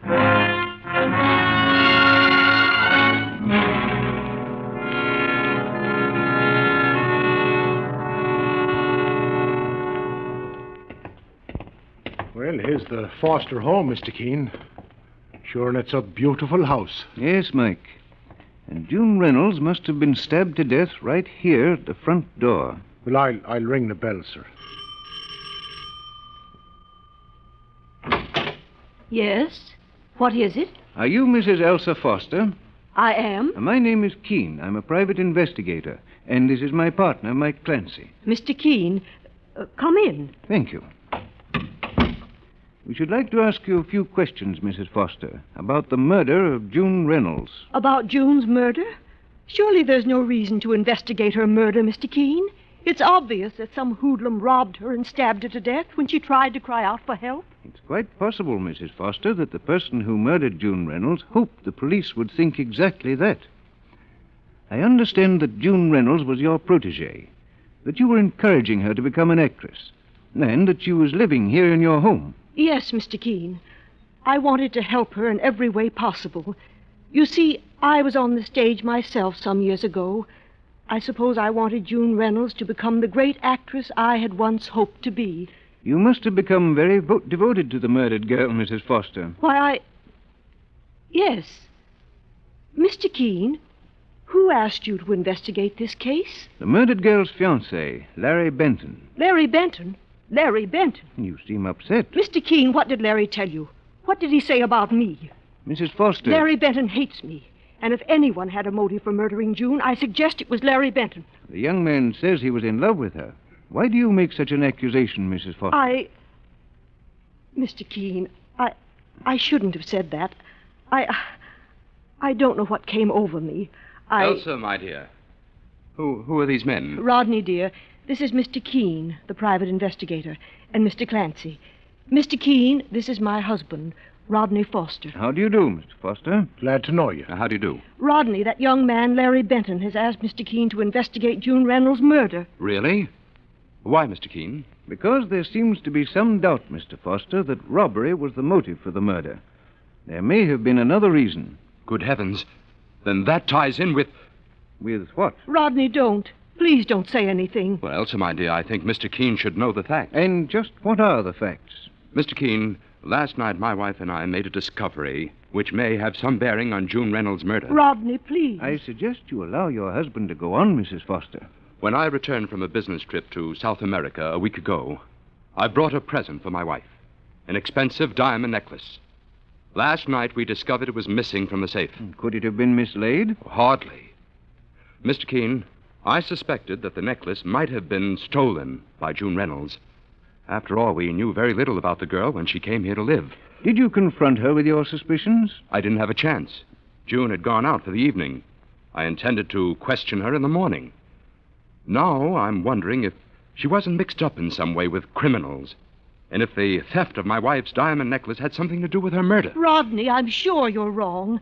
June Mr. wouldn't... Foster, I take it you told the police about the missing necklace? Why, no, I haven't. Why not? Mr. Keene, I asked my husband not to say anything about it to the police. June Reynolds is dead, murdered. It would be cruel to cast suspicion on her name. And the diamond necklace was insured, so there'll be no loss. I agreed to go along with my wife on the matter, Mr. Keene. The fact that you concealed the theft of the necklace from the police, Mr. Foster, places you and your wife in a suspicious light. People who hide facts in a murder case often have a sinister reason for doing so. Mr. Keene, are you trying to imply that my wife or I had anything to do with the murder? I'm only telling you what the police may think. Mrs. Foster, during the time she lived here with you, did the murdered girl seem worried about anything? Or frightened? Why, no, Mr. Keene. June seemed very happy. I see. I should like to have a look at June Reynolds' room. Her room? But there may be something in her effects that will give us a clue to her murder. Where is her room, Mrs. Foster? It's the last door at the end of the hall. I'll show you. Don't bother. Mike Clancy and I will find the way. Come along, Mike. Right, sir. What do you think, Mr. Keene? Do Mr. and Mrs. Foster know more about the murder than they're saying? It's hard to say, Mike. Well, this must be June Reynolds' room. Mike, look through the dresser for any letters or papers. Anything that might be a clue. Right, boss.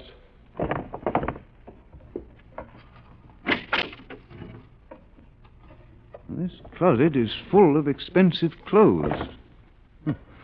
Mrs. Foster must have bought them for June Reynolds. Well, there's nothing in them dresser drawers, Mr. Keene. They're all empty. Oh, look, boss. Here's one of them little powder boxes on the dresser. I wonder if it's the kind that plays a tune when you open it. Well, sure enough, and it plays it. Saints preserve us, Mr. Keene. Look what's in the powder box. It's a necklace, Mike. A diamond necklace. Then the murdered girl, June Reynolds, must have stolen it, like Mr. Foster said. She must have hidden it in here. Put down that necklace. What? Why, it's a young lady. Who are you, miss? What are you doing in this room? Do you mind telling us who you are? Give me that necklace. Give it to me, do you hear? Boss, she's got a gun. Yes, I've got a gun. And I'll use it if you don't give me that necklace.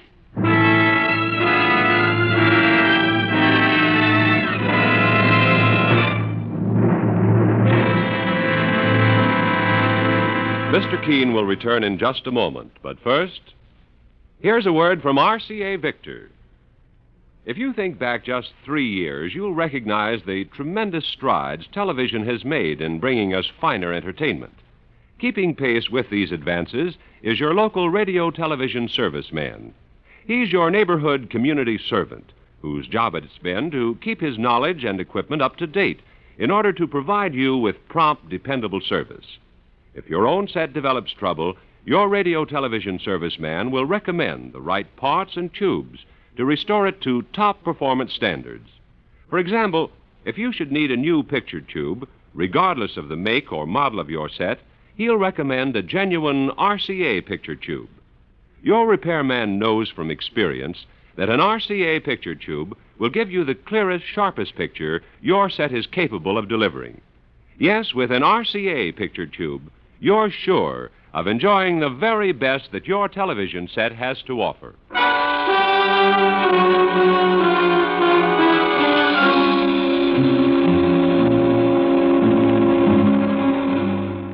Mr. Keene and the photograph album Murder Case. Mr. Keene is investigating the murder of June Reynolds, beautiful young actress, who was stabbed to death outside the home of wealthy, socially prominent Elsa Foster, who had been sponsoring her career.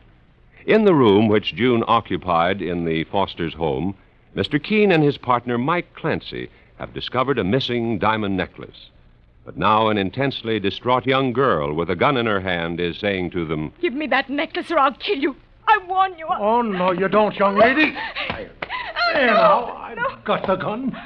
Well, that's a nasty weapon for a young lady to be carrying around. Who are you?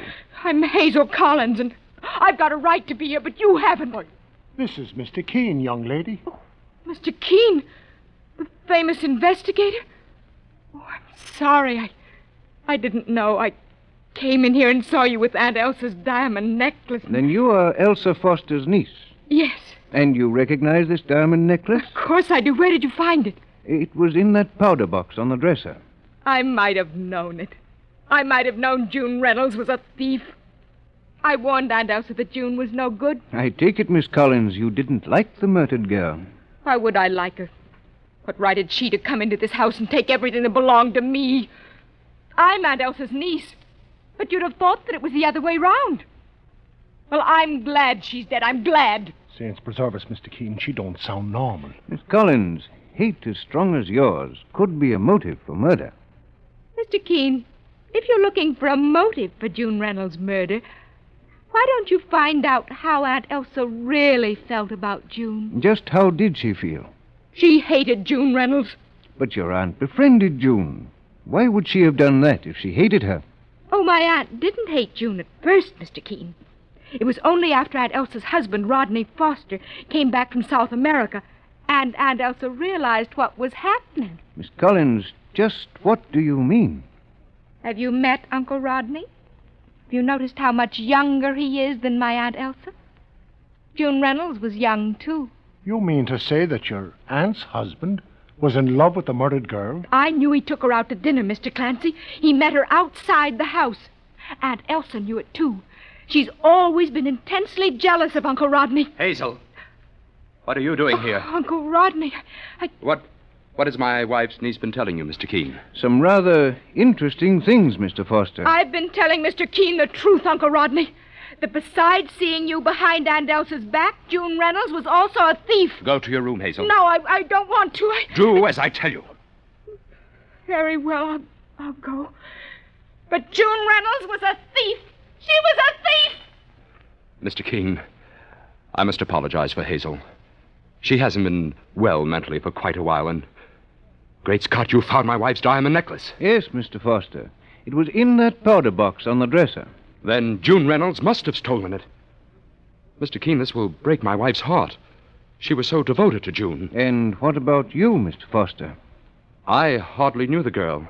I met her for the first time when I got back from South America a week ago. But you knew her well enough to take her to dinner, to meet her at places outside your home. What? Well, how did you... Then it's true, Mr. Foster. Very well, Mr. Keene. I won't deny it. I was attracted to June in spite of myself. I met her secretly several times. But after the other evening, I realized what a fool I was. What about the other evening, Mr. Foster? I'd met June in a restaurant on 53rd Street. Suddenly, Larry Benton walked in. Larry Benton? June Reynolds' fiancé? Yes. Larry flew into a jealous rage and made wild threats against both June and me. Well, sure, Mr. Keene, Larry Benton never mentioned that fact to us. No, Mike, he didn't. I'm beginning to wonder now if Larry Benton didn't carry out his threat against June and murder her. There's also another possibility, Mr. Foster. What is that? You admit that you were infatuated with June. If she turned you down, that might be a clear motive for murder. No! I was attracted to her, but it really meant nothing, Mr. Keene. I'm in love with my wife, Elsa. Unfortunately, you've also put your wife in a highly suspicious position. Elsa? Why, she didn't even know I was meeting June. You can't be sure of that. Your wife may have learned of it in some way and taken matters into her own hands. No. Elsa would never commit a murder. Jealousy is a strong incentive for murder. That same motive which you say could have driven Larry Benton to violence. Come along, Mike. Where to, Mr. Keene? I want to have another talk with Larry Benton, the murdered girl's fiancé. This time, he won't withhold important facts, as he obviously did before.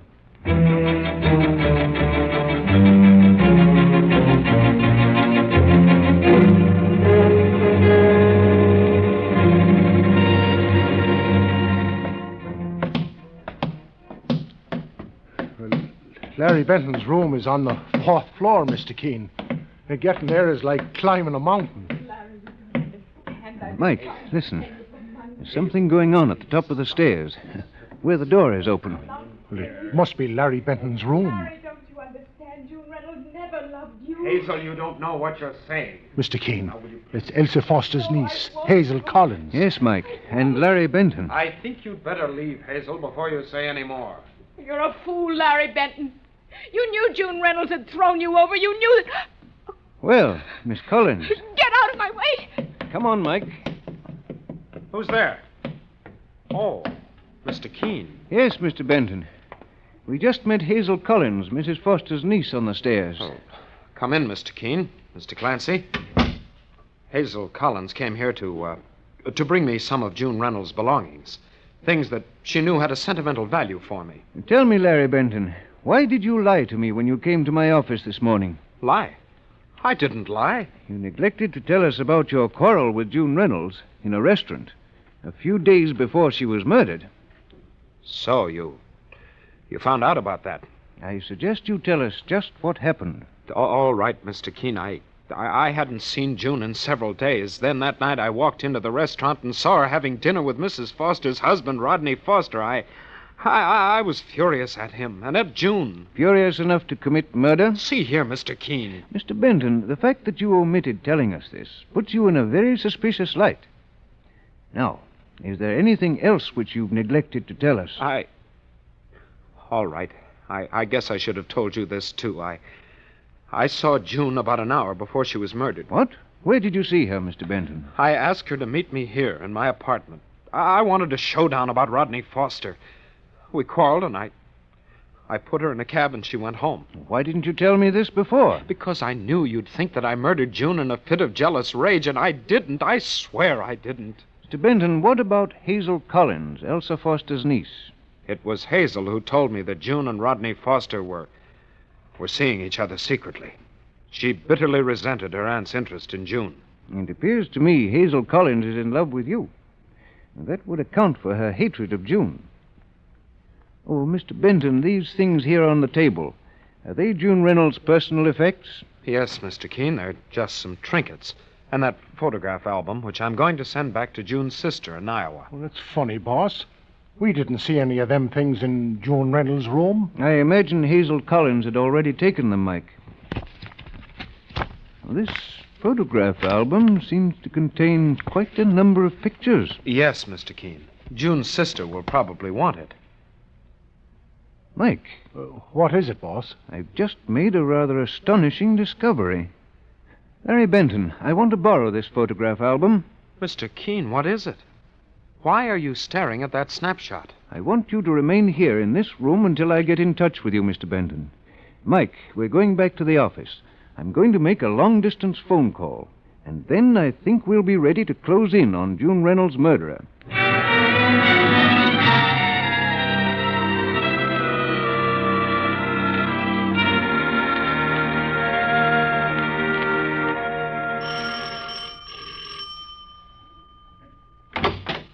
Oh, Mr. Keene and Mr. Clancy, come in. Thank you, Mr. Foster.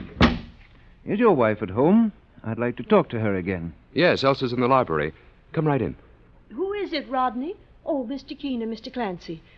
You have news of June's murder? I'm afraid what I have to say won't be pleasant, Mrs. Foster. I don't understand. Mrs. Foster, the murdered girl, June Reynolds, was a guest in your home. She accepted your generosity and kindness. And it would appear that in return she became involved in a love affair with your husband. Keene, how dare you? Your wife already knows it, Mr. Foster. Mrs. Foster, you found out through your niece, Hazel Collins, that June and your husband were seeing each other secretly. You were intensely jealous, and jealousy is a strong motive for murder. Elsa, then it was you. No, Rodney. I didn't kill June. I swear I can prove who stabbed June Reynolds to death, Mrs. Foster. If I were to tell you that I checked with a taxi driver who brought her home last night, that he was an eyewitness to the murder... That's a lie. The taxi drove off before... Before the murder was committed. That's right, Mr. Foster. But you couldn't know that unless you were the one who stabbed June Reynolds. You're the murderer, and you trapped yourself with your own words. Pretty clever, aren't you, Keene? Rodney. You murdered June Reynolds, and you took her handbag to make it look like robbery. You also planted the diamond necklace in her room. I suspected your guilt, Foster, when I discovered a snapshot in June's photograph album. Snapshot? What snapshot, Keene? It was a picture of the murdered girl taken when she was a youngster, in her teens. There was an older girl with her, her sister, and a man whom I recognized as you, Rodney Foster. I made a long-distance phone call to June Reynolds' sister in Iowa, and she told me the entire story. So you found out I was married to June's sister? Married to... Mrs. Foster, 9 years ago, Rodney Foster was married to June Reynolds' sister, but he deserted her.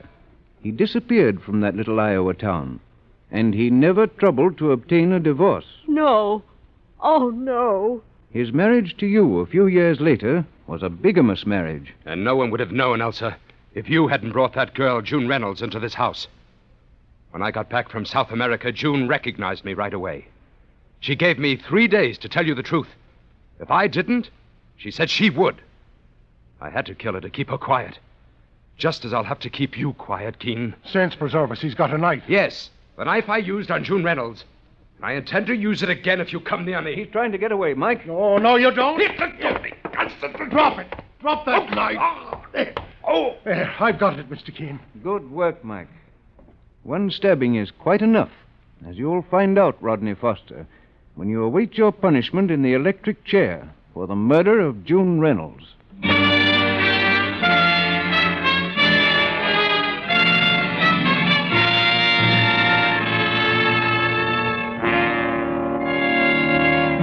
And so Mr. Keene finds the solution to the photograph album murder case.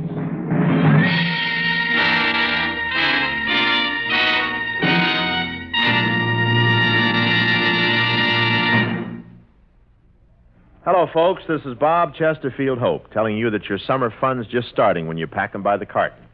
Of course, I mean cartons of those milder Chesterfields. Think of it this way, folks.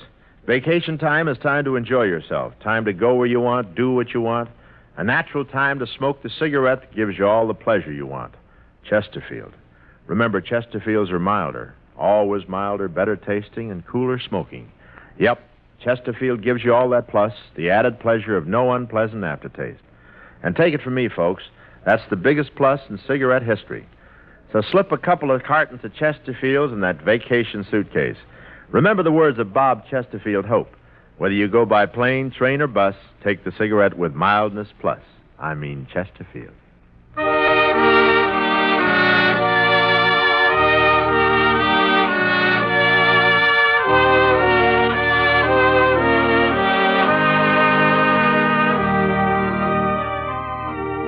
Listen again next week to Mr. Keene, Tracer of Lost Persons, a new weekly feature on NBC's All-Star Festival of mystery, comedy, music, and drama, brought to you by Anacin for fast relief from pain of headache, neuritis, and neuralgia, by RCA Victor, world leader in radio, first in recorded music and first in television, and by Chesterfield, always milder, better tasting, cooler smoking, plus no unpleasant aftertaste. Mr. Keene, Tracer of Lost Persons, is based on the novel Mr. Keene. The radio sequel is originated and produced by Frank and Ann Hummert. Dialogue by Gene Carroll, directed by Richard Leonard. Philip Clark plays Mr. Keene. Your announcer, Jack Costello. Remember, Mr. Keene is now on the air at this new time, every Friday at 9:30 Eastern Daylight Saving Time.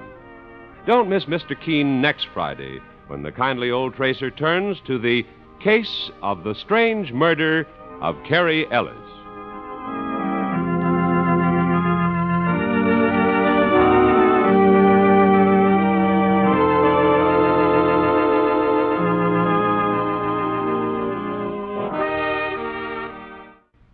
It's Story of a Letter, next on NBC.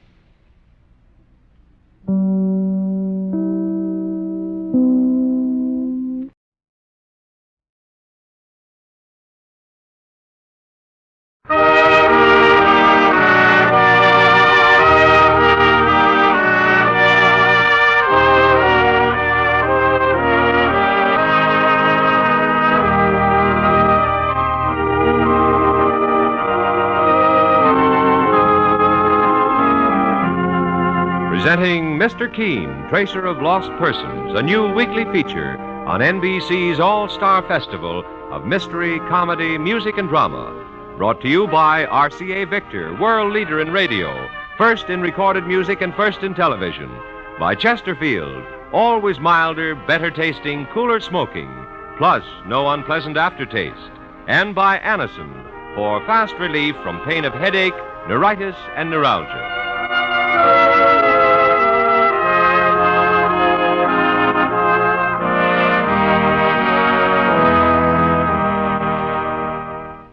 Now here's Perry Como for RCA Victor.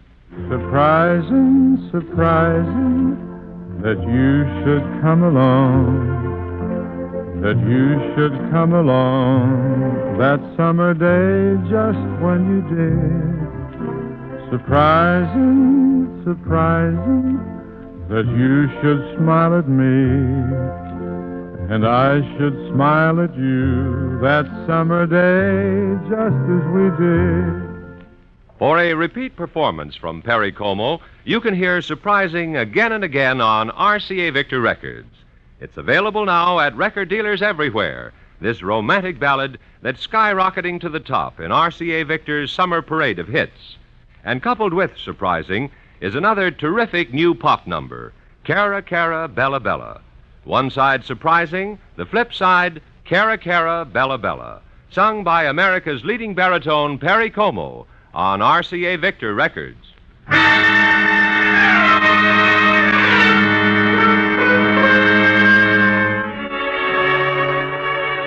Now, Mr. Keene, tracer of lost persons, one of the most famous characters of American fiction in one of radio's most thrilling dramas.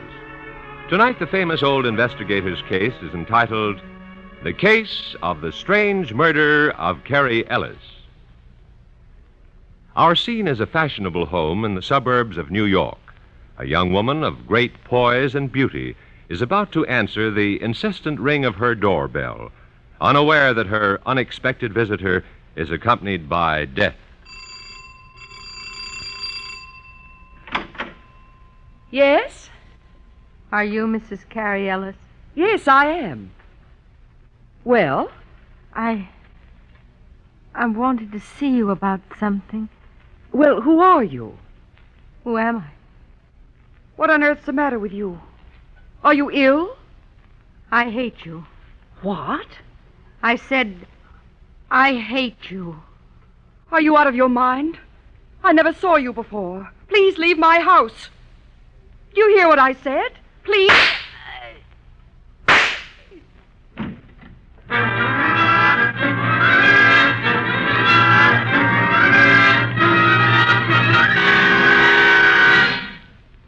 Going out to lunch, Mike? Oh, I thought I'd grab myself a sandwich, Mr. Keene. Oh, someone's at the door, boss. I'll see who it is. Yes, lady? Are you Mr. Keene? No, I'm his partner, Mike Clancy. Here's Mr. Keene. What can I do for you? Help me, Mr. Keene. I didn't mean to do it. I don't even remember doing it. Please, you've got to save me. Save you? From what? I've just shot a woman to death. Saints preserve us. Come inside.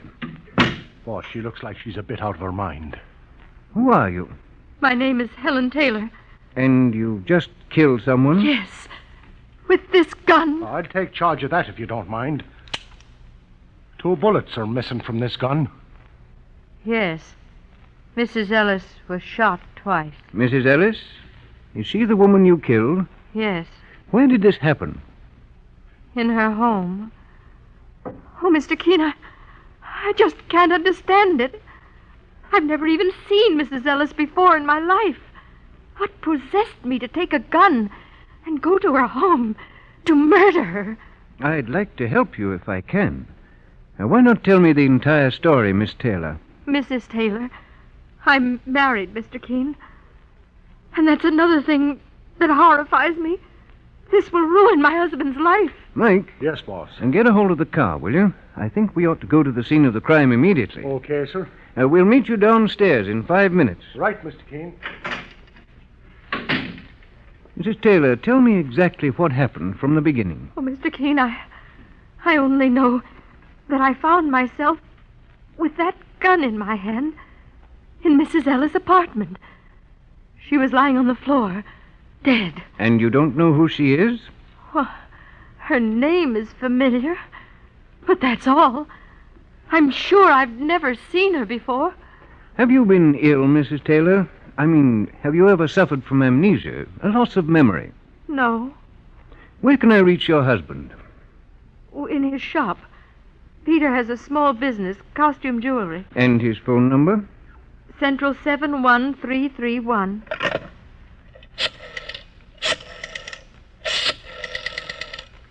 Mr. Keene, you're going to tell him about me? I'm going to ask him to meet us at the home of Mrs. Ellis. Taylor and Company. Mr. Taylor? Yes. Now, this is Mr. Keene speaking. Mr. Keene, the famous investigator. Your wife is in my office at the moment. Helen, why? What's happened? Mr. Taylor, do you know a Mrs. Ellis? Mrs. Carrie Ellis? Why, yes, she's a customer of mine, a wealthy widow. Then you know where she lives. 1114 Highland Boulevard. Can you meet me there within half an hour? Why, what's up, Mr. Keene? I'd rather not discuss it on the phone. Now, just tell me one thing. Has your wife been ill recently? No. No attacks of amnesia? Why, no. Mr. Keene, you're beginning to frighten me. Mr. Taylor, your wife seems to feel that she was responsible for someone's death. What's that? Well, that's all I can say right now. Meet me at Mrs. Ellis's house in half an hour. Yes, I'll be there, Mr. Keene. And thanks for calling. Goodbye. Are you ready to leave, Mrs. Taylor? Mr. Keene, I appreciate what you're doing for me. I've read about you and heard how kind you've been to those who need your help. That's why I came to you almost instinctively. You don't appear to be the type of a woman who'd settle things with a revolver, Mrs. Taylor. Let me warn you, however, that if this is some kind of a ruse, I'll see that you pay for it. Every word I've told you is the truth, Mr. Keene. I swear it. Very well, Mrs. Taylor. Let's leave and check this thing completely at the scene of the crime.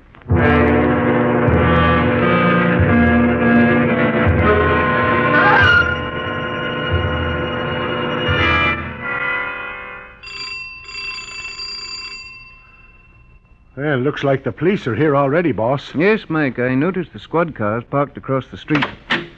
Well?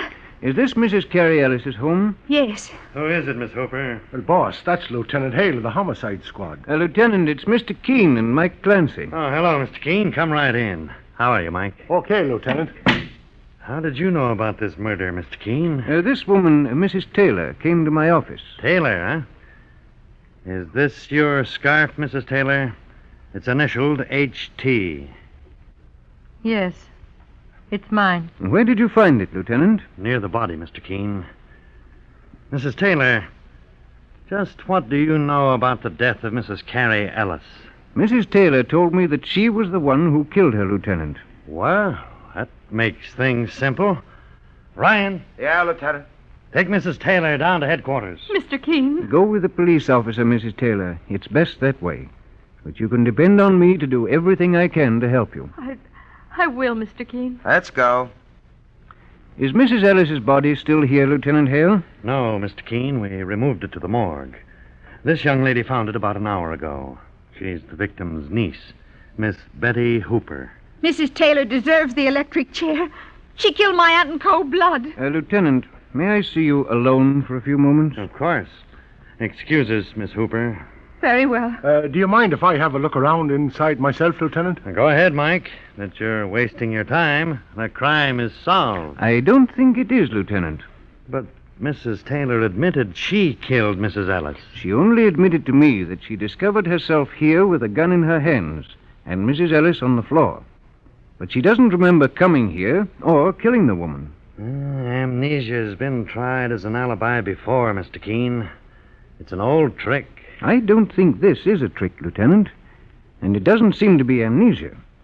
In a true case of amnesia, the past is a complete blank in the person's mind. But Mrs. Taylor remembers a great many personal details about herself. And she claims she never saw Mrs. Ellis before in all her life. Well, Mr. Keene, maybe she's insane. I doubt it. However, any psychiatrist can testify to that. In my opinion, Mrs. Taylor may be the victim of a diabolical plot. You mean you don't think she actually killed Mrs. Ellis? No, Lieutenant Hale. And perhaps I'll be able to prove it to you very soon.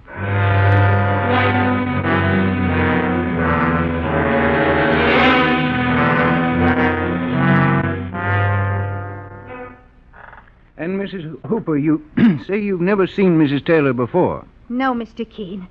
But this questioning seems ridiculous. The woman confessed that she killed my aunt, didn't she? I have reason to believe that Mrs. Taylor didn't murder your aunt. You're about the only one who thinks so. When Lieutenant Hale of the police left, he took her along to prison, didn't he? Tell me, Miss Hooper, are you Mrs. Ellis's closest relative? Why, yes. I had no one except Aunt Carrie, Mrs. Ellis. I understand she was a wealthy woman. When her husband was killed in an accident, he left her almost $1 million.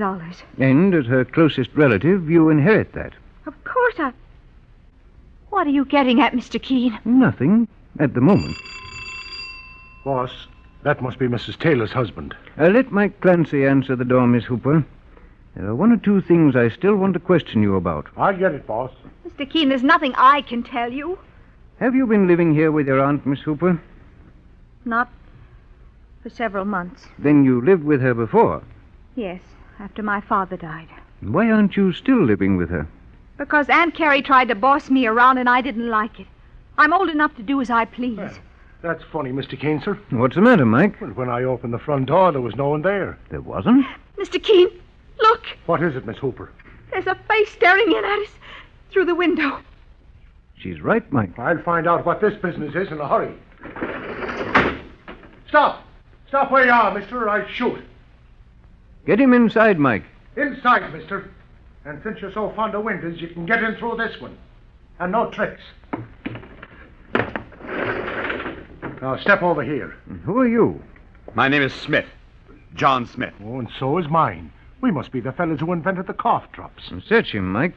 Take your hands off me. Stay quiet, young fella. Here. Here's his wallet, Mr. Keene, sir. There's an identification inside. The name is Vernon Phillips. And what were you doing outside that window, Mr. Phillips?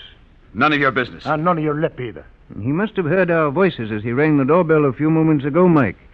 Then he ran around to the back of the house to check on who was inside. Well, sure, and he's got reason to hide, boss. Look what this bucko's been carrying around. It's a gun, Mr. Keene. Are there any bullets missing from the gun, Mike?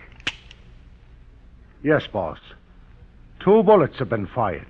Well, it appears as though this case has taken another mysterious turn. I think we'll have a little talk with Mr. Phillips. It should prove to be an interesting one.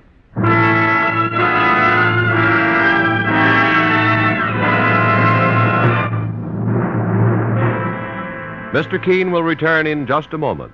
But first... Hi, folks. This is Bing Crosby. This being summer, I just want to remind you when you go on a vacation, take along a carton or 2 of those mild Chesterfields. Yes, sir, vacation time's the time to relax and enjoy life, to do just what you want to do. And what better time can you think of to start smoking Chesterfield, the cigarette that gives you everything you want for real smoking pleasure? Remember, Chesterfields are milder, always milder, better tasting, and cooler smoking. Chesterfield gives you all that, plus the added pleasure of no unpleasant aftertaste. Believe me, that's the biggest plus in cigarette history. So I tell you what you do. Whether you're just getting away for a few days or you plan to get off on a long vacation, you be sure you pack along plenty of Chesterfields. And take it from me, Chesterfield's the best cigarette for you to smoke.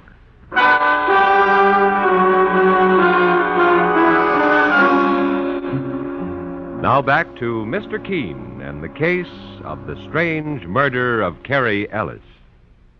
Mr. Keene, the famous investigator, and his partner Mike Clancy are investigating the strange murder of Carrie Ellis, a wealthy and beautiful young widow. A woman named Helen Taylor has confessed to the murder, but the strange circumstances lead Mr. Keene to believe she's been made the victim of a diabolical plot. Now a new suspect, a man named Vernon Phillips, who was prowling outside the Ellis home, has been caught by Mike. Mr. Keene is trying to find out why a gun with 2 missing bullets was found in his pocket. Mike is saying... All right, mister. I think it's time you did a little talking. Perhaps when Mr. Phillips realizes what a difficult position he's in, Mike, he'll be more cooperative. I have a license to carry that gun, if that's what you mean, Mr. Keene. Did you also have a license to use it on Mrs. Carrie Ellis? Carrie? What's happened to her? She was murdered, Mr. Phillips. Carrie? Murdered? Now will you tell us why you came here with a gun and acted so suspiciously? No. You're trying to pin the murder on me. I won't answer your questions. That must be Mrs. Taylor's husband now, boss. No, please bring him in here, Mike. Okay, sir. When did the murder happen, Mr. Keene? Carrie Ellis was shot to death several hours ago, here in her home. Boss, here's Peter Taylor. Where is my wife, Mr. Keene? Why, it's Vernon. Mr. Taylor, you seem to recognize Vernon Phillips. Yes, I recognize him. I've seen him with Mrs. Ellis. That's a lie. You're the man she quarreled with one afternoon while I was here. I was delivering some jewelry she'd ordered in my shop. Mrs. Ellis has been murdered, Mr. Taylor. Murdered? Then, Mr. Keene, that's what you meant when you said on the phone that Helen, my wife, was responsible for someone's death. I didn't say she was responsible. I said she thought she was. Where is my wife, Mr. Keene? I've got to see her. She's been taken to the city prison, Mr. Taylor. All right, I'm going there now. Just a moment, please. There are one or two things I must ask you. Did your wife know Carrie Ellis? Did they ever meet? No, they never met, as far as I remember. Would she have any reason to murder Mrs. Ellis? Mr. Keene, must I answer that question?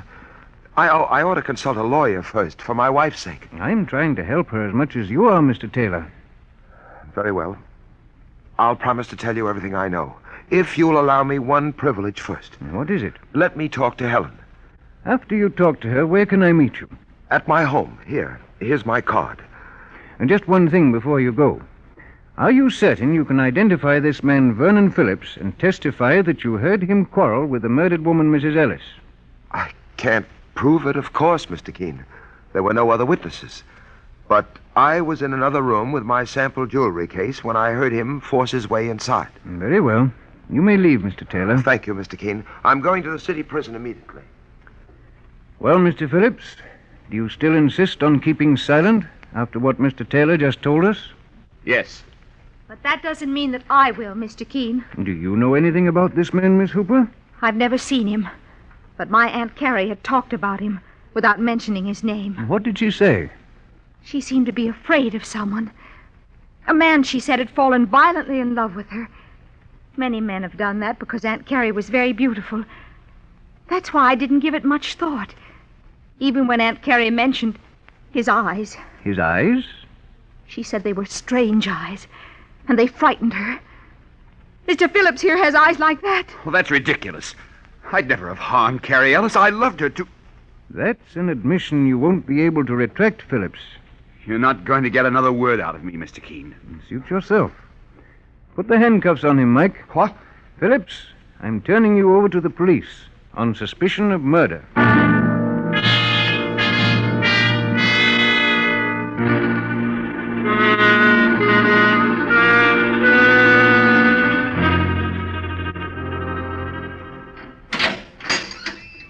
Mrs. Taylor's in cell number 4. On your right, Mr. Keene. Thank you, Lieutenant Hale. Well, she'll be happy to hear that she's got a chance to go free now, boss. Yes, Mike. But we still don't know if Vernon Phillips can really be held as a suspect. Oh, but the gun he had, with 2 bullets fired. Here's Mrs. Taylor's cell. Good evening, Mrs. Taylor. What? Boss, she looks at us like she don't recognize us. You remember me, don't you, Mrs. Taylor? Do I? Oh, yes. Mr. Keene and Mr. Clancy. I have news for you. A man named Vernon Phillips has just been arrested on suspicion of murdering Mrs. Ellis. Vernon Phillips? Have you ever heard of him? No. But they should set him free. I murdered Mrs. Ellis. But you aren't sure you pulled the trigger. I am sure now. Mr. Keene, she's practically making a full confession. Mrs. Taylor, just tell me this. Do you know why you killed Carrie Ellis? Yes. She didn't know why before, boss. What was the reason, Mrs. Taylor? Jealousy. My husband was seeing her on business, and I imagined there was something going on between them. I killed Carrie Ellis because of jealousy. And I'd do it again if I had the chance. I see. Now, please leave me alone, Mr. Keene. Come along, Mike. Well, looks as though we've just been wasting our time, boss. She was guilty all along. No, Mike. Everything is clear to me now. Completely clear. I think I know where to find the real murderer of Carrie Ellis. But getting a confession may be another story. However, I'm going to take a chance. If it works, we'll learn the solution to one of the most astounding mysteries we've ever had to solve.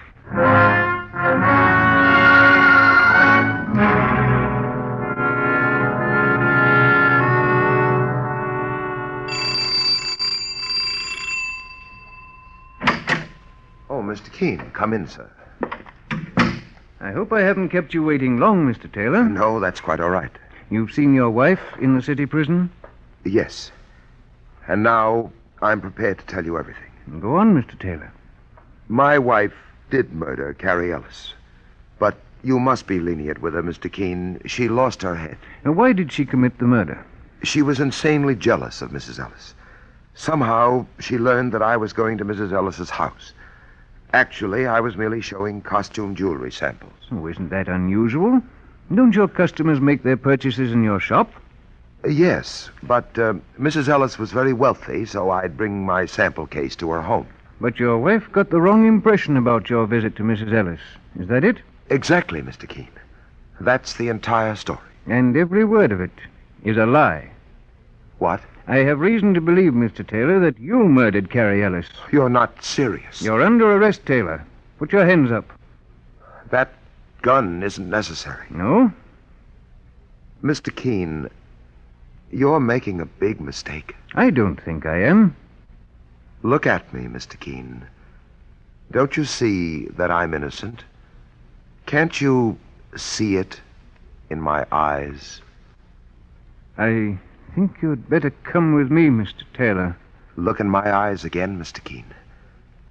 Deep inside. Do you see a murderer's heart? Of course you don't. Mr. Keene? Yes. Hand your gun to me. I'm commanding you to give me your gun now. Very well. Here's my gun. Thank you. The great Mr. Keene. The amazing investigator. As easy to hypnotize as a child. Do you hear what I'm saying, Mr. Keene? Yes. I hear. This situation is really amusing. Here you are, knowing I killed Carrie Ellis. But you're hypnotized, and you can't do anything about it. Sit down. In that chair. Yes.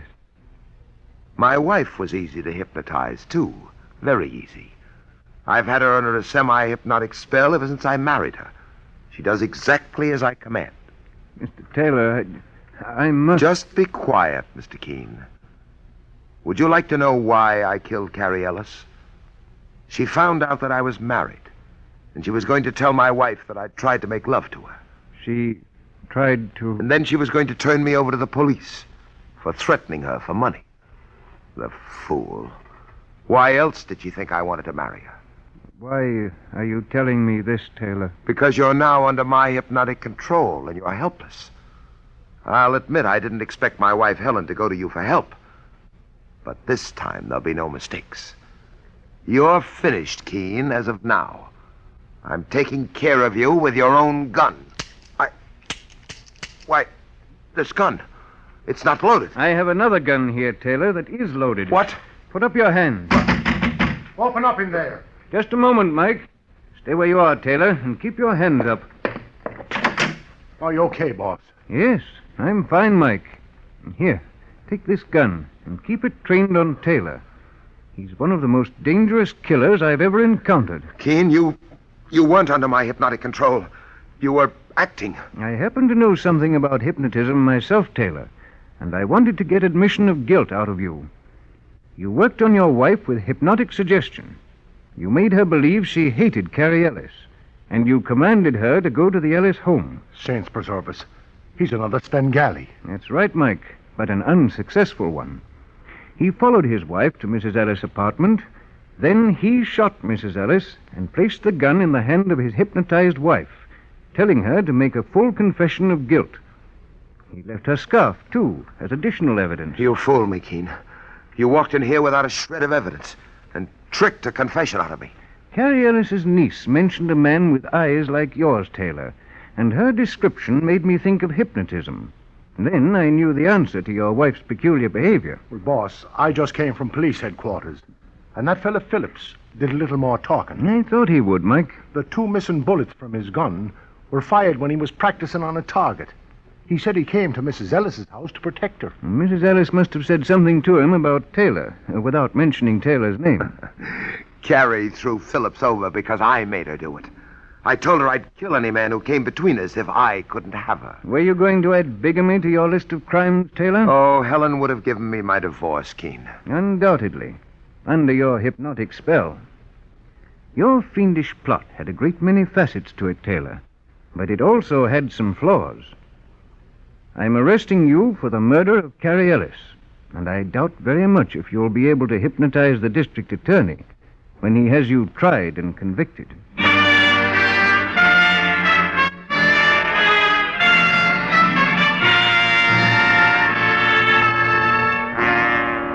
And so Mr. Keene finds the solution to the case of the strange murder of Carrie Ellis.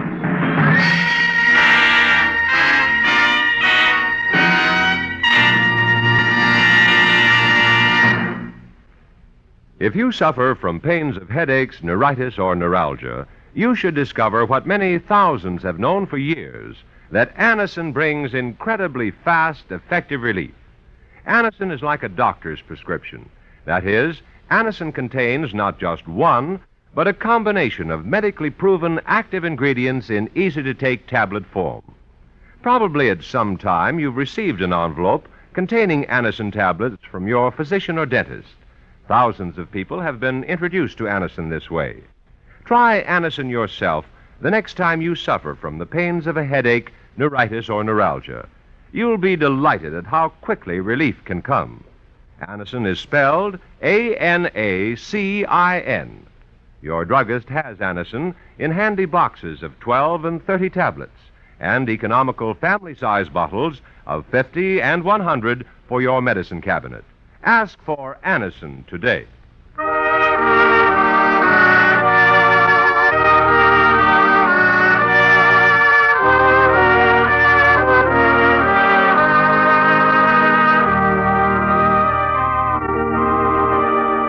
Listen again next week to Mr. Keene, Tracer of Lost Persons, a new weekly feature on NBC's All-Star Festival of Mystery, Comedy, Music, and Drama. Brought to you by RCA Victor, world leader in radio, first in recorded music, and first in television.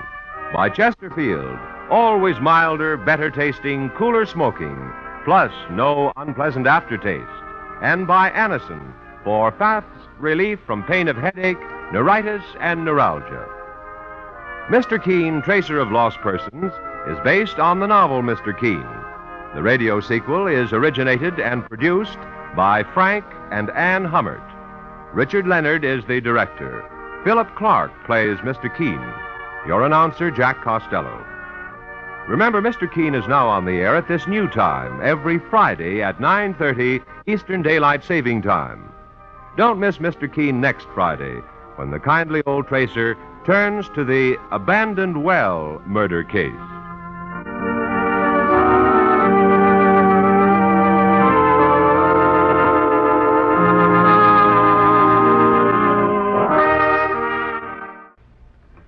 Next, it's music with Roy Shield on NBC.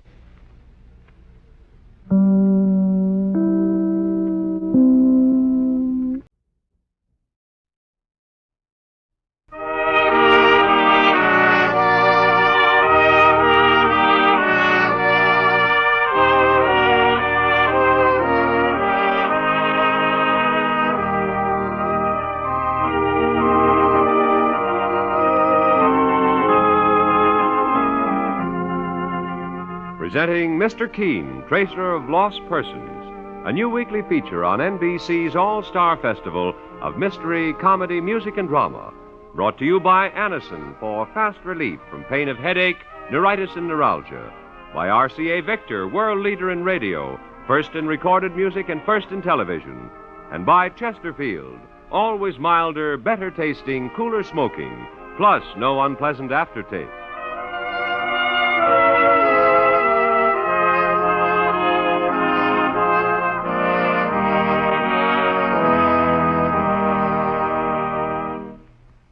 No matter what you now take for headache relief, we urge you to try Anacin for the incredibly fast relief these tablets bring you the next time you're suffering from a headache. Now, the reason Anacin is so wonderfully fast-acting and effective is this. Anacin is like a doctor's prescription. That is, Anacin contains not just one, but a combination of medically proven active ingredients in easy-to-take tablet form. Thousands of people have received envelopes containing Anacin tablets from their own dentist or physician, and in this way discovered the incredibly fast relief Anacin brings from pains of headache, neuritis, or neuralgia. So the next time a headache strikes, take Anacin for this wonderfully fast relief. Anacin, A-N-A-C-I-N. Anacin at any drug counter in handy boxes of 12 and 30, economically family-size bottles of 50 and 100.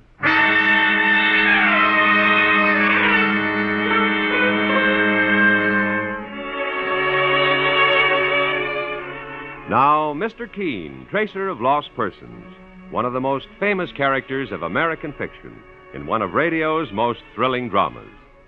Tonight, the famous old investigator's case is entitled The Poison Sandwich Murder Case.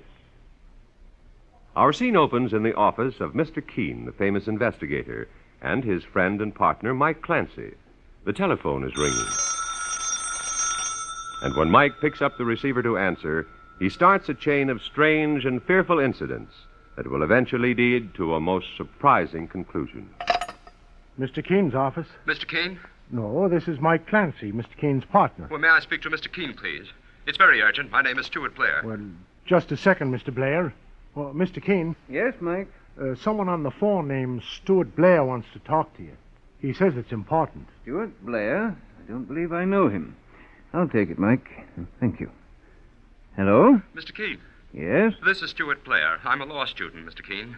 I live at number 93 Regal Street. What can I do for you, Mr. Blair? I'd like an appointment to see you as soon as possible. It's extremely urgent. What's it about? I'd rather not discuss it over the telephone. Well, let me look at my appointment list. I can see you tomorrow morning if it's convenient. But tomorrow may be too late. I must... Hello? I must see you today, Mr. Keene. Mr. Blair, what's the trouble? You sound ill. I don't know. I feel... I'm dying. Mr. Blair. Hello. Hello. 93 Regal Street, Mike, and we'd better hurry.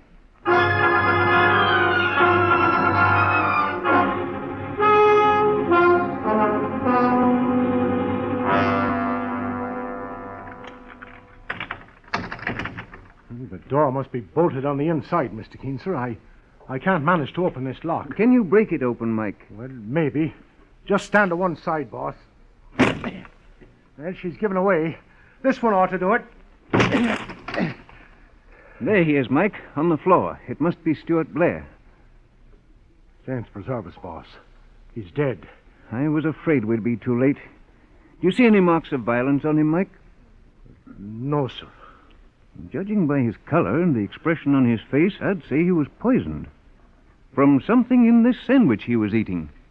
Now, this is murder. Well, it looks that way, Mr. Keene. Now, let's have a quick look around before we call the police, Mike. What's in this closet?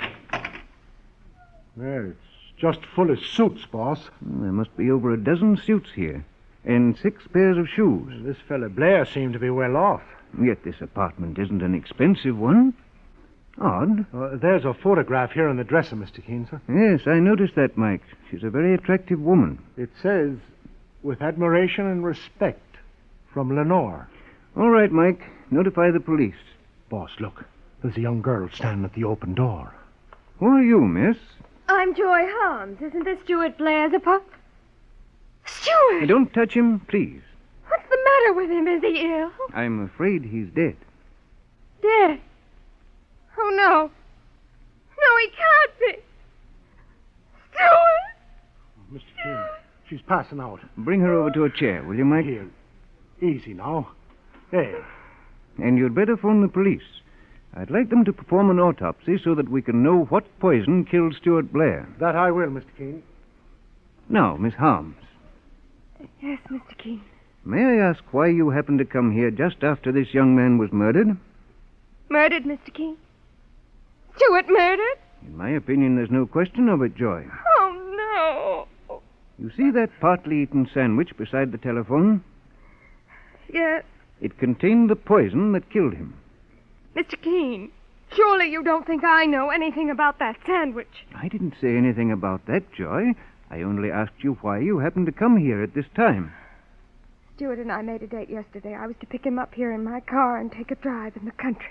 I assume, then, that the last time you talked to him was yesterday, and that you didn't see him at any time today. I see quite clearly that you have the idea I had something to do with Stuart's murder. I'm afraid you misunderstand me, Joy. Mr. Keene, sir. Yes, Mike? Well, the police are sending for the body, and they'll give you an autopsy fast. Thank you, Mike. If you don't mind, I'll leave now, Mr. Keene. Oh, Joy, have you any idea whose photograph that is on the dresser? The one signed Lenore. Why, yes. That's Lenore Barkley. Lenore Barkley? She works for some book publishing firm. She's what you might call a career woman, Mr. Keene. Well, if you're asking me, miss, you're a bit jealous of the lady in the picture. I'm not asking you anything. Well, now, don't be flying off the handle so quick. Mr. Keene, now may I go? Yes, but first will you please write your name and address on this slip of paper? Please, Mr. Keene, don't ask me to leave my address. Well, the police will undoubtedly want to question you further, Joy. And so will Mr. Keene and I, young lady. And Joy probably has some very good reason for her reluctance to give her address, Mike. Oh, I have, Mr. Keene. My father is Philip Harms, the film manufacturer. I can't afford to have my name dragged into a thing like this. There's no way you can avoid that, Joy. Remember, there's a murder involved. Oh, very well, then. Here, Mr. Keene. Thank you, Joy. You may go now. Goodbye, Mr. Keene. It seems to me you're letting her off pretty easy, boss. She said her father was the big film manufacturer, Philip Harms, Mike. And if I'm not mistaken, the poisoned sandwich that killed Stuart Blair smells of a highly poisonous chemical used in making or developing film. Saints preserve us, boss. We'll now proceed to Lenore Barkley as the lady in the photograph. We'll look up her address in the phone book, Mike.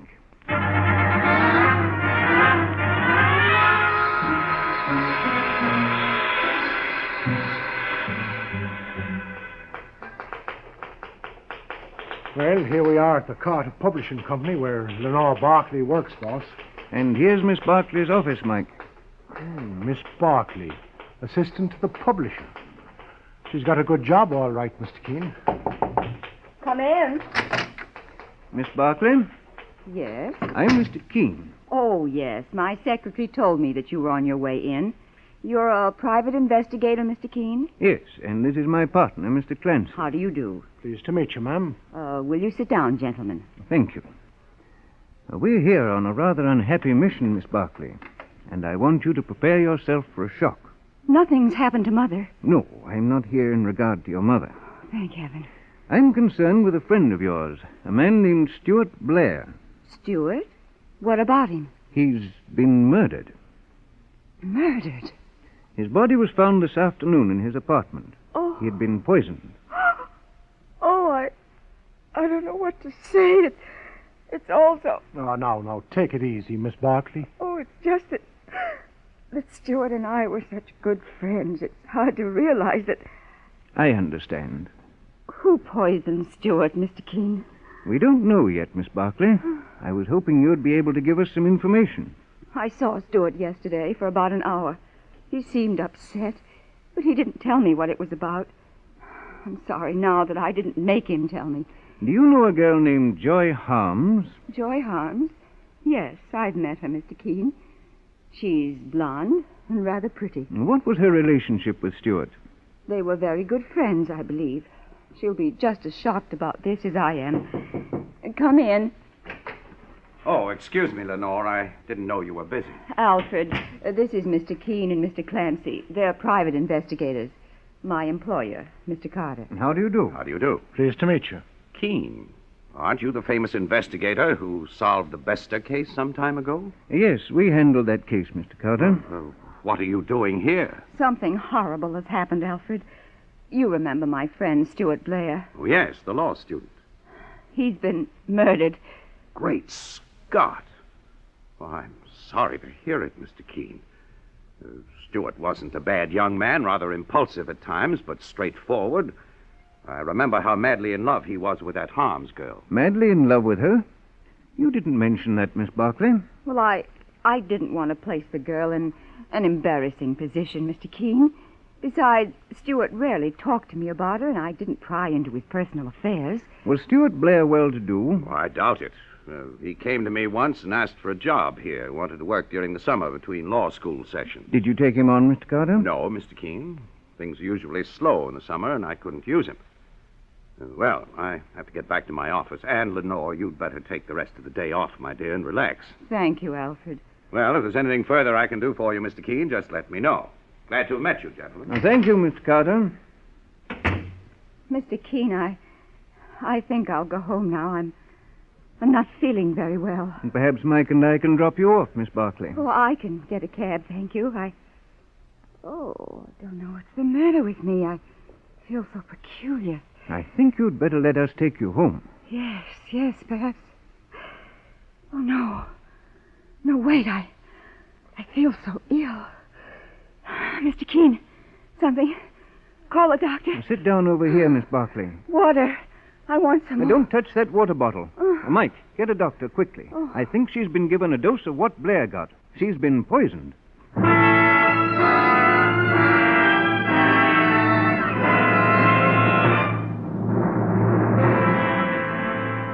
Mr. Keene will return in just a moment. But first, here's a word from RCA Victor. RCA Victor table model television is the best you can buy, and at the lowest possible cost, too. It's million-proof television with quality proven in millions of homes. Stop in at your RCA Victor dealers tomorrow and see how little it costs to own the best. You'll find a selection of table model receivers ranging from 19-inch to 17-inch to 14-inch tube sizes.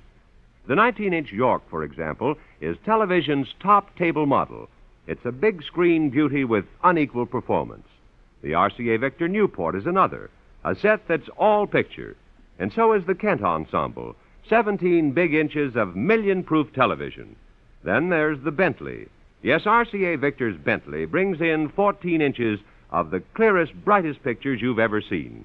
They're available now, these 4 great table model television sets that illustrate the perfect combination of quality, value, and economy, found only in RCA Victor.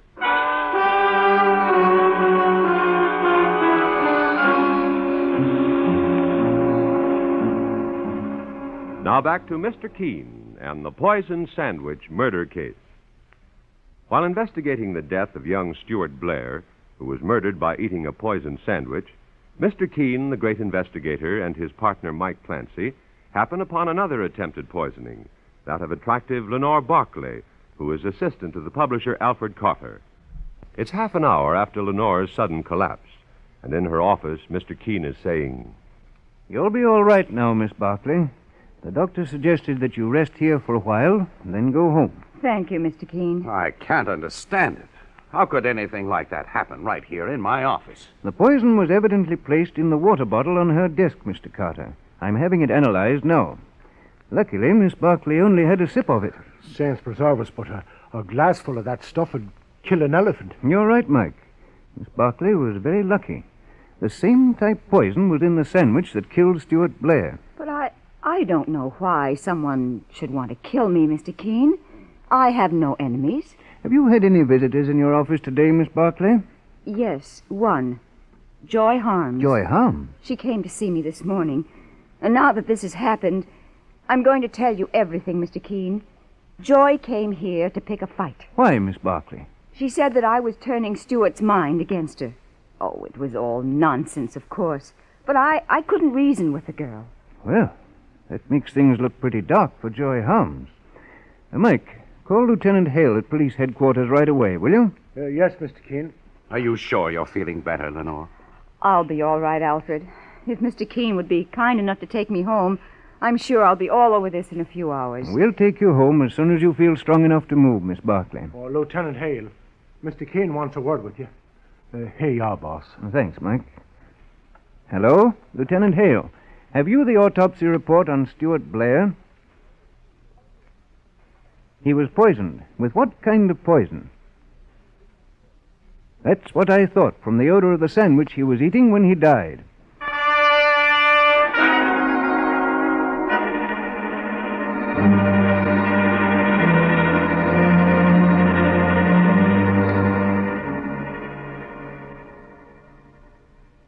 This is my home, Mr. Keene. I suppose you'd rather Mike Clancy and I didn't mention the poison episode to anyone, Miss Barclay? Oh, no. I never keep secrets from Mother.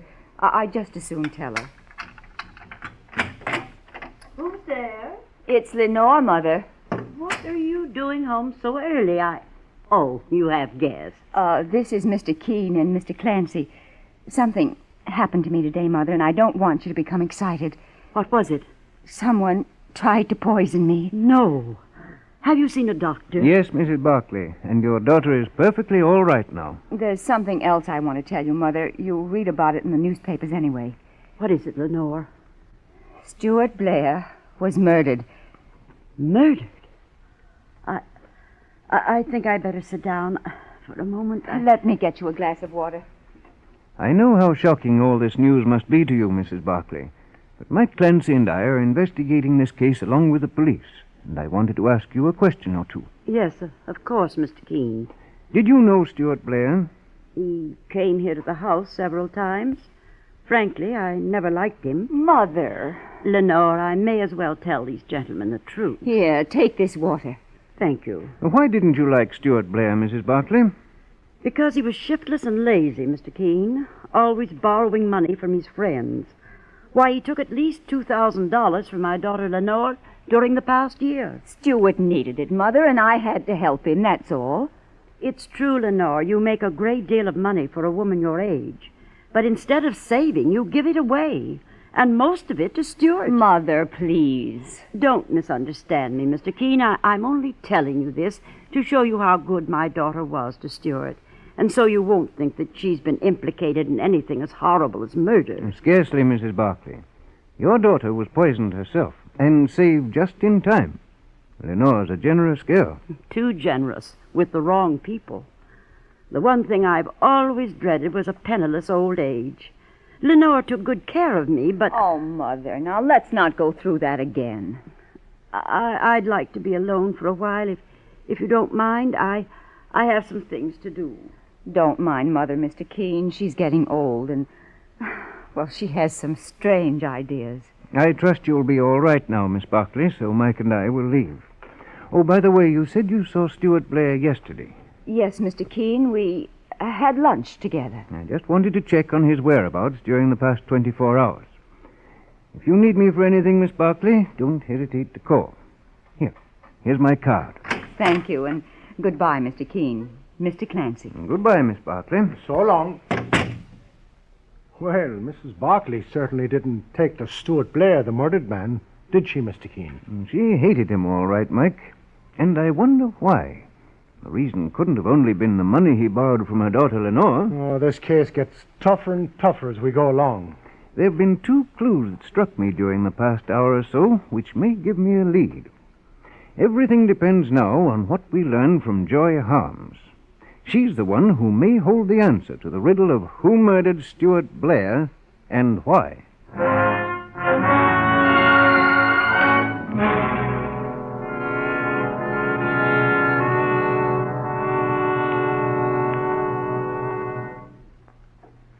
I just want to step into my office for a few minutes, Mike.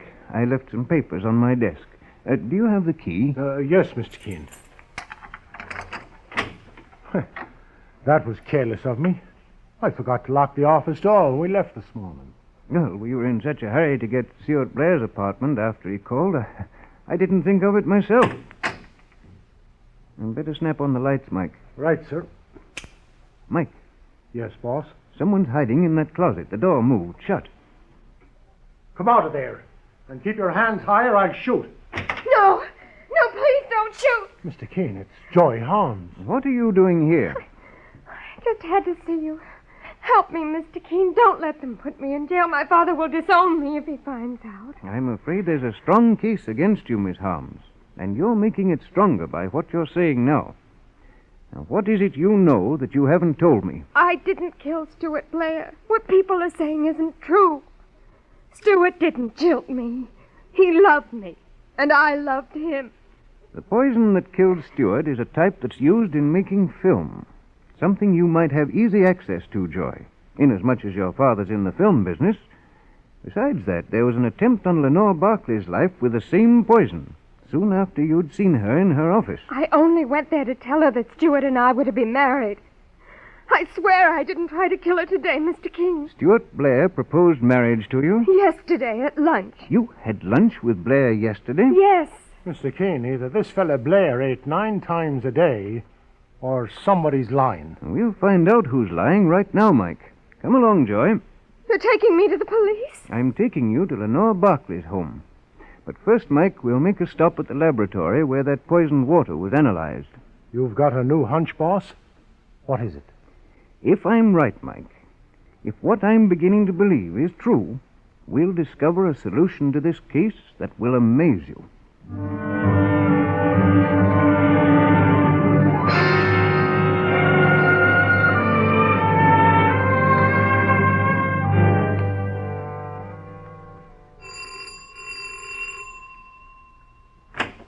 Mr. Keene. Good evening, Mrs. Barclay. Is your daughter at home? She's inside talking to Mr. Carter. He came over after work to see how she was. You remember my partner, Mike Clancy, and this is Joy Harms. Who is it, Mother? It's Mr. Keene, Lenore. Oh, good evening, Miss Barclay. Mr. Carter. How are you, Mr. Keene? Hello, Joy. Hello? I brought Joy Harms over to corroborate something, Miss Barclay. You said you had lunch with Stuart Blair yesterday. Well? Joy Harms seems to have had lunch with him, too. She's lying. I can prove I was with him from 1 to 3. We were seen together in the restaurant. Lenore. Well, didn't we have lunch together yesterday afternoon? Maybe I made a mistake, Alfred. It must have been the day before when I dined with Stuart. I can't remember. You've made several mistakes, Miss Barclay, and they're beginning to catch up with you. What do you mean, Mr. Keene? For one thing, you never touched a drop of water from that bottle on your desk. Well, then what made me so ill? Nothing. You were play acting. Why? You poisoned that water so it would appear that Joy Harms had tried to kill you. But you never touched a drop. The chemist just told me that there was so great a concentration of poison in the water that even a few drops would have killed you. Just what are you driving at, Mr. Keene? Simply this, Miss Barclay. You killed Stuart Blair. You entered his apartment and poisoned a sandwich you knew he'd eat. He probably found out you wanted to kill him. That's why he tried to get in touch with me. No. Be quiet, Mother. You planned it so that Joy Harms would be a suspect. You used a poison that her father used in his manufacturing process, something that would be traced to Joy. The lie you told about having lunch with Stuart was unimportant in itself, but it led to other things. Oh, I can't believe this is true of my daughter. Your daughter did something else to arouse my suspicions, Mrs. Barclay. Ordinarily, a girl would never tell her mother an attempt was made on her life. She'd want to spare her mother worry. But you practically insisted on telling your mother, Miss Barclay. Why?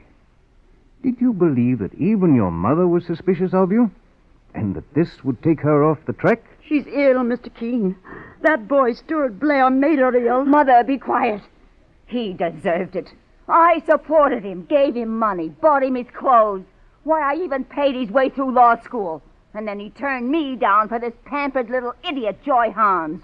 I just couldn't stand knowing he'd marry her. Oh, I should have known. It was a fixation, Mr. Keene, in her mind. That boy had her hypnotized. If she'd only married Mr. Carter here, as I hoped she would. Well, I'm certainly glad she didn't. You're glad. That's rich. He's glad. Do you think I'd even go near you? Stuart was the handsomest man I ever met. Oh, but I loved him. I loved him more than anything else in the world. When you love someone, Miss Barclay, you don't end his life. I don't care what you do to me now, Mr. Keene. See here, I don't care.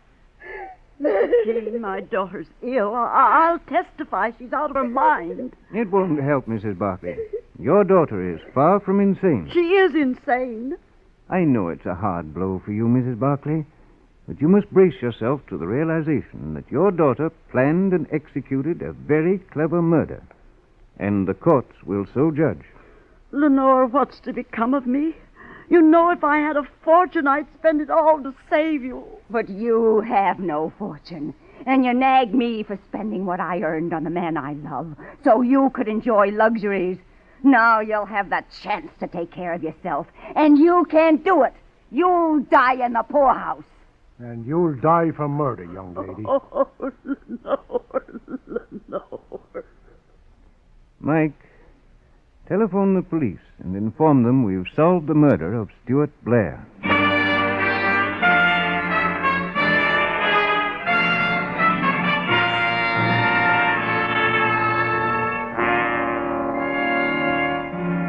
And so Mr. Keene finds the solution to the poison sandwich murder case.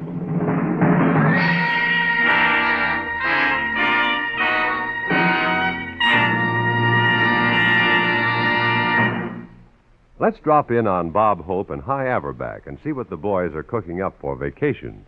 By the way, High, where are you going to spend your vacation? Well, I'm a nature lover, Bob. I've got a beautiful spot picked out. Any direction I look, all I can see is green. Yeah, how do you get into Crosby's vault? Well, speaking of money, friends, when you've saved up for a big summer weekend or vacation, you want to make every minute count. You like to go where you want, do what you want.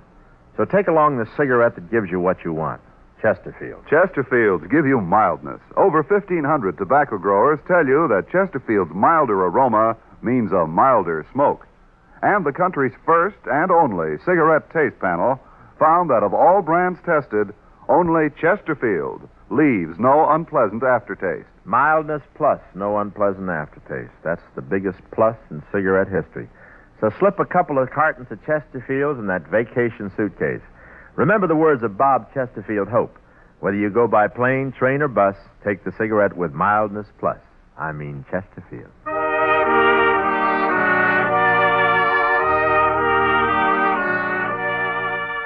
Listen again next week to Mr. Keene, Tracer of Lost Persons, a new weekly feature on NBC's All-Star Festival of Mystery, Comedy, Music, and Drama, brought to you by Anacin for fast relief from pain of headache, neuritis, and neuralgia.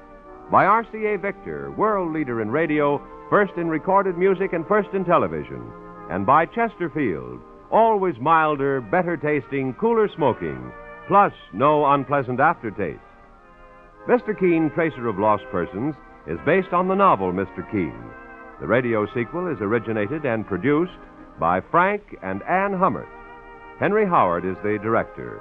Philip Clark plays Mr. Keene. Your announcer, Jack Costello. Remember, Mr. Keene is now on the air at this new time, every Friday at 9:30 Eastern Daylight Saving Time. Don't miss Mr. Keene next Friday, when the kindly old tracer turns to the fire escape murder case.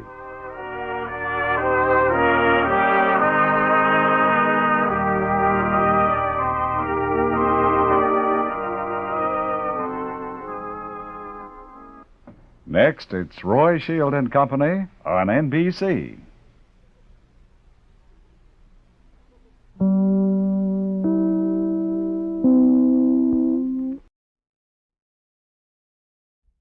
Presenting Mr. Keene, Tracer of Lost Persons in The Silver Candlestick Murder Case, a new weekly feature on NBC's All-Star Festival of Mystery, Comedy, Music, and Drama.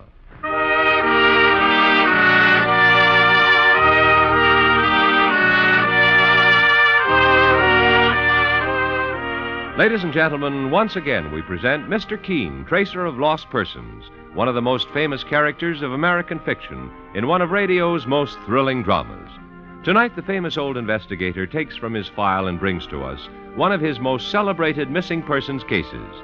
Tonight's case is entitled The Silver Candlestick Murder. Mr. Keene is presented by Anacin, for fast relief from pain of headache, neuritis, and neuralgia. And by Dentine, the gum with breathtaking flavor. And Beeman's Pepsin, the gum that's great to chew and good for your digestion, too. And by Chesterfield. Chesterfields are much milder and with an extraordinarily good taste and no unpleasant aftertaste.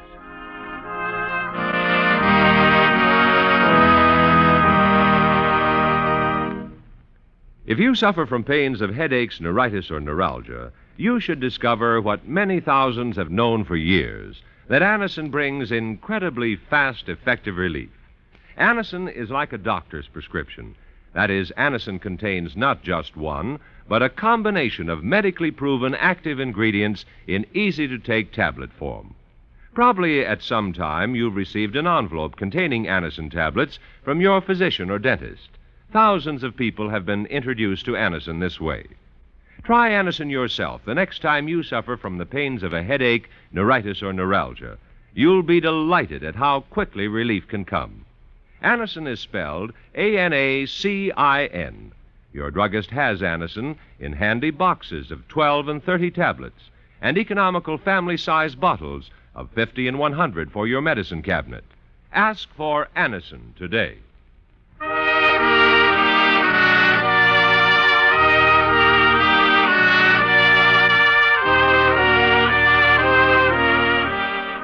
Now, Mr. Keene, tracer of lost persons in The Silver Candlestick Murder Case. The scene opens in the dimly lit drawing room of an old mansion on New York's Upper Fifth Avenue. It's about 9 o'clock at night, and a rather shabbily dressed but handsome young man has been pacing the room. Suddenly, he notices a photograph on the mahogany desk. Quickly, he walks toward it, his face showing stunned bewilderment. Great Scott, it can't be. But it is. Why, this photograph. It's fantastic. I've got to get out of here. I was a fool to have come. Oh, I beg your pardon. I didn't see anyone come in. What are you doing with that silver candlestick? Oh, you struck me. No, don't. Don't you...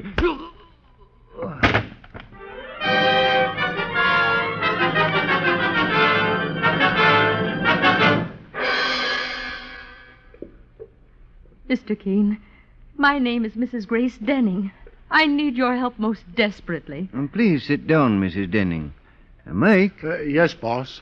Mrs. Denning, this is my partner, Mike Clancy. How do you do, ma'am? How do you do?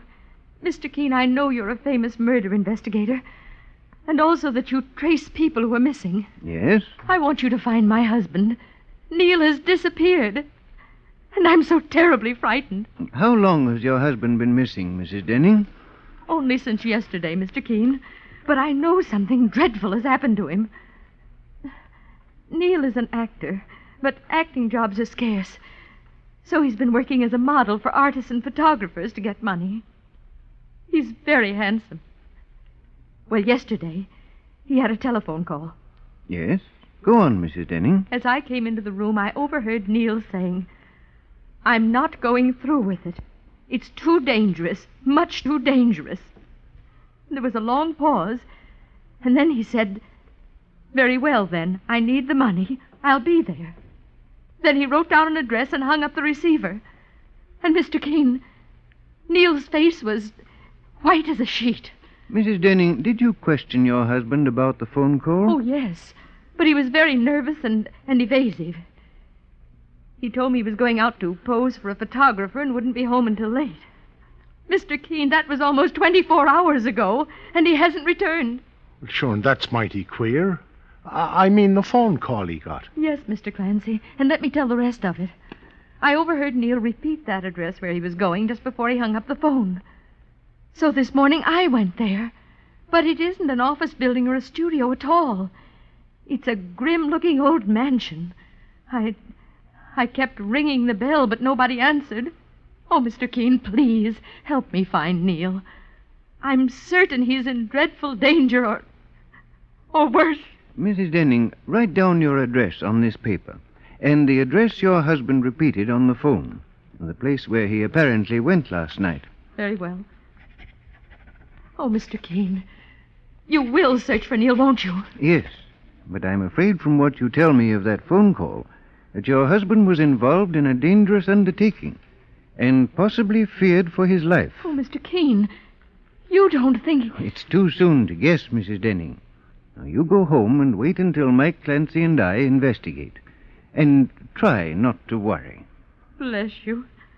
Goodbye, Mr. Keene and Mr. Clancy. So long, Mrs. Denning. Mike, I recognize this address where Neil Denning is supposed to have gone last evening. You do, boss? Yes. It's the old Tilden mansion. The home of a rich and elderly recluse, Miss Abigail Tilden. Well, sure, and what would Neil Denning have been doing there, boss? I don't know, Mike. And I don't like it. For instance, why didn't anyone answer the door when Neil Denning's wife went there today? Come along. Let's go there and see what we can find out.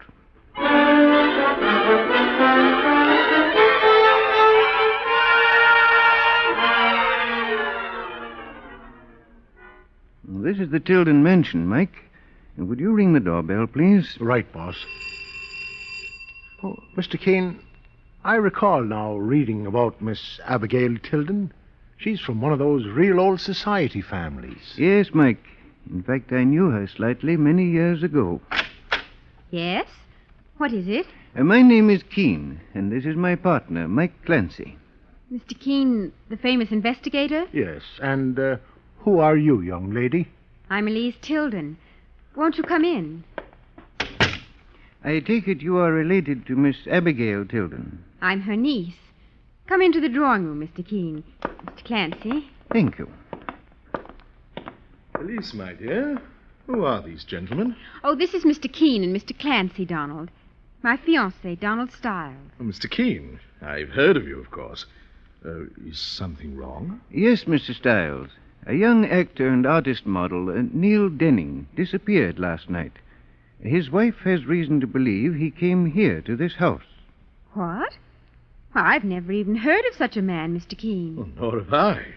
He certainly didn't come here, Mr. Keene. Elise went out for about an hour last evening, but I was here. No one rang the doorbell. You're sure of that, Mr. Stiles? Positive. No one came here last night. I see. Well, thank you very much, Miss Tilden, Mr. Stiles.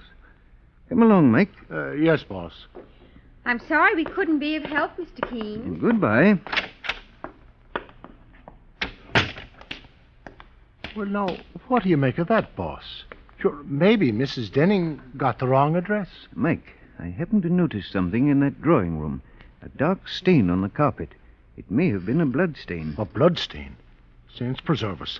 Then those two, Miss Tilden and her fiancé, were lying to us. Mike, just on a hunch, I think you and I will have a look in the cellar of this old Tilden house. And let's go round to the back and see if there's a door or a window we might get in. Come along, Mike.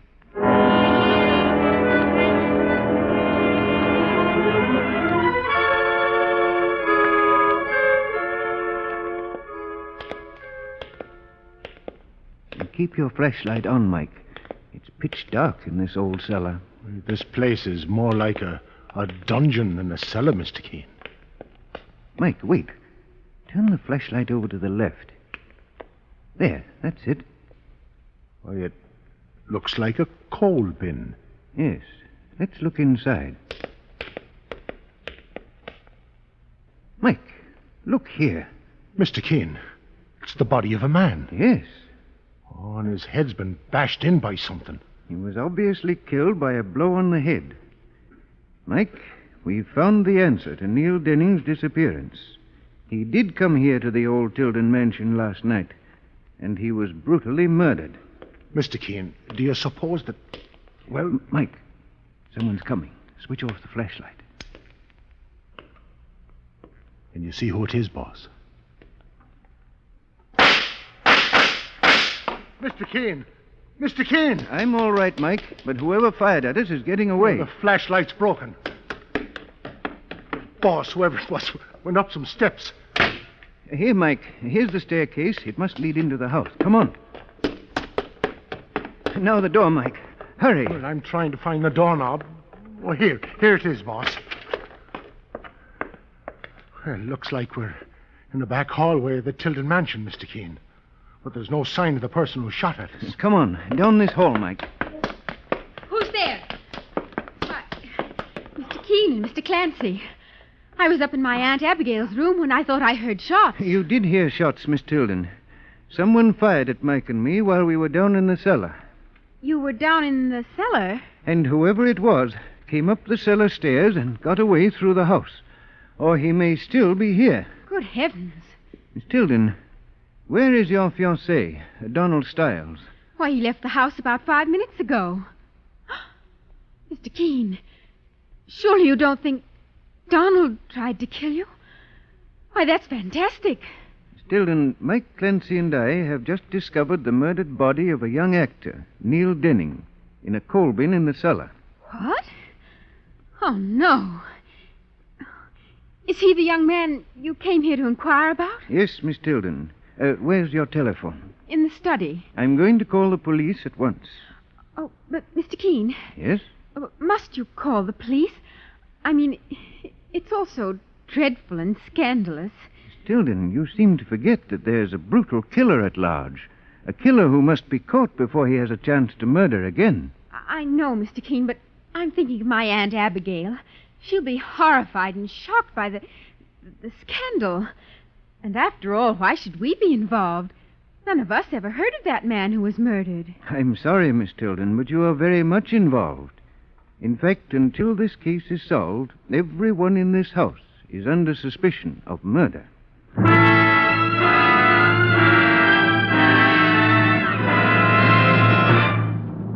Mr. Keene will return in just a moment in the Silver Candlestick Murder Case. But first, now here's something of interest to you. For breathless moments, for your breathless moments. Chew Dentine, the gum with breathtaking flavor. Dentine tastes so good. Dentine freshens your breath. Dentine helps keep your teeth sparkling clean and white. Dentine, the gum with breathtaking flavor. Before you go out, and always after eating, drinking, smoking, refresh your breath with Dentine. You'll love Dentine chewing gum, for Dentine has a wonderful, tingling, nippy flavor that lingers on and on. It's delicious. And remember, Dentine helps keep your teeth white, too. Keep Dentine handy. You'll enjoy refreshing your breath when you chew Dentine. So, for breathless moments, for your breathless moments, Chew Dentine, the gum with breathtaking flavor.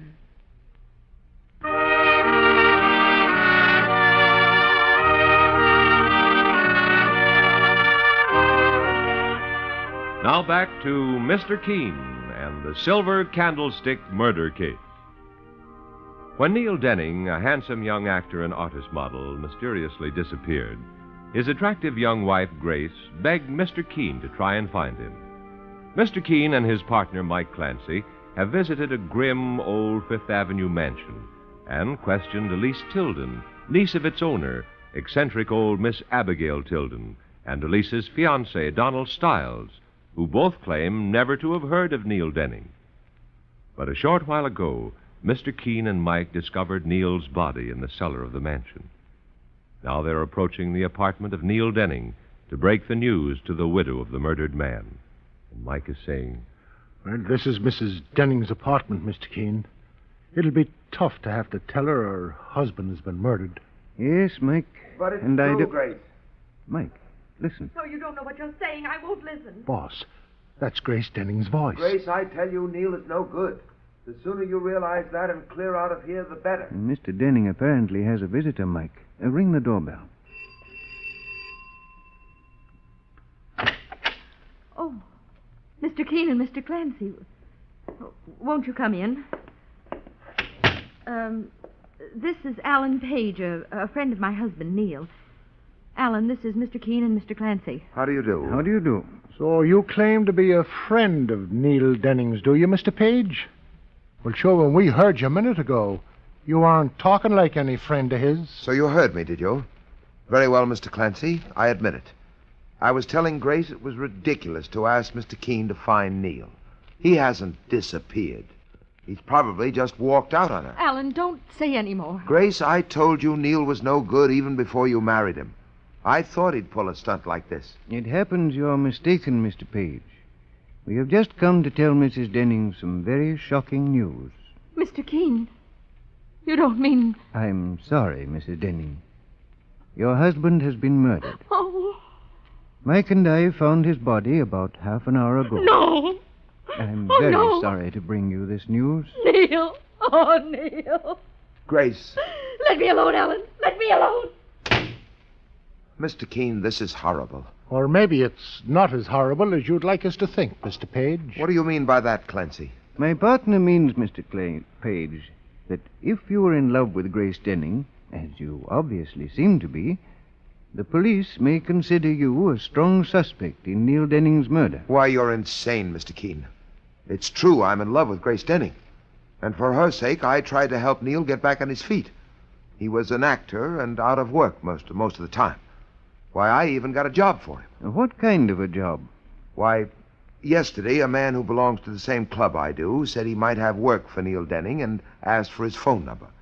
I assumed it was a modeling job for a photographer. Neil was doing that work as a sideline lately. Mr. Page, who is this man who is so interested in Neil Denning? His name is Stiles, Donald Stiles. Saints preserve us, Mr. Keene, sir. The man Lise Tilden is engaged to. Yes, Mike. Mr. Page, how well do you know this Donald Stiles? Only casually, Mr. Keene. He's a well-dressed chap, always seems to have money.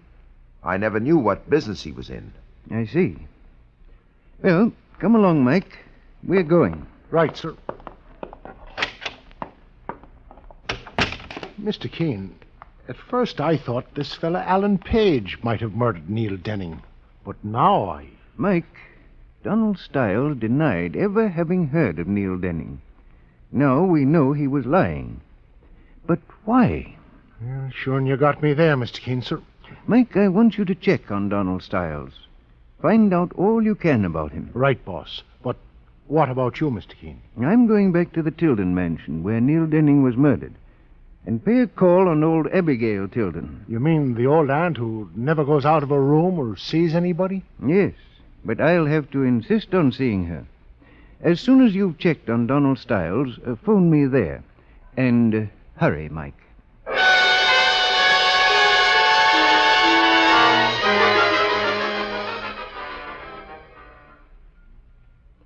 Well, Miss Abigail, it's been many years since I've had the pleasure of seeing you. Mr. Keene, I know why you're calling on me now. I know there's been a murder here in my house. I couldn't help but know with police all over the place. Miss Abigail, last evening, did you hear anything unusual? No, I did not, Mr. Keene. I never leave my room.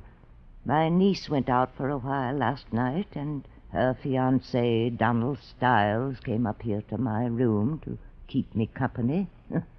I could have done very well without that young man's company. You don't approve of Donald Stiles? He's a thoroughgoing rascal. Only after release because he knows that she'll inherit all of my fortune now. And what do you mean by now, Miss Abigail? I mean now that I've cut Robbie out of my will. And who is Robbie? Why, my nephew, Mr. Keene, and the finest boy who ever lived, till he walked out on me 5 years ago, after we quarreled. He disappeared. That's Robbie's picture there on the table. Oh, yes. Yes. I raised Robbie and Elise. They're cousins. But Robbie, my nephew, was my favorite until he left this house. I have no idea where he is. And after all I did for him. That phone call may be for me, Miss Abigail. You can take it on the extension in the hall, Mr. Keene. Thank you. Will you excuse me, please? Hello? Mr. Keene, this is Mike Clancy. Yes, Mike. Well, boss, I've checked on Donald Stiles. He's no good. He owes $10,000 to an underworld character named Joe Parrish, who owns a nightclub where Stiles throws expensive champagne parties. Yes, go on, Mike. Well, Donald Stiles got engaged to Miss Elise Tilden about 3 months ago. And the talk's going around that he's after the rich old aunt's money. I've just been talking to the aunt, Miss Abigail Tilden. And, Mike, I've discovered something. You want me to come over there, boss? Yes, Mike. Get over here to the old Tilden mansion right away. Well, Mr. Keene, I didn't know you'd come back. Oh, Mr. Stiles. Have you found any clue to that young man, Neil Denning's murder? Yes. I suggest you and I go into the sitting room here and talk. Certainly. It's a shocking thing, your finding his body in the cellar of this house. I suppose someone must have murdered him last night out on the street and dragged his body into the cellar to hide it. Mr. Stiles, you can stop lying. What? I have found out that last night you telephoned Neil Denning at his home and arranged for him to come here to this house at 8 o'clock. Why, Mr. Keene, A few minutes ago, in Miss Abigail Tilden's room, I saw a photograph of her nephew, Robbie, who left home 5 years ago after a quarrel with his aunt. Well? That photograph bears a startling resemblance to the murdered man, Neil Denning. Mr. Stiles, I'm convinced that you were planning a fraud of some kind. A fraud which involved the missing nephew, Robbie, and Neil Denning, the actor who looked just like him. And when Neil Denning discovered it, did you murder him to keep him quiet? No, I didn't kill him. Mr. Keene, I'll tell you everything. It's true, I did hire Neil Denning to come here last night. I owe a certain big nightclub owner a good deal of money. I was afraid my fiancée, Elise Tilden, would find out and break our engagement. So I had to get money, fast. Go on, Mr. Stiles. I knew about Elise's cousin, Robbie, who'd left home 5 years ago. When I happened to see the actor, Neil Denning's picture, in a magazine advertisement, I was struck with an idea. I think I know the rest, Mr. Stiles. You engaged Neil Denning, who was an actor, to impersonate the missing nephew, Robbie. Yes, Mr. Keene. You see, Abigail Tilden is a very old lady. Her eyesight is poor and her mind wanders sometimes. I was sure Neil Denning could fool her into thinking he was her missing nephew, Robbie. And then what was he to do? Neil Denning impersonating Robbie was to say that he'd returned home, but that he needed $20,000 right away. I hoped old Miss Abigail would give him the money. Then Neil Denning and I would split. A very daring scheme, Mr. Stiles. I knew my fiancée, Elise Tilden, would be out last evening. I went to her Aunt Abigail's room, and Neil Denning waited in the drawing room ready to come upstairs and pull off his impersonation. But when I went down to get him, he was gone, Mr. Keene. He disappeared. Donald? Oh, Elise. Why, Mr. Keene, you're here. Yes, Miss Tilden. I was about to tell your fiancé, Donald Stiles, that I now have proof as to who murdered that young man, Neil Denning. You see, I have in my possession the weapon that was used to kill him. You have the murder weapon, Mr. Keene? Yes, Miss Tilden. And there are fingerprints on it which will establish the murderer's identity beyond doubt. I intend to turn it over to the police right away. Oh, no, you don't, Mr. Keene. Stand where you are. Elise, that gun. Yes, Donald, I have a gun. Mr. Keene, you're going to hand that silver candlestick over to me. So it was a silver candlestick you used to beat Neil Denning over the head and kill him. I'm glad to know that, Elise Tilden, because now I can search this house for it. Then you didn't have the candlestick at all. You tricked me, Keene. Yes, it was a trick, and it worked. All right. I admit I killed that man, Neil Denning. But I did it for you, Donald. Elise, you're crazy. Go on, Elise. You may as well confess. I came home early last night. I walked into the drawing room and saw that man, Neil Denning, standing there. In the dim light, I thought it was my cousin Robbie, come home after all these years. I was frantic. I knew Robbie would win Aunt Abigail over to him again. He was always her favorite. She'd leave all her money to him and I'd lose everything. So I picked up the silver candlestick and killed Neil Denning. Elise, how could you? I told you I did it because of you, Donald. I know you don't really love me. You'd leave me if I didn't inherit Aunt Abigail's fortune. And so in a moment of panic, Miss Tilden, you murdered the man you thought might take that fortune from you. When I saw it wasn't my cousin Robbie, but a stranger, it was too late, Mr. Keene. So I dragged his body to the cellar, trying to hide it. And that gun in your hand is the same gun you fired at Mike Clancy and me when we were in the cellar.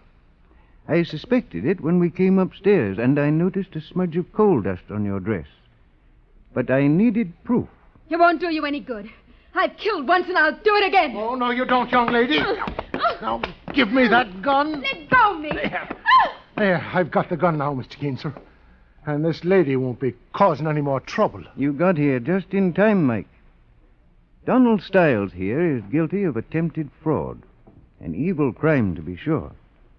But it's Elise Tilden who will pay the supreme penalty for the murder of Neil Denning.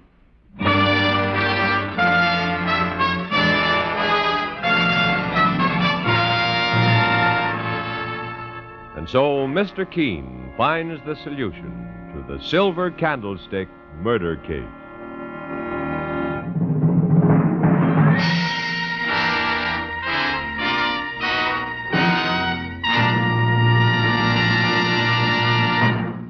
The mask is off.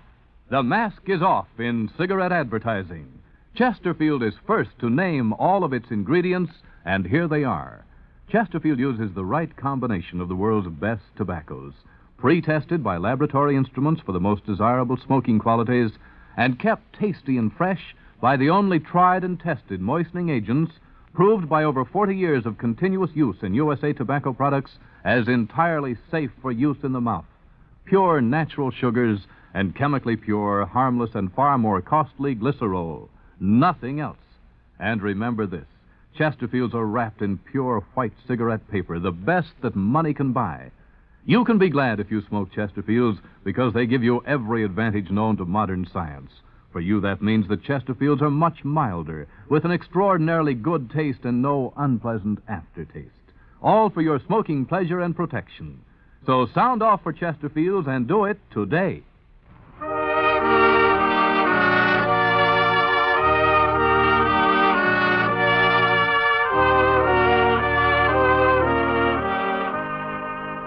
Listen again next week to Mr. Keene, Tracer of Lost Persons, a new weekly feature on NBC's All-Star Festival of Mystery, Comedy, Music, and Drama, brought to you by Anacin for fast relief from pain of headache, neuritis, and neuralgia, and by Dentyne, the gum with breathtaking flavor, and Beeman's Pepsin, the gum that's great to chew and good for your digestion, too, and by Chesterfield. Remember, Chesterfields are much milder, with an extraordinarily good taste. And from the report of a well-known research organization, Chesterfields leave no unpleasant aftertaste. Mr. Keene, Tracer of Lost Persons, is based on the novel Mr. Keene. The radio sequel is originated and produced by Frank and Ann Hummert. Dialogue by Gene Carroll, directed by Richard Leonard. Philip Clark plays Mr. Keene. Your announcer, Jack Costello. Remember, Mr. Keene is on the air at this same time every Thursday at 8:30 Eastern Standard Time.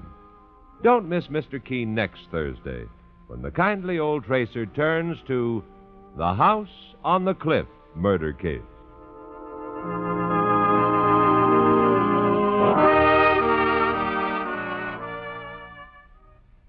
Dragnet Authentic Adventure is next on NBC.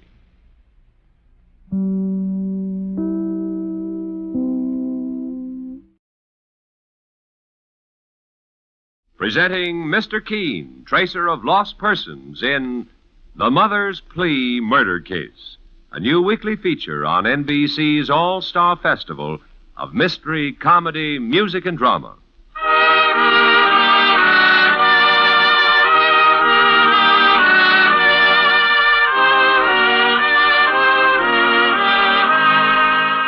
Ladies and gentlemen, once again we present Mr. Keene, Tracer of Lost Persons, one of the most famous characters of American fiction, in one of radio's most thrilling dramas.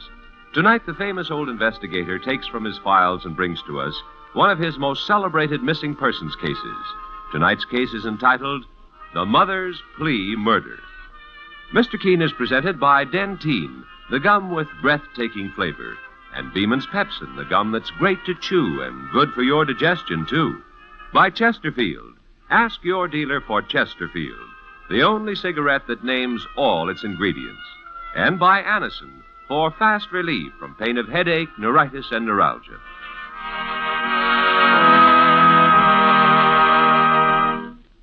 Now here's something of interest to you. For breathless moments, for your breathless moments. Chew Dentine, the gum with breathtaking flavor. Dentine tastes so good. Dentine freshens your breath. Dentine helps keep your teeth sparkling clean and white. Dentine, the gum with breathtaking flavor. Before you go out, and always after eating, drinking, smoking, refresh your breath with Dentine. You'll love Dentine chewing gum, for Dentine has a wonderful, tingling, nippy flavor that lingers on and on. It's delicious. And remember, Dentine helps keep your teeth white, too. Keep Dentine handy. You'll enjoy refreshing your breath when you chew Dentine. So, for breathless moments, for your breathless moments, Chew Dentine, the gum with breathtaking flavor.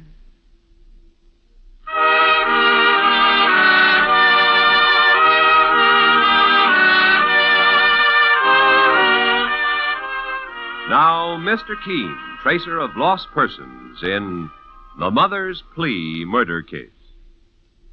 Our scene opens as a middle-aged woman, obviously under great tension and deeply troubled, enters the elevator of an apartment house in New York and asks the question whose answer plunges her into a frightful sequence of horror and murder.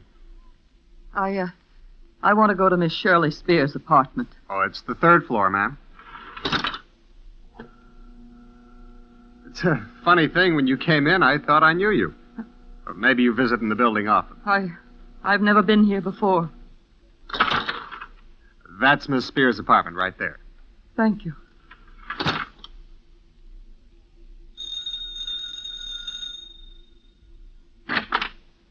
Yes? Are you Miss Shirley Spears? Yes, but... I'm Mrs. Gilbert Gray. Mrs. Gilbert Gray. Come in. Well? What do you want with me? Miss Spears, I threw away pride, self-respect, all the things I value to come here and plead with you for the sake of my children and my home. Okay, you did. So what? This morning, my husband Gilbert asked me for a divorce so he could marry you. I told him that was the only way he could get me. I've got some pride of my own. You're young and attractive. I can't believe you're in love with my husband. Maybe we both love him for the same reason, Mrs. Gray. To slice it cold, I mean dollars. I love him because he's my husband. Because he's the father of my children who adore him. Oh, don't make me cry. It ruins my makeup. If it's money you want, I'll give you everything I have. How much is that? $20,000. $20,000 against his cool $1,000,000? Don't make me laugh. You're cheap and vulgar and horrible. She's dead. I gotta get out of here without being seen. But how? How?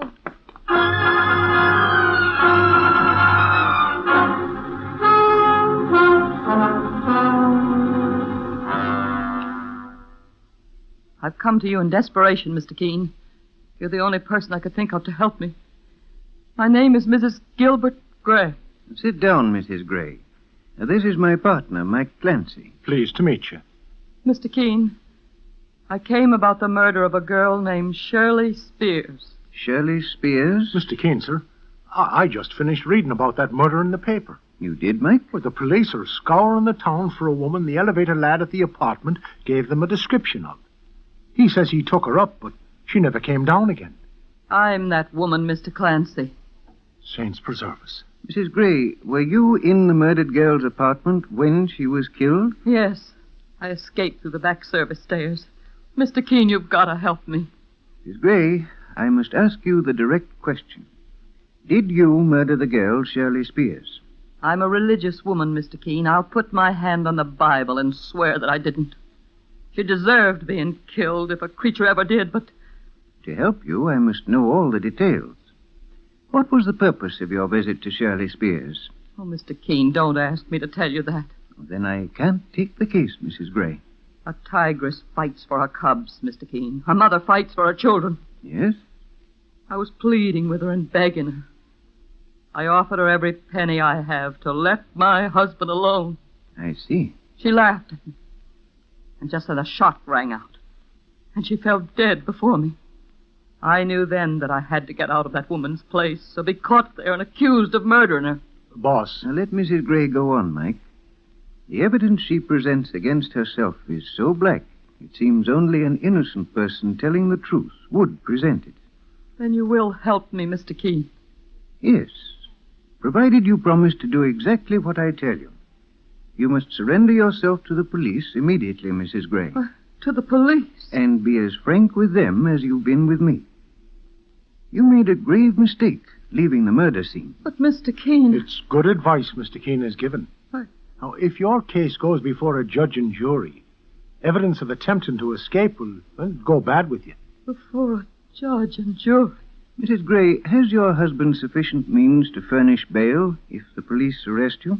The last words she said were $20,000 against his cool million. Is your husband Gilbert Gray the wealthy lumberman? Yes, Mr. Keene. And a finer husband and father never lived until he met that girl. Mrs. Gray, you mentioned the murdered girl's last words. Tell me, what led up to them? I'd told her I couldn't believe a young girl like her could love Gilbert, and that I loved him as my husband and the father of my children. Yes? And she said something about maybe we both loved him for the same reason. His dollars. It was horrible. Here's the address of the police station, Mrs. Gray. The sooner you arrive there, the better. I'm in your hands, Mr. Keene. Mike Clancy and I will call on your husband and arrange for your bail.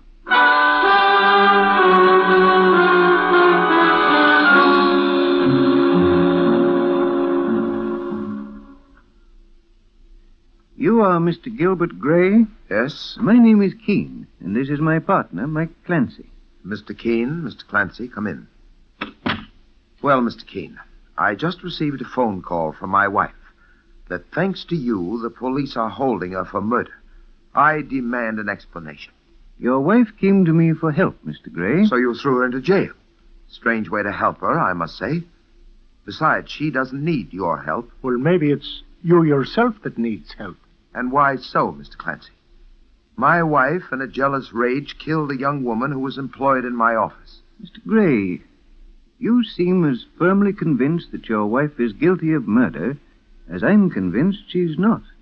Mr. Keene, I realize the position she's in, and I will get her out myself. I know exactly how to do it, and very quickly. How, Mr. Gray? By confessing you are the murderer? What's that?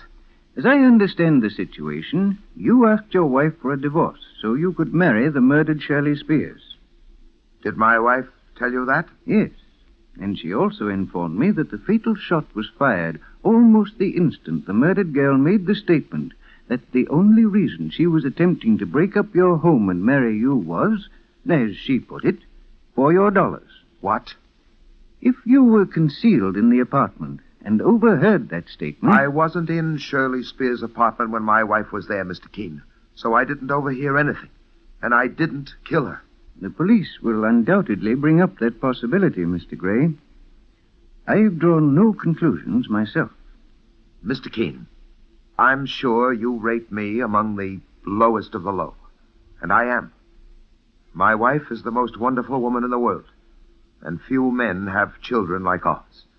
I must have been out of my mind to involve myself with a girl like Shirley. Remorse often comes too late, long after the harm is done. Mr. Keene, I want you to investigate this case for my wife and myself jointly. I work with the police, Mr. Gray, and my investigation is solely in the interest of your wife. But, Mr. Keene... I will do everything in my power to prove her innocence. But to accomplish that, I'll have to prove someone else guilty. Hello? Yes, he's here. It's for you, Mr. Keene, a Lieutenant Hale of the police. Oh, thank you, Mr. Gray. Hello, Lieutenant Hale. You have? That's very interesting. We'll be there at once. Goodbye. Mr. Keene, have the police found anything else against my wife? I fear so. The elevator boy at the murder building has positively identified Mrs. Gray. I suggest you accompany Mike Clancy and me to the police station. Our car is outside.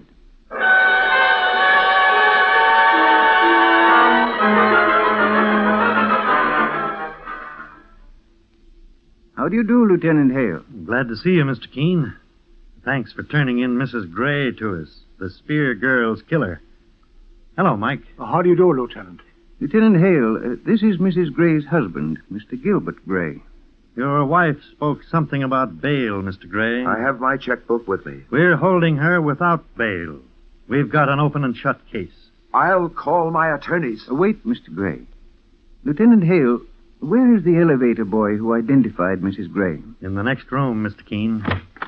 His name is Tom Emmett. Tom, this is Mr. Keene. The famous investigator? Oh, it's swell to meet you. Tom, do you positively identify Mrs. Gray as the murderess of Shirley Spears? Well, not as the murderess, Mr. Keene. But I took her up to Miss Spears' apartment, and she must have killed her because she made a getaway down the service stairs.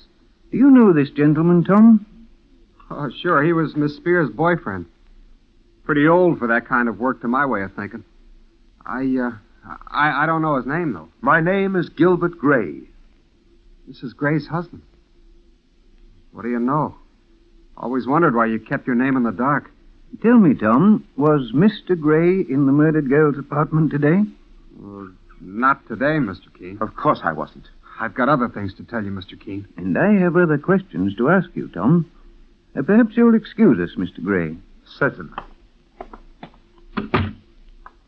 Now that we're alone, Tom, you may talk freely. Now, what else have you to tell me? I want to give you this $50 bill, Mr. Keene. I see. Does it relate to the murder? I don't know, but I got it from Miss Spears' sugar daddy. You mean from Mr. Gray? Sure.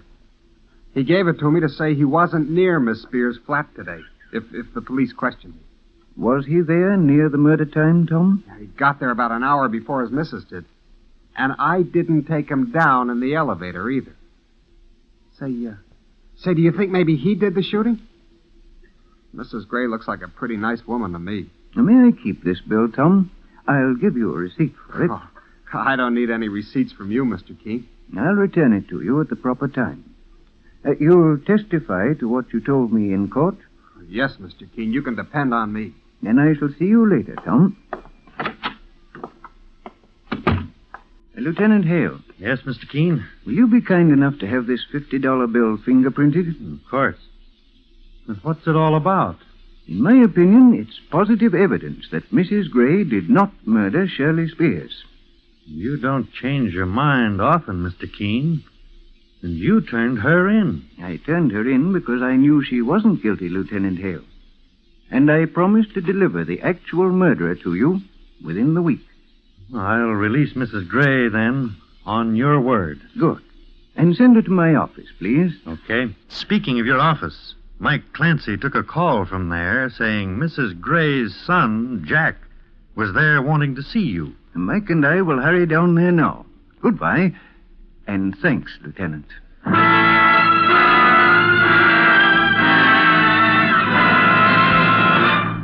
Mr. Keene will return in just a moment in The Mother's Plea murder case. But first... The mask is off.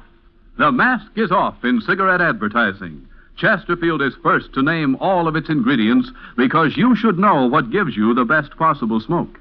The right combination of the world's best tobaccos, pre-tested by laboratory instruments for the most desirable smoking qualities, and kept tasty and fresh with tried and tested moistening agents. Pure natural sugars, chemically pure, harmless, far more costly glycerol. Nothing else. Only these are entirely safe for use in the mouth, as proved by over 40 years of continuous use in tobacco products. And remember, your Chesterfields are wrapped in cigarette paper of the highest purity, the best that money can buy. We name our ingredients because every smoker should know what makes Chesterfield the best possible smoke. Much milder, with an extraordinarily good taste, and, most important, no unpleasant aftertaste. Ask your dealer for Chesterfields. Sound off for Chesterfields and do it today.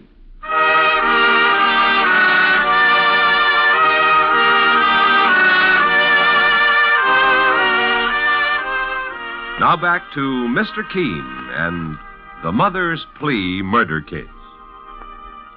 Mrs. Agnes Gray, the wife of a millionaire lumberman, has come to Mr. Keene begging him to save her from a murder charge.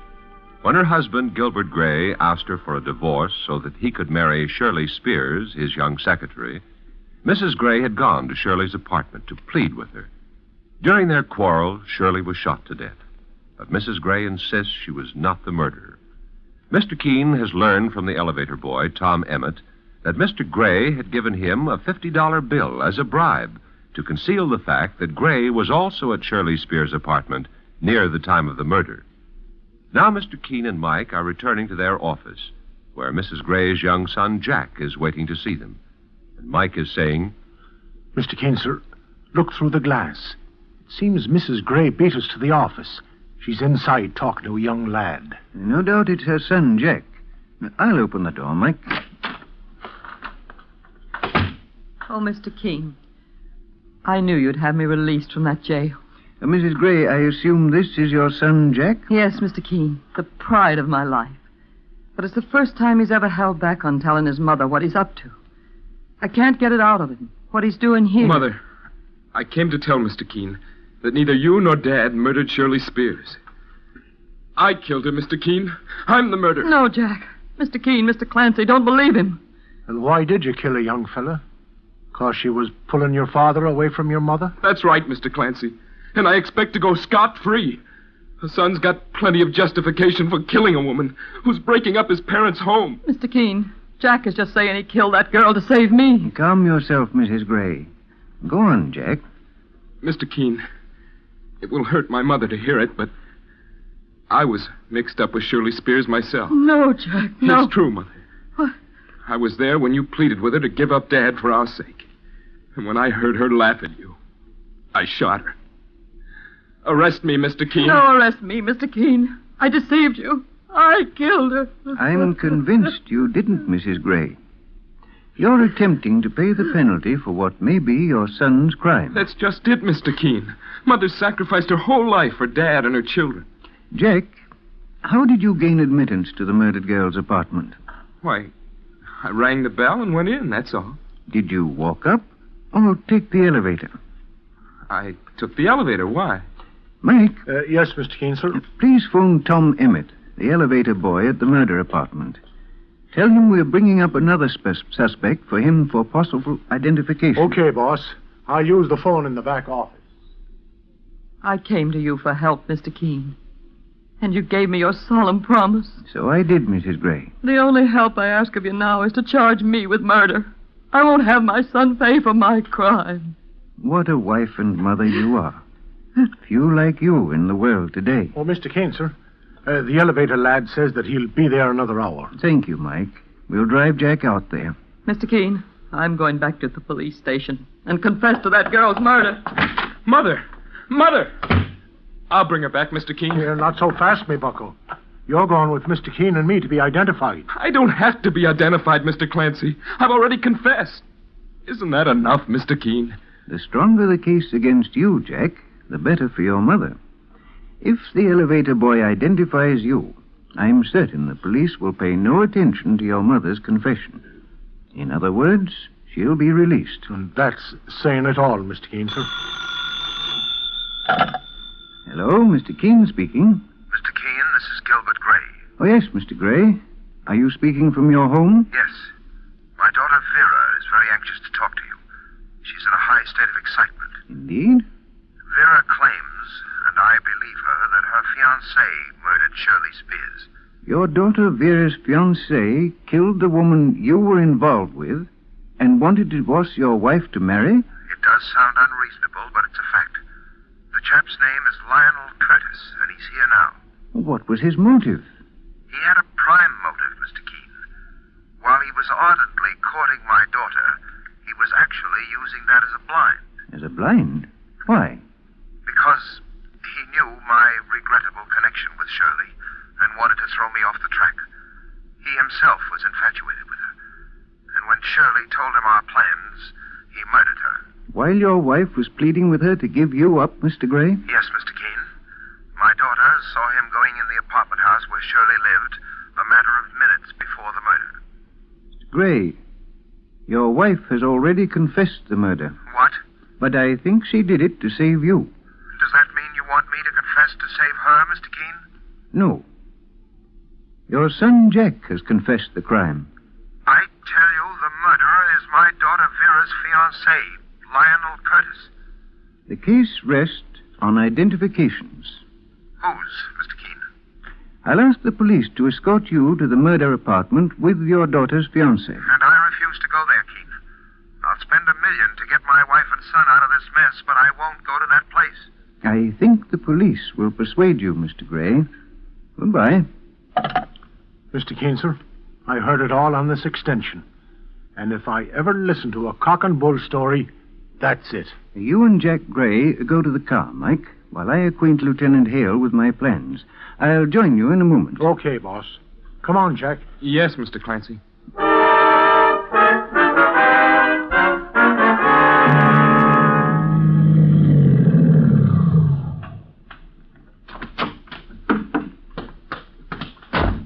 Mr. Keene, there's that elevator boy, Tom Emmett, waiting at the door for us. So I notice, Mike. Tom? Oh, hello, Mr. Keene. Tom, look carefully at this young man and tell me, did you take him to the murdered girl's apartment in the elevator this morning? That's funny, Mr. Keene. I did. Just before I took Mrs. Gray up. Well, Jack, I confess I didn't believe you were on the murder scene. I told you I was there, Mr. Keene. Mr. Keene, is this the guy that bumped off Miss Spears? It may be, Tom, but I'm expecting the police with other suspects for you to identify. More, Mr. Keene? Oh, will I be a big shot when it comes out in the papers I was working with you? Excuse me if I pop a button off my vest. Well, Mr. Keene, sir, it's Lieutenant Hale. And he's got Mr. Gray and his wife, and that young feller, I guess, with him is Lionel Curtis. Good afternoon, Lieutenant Hale. It's always gratifying to work with you. And with you, Mr. Keene. Although I'm not entirely in agreement that your client, Mrs. Gray, isn't our killer. I confess to the murder, Mr. Keene, but I'm grateful to you for trying to save me. Mrs. Gray, you confessed a murder you didn't commit to save your husband and your son, Jack. That's what I've been telling Mr. Keene, Mother. When Dad told me that the police were holding you, I couldn't take it. I had to own up. Oh, son. Mr. Keene. Yes, Mr. Gray? Neither my wife nor my son Jack murdered Shirley Spears. Here's the killer, Lionel Curtis.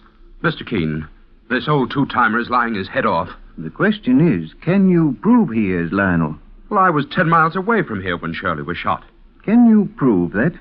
Why, I don't know. Tom Emmett. Yes, Mr. Keene?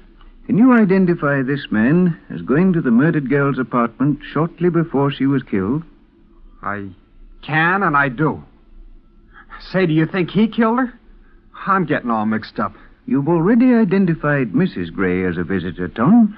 Yes, sir, but I don't think she done it. And you gave evidence that Mr. Gray, her husband, gave you this $50 bill to say he wasn't in the murder apartment. That's right, Mr. Keene.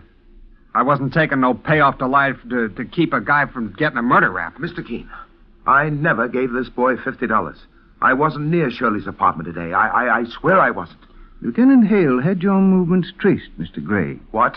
And he discovered you were not. Is that correct, Lieutenant? Mr. Gray wasn't here. Neither was his son, Jack, Mr. Keene. Only Mrs. Gray was. I'll let you make the arrest, Lieutenant Hale. Right. I arrest the person you told me you suspected, Mr. Keene. This elevator man, Tom Emmett. You're talking through your hat, copper. When you tried tricks on Mr. Keene, you put yourself in the electric chair, Emmett. How'd you get me, Keene? The police unearthed the fact that you, Tom, were the real lover of Shirley Spears. I was until this old goat Gilbert Gray came along. Then she ditched me. You, Tom, identified 3 people as being on the scene whom the police proved were not. And you gave me this $50 bill as coming from Mrs. Gray's husband. And that made me suspect you in the beginning. Why? It seemed unreasonable a man of Mr. Gray's intelligence would take a chance like that on an elevator boy. I had the bill fingerprinted by the police. Mr. Gray's prints were not on it, but yours were, Tom Emmett. It was all quite simple. Mr. Keene, you saved me and my husband and my home. The good God in heaven will reward you. Your gratitude is the most valued reward I can hope for, Mrs. Gray.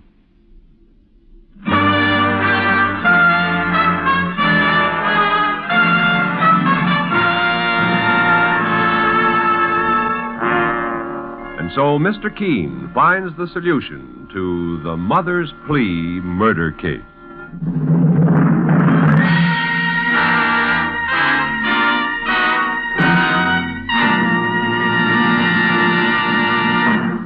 If you would like to know a quick, easy way to ease the pain of a headache, neuritis, or neuralgia, then by all means try Anacin. Your own dentist or physician may, at one time or another, have handed you an envelope containing Anacin tablets. Then you already know how incredibly fast and effectively Anacin brings relief. Anacin is like a doctor's prescription. That is, Anacin contains not just one, but a combination of medically proven active ingredients. For your own sake, try Anacin. Anacin is sold to you on this guarantee. If the first few tablets do not give you all the relief you want, as fast as you want it, you may return the unused portion and your money will be refunded. You can get Anacin tablets at any drug counter. Anacin comes in handy boxes of 12 and 30 tablets and economical family-size bottles of 50 and 100.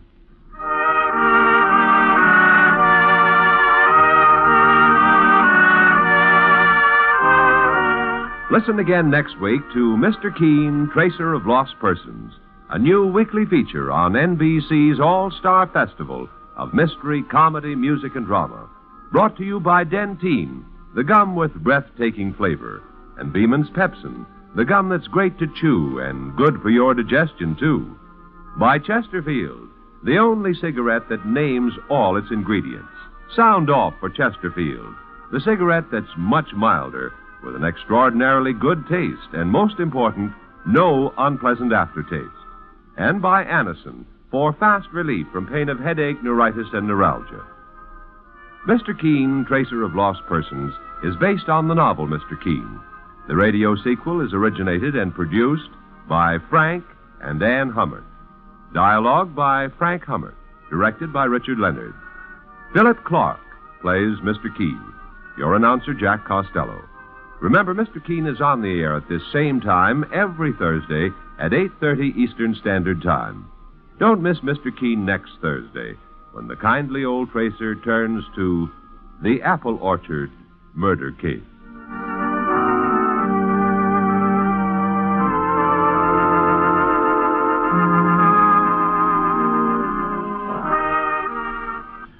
Dragnet, Authentic Adventure is next on NBC.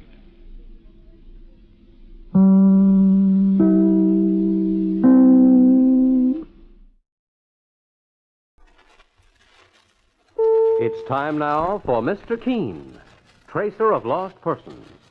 Brought to you by Dentyne, the gum with breathtaking flavor, and Beeman's Pepsin. Tastes so good and aids digestion, too.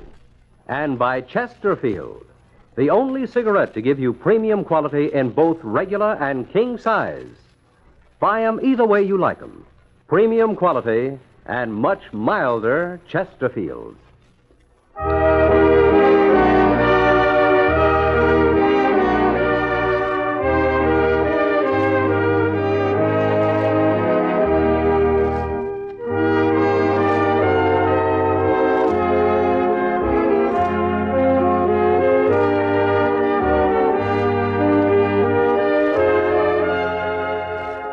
Ladies and gentlemen, we present Mr. Keene, Tracer of Lost Persons, one of the most famous characters of American fiction in one of radio's most thrilling dramas. Tonight and every Friday at this time, the famous old investigator takes from his file and brings to us one of his most celebrated missing persons cases. Tonight's case is entitled The Gossip Column Murder Case.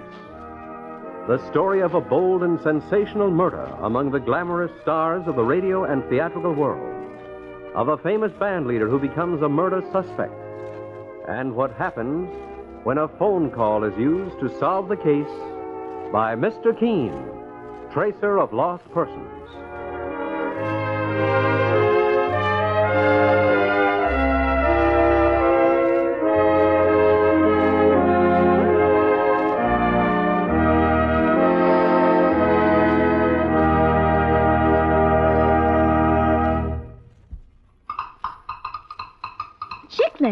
Chiclet.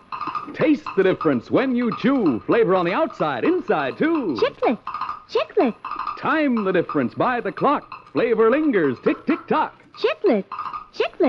Count the difference. Count 'em, cousin. Every box, an even dozen. Chiclet. Get the big nickel's worth. You can taste the difference, time the difference, count the difference. And whether you chew gum to keep your mouth fresh and clean, or just for the plain fun of chewing it, you'll be better off on every count with Chiclets. They're flavored on the outside, flavored on the inside. With Chiclets, you don't chew the flavor out, you chew the flavor in. That's why the goodness lingers on and on. They're candy-coated. Flavor-coated. Pleasure-coated. And more fun for your money. So get the big nickel's worth. Chiclet.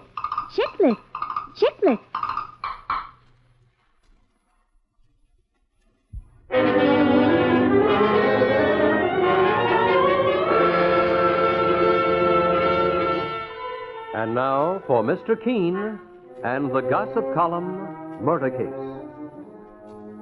Our scene opens in a radio broadcasting studio where Terry Bradford, famed gossip columnist and commentator, is just finishing his very popular program. Bradford has promised his audience a very special item of gossip before he winds up his program. But he is unaware that the program finale will have an even more sensational and frightful ending.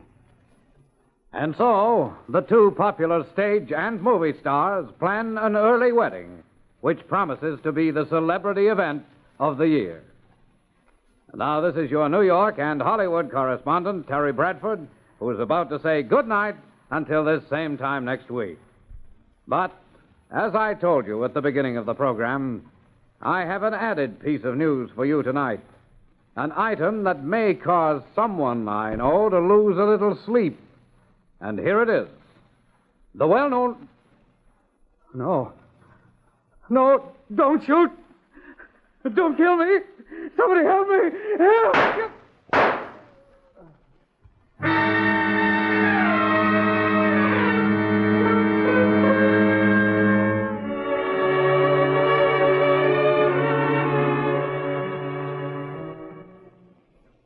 Are you Mr. Keene? Well, I'm Mike Clancy, Mr. Keene's partner. Well, my name is Alan Decker.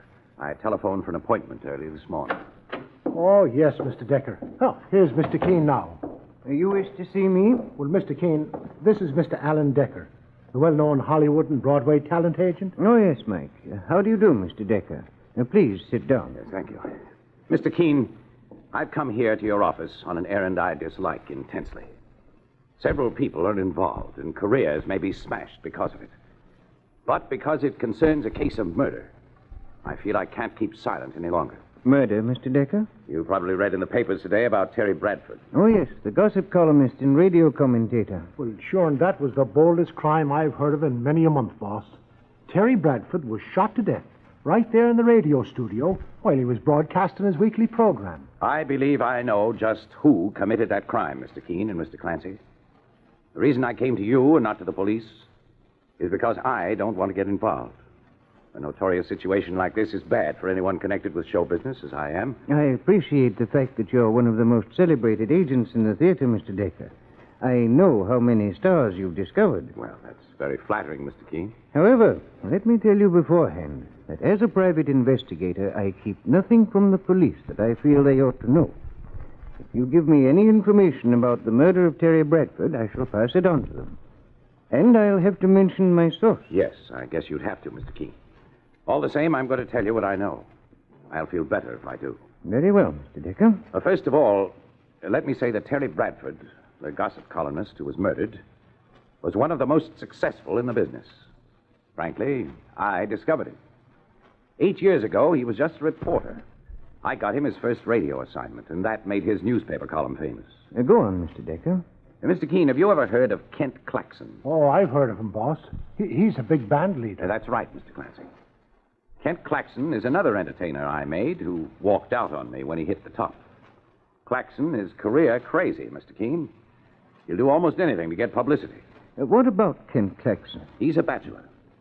But that doesn't stop him from running around with someone else's wife. And I happen to know he's been seeing a lot of Laura Gale. And who is Laura Gale, Mr. Decker? She's a young nightclub singer whom I have under contract right now. She would have been in line for a big career if this hadn't happened. She's married, Mr. Keene, to a rich oil man from Texas. He's down on his ranch right now while she's filling a radio engagement here in New York. I see. And just how are Laura Gale and the band leader Kent Claxon connected with this murder? Well, just before Terry Bradford was shot, he was about to make an announcement on the radio, a special piece of gossip. He was going to say that Laura Gale, the singer, and Kent Claxon, the band leader, are in love with each other, and that Laura is going to get a divorce from her husband. Is that true? Linking them together is true, yes, Mr. Keene. Laura was silly enough to even brag to me that Kent Claxon was in love with her. But she had no idea of divorcing herself from her oil king's millions, and Terry Bradford's announcement on the radio would have certainly reached Laura's husband in Texas. Are you trying to say, Mr. Decker, that this young singer, Laura Gale... She murdered Terry Bradford. Yes, Mr. Keene, I believe she did. To keep Terry from publicizing her love affair with Kent Claxon. You realize how grave an accusation that is, I hope. Yes, I do. But it adds up. Laura knows a lot about broadcasting studios. She's on the air herself. If you remember the details in the newspaper, the studio engineer, the only other person in the studio before the murder, was called to the telephone outside for a few minutes. And that was when Terry Bradford was shot to death. Exactly, Mr. King. The phone call was a fake to get the engineer out of the studio and give the killer a free hand. What about Kent Claxon, the band leader? Could he have had a hand in the crime? Well, that I don't know, Mr. King. But I do know this. Claxon hated Terry Bradford. Terry used to hold him up to ridicule in his column and on the air. And what about you, Mr. Decker? Me? What was your relationship like with the murdered man? Mr. Keene, I have nothing to hide. Terry Bradford walked out on me after I made him a success. And I never forgave him for it. But if you think I'd murder a man because of a broken contract... I'm sorry I gave you that impression, Mr. Decker. I meant to employ no such thing. The one reason I came here was because of Terry's wife, Helen Bradford. I've known her a long time, Mr. Keene. Not that we've ever been anything more than friends. I understand. But it broke her heart when she heard the news, and it broke mine to see her crying her eyes out. Helen Bradford is too good for a rotten break like this, and on her behalf, I'm asking for a complete investigation by you and your partner, Mr. Clancy, here. We'll be glad to see what we can do, Mr. Decker. There's just one thing more, sir. I'm going to make an admission now that isn't going to do me any good. But it's important. What is it? I was near the broadcasting studio last night, just before Terry Bradford was murdered. Go on. The murder was committed at exactly 8:27, just before Terry went off the air. Now, 5 minutes before that, I was having coffee in a shop just across the lobby. And I saw Laura Gale go into an elevator, evidently going up to the third floor where the radio studio is located. Well, that places you near the scene of the crime, Mr. Decker. I know that. But Kent Claxon, the orchestra leader, was rehearsing nearby, too. And for that matter, Terry's wife, Helen, was also in the building, waiting to meet him after the broadcast. That just about places almost all of you near the scene of the crime. Well, what do you do, Mr. Keene? Turn Laura Gale into the police? I want to hear her side of the story first. Where can I reach her? She has an apartment here in New York. I'll write her address down on this piece of paper. You can also write down Mrs. Bradford's address and the orchestra leader, Kent Claxon. I'll have to investigate this case from every angle, Mr. Decker, in order to solve the mystery of Terry Bradford's murder.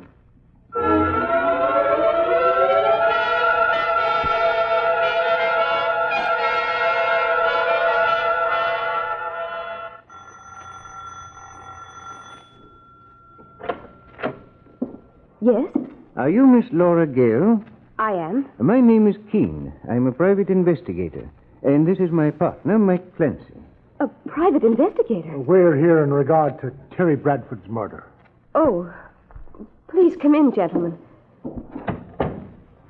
Mr. Alan Decker, the theatrical agent, came to see us an hour ago, Miss Gale. Decker? What did he want?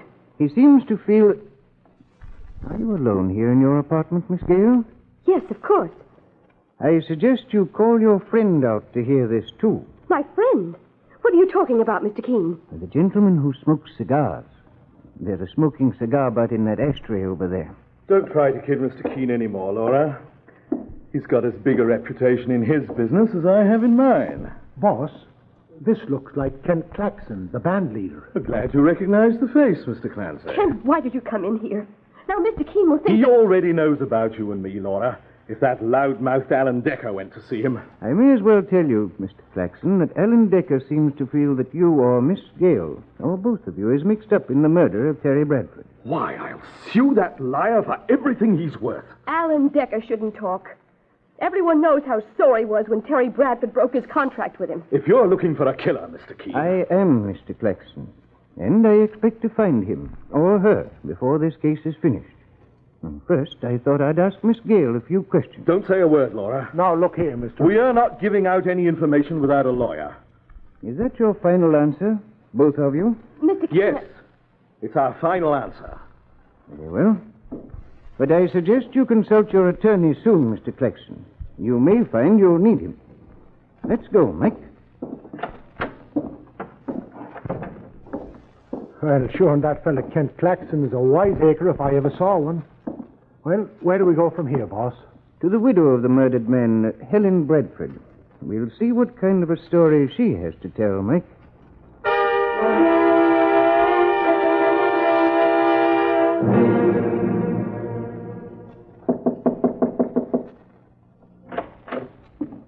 Mrs. Helen Bradford? Yes? My name is Keene.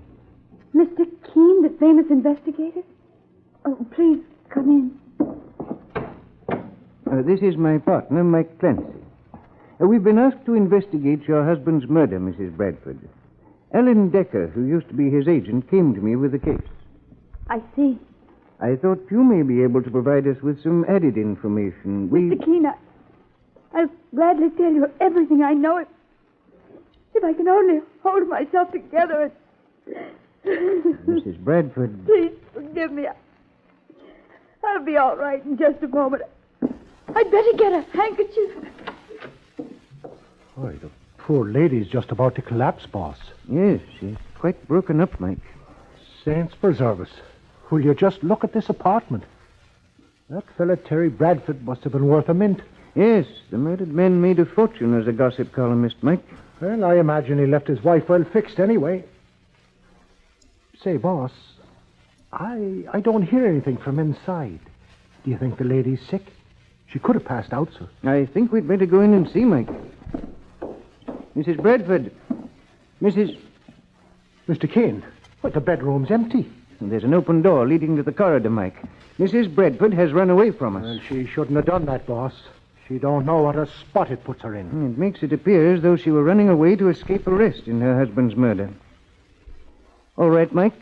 Put in a call to the police and ask them to send out an alarm for Mrs. Helen Bradford. Looks as though Laura Gale and Kent Claxon aren't the only strong suspects in this murder case.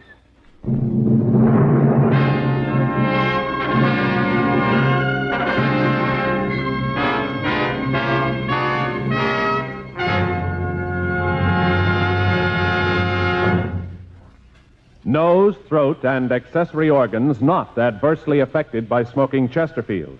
First such report published about any cigarette. A responsible consulting organization reports a study by a competent medical specialist and staff on the effects of smoking Chesterfields.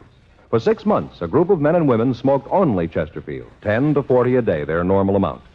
45% of the group have smoked Chesterfields from 1 to 30 years, for an average of 10 years each. At the beginning and end of the 6 months, each smoker was given a thorough examination, including x-rays and covering the sinuses, nose, ears, and throat.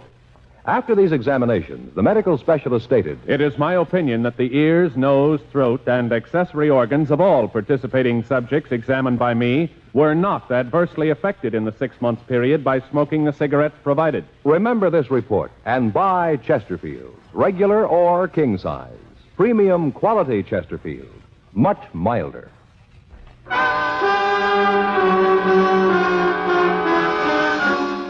Now back to Mr. Keene and the gossip column murder case. Mr. Keene, the great investigator, and his partner Mike Clancy have sent out an alarm for the arrest of Helen Bradford, widow of the famous gossip columnist and radio commentator Terry Bradford, who was murdered inside the studio during his broadcast. A short time later, just after Mr. Keene and Mike have returned to their office, they receive a visit from Laura Gale, a nightclub singer who is also implicated in the crime. Mr. Keene, I came here to your office to apologize to you and Mr. Clancy. Have you, Miss Gale? Well, worried about the treatment she gave us when we tried to ask her a few questions about Terry Bradford's murder. Yes, Mr. Clancy, you're right. I am worried. Mr. Keene, it was Alan Decker, the theatrical agent, who told you that I may have been mixed up in that gossip columnist murder. Yes, that's true, Miss Gale. Frankly, he said that you were seeing a lot of Ken Flexen, the orchestra leader. You're married to someone else, aren't you? Yes. My husband is in Texas. I'm calling Miss Gale in show business only. Mr. Decker implies that you may have murdered Terry Bradford to stop him from broadcasting a gossip item about you and Ken Flexen, which your husband in Texas might hear. Mr. Keene, I didn't kill Terry Bradford. I swear I didn't. Well, you were near the broadcasting studio when it happened, though. Yes, I was, Mr. Clancy. But so was Ken Claxon. I know. He was rehearsing his band. Well, sure now, Miss Gale, you're not trying to make it even tougher for your boyfriend. I didn't mean to bring Kent into this at all. He's already in it, Miss Gale. We found out he disliked Terry Bradford. Enough to wish him harm, at any rate. Mr. Keene, a few hours ago, you found Ken Claxon hiding in my apartment. He came there because he was scared, and so was I. Actually, there was never anything between us except a mild flirtation. Well, that still doesn't absolve you from suspicion, Miss Gale. Particularly since you were near the scene of the murder. I know I was. My luck's been just great. I had to pick yesterday to rehearse almost 5 hours inside the broadcasting studio. You were rehearsing 5 hours? I thought I'd find you here, Laura. Boss, it's Kent Claxon, the band leader. I ought to wring your stupid neck for coming here. Kent! Now, take it easy, mister. I've got half a mind to... Don't let him touch me! I said take it easy, mister. I'll knock you... Oh, make another move, Claxon, and you'll get a little more of the same. All right, Mike. Help him to his feet. I think he'll quiet down now. I won't let Laura drag me into a murder. I've got my career to think about. Not only your career, Claxon, but your life as well. The penalty for premeditated murder is the electric chair, as you well know. Mr. Keene, I'll admit I hated Terry Bradford. He was always ribbing me in my music in his newspaper column and on the air. But I wouldn't kill him because of that. I'm not crazy. You were inside the radio studio when the murder was committed, weren't you, Flax? I wasn't the only one. I know you weren't. Laura Gale was there, and so was Helen Bradford, the murdered man's wife, and Alan Decker, the theatrical agent. Alan Decker is the one who got me into this. Did you question him, Mr. Keene? He had no love for Terry Bradford either. He admitted that. Did Alan Decker also admit that he was once crazy about me and that I turned him down, Mr. Keene? No, Miss Gale. However... Mr. Keene's office. Mr. Clancy? Yes? Can I speak to Mr. Keene, please? It's important. This is Alan Decker, the theatrical agent who brought the Terry Bradford murder case to you. Oh, just a second. Boss, it's Alan Decker. I'll take it, Mike. Hello? Mr. Keene, look, I'm calling from my apartment. Mrs. Helen Bradford is inside in my living room. The murdered man's widow? Yes. She told me she ran away from you when you came to see her. She did, Mr. Decker, and there's a police alarm out for her. Well, Mr. Keene, she came here to ask me for help, and I said the best help I could give her would be to call you. So I told her she could trust you. Everyone knows that. Did Mrs. Bradford say why she ran away? She said she was afraid she'd be held for her husband's murder because Bradford left her a fortune. And she got panicky when she saw you, Mr. Keene. So shall I bring Helen down to your office? No. I want you both to meet me inside the broadcasting studio on the 3rd floor. Where the murder took place? Oh, outside, in the corridor. All right, Mr. Keene. We'll see you there in 15 minutes. Goodbye. Goodbye. Mike, I imagine the broadcasting studio is still out of bounds for the public, at least until the murder investigation is completed. Well, the police usually close a place like that up tight so as not to lose any clues that may be lying around. Oh, that's right. My rehearsal studio was changed this morning to the 4th floor. No one's allowed in that section of the 3rd floor. Mr. Claxon, did you say your rehearsal studio was on the 3rd floor? Yes, Mr. Keene. Exactly where were you when Terry Bradford was murdered? Rehearsing with my band. Then you've got 20-odd witnesses to the fact that you were with them when the shots were fired. Well, not exactly. I may have left the studio for a drink of water or a phone call. A phone call? Kent, the murderer phoned the studio first to get the engineer out before the murder. Is there a telephone booth inside the corridor near the studio where Terry Bradford was murdered? Yes, there is, Mr. Keene. But I wasn't... That's all I wanted to know, Mr. Claxon.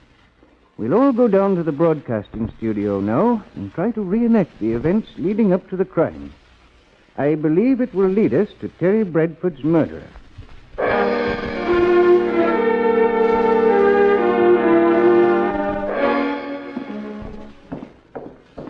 Well, here's the 3rd floor corridor, Mr. Keene. And there's Mrs. Helen Bradford and Ellen Decker waiting for us, Mike. I believe you all know each other. This is Kent Claxon, the band leader, and Laura Gale, Ellen Decker, and Mrs. Helen Bradford. How do you do? How do you do? I believe that studio across the hall there, 3Z, was the scene of the crime. And here's the phone booth, Mr. Keene. Yes, Mike. Now, the killer stepped into this booth, put through a call for the studio engineer, then went inside the studio and shot Terry Bradford after the engineer left to answer the call. Mr. Keene, what are you looking at me like that for? Oh, your rehearsal studio is nearby, isn't it, Mr. Claxon? He rehearses in Studio 3X, right over there. And you, Laura Gale, admitted you were here in the corridor when the murder took place. Now, what about you, Mrs. Bradford? Mr. Keene, I was inside this building downstairs waiting for my husband when he was murdered. I know that, Mrs. Bradford. Ellen Decker was in the building, too. I was, Mr. Keene. Mike, according to the newspaper report, the phone call the killer made was sent through one of the studio pages here in the corridor. The page took the message, then went in to call the engineer to the phone. Well, there's a page at the end of the corridor, boss, sitting at that desk. Maybe he's the one. See if he is, Mike. But first get the phone number in this booth, and have the page call it from his desk. Right, boss. What's this all about, Mr. Keene? You'll know in just a moment, Mr. Decker. Miss Gale, you told me you were here in the building rehearsing for 5 hours at the time of the murder. And you were just leaving when you heard the shots. That's right, Mr. Keene. The murder was committed at 8:27. Does that mean you were inside the building up on this floor since 3:30 yesterday afternoon? Yes. And you never left the building? Not until I ran down those back stairs over there to avoid being seen. I was terribly frightened. Where do the back stairs lead? To the rear end of the building and out to the street. And the coffee shop is located on this end of the building. Ellen Decker, that makes your story weak in 2 points. What? What do you mean? In your anxiety to pin the murder on Laura Gale because she turned you down, you made one mistake. You told me you saw her into the building just before the murder, yet she claims she was here inside all along. To my mind, that means you actually saw her here on this very floor as she was leaving. What? You were sitting in that phone booth. That's why she didn't see you. You were making the telephone call that lured the engineer out of the studio, so you could murder Terry Bradford without being seen. It's Laura's word against mine, Keene. I still claim I saw her come in from downstairs. The page boy can confirm that. I think he'll recognize your voice on the telephone, Decker, if you were the one who called. Answer that phone, Decker. This is insane. Answer it. No! Stand back, all of you! He's got a gun, and I'll kill the first one who... Don't try that again, mister. That was a nice shot, Mike. From 30 yards at least. You hit Ellen Decker in the wrist. Pick up his gun. Here, I've got it, boss. I'm sure the ballistics department at police headquarters will find that the bullet that killed Terry Bradford came from Decker's gun. Well, looks as though we've got enough evidence now, sir. Yes, Mike. Well, Decker, have you anything else to say? I killed Bradford, yes. He was going to broadcast an item about me. He was going to tell everyone that I defrauded my clients, that I was due for a prison sentence. Not only would that have ruined me, but it would have tipped off the police. It's too bad you didn't let it go at that, Ellen Decker. Now you're facing an indictment not only for theft, but for the murder of Terry Bradford. Take him away, Mike.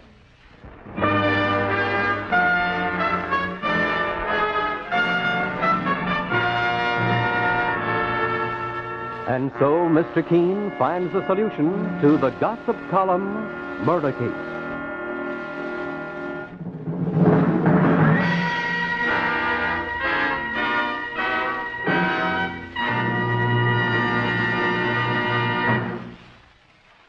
Friends, don't drag around feeling unnaturally old, weak, weary when high-potency ributol may make a remarkable difference if your symptoms are due to B vitamin deficiency. Yes, we're so sure that ributol may help you feel more energetic, more joyously alive, that we'll spend our own money to convince you. So here's your chance to prove what ributol may do for you, absolutely free under terms of this offer.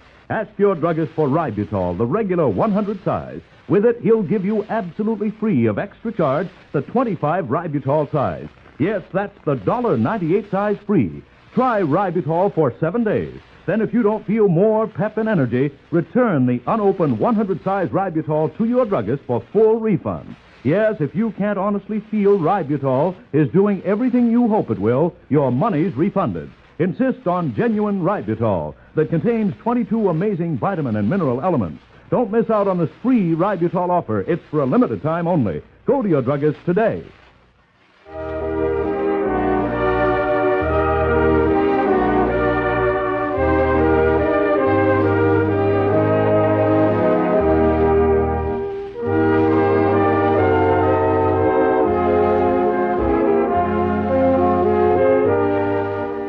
Mr. Keene, Tracer of Lost Persons, is based on the novel Mr. Keene.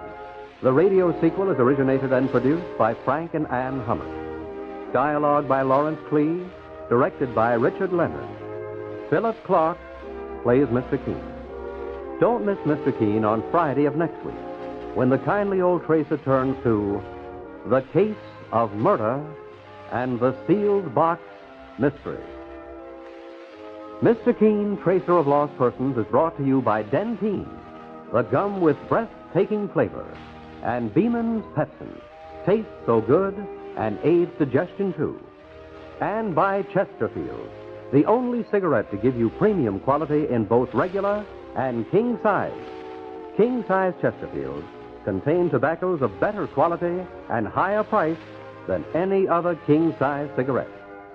Your announcer is Harry Kramer. This is the CBS Radio Network. Stay tuned for Gunsmoke. The following political announcement was paid for by Citizens for Eisenhower. Eisenhower answers America. Mr. Eisenhower, are we ready for war? No. Washington has spent untold billions. Yet we don't have enough planes for Korea. It's time for a change. The time, 8:30. And to the United Nations, a 7th anniversary salute from WCBS, AM and FM, New York. It's time now for Mr. Keene, Tracer of Lost Persons. Brought to you by Dentine, the gum with breathtaking flavor, and Beeman's Pepsin, tastes so good and aids digestion too. And by Chesterfield, the only cigarette to give you premium quality in both regular and king size. Buy 'em either way you like 'em, premium quality, and much milder Chesterfields.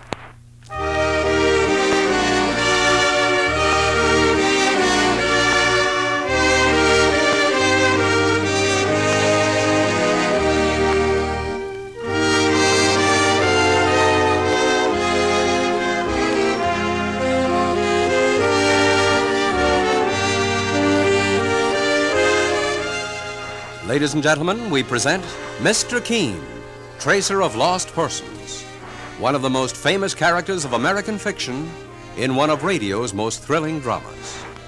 Tonight and every Friday at this time, the famous old investigator takes from his file and brings to us one of his most celebrated missing persons cases.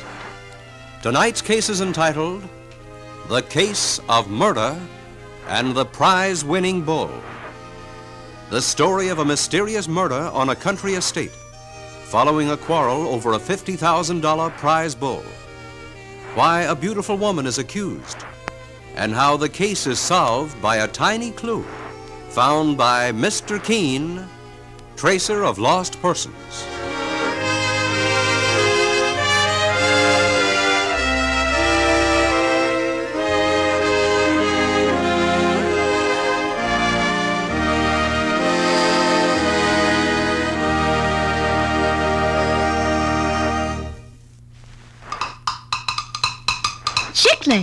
Chiclets.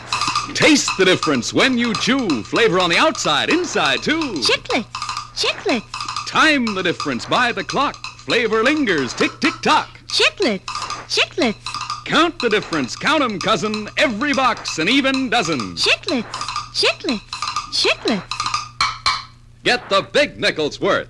You can taste the difference, time the difference, count the difference. And whether you chew gum to keep your mouth fresh and clean, or just for the plain fun of chewing it, you'll be better off on every count with Chiclets. They're flavored on the outside, flavored on the inside. With Chiclets, you don't chew the flavor out, you chew the flavor in. That's why the goodness lingers on and on. They're candy-coated. Flavor-coated. Pleasure-coated. And more fun for your money. So get the big nickel's worth. Chiclets.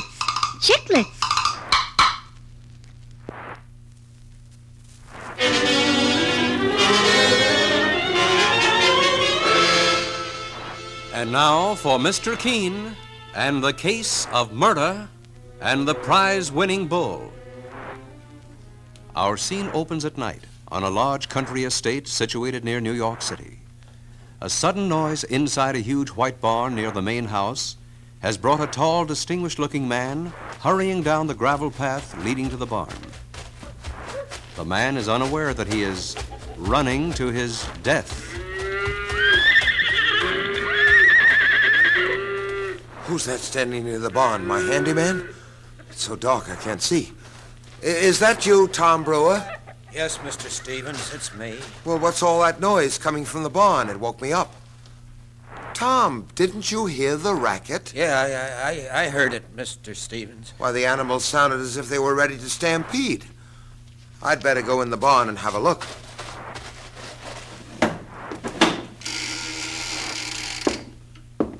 Now, who left that lighted lamp on the floor? I've told Tom Brewer about fire hazards so often. Champion. My prize bull. Why, he's lying there in his stall. He's dead.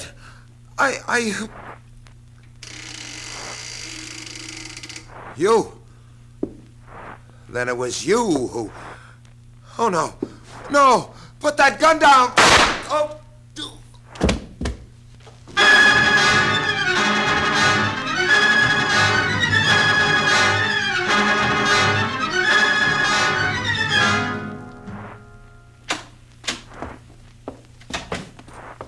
Yes, ma'am.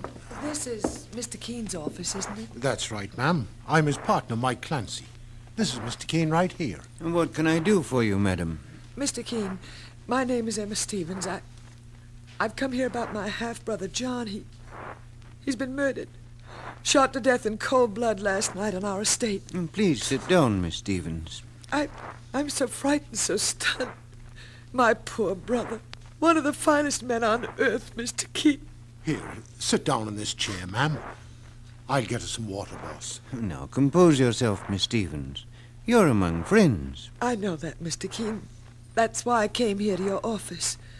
Your reputation as an investigator led me to believe that you'd help me find my brother's murderer. The local police don't have a single clue. Here, take a sip of this water, Miss Stevens. No, thank you, Mr. Clancy.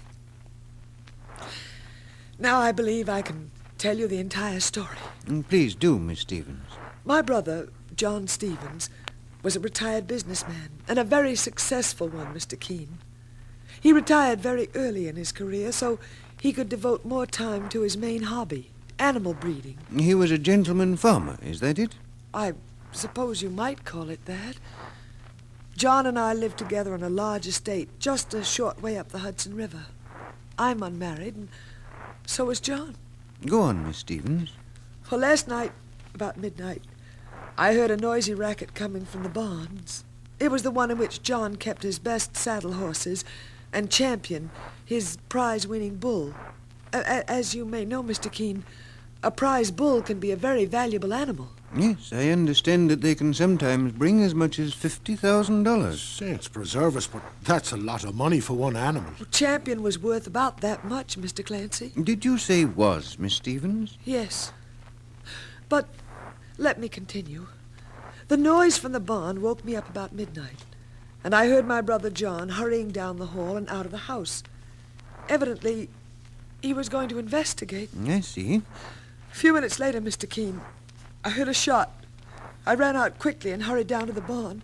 I found my brother John lying dead on the barn floor with a bullet in his heart. And you saw no one on the grounds just before or after you found your brother, Miss Stevens? No, Mr. Keene. It was so dark outside. But inside the barn, near my brother's body, I also found Champion, his prize bull. Champion had also been killed by a shotgun. Is it possible, Miss Stevens, that the person who killed the bull also killed your half-brother? Well, the police are working on that theory now. They think that someone who was jealous of John, or who may have wanted to hurt him in some way, shot his prize animal. John may have caught him in the act and paid with his life for it. In any case, the killing of the bull is of no importance compared with the man's murder. Our search will be for a killer of human beings, your brother's murderer. Then you will help me, Mr. Keene. Of course, Miss Stevens. Well, then I must tell you something I couldn't tell the police, because I wasn't sure. But you can find out whether I'm right or wrong. What is it, Miss Stevens? Well, we have a neighbor, Paul Kincaid. He and my brother John were once good friends, but they split up. Why? Did they quarrel? Violently. Over what, miss? Well, I don't know, Mr. Clancy. John was very unhappy, and he wouldn't talk about it. He just said once that Paul Kincaid and his wife were very jealous people. Is Paul Kincaid a gentleman farmer like your brother? Well, he tried to be, Mr. Keene, but he wasn't successful. Paul Kincaid is as rich as John and very vain. Actually, I think he went in for animal breeding just to see if he could better John. Could that rivalry have caused their quarrel? Well, that or jealousy over Evelyn Kincaid, Paul's wife. And just what do you mean, Miss Stevens? Well, Paul Kincaid saw a rival in every man he met, Mr. Keene. Although I think Evelyn's tried to be a good wife to him. She's a very beautiful woman, while Paul has lost his looks.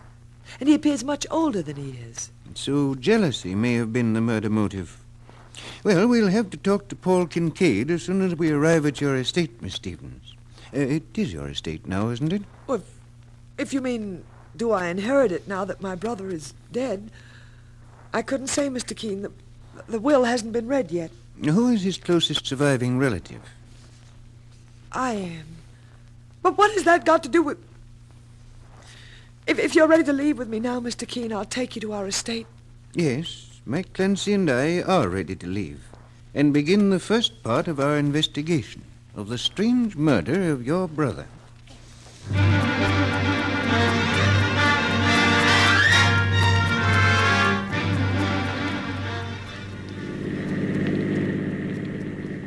Turn into this driveway, Mr. Clancy. The main house is at the end of it. Right, Miss Stevens. It's quite a large place, isn't it? And do you have many servants, Miss Stevens? Well, only one, Mr. Keene. The handyman, Tom Brewer. As far as my brother John was concerned, I saw that he was comfortable myself. Most of the house has been locked off for years, and we only use a few rooms. Where was this handyman, Tom Brewer, when the murder took place? Well, he wasn't on the grounds. It was his day off. He told the police he only returned several hours after poor John's body was discovered.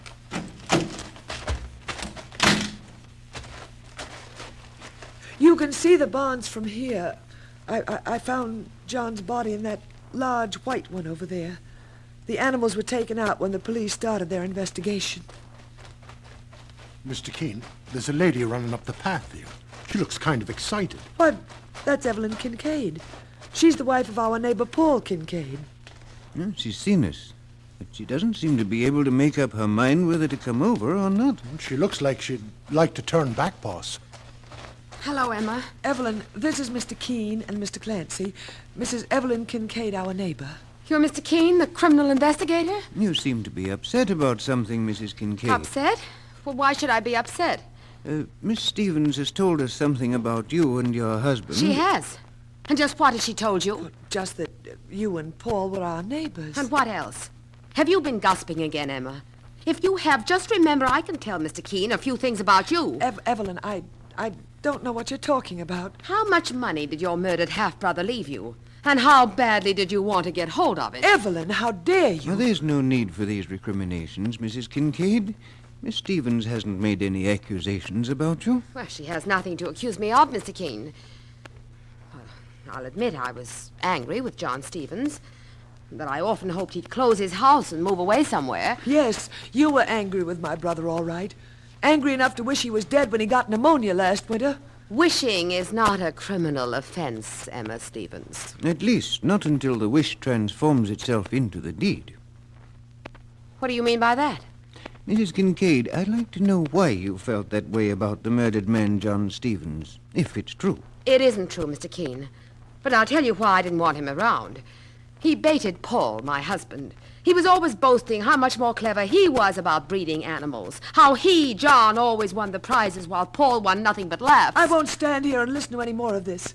Why are you here, Evelyn? What do you want? I was looking for Paul. I thought he came over here to offer you his condolences. But I'll be happy to get off your property as soon as... What do you think you've... Put down that pitchfork, you idiot! It's my husband's voice. No. Boss, sounds like a fight inside that white barn. Hurry, Mike. Let's see what's up. You want to do mine? You could kill a man. Help me with this heavy barn door, Mike. No. I'll kill you, Paul Kincaid. Make one more move, I'll jam this pitchfork through your throat. Mike, try to get that pitchfork away from him. Who are you? Let me go. Here, I'll take that big sticker. Go. That's better. Saints preserve us, but this thing could kill a steer. What's the meaning of this? My name is Keene. Mr. Keene, the investigator? Well, I'm Tom Brewer. You come here just in time. I'm the Stevens handyman. I just caught Mr. Kincaid snooping around this barn. When I asked him what he was up to, he hit me in the face. I grabbed the pitchfork to protect myself. And you're Paul Kincaid? I am, Mr. Keene. And this fool is exaggerating the entire affair. I came over to the Stevens estate to see John's sister Emma and to tell her how shocked I was to hear about his murder. But what were you doing here in the barn, Mr. Kincaid? Well, boss, that seems to be a question this fella don't want to answer. I'm afraid he'll have to answer it, Mike. Mr. Kincaid, you'll accompany us back to the Stevens house now, if you don't mind. There's more than one question I'm going to ask you, in connection with the murder of John Stevens.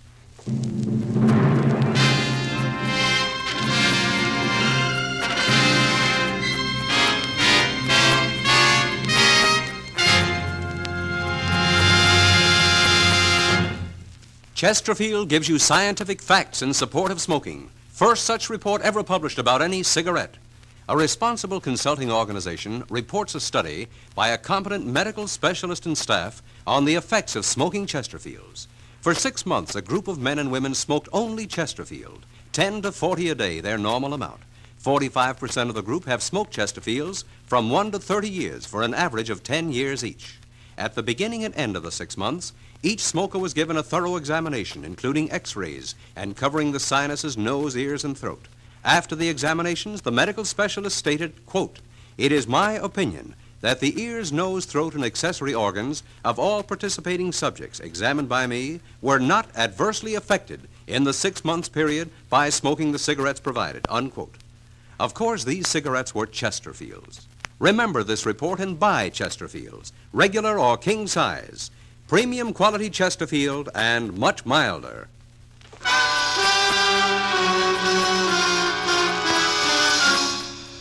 Now back to Mr. Keene and the case of murder and the prize-winning bull.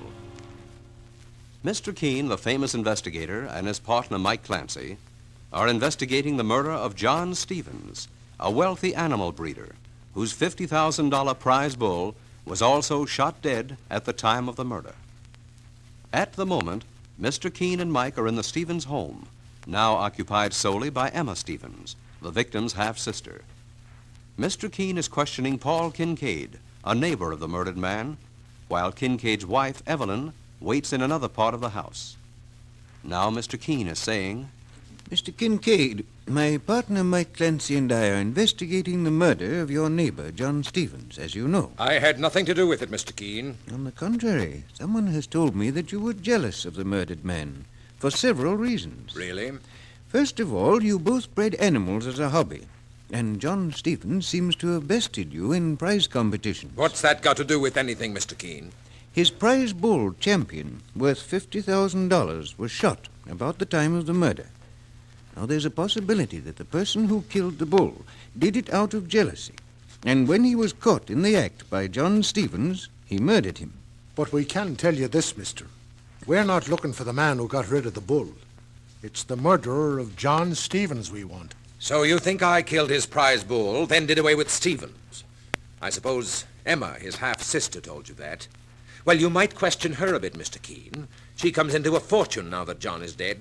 Mr. Kincaid, what about your feeling regarding John Stevens and your wife? My wife and John were merely friends, nothing more, Mr. Keene. I admit I may have been jealous of Evelyn once or twice, for no reason, but she'll bear me out as far as John was concerned. Mike, call Mrs. Kincaid in here, please. Okay, boss. Oh, Mrs. Kincaid, Mr. Keene would like to talk to you. What's happened, Paul? Is everything all right? Someone's been putting ideas into Mr. Keene's head, Evelyn. Someone's been gossiping about you and John Stevens. Tell Mr. Keene there was nothing between you. I've already told him. If anything, I hated John for the way he baited you, Paul, and made you unhappy. Does that answer your question, Mr. Keene? Part of it. However, you still have to explain what you were doing when Tom Brewer, the Stevens handyman, caught you inside the White Barn, where John Stevens was murdered. Tell Mr. Keene the truth, Paul. Remember, you may be protecting a murderer. Keep quiet, Evelyn. I can't. I think it's for your own protection. Either you tell Mr. Keene the truth, or I will. Very well. I'll tell him myself. Mr. Keene, I was the one who shot and killed John's prize bull. I see. And why did you do it, Mr. Kincaid? Because he was always boasting about how clever he was as an animal breeder, and he drove me into a fury. I'd been drinking too much just before I went over to his barn, and I hardly knew what I was doing. But I didn't murder John Stevens, I swear it. Who is the person your wife just mentioned? The one she said you might be protecting inadvertently. Mr. Keene, I meant Tom Brewer, the Stevens handyman. My husband saw him prowling around the grounds right after he left the barn. Well, boss, Tom Brewer said he wasn't near that place when John Stevens was murdered. Yes, that was his alibi. Mike, it appears as though Tom Brewer is the next to be questioned. Mr. and Mrs. Kincaid, how far away do you live from here? We have the big house at the end of the road, Mr. Keene. You may go back there now. I warn you, however, that you're still under strong suspicion. Very well. Just one thing more. Why did you return to the Stevens barn today? I was looking for my gun, the one I used to kill the prize bull.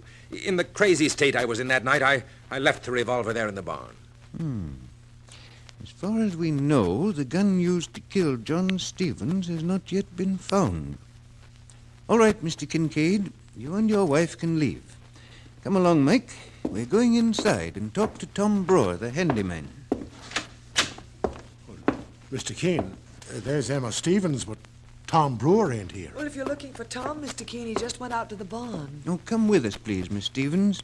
Mike, we'll follow Tom Brewer to the barn and see what he has to say now that his alibi has been cracked wide open.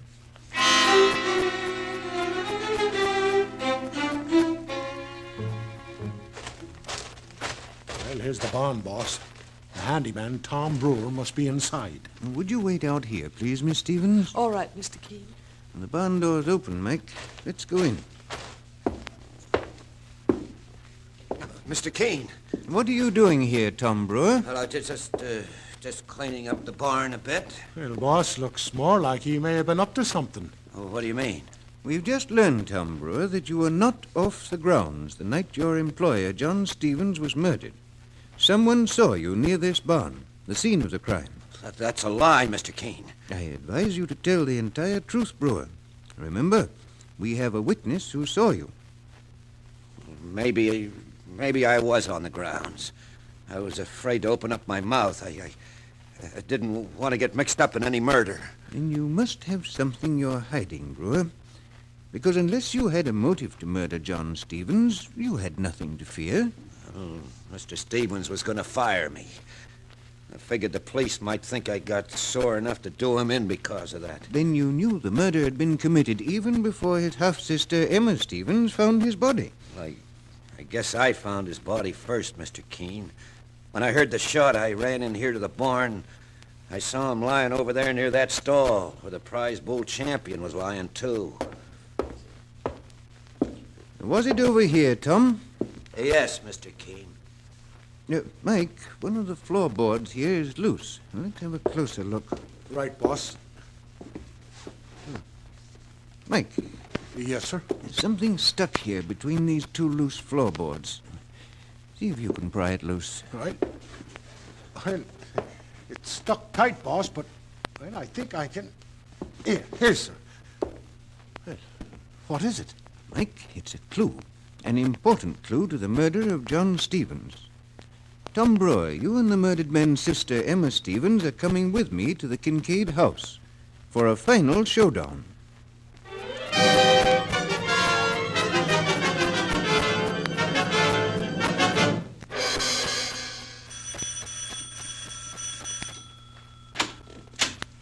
Mr. Keene. Mr. Kincaid, I brought your neighbor, Emma Stevens, and the handyman, Tom Brewer, with me. Mr. Keene says he has a clue, Paul, in regard to my brother's murder. You have, Mr. Keene? Yes, Mrs. Kincaid.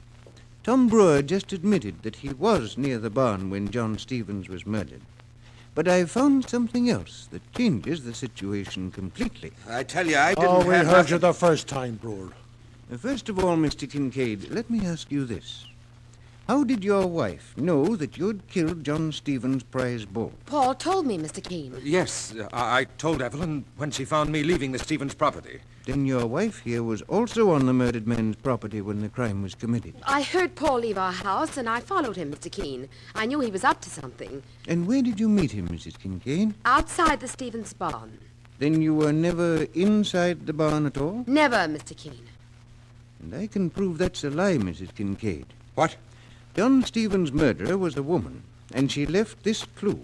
It's a small leather lift, the thin section on the bottom of the heel of a woman's shoe. And I believe it came from your wife's shoe, Mr. Kincaid. She must have caught her heel between two floorboards just inside the barn. And when she pulled her foot loose, she left this leather lift in the crack. Well, how do you know it's from my heel? It might have come from Emma Stevens' shoe. I've noticed that Emma Stevens only wears low, flat-heeled shoes. You, a younger woman, wear high heels, Mrs. Kincaid. And this lift came from a high-heeled shoe. Evelyn, those shoes, the ones you left for the maid to have repaired. Be quiet, Paul. Where are those shoes, Mr. Kincaid? Over there on the foyer table. Fetch them, will you, Mike? Right, boss. Leave those shoes alone. Mr. Keene, why, there's part of the heel missing from this shoe of Mrs. Kincaid's. Here, look here, sir. Yes, Mike. And this small piece of leather I found in the Stevens barn just fits the missing section. It's enough evidence, I think, to arrest Evelyn Kincaid on... Mike, don't let her touch that vase. Oh, she won't, boss. Here, I've got it. I could kill you for this. I saw her edging over to it. Now reach inside, Mike. Right, sir. Boss, there's a gun hidden inside this vase. Now handle it carefully to preserve the fingerprints. That's my gun, Mr. Keene. Yes, Mr. Kincaid. The one you left in the barn after you killed John Stevens' prize bull. Your wife found it and used it to kill Stevens himself. She evidently thought she had a perfect opportunity to commit murder and then have you take the blame. Evelyn, I can't believe it. Why would you... Why? Because John Stevens was a fool. I begged him to run away with me. I wanted him to help me get rid of you and... In other words, Mrs. Kincaid, You first tried to get John Stevens to help you kill your husband. Then, when he refused, you murdered Stevens because you were afraid he'd give you away. And because you were a woman scorned, a woman he refused to love. Yes, yes. Evelyn. And don't look that way at me, Paul. You should have known all along that I wouldn't have married a drab little man like you if you hadn't a fortune. A fortune you hoped to get your hands on, Mrs. Kincaid. If your husband had got the electric chair for your crime, you'd have inherited his money. Then I was right, Mr. Keene, in being jealous of my wife. John Stevens was handsome, distinguished. She did have designs on him. You needn't be jealous of your wife any longer, Paul Kincaid, because she'll spend the rest of her life in prison, if she's lucky enough to escape the death penalty, for the murder of John Stevens.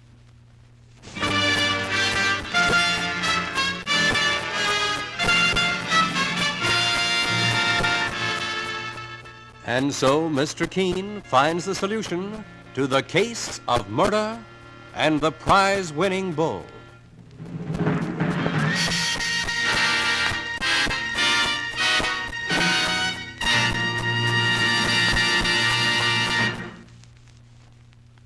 Every night of the week, you can hear a suspense-filled adventure show when you tune into CBS Radio.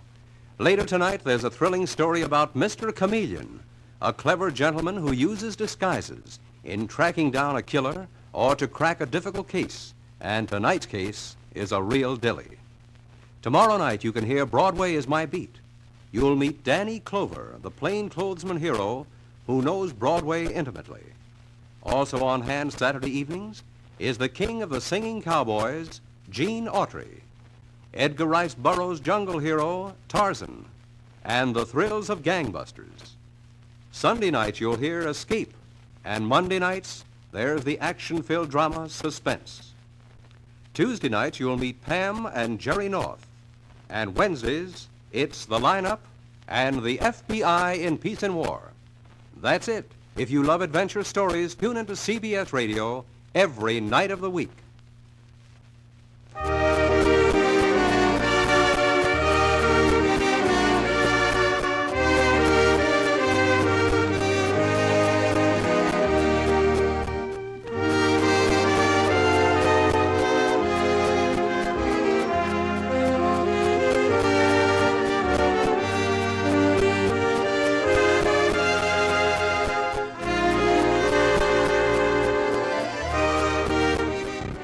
Mr. Keene, Tracer of Lost Persons, is based on the novel Mr. Keene.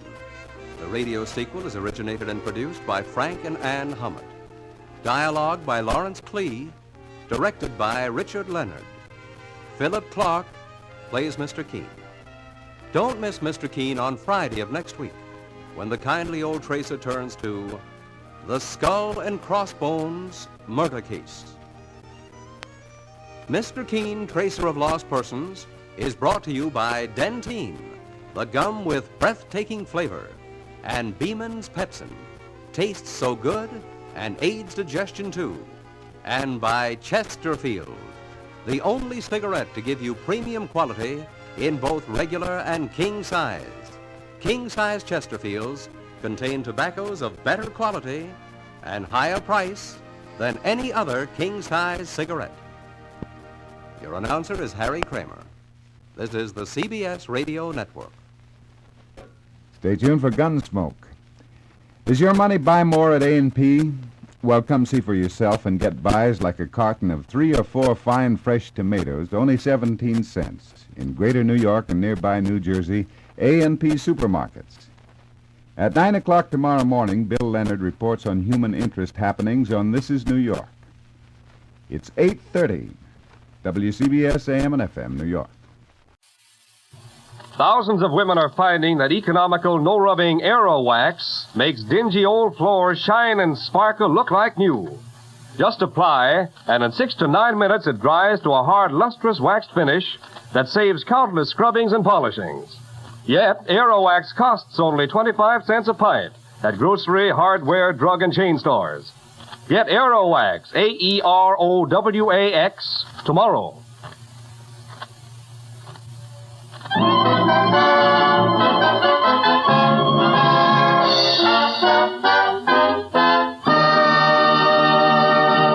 Mr. Keene, Tracer of Lost Persons, is on the air.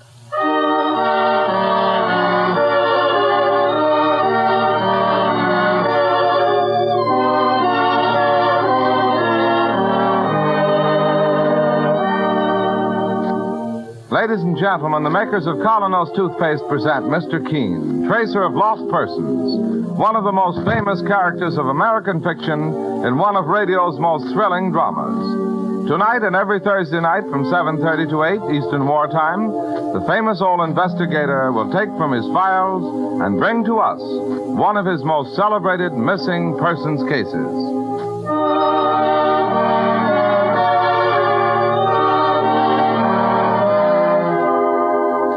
But first, if your teeth are not every bit as bright and lustrous as they should be, resolve right now to bring out the natural sparkle of your smile with Colonos, a high-polishing toothpaste. You see, the new Colonos acts on your teeth as a jeweler's polish does on tarnished silver, safely, gently removing dingy surface stains, thereby uncovering the full natural sparkle of your smile. Ask your druggist for Colonos. K-O-L-Y-N-O-S. Colonos toothpaste.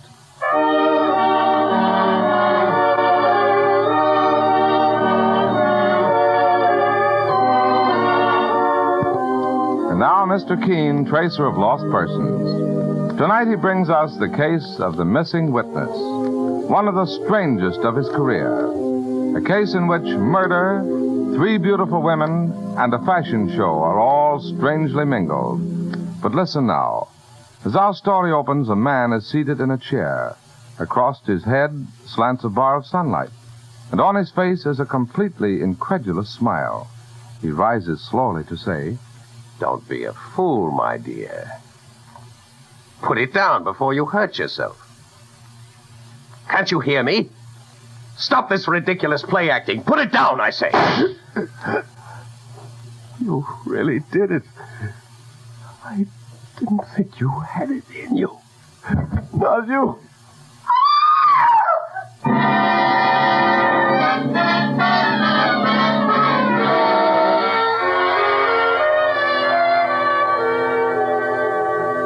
Now our scene shifts to the quiet office of Mr. Keene, as his spinster secretary, Miss Ellis, enters to ask a favor. Mr. Keene, I wonder if I might get off early this afternoon. You want to do some shopping, Miss Ellis? Oh, no. I'm going to a fashion show. Why, Miss Ellis, I didn't know you were interested in fashion shows. Well, are you insinuating that I dress like a bag of potatoes? No. As a matter of fact, Mr. Keene, it's something very, very special. You see, when I was living in Queens about 15 years ago, there used to be a little widow next door. Pretty little creature. Oh, such a struggle to make a living for herself and her daughter. I'd give her a bit of sewing every now and then to help, and... well, you won't believe me when I tell you her name. Try me. Mary Blaine. Today, she's the most brilliant fashion designer in America. Good heavens, that is interesting. She helped originate the little black dress, the dinner suit, the short evening gown. She's enormously famous and wealthy now. Yes, I read a piece about Mrs. Blaine in one of the magazines. It called her the epitome of the successful career woman. Well, she's giving her mid-season fashion show today, and she asked me to come for Auld Lang Syne. Brilliant woman. Ah, Mary's a... Hey, look here, Mr. Keene. Why don't you come along and meet her? Oh, me at a fashion show? Oh, there'll be dozens of men there, and all in love with beautiful Mary Blaine. Oh, do come. Now, you've nothing special to do this afternoon? Well, all right, Miss Ellis. I'll do it.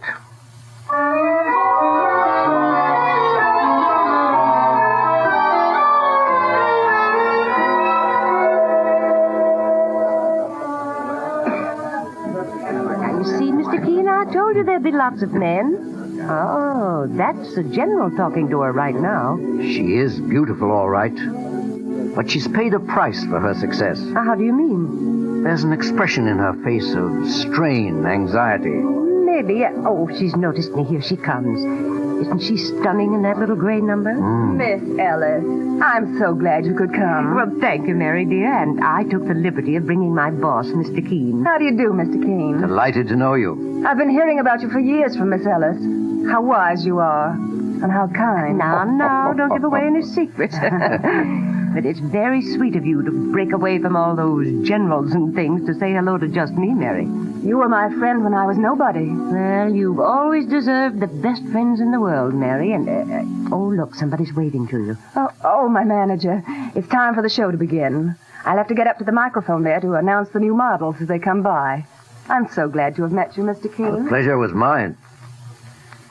Yes, she's lovely and famous, but not quite happy. Oh, you with your X-ray eyes.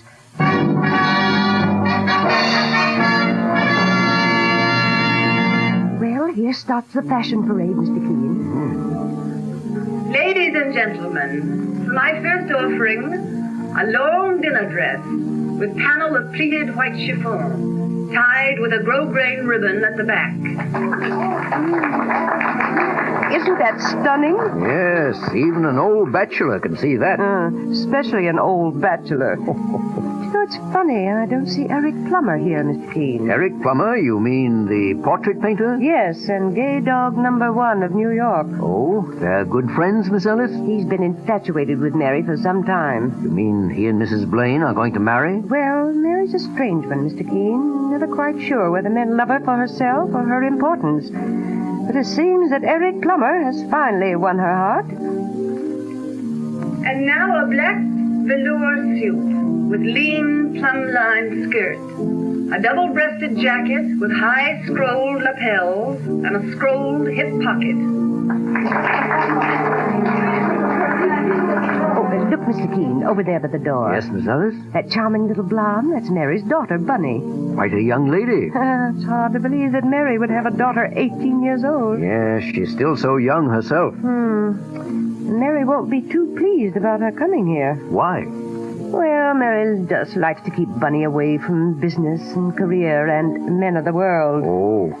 Mary's learned to value everything old-fashioned. A little white house with chintz curtains.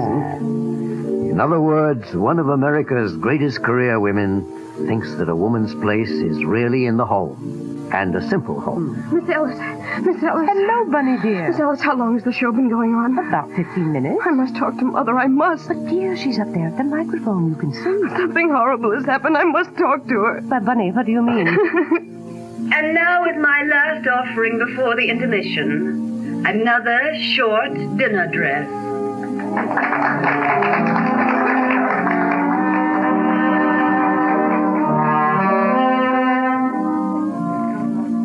Mother. She's seen you, Bunny. She's coming this way. Oh, now, dear, try to quiet yourself. And here, let me introduce you to Mr. Keene. How do you do, Bunny? Mr. King, you're the famous detective. I am an investigator. Well, maybe you can do something about this horrible thing. What horrible thing, Bunny? Hello, Bunny, dear. Mother. Darling, I thought you were going skating with your young soldier friend. No, I didn't. Oh, Mother. Oh, come, Bunny. What's happened? I went to Eric Plummer's studio instead half an hour ago. To Eric's studio?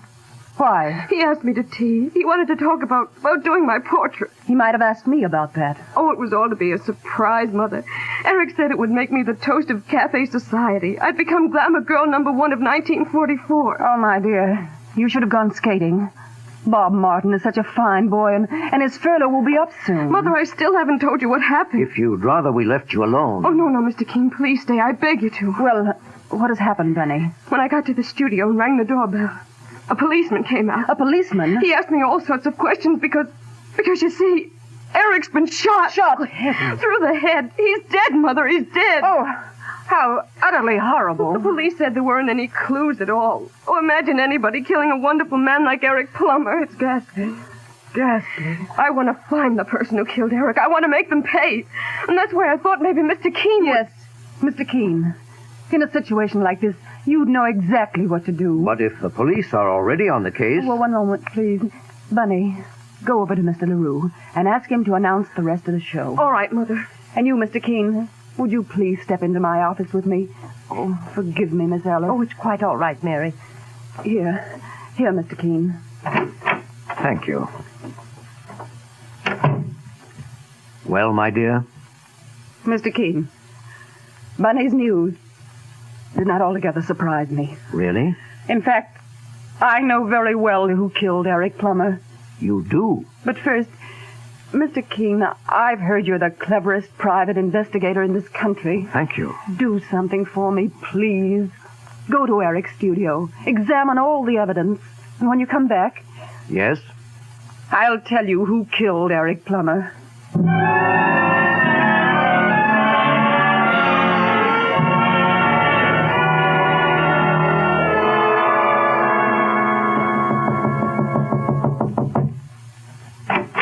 Good afternoon, Captain Thomas. Oh, well, if it isn't Mr. Keene, your assistant with you, the one and only Mike.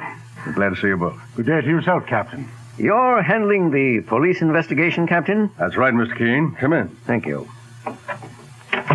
Well, what brings you here, if I may ask? I was with Eric Plummer's fiancée, Mrs. Mary Blaine, when she got word of the shooting. She's very upset, naturally. She asked me to look into it. Do you mind? Not at all, Mr. Keene. It's murder, all right. Has the medical examiner been here yet? We're waiting for him now. If I might look at the body. Certainly. This way, sir. In this room here. Well, there he is. Just the way we found him. He had been sitting by his easel in the center of the room. But there's nothing on the easel, boss. Just an empty frame. Quite right, Mike. We figure there was once a painting there, Mr. Keene, and the person who shot him was being painted. Then ripped it off the frame to avoid identification. Yes, very possible indeed, Captain. Now then, if I may look at the wound. Right there in the head. No powder marks. No. And the path of the bullet, it entered just above the right ear at a distance of... what would you say, Captain? Doesn't it seem to you that bullet was fired from 15 feet or more? I leave that kind of guessing to the medical examiner. Oh, may I ask why you're staring at the walls now, Mr. Keene? I was wondering about the proportions of this room. I measured it already. 20 by 20. Oh, thank you. No sign anywhere of the gun that killed him? None. May I ask how you learned about the shooting? Through a neighbor. The shot resounded pretty loud in the air shaft back of that window there. And the neighbor who heard it? The gal who has the studio in the back. Portuguese gal. Rosa Avelar. She was taking a bath at the time she heard the shot. Quick as she could, she came and knocked on the door here. No answer, so she sent for us. Well, thank you, Captain. I won't trouble you any further.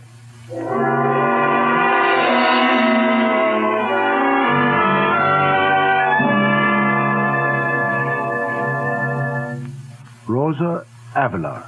This is her daughter. All right, Mike. Wait for me on the landing below. I'd rather go in alone. Okay, Mr. Keene.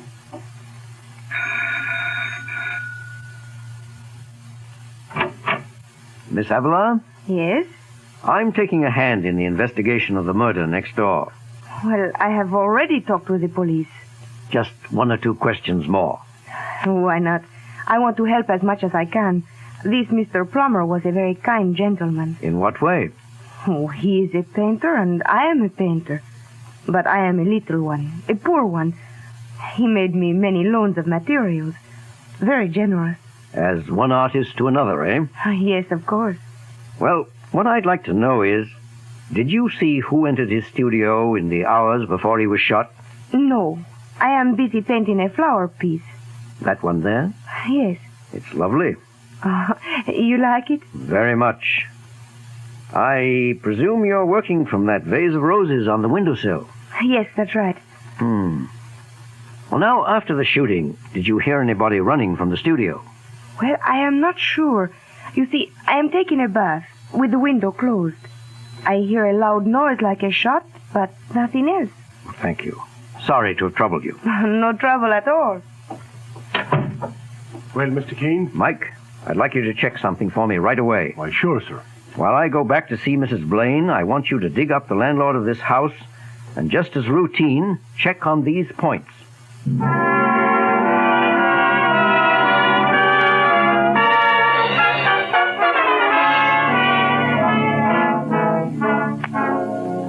In just a few moments, the scene follows between Mr. Keene and Mary Blaine. Meanwhile, remember, first impressions are usually lasting impressions. People judge you by the way they see you. They decide almost at once whether they want to know you better or not. And one of the greatest factors that influence everyone you meet is your teeth. If your teeth are dull and discolored by surface stains, chances are 9 times out of 10 that others find you unattractive. That's why I want to tell you about the new Colonos toothpaste. It's a high-polishing toothpaste.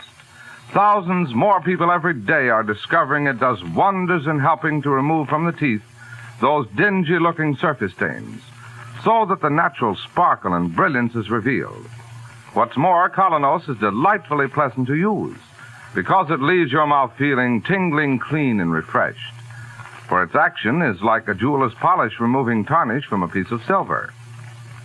So if you want a smile that makes a good impression, that adds to your charm and personality, try the new Colonos toothpaste, a high-polishing toothpaste. Get Colonos, K-O-L-Y-N-O-S, Colonos toothpaste at any drugstore tonight. And now Mr. Keene faces Mary Blaine, Eric Plummer's beautiful and famous fiancée.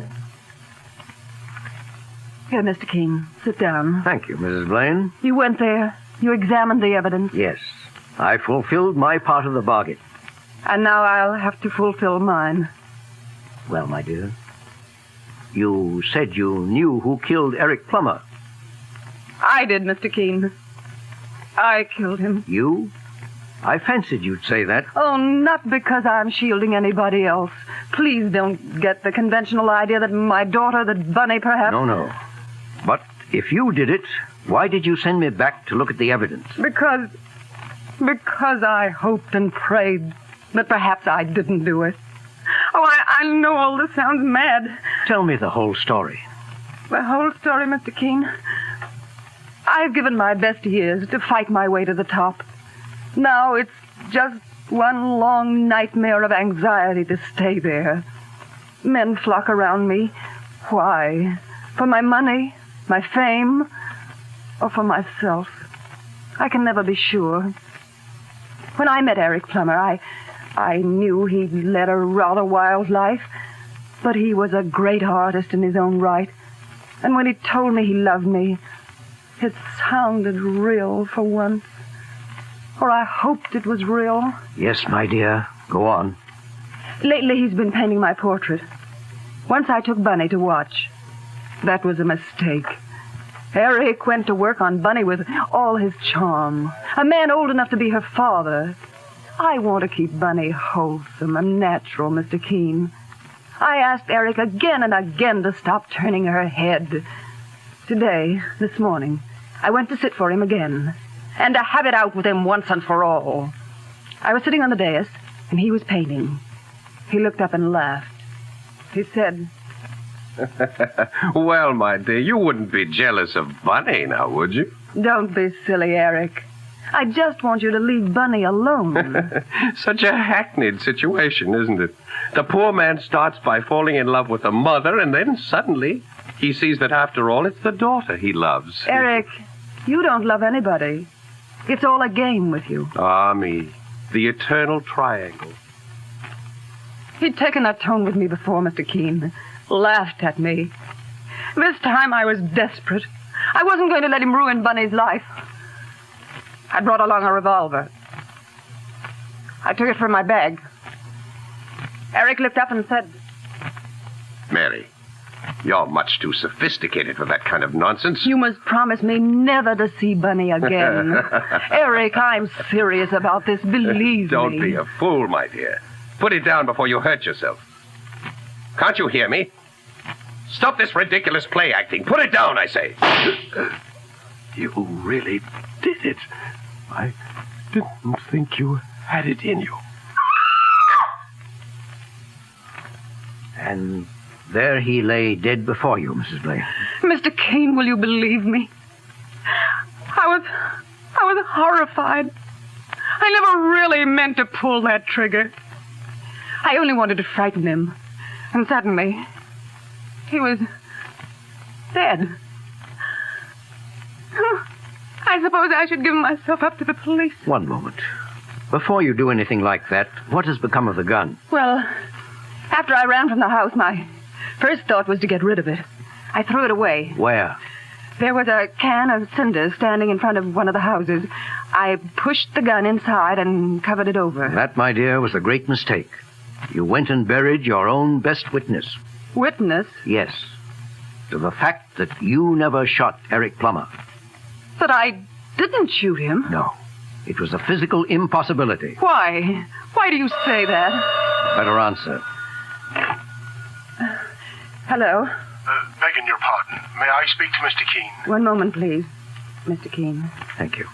Hello? Boss, Mr. Keene. Oh, hello, Mike. What did you find out? Boss, you hit it on the nose. Good, Mike. I'm glad. Now, something else for you to do. Yes, sir. Check with the sanitation department at once. Ask what they've done with the cinders they removed this morning from the 3000 block in East 58th Street. Cinders? What I'm really after is a gun. The caliber... 38. 38. Mike, we must have it. Talk of a needle in a haystack. I know you won't fail me, Mike. Okay, sir. So you think I did not kill Eric? Strange, isn't it? That I have to get evidence to convince you of your own innocence. But if I didn't, who did, Mr. Keene? That, my dear, is another story, and a rather tragic one. Forgive me if I run along now.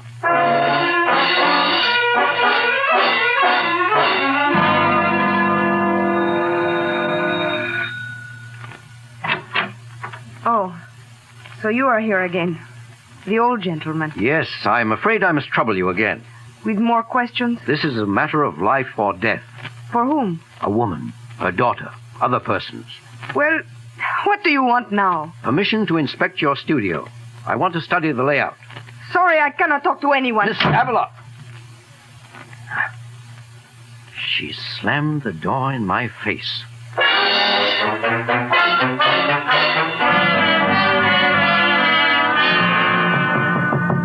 Come in. Good morning, boss. It's me. Not fit to stand in anybody's office. Why, Mike, you're all covered with ashes. Like a spectre risen from the grave. I've been digging through a mountain of ashes all night. Where? Oh, over on the East Drive. They're taking it for landfill. Did you find it, Mike? Here you are, boss. Good work. Have a look inside. Mike, I'm going back to Mary Blaine's place at once.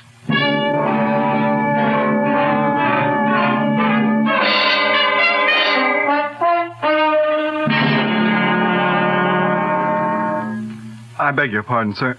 Are you going in there by any chance to see Mrs. Blaine? Yes, Corporal. You are a corporal, aren't you? Yes, sir. Bob Martin's my name. My name is Keene. I believe you're a friend of Bunny's. Oh, I'm crazy about her. I came up on this furlough just to see Bunny. She locks herself away from me, won't come to the phone. I'm not sophisticated enough for her, I guess. I rather fancy she may soon have her fill of sophistication. Well, I just thought if you saw Bunny around inside I'll be there... glad to tell her you're here. Oh, thank you, sir. Too bashful to break in. Thank you, sir. Oh, Mr. Keene. Oh, I've been waiting so anxiously ever since you phoned that you were coming. Can we speak somewhere privately? Of course. This door. Mr. Keene. Hello, Bunny. You have good news for us? Bunny knows everything. I told her. I don't see how I ever could have thought Eric was glamorous. Well, we found a gun, Mrs. Blaine. Look at it. It's mine. The one I tried to get rid of. Not one of the cartridges has been fired. You're sure? My dear, you couldn't possibly have killed him, and for many reasons. What do you mean? You say Eric Plumber was facing you when you aimed the revolver? Yes, Mr. Keene. But the bullet actually entered from the side of his head. The side? In fact, judging from the lack of powder marks, from the distance at which the fatal bullet was obviously fired, nobody inside that room could have killed him. Why, Mr. Keene? The room is 20 by 20. With Plummer sitting in the center at his easel, a person aiming the pistol with arm outstretched would nowhere have been more than 10 feet from him. But the bullet traveled at least 15 feet. 15? Then where did it come from? Outside the apartment. From a studio just across the narrow air shaft, and through the open window of Plummer's studio. And the person who killed him? A young lady, I'm afraid, also a painter. We learned from the landlord that it was Plummer who engaged the little back studio for her a year ago. Eric did? Yes. And he was supposed to be so madly in love with Mother. For the past 3 months, her rent hasn't been paid at all. Plummer finally lost interest. The young lady, Miss Avila, seems quite hot-tempered. Charm, glamour, and in the end, murder. Come in. Oh, Mr. Keene. Captain Thomas. Your office said I'd find you here. I have a message for you. For me? It was addressed to the old gentleman. We figured out that means you. From Rosa Avila. Yeah. Read it. Old gentleman, you are very wise. You guessed the truth. And now I will save everybody's time by sentencing myself. Rosa Avila. Oh, she committed suicide? Half hour ago, ma'am. I'm sorry about this. Truly sorry. Well, that closes the case. I'll have to get along now and write the police report. Goodbye, Captain Thomas. Mr. Keene, how can I ever thank you? You were innocent, Mrs. Blaine. I was happy to be able to help you. Eric, everything about him was so mean, so heartless. That reminds me, Bunny, I believe there's a boy, a very bashful one, who's hanging around outside. Oh, not poor Bob. Yes, poor Bob. A boy your own age, with 10 times the real glamour of a man like Eric Plumber. Oh, poor dear, he must be furious with me. No, just dying to see you. And my dear, whenever you're tempted to see glamour in a man like Eric Plumber, remember that all that glisters is not gold. Often you have heard that told. Gilded tombs do worms enfold. How terribly true. I've realized it for a long time. And now, so do I. All right, Bunny. Run along with you and make that poor, bashful soldier happy.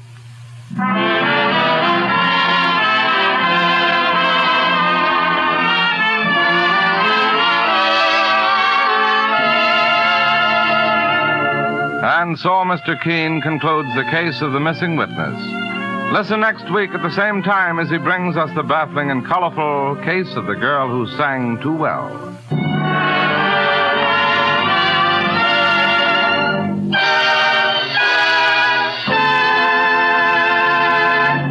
Every girl and woman knows that in order to be popular today, one of the most important things she needs is an attractive smile. A smile that reveals clean and sparkling teeth. And to the man in business, teeth that make a good impression are just as important, too. If you're not certain that your own teeth are as attractive as they should be, here's something you will want to know. The new Colonos High Polishing Toothpaste does wonders in helping to remove those dingy surface stains. Helps reveal the natural brilliance of your teeth that adds so much to the charm and personality of your smile. I'll tell you why it does this. Its action on teeth is like that of a jeweler's polish on tarnished silver. So start using Colonos, a high polishing toothpaste, yourself, right away. You can get Colonos, K-O-L-Y-N-O-S, Colonos at any drugstore tonight.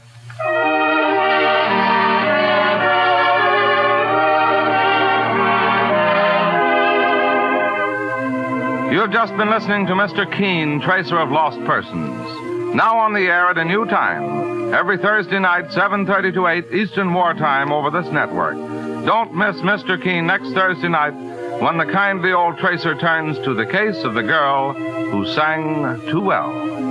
This is Larry Elliott saying good night for the makers of Colonos Toothpaste and Mr. Keene, Tracer of Lost Persons.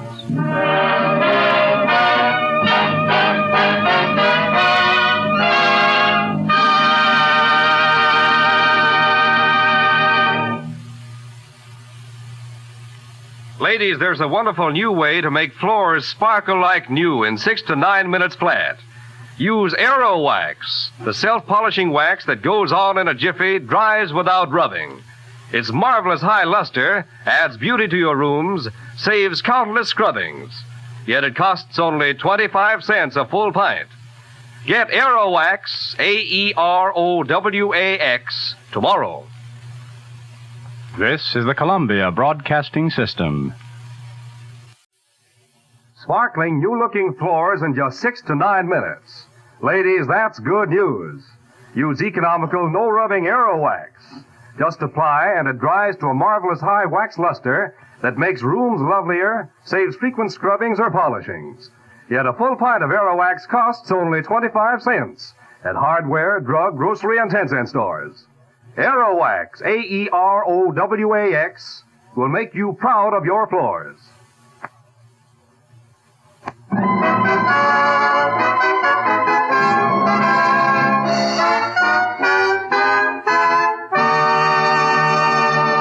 Mr. Keene, Tracer of Lost Persons, is on the air.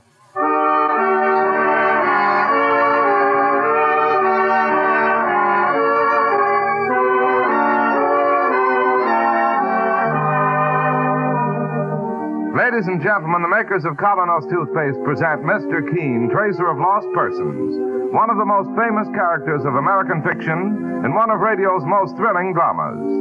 Tonight and every Thursday night from 7:30 to 8 Eastern Wartime, the famous old investigator will take from his files and bring to us one of his most celebrated missing persons cases.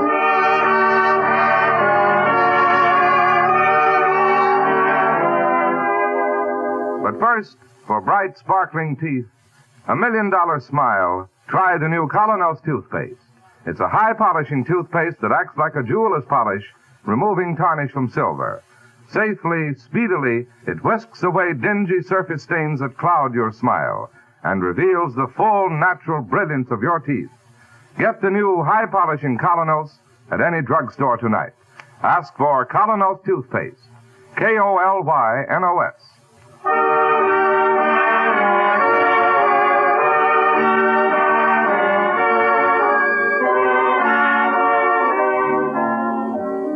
And now, Mr. Keene, Tracer of Lost Persons. Tonight, our story opens in one of the great movie palaces of Broadway, the Palladium, where for 3 weeks the stage presentation has been a sensational success. Skip Gordon's Review, starring Lola Bennett. My heart tells me I will cry again. As the spotlight cuts across the vast theater to the stage, it falls on a beautiful golden-haired girl, Lola Bennett, singing in the wistful style that has made her a hit overnight. Will I be sorry if I do? Should I believe my heart for you?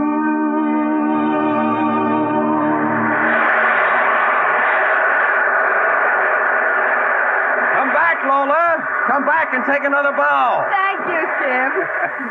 And make a little speech for our audience, won't you? You've been wonderful to me.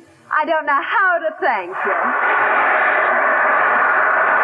Hold it, everybody. Hold it. Lola will be back with another song later. Meanwhile, a little novelty number from our orchestra. A special arrangement of that outstanding hit, Pistol Packin' Mama. Take it away, maestro, while yours truly cools off in the wings.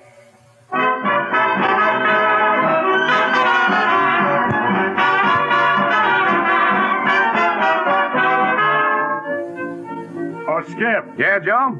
I've been stage manager here 10 years. I've never seen a gal win over a crowd like Lola. Swell kid.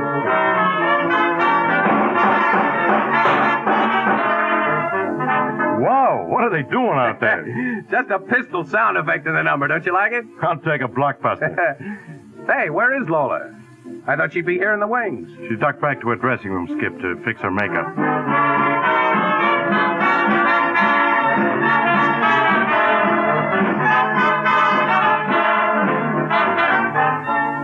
Hey, it's time for Lola to go on again. Well, I'll run down and knock on her door, huh? Okay, I'll signal the band to do another chorus meanwhile. On stage, Laura. On stage. Well, Joe, what gives? No answer. Well, look inside. She's not there. It can't be. I'll ask the doorman if she went out. Well, hurry, Joe. Will you hurry? Hey, Charlie. Yeah, Joe? Have you seen Lola? No, not this way. Lola! Lola! Lola! Lola! Hey, Lola, baby, where are you? Lola! Where are you?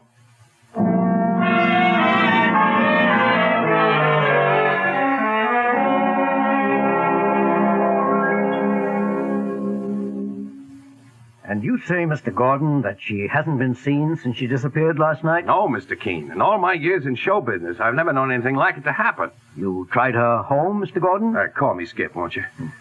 Well, sure, we tried her home and no soap. I don't get it, Mr. Keene. Especially since she knew we were going to give her a farewell party, too, after the show. A farewell party? Well, it was her last performance with my review. She goes into the Skytop Club this weekend as star attraction. I made her take the offer. How do you mean? Well, I had her under contract ever since I found her singing in Cleveland 6 months ago. And the minute she got the right song, she went over like wildfire. Now the Skytop wants her. Well, when they sent her the contract, she showed it to me and said... No, Skip. I'm not signing that contract. Oh, don't be crazy, kid. It doubles your pay. It gives you top billing. Skip, you've been just wonderful to me. You taught me how to dress, to carry myself, to really sing. I'm not walking out on you. Look, Lola. Here's another contract. Yours and mine. Well? You've torn it up. I'm no jail warden, baby. You're heading straight for the top, and I'm not holding you back. Not on your life, baby. Skip, that was very generous of you. Generous, Mr. Keene? I love Lola. Even though I've never told her. Never told her? She wouldn't even have looked at me. Oh, but find Lola, Mr. Keene. That's all I'm asking. Find Lola. Well, the place to start is obviously the Palladium, where she was last seen. That's a famous old house, as I remember. Sure. In the old vaudeville days, we used to talk about making the Palladium. When you played there, it meant you were good. Still does. And Lola made it with this engagement? 3 smash weeks. All right, Skip. Let's go.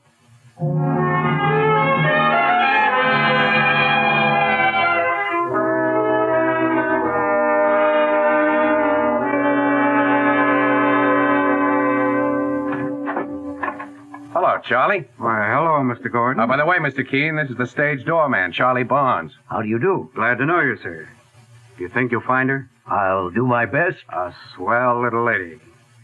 Incidentally, Charlie, you were on duty last night? Yes, sir, Mr. Keene. You're sure she didn't leave the theater? Well, she couldn't have. Not without creating a riot. Why? The place was surrounded with autograph hounds. Oh. Well, now, Skip, if we could have a look in her dressing room. Oh, sure, right this way. I told the house manager to leave it exactly the same as it was last night. A good idea. Thank you, Charlie. I'm glad to oblige you, Mr. Keene. Well, Skip, I gather your review is staying on at this theater. Yeah, another week. With a replacement for Lola. Here we are now. After you. Thank you. The usual dressing room. Chair, dressing table, wardrobe trunk. Yeah, that's right. And telegrams of congratulation pasted up on the mirror. Yeah. Sing, canary, sing. I love you, I love you, I love you. Repeated 24 times. Yeah, the telegrams are mostly from Larry Reeves. Reeves? Yeah.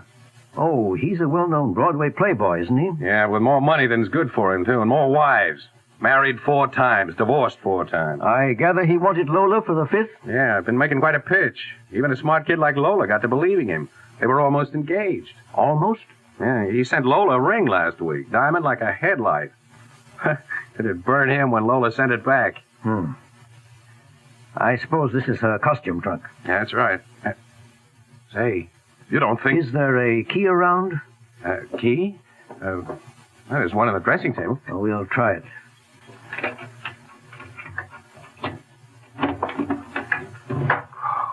Gosh. I thought for a minute we were going to have a trunk murder. These are her costumes, Skip. Yeah, some of them. I remember others. Oh? Where are they? Well, I wouldn't know. Oh, Skip.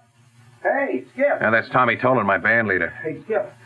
We start the first show in 10 minutes. Yeah, I know. This is Mr. Keene. How do you do? Oh, how do you do? Oh, yeah. You said you were going to ask him to. Hey, that reminds me. Of what, Tommy? Well, I wanted to mention it before, but I didn't want to talk out of turn. Well, come on, give, Tommy, will you? Well, you know my goofy saxophonist, Harry Forbes. Yeah. Harry's had a crush on Lola for months, hanging around and pestering her day and night. Well, right after you left the stage last night, Skip, and we started pistol-packing Mama, remember? Yeah? Harry signals me. He whispers he's got to leave the stage. Well, he looks so crazy. I says, all right. So he slips out behind the drapes. Very interesting. And then I don't see him for 15 minutes. And the funny part about it... What was so funny about it? Oh, hello, Harry. What was so funny? All right. I'll say it right to your face, Harry. You walked off the stage carrying a gun. We all had guns, phony guns for the pistol packing number. Just a minute. Am I to understand you used guns, pistols as stage props for the performance of the number Pistol-Packing Mama? Yes, Mr. Keene. But the rest of us had our guns on stage. He could have had his loaded. Are you trying to say If anybody wanted to shoot Lola, that was the time to do it. During all that noise. You skunk. No, your band leader is right, Forbes. It was his duty to tell us. Why did you go off the stage? Oh, because I felt sick. I wanted to take a pill. I told him that. Okay. Okay, nothing. One of these days you'll have to get yourself a new saxophone. Hey, Harry, wait a minute now. Wait. Never mind, Skip.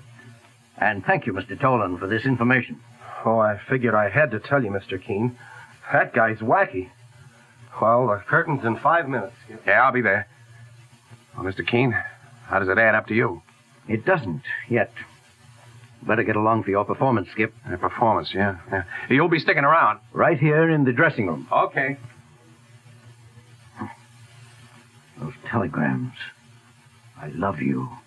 I love you. I love you. Mr. Keene, Yes? I was waiting till the others went away. Well, who are you? I'm just a dresser around here. Take care of the performers' clothes. Well? Look, this note. She gave it to me last night. She said that if he came again, I was to give it to him. In the excitement last night, I forgot. You better have it. Well, thank you. Marie! Marie! Oh, quick, put it in your pocket. That's Larry Reeves, Mr. Keene. You know, the playboy. Hey, Marie, why didn't you answer when I called? Oh, I'm sorry, Mr. Reeves. I didn't hear you. Any word yet about Lola? No, Mr. Reeves, nothing. Who's this? Anybody? Can't be. I don't know. Thank you. Little gold digger. She's done a run out on me. She's not a gold digger. Shut up. I won't have you talk that way about her. I know a kind playing hard to get. Come and find me. And when I do, I'll wring her little neck. I'll break every bone in her body. Oh, he's just awful, that Mr. Reeves. Thinks that for money he can have anything. But Miss Bennett's not his kind. What about this note? She said to give it to him if he came around again to bother her. She was expecting him last night? Every night. The doorman was told to keep him out, but there's a way of coming through the front of the house, Mr. Keene. I see. Don't open that note here, please, sir. Very well.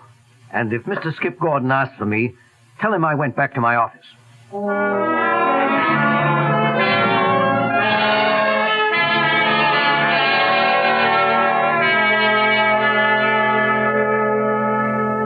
I'll have you know, Miss Ellis, I don't make a practice of reading other people's mail. But good heavens, this is a matter of life or death, perhaps. Oh, come on, what does it say? Well, I'll read it. Dear Larry, I've sent back your ring, and that must end it. In my 26 years, I found there is one quality in people that I cannot stand, selfishness. It once cost me a terrible lot, the worst years of my life. If I married you, it would be the same all over again. Well. So it must be goodbye. And please stop threatening me because it won't work. Lola. Well, Mr. Keene? Selfishness. The worst years of my life. What does it mean? Yes, what? As a matter of fact, Miss Ellis, we know almost nothing about Lola Bennett. Skip has known her only 6 months, and she's never talked of the past. Well, what's the difference? This note points straight to Reeves. And other evidence points to Forbes, the musician. No, I've got to know a whole lot more about that girl. And there's only one way to find out. How? You know the weekly newspaper Footlight? Oh, sure. The Bible of show business. Well, I'd like Mike Clancy to go back through their files and dig up every single mention that was ever made of Lola Bennett. Right, Mr. Keene. Now get hold of Mike at once.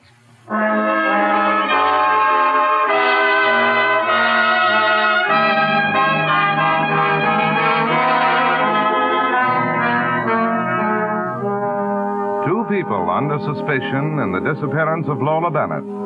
And Mr. Keene goes on with his search. Meanwhile, thousands of girls who suffer the heartache of being unpopular, clever, pretty, smartly dressed girls, have just one thing to blame: teeth that rob them of charm when they smile. Thousands of men whose livelihood depends on selling themselves to others have the same weakness of appearance to blame. They don't know it or notice it, but the people they contact do. You may or may not be one of those people, but if you have the slightest suspicion that you are, try the new Colonos toothpaste, a high-polishing toothpaste. You'll find Colonos helps remove those dingy, unattractive surface stains from your teeth, brings out all the natural luster and brilliance that add so much to your smile. Start using the new Colonos tonight. Remember, it's a high-polishing toothpaste. You can get Colonos, K-O-L-Y-N-O-S, Colonos toothpaste, at any drugstore. Now back to Mr. Keene's office and the continuation of the case of the lovely singing star, Lola Bennett. But here you are, boss. I got 3 back numbers of Footlight that mention her. Oh, thanks, Mike. The first goes back about 8 years, when she was just a kid. It's a review of a vaudeville act that opened in St. Paul. Billy, the song and dance man. The reviewer says a strictly mediocre act that may do for the sticks, but will never make the palladium. Now, this paragraph here. Accompanying Billy was a pretty little stooge called Lola Bennett, who had nothing to do but be sung at. Now look at the second paper, Mr. Keene. Dated 4 years later from Akron, Ohio. Now the act is called Billy and Lola. About this minor league vaudeville act that premiered here last night, nothing much can be said for or against the male half, Billy. But the little blonde who shared the bill, Lola Bennett, showed unusual promise. 2 of her numbers, sung with refreshing sincerity, brought down the house. Very interesting. Read that third item, boss. It goes back just 2 years. Now the act is called Lola Bennett and Billy. Right. One of the most novel femme singers heard in these parts lately opened last night at the Star. A voice full of honey and captivating personality. Should go far with the right training. The act was completed by a novelty instrument number from Billy. Different, but was it good? Well, boss, what do you make of it? The old story of show business. The pupil outgrowing the master. Lola made the palladium, but Billy never did. Billy, whoever he was. That's your private phone, boss. Hello? Hello. Keene Company. Keene, this is Harry Forbes. You know the saxophone player? Yes, good afternoon, Mr. Forbes. I'm going to talk straight out. I want you to lay off me. But, my dear fellow... Don't try to put Lola's disappearance on me. I had nothing to do with it. How did you ever get my private phone number? From Skip Gordon, and I've warned him too. Lay off me or else. Or else what? Lay off me, that's all. Did you hear any of that, Mike? I did. A maniac. Well, don't you think that he... Well, with the suspicions we got... Never mind. I want to follow another lead now. Well, sir? Each of these reviews mentions other acts that appeared on the same bill, Mike. I'd like to find some of those other people. It'll take a lot of digging. But it may give us very valuable information. Try the booking agencies, Mike, and the actors' hotels at once. Okay, I'm on my way, sir.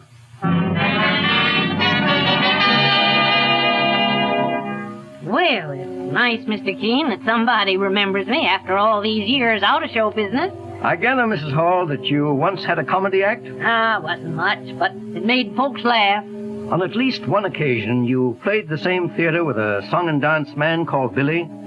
Billy? Oh, sure. Kind of a sourpuss. Why do you say that? Well, had his heart set on getting to Broadway. Wasn't good enough. What was his surname, Mrs. Hall? Surname? Billy. That's all he was ever called. Do you remember his partner? Oh, sure. Lola Bennett. He hired her in St. Paul after his regular partner walked out on him. She's doing fine these days. But what's become of Billy? Billy? Oh, well, I couldn't tell you.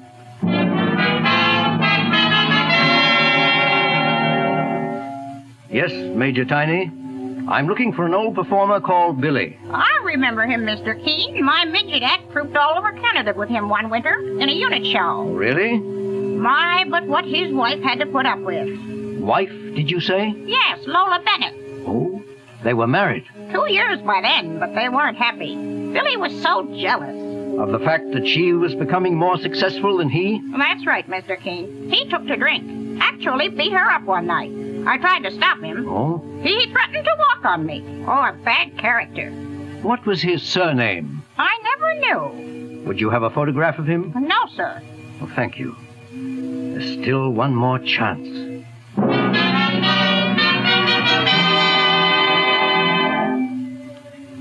Sure, I know him, Mr. Keene. When I was hoofing on the Jackson circuit. You see, I used to do a soft shoe number like this. Charming, Mr. Foley, charming. Yeah, but strictly passe. I'm working up a new routine now like this.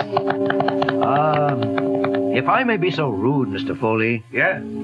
How were they getting on when you knew them? Oh, terrible. You see, the booking agents was thumbs down on him. Why? Well, they said he crabbed the act.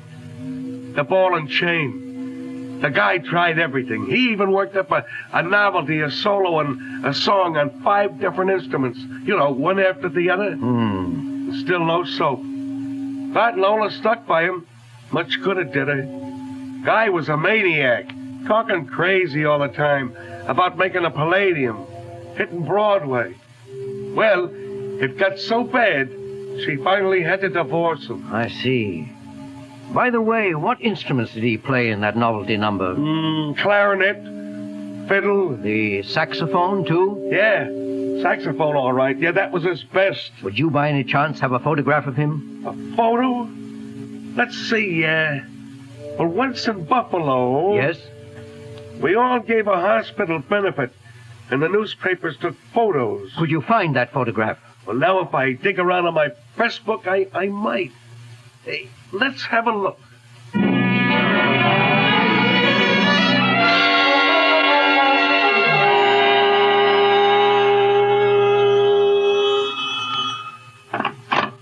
Keene and Company? This is Skip Gordon, Mr. Keene. Oh, good morning, Skip. I haven't heard from you in days. Any news, Mr. Keene? There may be tonight.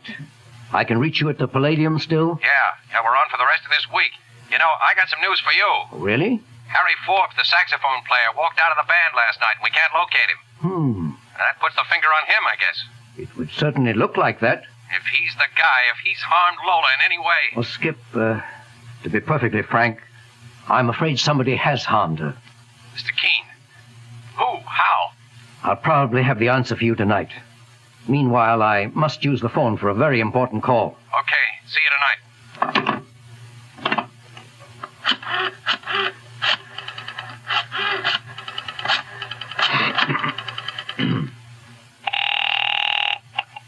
Hello? Sky Top Club. Good. I'd like very much to talk to your manager.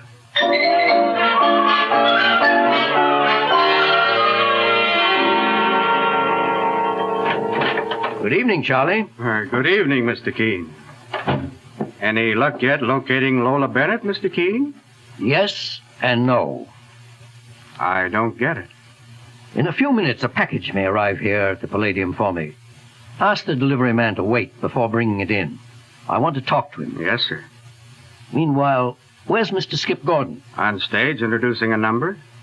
By the way, Charlie, the night that Miss Bennett disappeared, was anything moved out of here? No, sir. But something came in. Some props for our next stage show. I see. Well, Mr. Gordon should be coming off the wings any minute now. A new singer? Yeah, replacing Miss Bennett, but not half as good. Oh, I see Mr. Gordon there now. Hello, Mr. Keene. Hello, Skip. Well, what's the word? Skip, you may have to brace yourself for really bad news. Dead, huh? Dead? Yes, I'm afraid so. As the final sacrifice to a very selfish man. Who? Forbes? Reeves? I'll kill whoever it was. Steady, Skip. We'll see that justice is done. Lola was such a swell kid. Time for you to go on stage again, huh? Yeah, the show goes on. And now, ladies and gentlemen, here's your master of ceremonies again. About to introduce a rip-snorting arrangement of the hit of the season, Pistol Packin' Mama.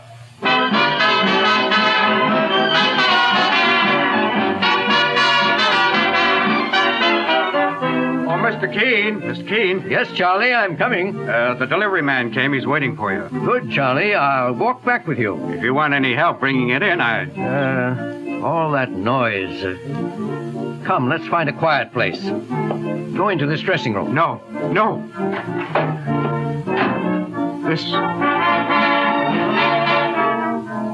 This was Miss Bennett's. You don't believe in ghosts, Charlie. Why, what do you mean? Charlie, look at this wardrobe trunk with Miss Bennett's costumes. Well, what about it? She really had 2 trunks. 2? And when the express company came that night to deliver certain props, somebody ordered one of the trunks taken away. Where to? The address was already labeled on. just as on this one.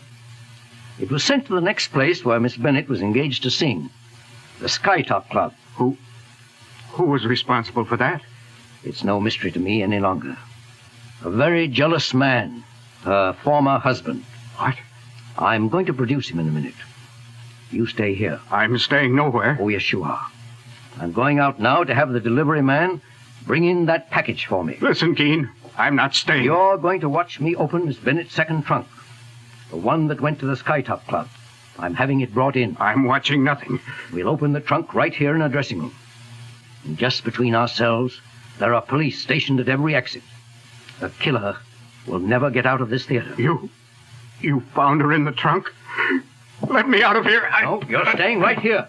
I'm locking you in this dressing room.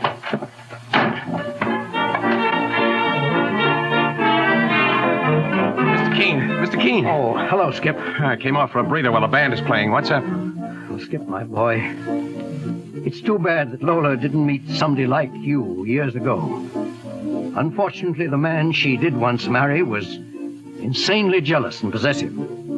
He couldn't bear to see her succeed where he had failed. She tried her best to help him, but... Well, I'd like you to know this much, Skip. She loved you for your generosity. She valued you above anybody in the world. But who killed her? Who was the man? A man she ran into again the moment she reached this theater 3 weeks ago. Darn it all. Those pistol shots. Didn't you notice something peculiar then, Skip? What do you mean? One shot was nearer than any of the others. Jeepers creepers, you mean? It came from this dressing room. Quick, get that door open. Right. Charlie, the doorman. He shot himself. Dead as a doornail. Mr. Keene, was he the guy? Yes. Her former husband. And that's the way he killed Lola that night. He fired the pistol during the band number. Charlie, a doorman. An old and disappointed performer. He made the Palladium with the most tragic performance of his life.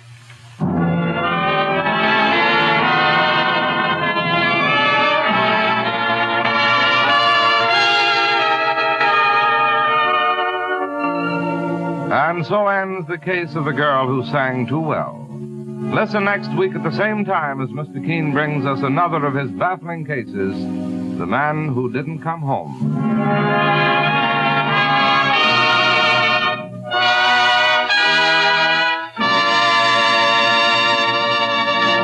Today, the girl or woman who wants to be popular knows that one of her most important assets is a charming smile and teeth that sparkle and gleam.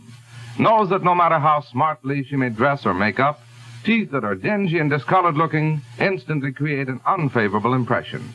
And the same is true of the man in business, whose very livelihood depends on selling himself.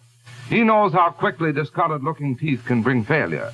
That's why today thousands of smart and successful men and women are changing to the new Colonos high polishing toothpaste. So for your own sake, try the new Colonos toothpaste yourself. It works like a jeweler's polish on tarnished silver. It helps remove dull, dingy surface stains, revealing the natural brilliance and sparkle of your teeth.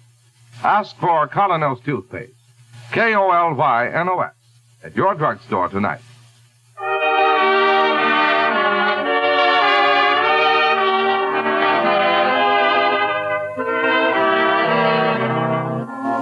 You've just been listening to Mr. Keene, Tracer of Lost Persons. Now on the air at a new time, every Thursday night, 7:30 to 8 Eastern Wartime over this network. Don't miss Mr. Keene next Thursday night when the kindly old Tracer turns to the case of the man who didn't come home. This is Larry Elliott saying good night for the makers of Colonos toothpaste and Mr. Keene, Tracer of Lost Persons.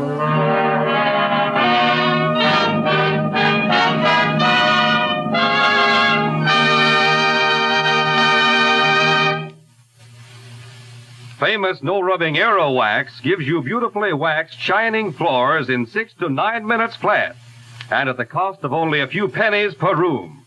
Think of it. It's quick, easy, economical. Just apply Aero Wax. It dries to a marvelous luster. Cuts out 2/3 of your scrubbing. A full pint costs only 25 cents.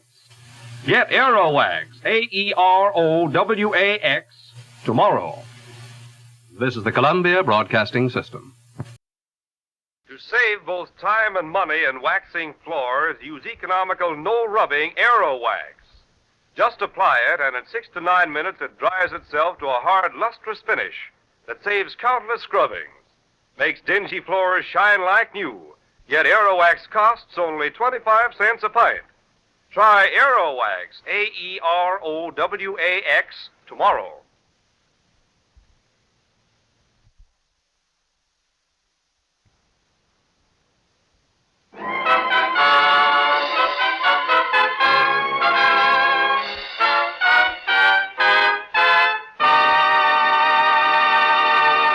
Mr. Keene, Tracer of Lost Persons, is on the air.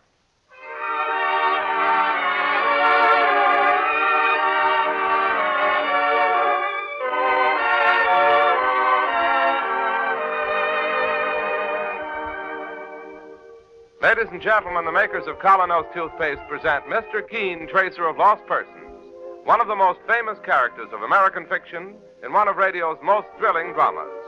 Tonight and every Thursday night from 7:30 to 8 Eastern Wartime, the famous old investigator will take from his files and bring to us one of his most celebrated missing persons cases.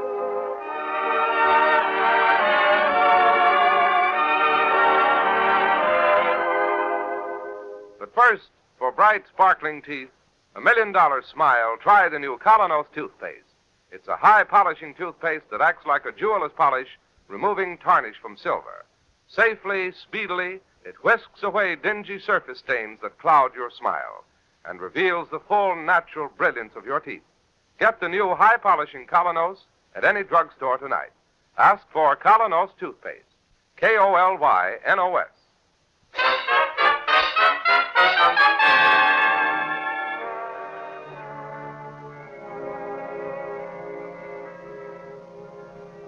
And now for Mr. Keene and the case of the boy who used big words.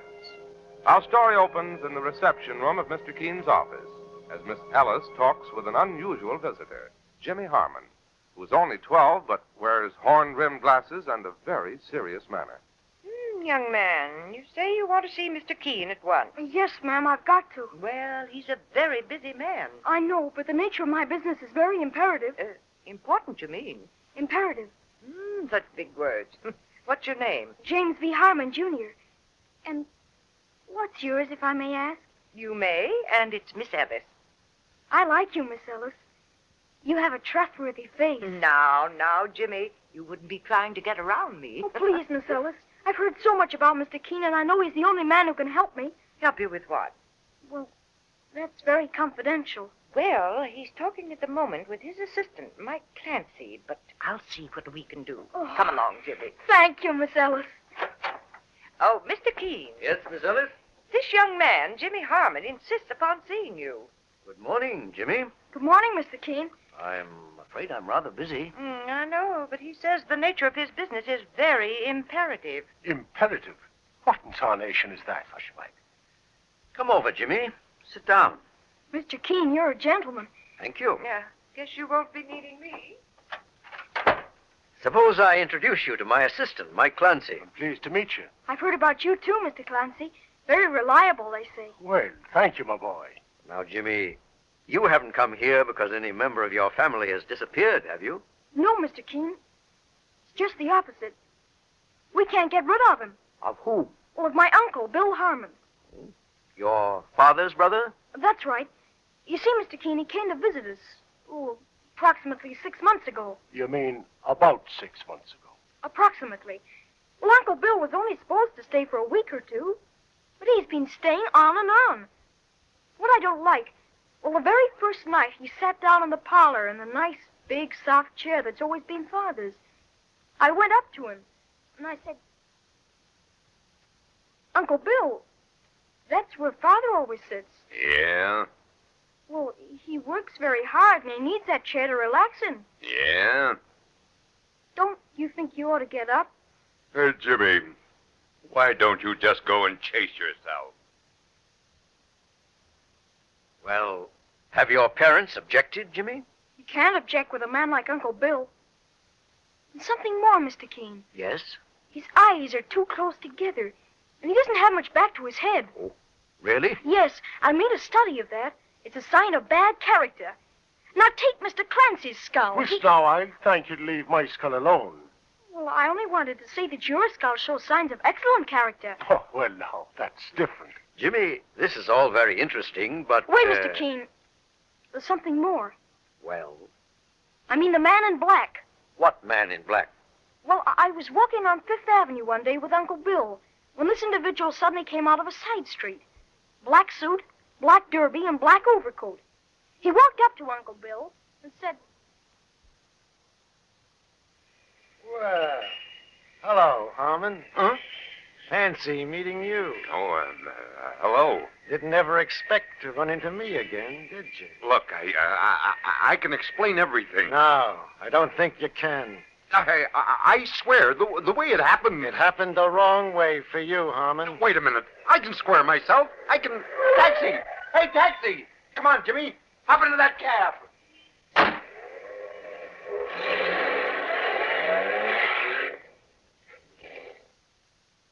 And so your uncle suddenly ran away from this man in black, eh? Yes, Mr. Keene. And now, I have a feeling that something terrible is going to happen. You've got to help me get Uncle Bill out of our house. Jimmy, did your parents know you were coming here to see me? Well, no, sir, I didn't tell them. I'm afraid I don't really have any right to interfere. But this is a dangerous situation, Mr. Keene. Well, the kid's been to too many movies, boss. Mr. Clancy, I resent that remark. I may be only 12 years old, but I'm not a child. Oh, sure. Well, Mr. Keene? Jimmy, much as I understand your dislike for your Uncle Bill, I'm afraid this is a matter for your parents to handle. But, Mr. Keene... I hope you'll drop in again someday when I have a little more time. Will you do that? All right, Mr. Keene. But I know something is going to happen. Something terrible.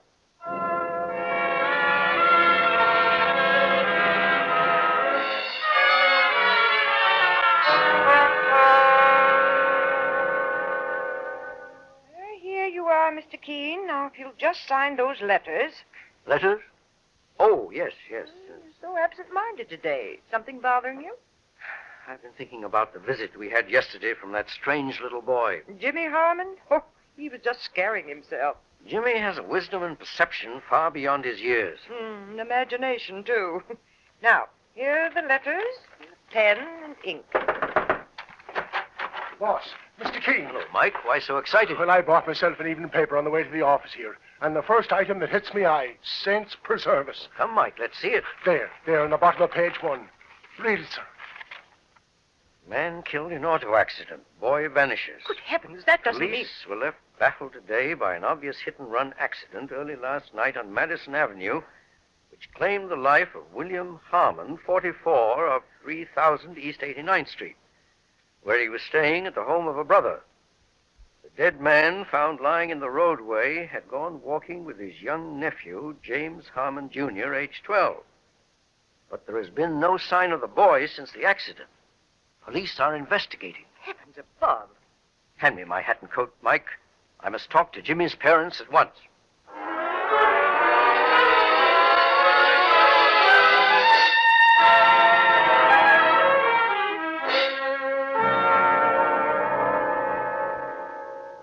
Oh, yes, Mr. Keene. We knew Jimmy admired you, but we didn't know he'd been to see you. He didn't tell you, Mrs. Harmon? No, Mr. Keene. He always used to say that if anybody ever disappeared, you'd be sure to find him. Well, Mr. Harmon, more than ever, I hope I can justify Jimmy's faith in me. He's a splendid boy. So serious and so good. A sweet little owl. The way I blame myself for this, as I've told you, Jimmy had certain premonitions. Well, I don't know that had anything to do with it. We talked to Lieutenant Walker. Of the Missing Persons Bureau? Yes. He's an old friend of mine. What was his theory? Just a hit-and-run case. And he thinks that maybe Jimmy became unnerved at the sight of blood and ran away. Or else... We hate to think of it. Or else that Jimmy was also hurt and the driver maybe took him to some hospital and left him there. What do you think, Mr. Keene? I need more facts. Now, what can you tell me about your brother, Mr. Harmon? Well, Bill is my brother, and I don't like talking bad of the dead. He moved in 6 months ago and just wouldn't move out again. What was his occupation? Occupation? I wouldn't much know. I hadn't seen him in 10 years. Business, he said. He talked about big deals sometimes. He said he'd made a lot of money out west. Mm-hmm. What was he supposed to be doing in New York? Looking for some opportunity to invest. And that's all you know? Oh, I wish we could do something more to help you, Mr. Keene. You're so kind to drop everything like this and go hunting for Jimmy. To me, it's the most important case of my life. Well, I'll have to go now. The Missing Persons Bureau is my next stop. Thank you, Mr. Keene. God bless you.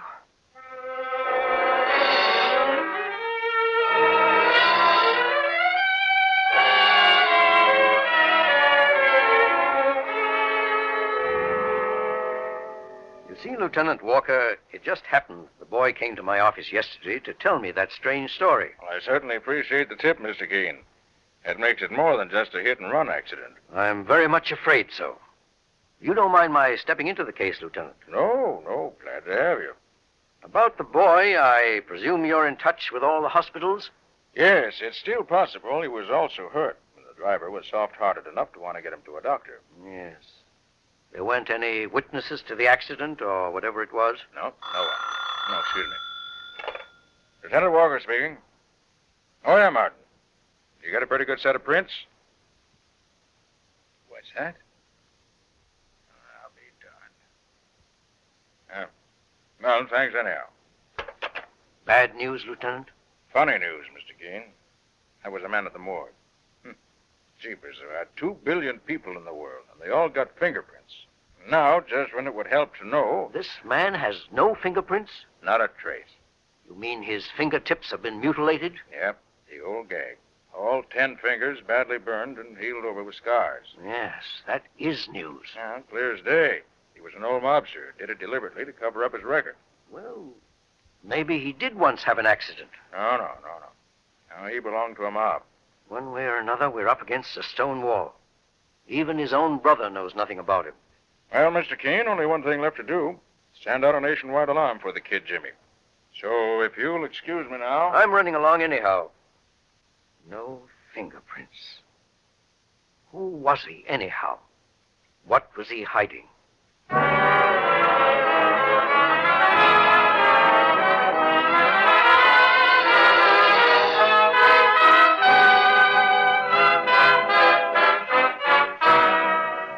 And so the case takes a baffling turn for Mr. Keene, tracer of lost persons.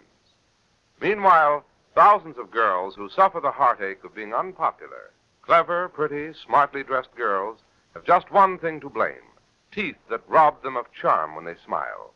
Thousands of men whose livelihood depends on selling themselves to others have the same weakness of appearance to blame. They don't know it or notice it, but the people they contact do.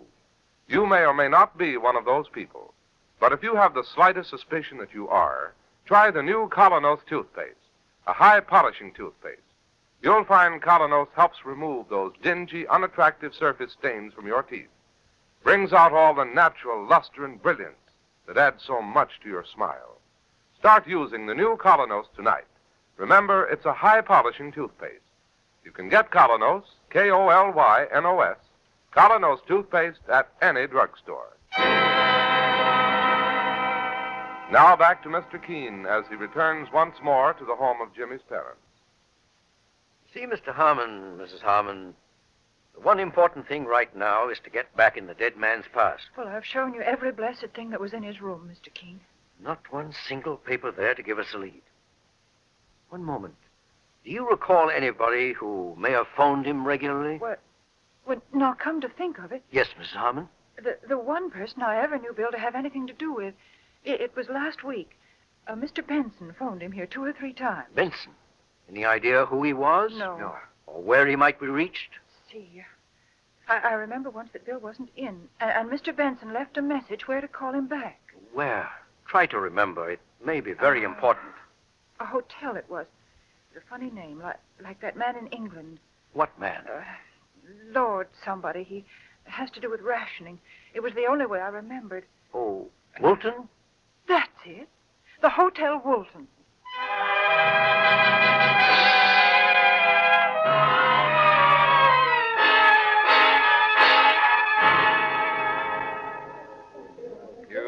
looking for a Mr. Benson? That's right, clerk. You wouldn't have his first name? I'm afraid not. All I know is that he was registered here last week. I looked through these files.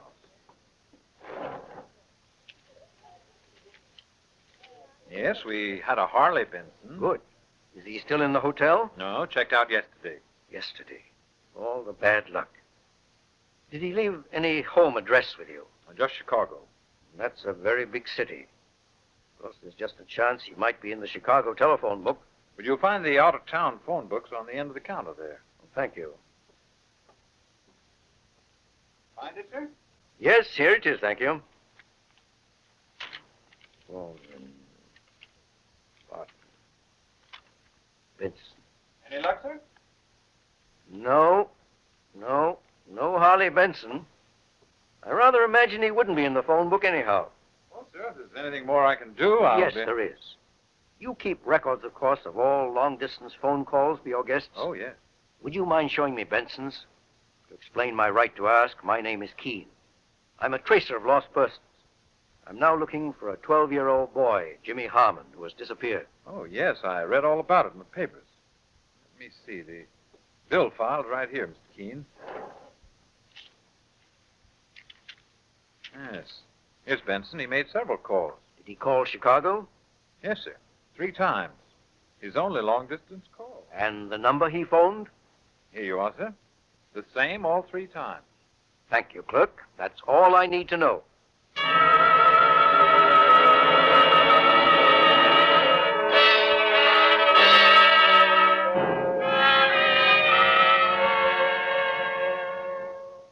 Well, here we are, boss.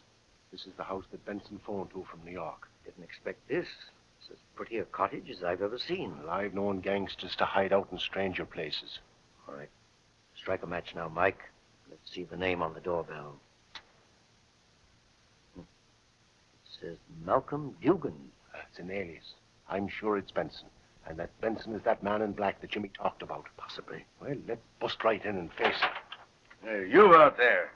Anything you want? Well, you see, we... I seen you through the window, prowling around in the dark. Indeed you did, Benson. Say, how'd you know my name? That's a long story. I've come all the way from New York to talk with you. So I didn't expect to find you under the name of Dugan. Dugan's a cousin of mine. I board here. May we come in? Sure. Why not?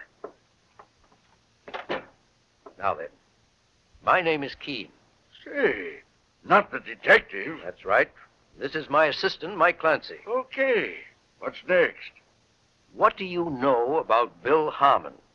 Bill Harmon? A gunman, huh? Trigger man for one of the Chicago mobs. Alky racket. Or was it dope? Or maybe black market? And you did him in. Oh, wait a minute, Clancy. Back up. All right. Tell us in your own way. Harmon ain't no mobster. He was the same as what I still am. And what's that? A prison guard in the Lakeshore Penitentiary. A prison guard? Sure, until 5 years ago when he quit. I didn't hear a word from him until I was in New York on vacation last week and ran into him on the street. On the street? You get that, boss? 1 second, Mike. Benson, are you in the habit of wearing black suits and overcoats? Me? You think I'm an undertaker? Well, now, when you ran into Harmon, did he tell you what he was doing? Well, the salesman, he said. We had a couple of beers together, 2 or 3 times. He didn't talk much. Tell me, was there any special reason why he left his job at the penitentiary? No, just quit. What were his duties? Same as me, guarding the death house. And come to think of it... Yes? There was something a little funny in his quitting. He did it just a couple of hours before that big racketeer, Legs Mosley, was burned. Mosley? Oh, yes. And Harmon just walked out. Said he had enough executions. Well, it happens that way sometimes with a guard. Yes, I've heard. But now I remember something else. The minute Legs came out for his last walk to the chair, he asked for Harmon. Where's Harmon, he says. He's got to be here. He's always here. I said Harmon had a previous appointment. So Legs kept asking for him? Yeah, Mr. Keene. Think it meant anything? Tell me something else, Benson. Are there any members of the old Mosley mob still in the penitentiary that I could talk to? No, not a one. Tell you what, though. There is a guy in the pen, a lifer, who was supposed to burn the same night with Mosley. He got reprieved to life. His name is Rayburn. Like to talk to him? You bet I would. The first thing tomorrow morning.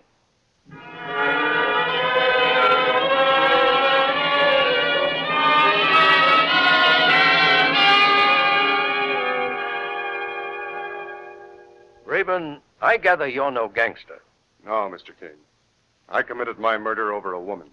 Well, as I've told you, I'm trying my best to trace a fine 12-year-old boy who's disappeared. Somehow the trail leads right here to the penitentiary. How do you mean? It's too long a story to tell right now. There's only one question I want to ask. Yes, sir. Why did Bill Harmon suddenly quit his job as a guard in the death house a few hours before Mosley's execution? Well, you see... And why didn't Harmon have the nerve to go into the death chamber that night to see him executed? Mr. Keene, I don't want to get anybody in trouble. Don't worry about that. Harmon is dead. The question now is to try to save the life of an innocent boy. Well, why did Harmon quit? Well, because he welched on a bargain. Welched? How? Well, while Legs Mosley was waiting to burn, some of his gang reached Bill Harmon and made a proposition. They would pay him $20,000 if he would help spring Legs from the death house. The brains of the plan was a fellow called Blackie. Blackie? Well, they called him that because he always dressed in black. Blackie Westlake. Yes, go right on. Well, the way I got the story, Harmon agreed. But he wanted some of the money in advance. So they gave him $10,000, and he would get the rest after Legs was over the wall and free. I knew all about it because they were going to let me walk out the same time. But Harmon never carried out his crooked bargain. No, Mr. King. Talk of crooks out crooking each other. He took the $10,000 and beat it. Legs died in the chair. I got a reprieve. But that's ancient history, isn't it? Yes, ancient history that suddenly came back to life. Thank you, Rayburn.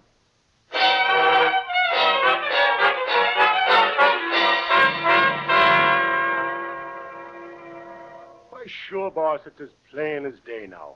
Blackie Westlake and the other members of the old mob killed Harmon for revenge. Yes, and abducted Jimmy because he had once seen Blackie before and was in a position to identify him to the police. Right. Now the next step. We phoned Lieutenant Walker in New York and asked him to send out an alarm. For every member of the old Mosley mob? No, Mike. Just for Blackie Westlake. And why just for Blackie? To start a civil war. Boss, I don't get it. You know the old saying, when thieves fall out, honest men get their due? Mike, that's the only way of getting Jimmy safely out of the hands of those gangsters. Oh, psychology stuff. Right. Let's phone Walker now and then get back to New York.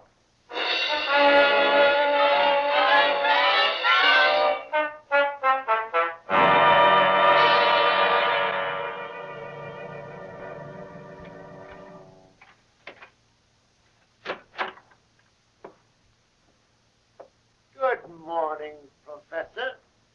How do you do, Professor? Oh, it's you. The hoodlum they call Blackie. Next on that hoodlum stuff. Well, that's what you are. When are you going to let me out of this cellar? When I feel like it. Get back there or I'll slap you. That's better. Looks all right. I brought you a sandwich out of the kindness of my heart. I don't want your sandwich. Why are you keeping me here? Because you're too darn smart, Professor. You saw us bump off your dear, dear uncle. If I let you go, the cops would take you to headquarters. You'd identify my picture. Just what I thought. You're one of those habitual criminals. Shut up. I can tell that from the shape of your ears and the index of your cranium.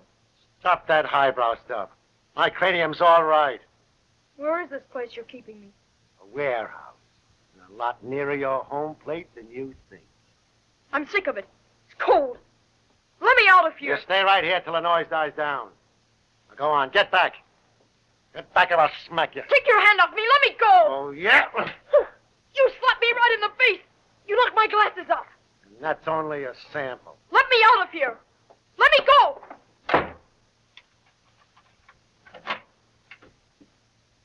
Little wise guy. Hey, Blackie! Blackie! Yeah, Montana? Look here. I was just outside and got a newspaper. So what? Me and the others are scrambling out of here. Why? Look at this paper, the front page. Let me see. Oh. Blackie Westlake hunted in murder and abduction. That means you.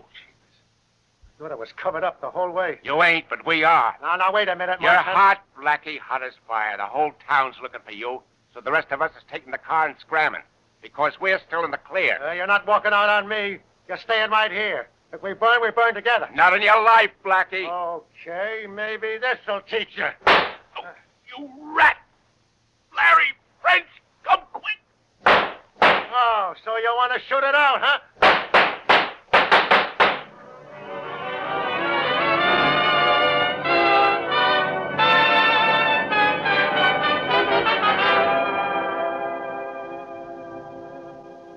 Oh, Mr. Keene, it just makes me sick to think of Jimmy in the hands of those gangsters. He's a bright boy, Mrs. Harmon. We can count on him handling himself intelligently. Besides, Mother, the police are hunting everywhere. Yes, but they might take weeks and still not find him. I'm sorry, Mrs. Harmon. I've done my best.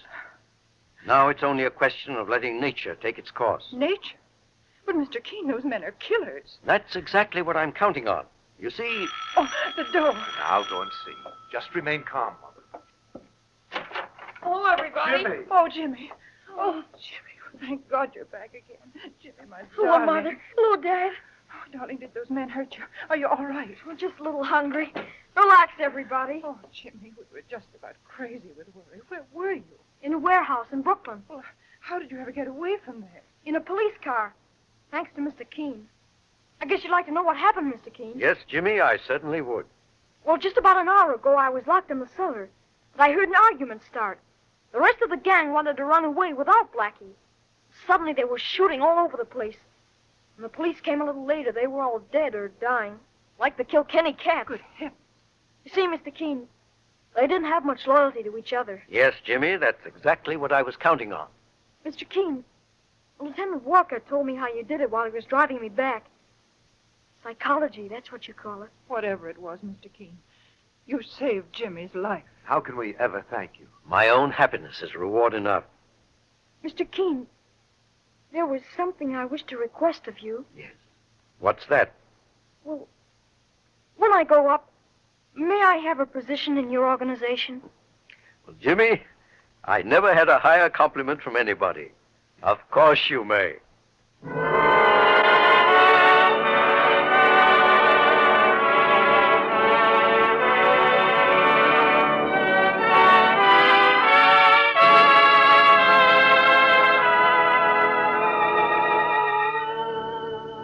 Listen next week at the same time when Mr. Keene brings us the fascinating case of Mr. Trevor's Secret.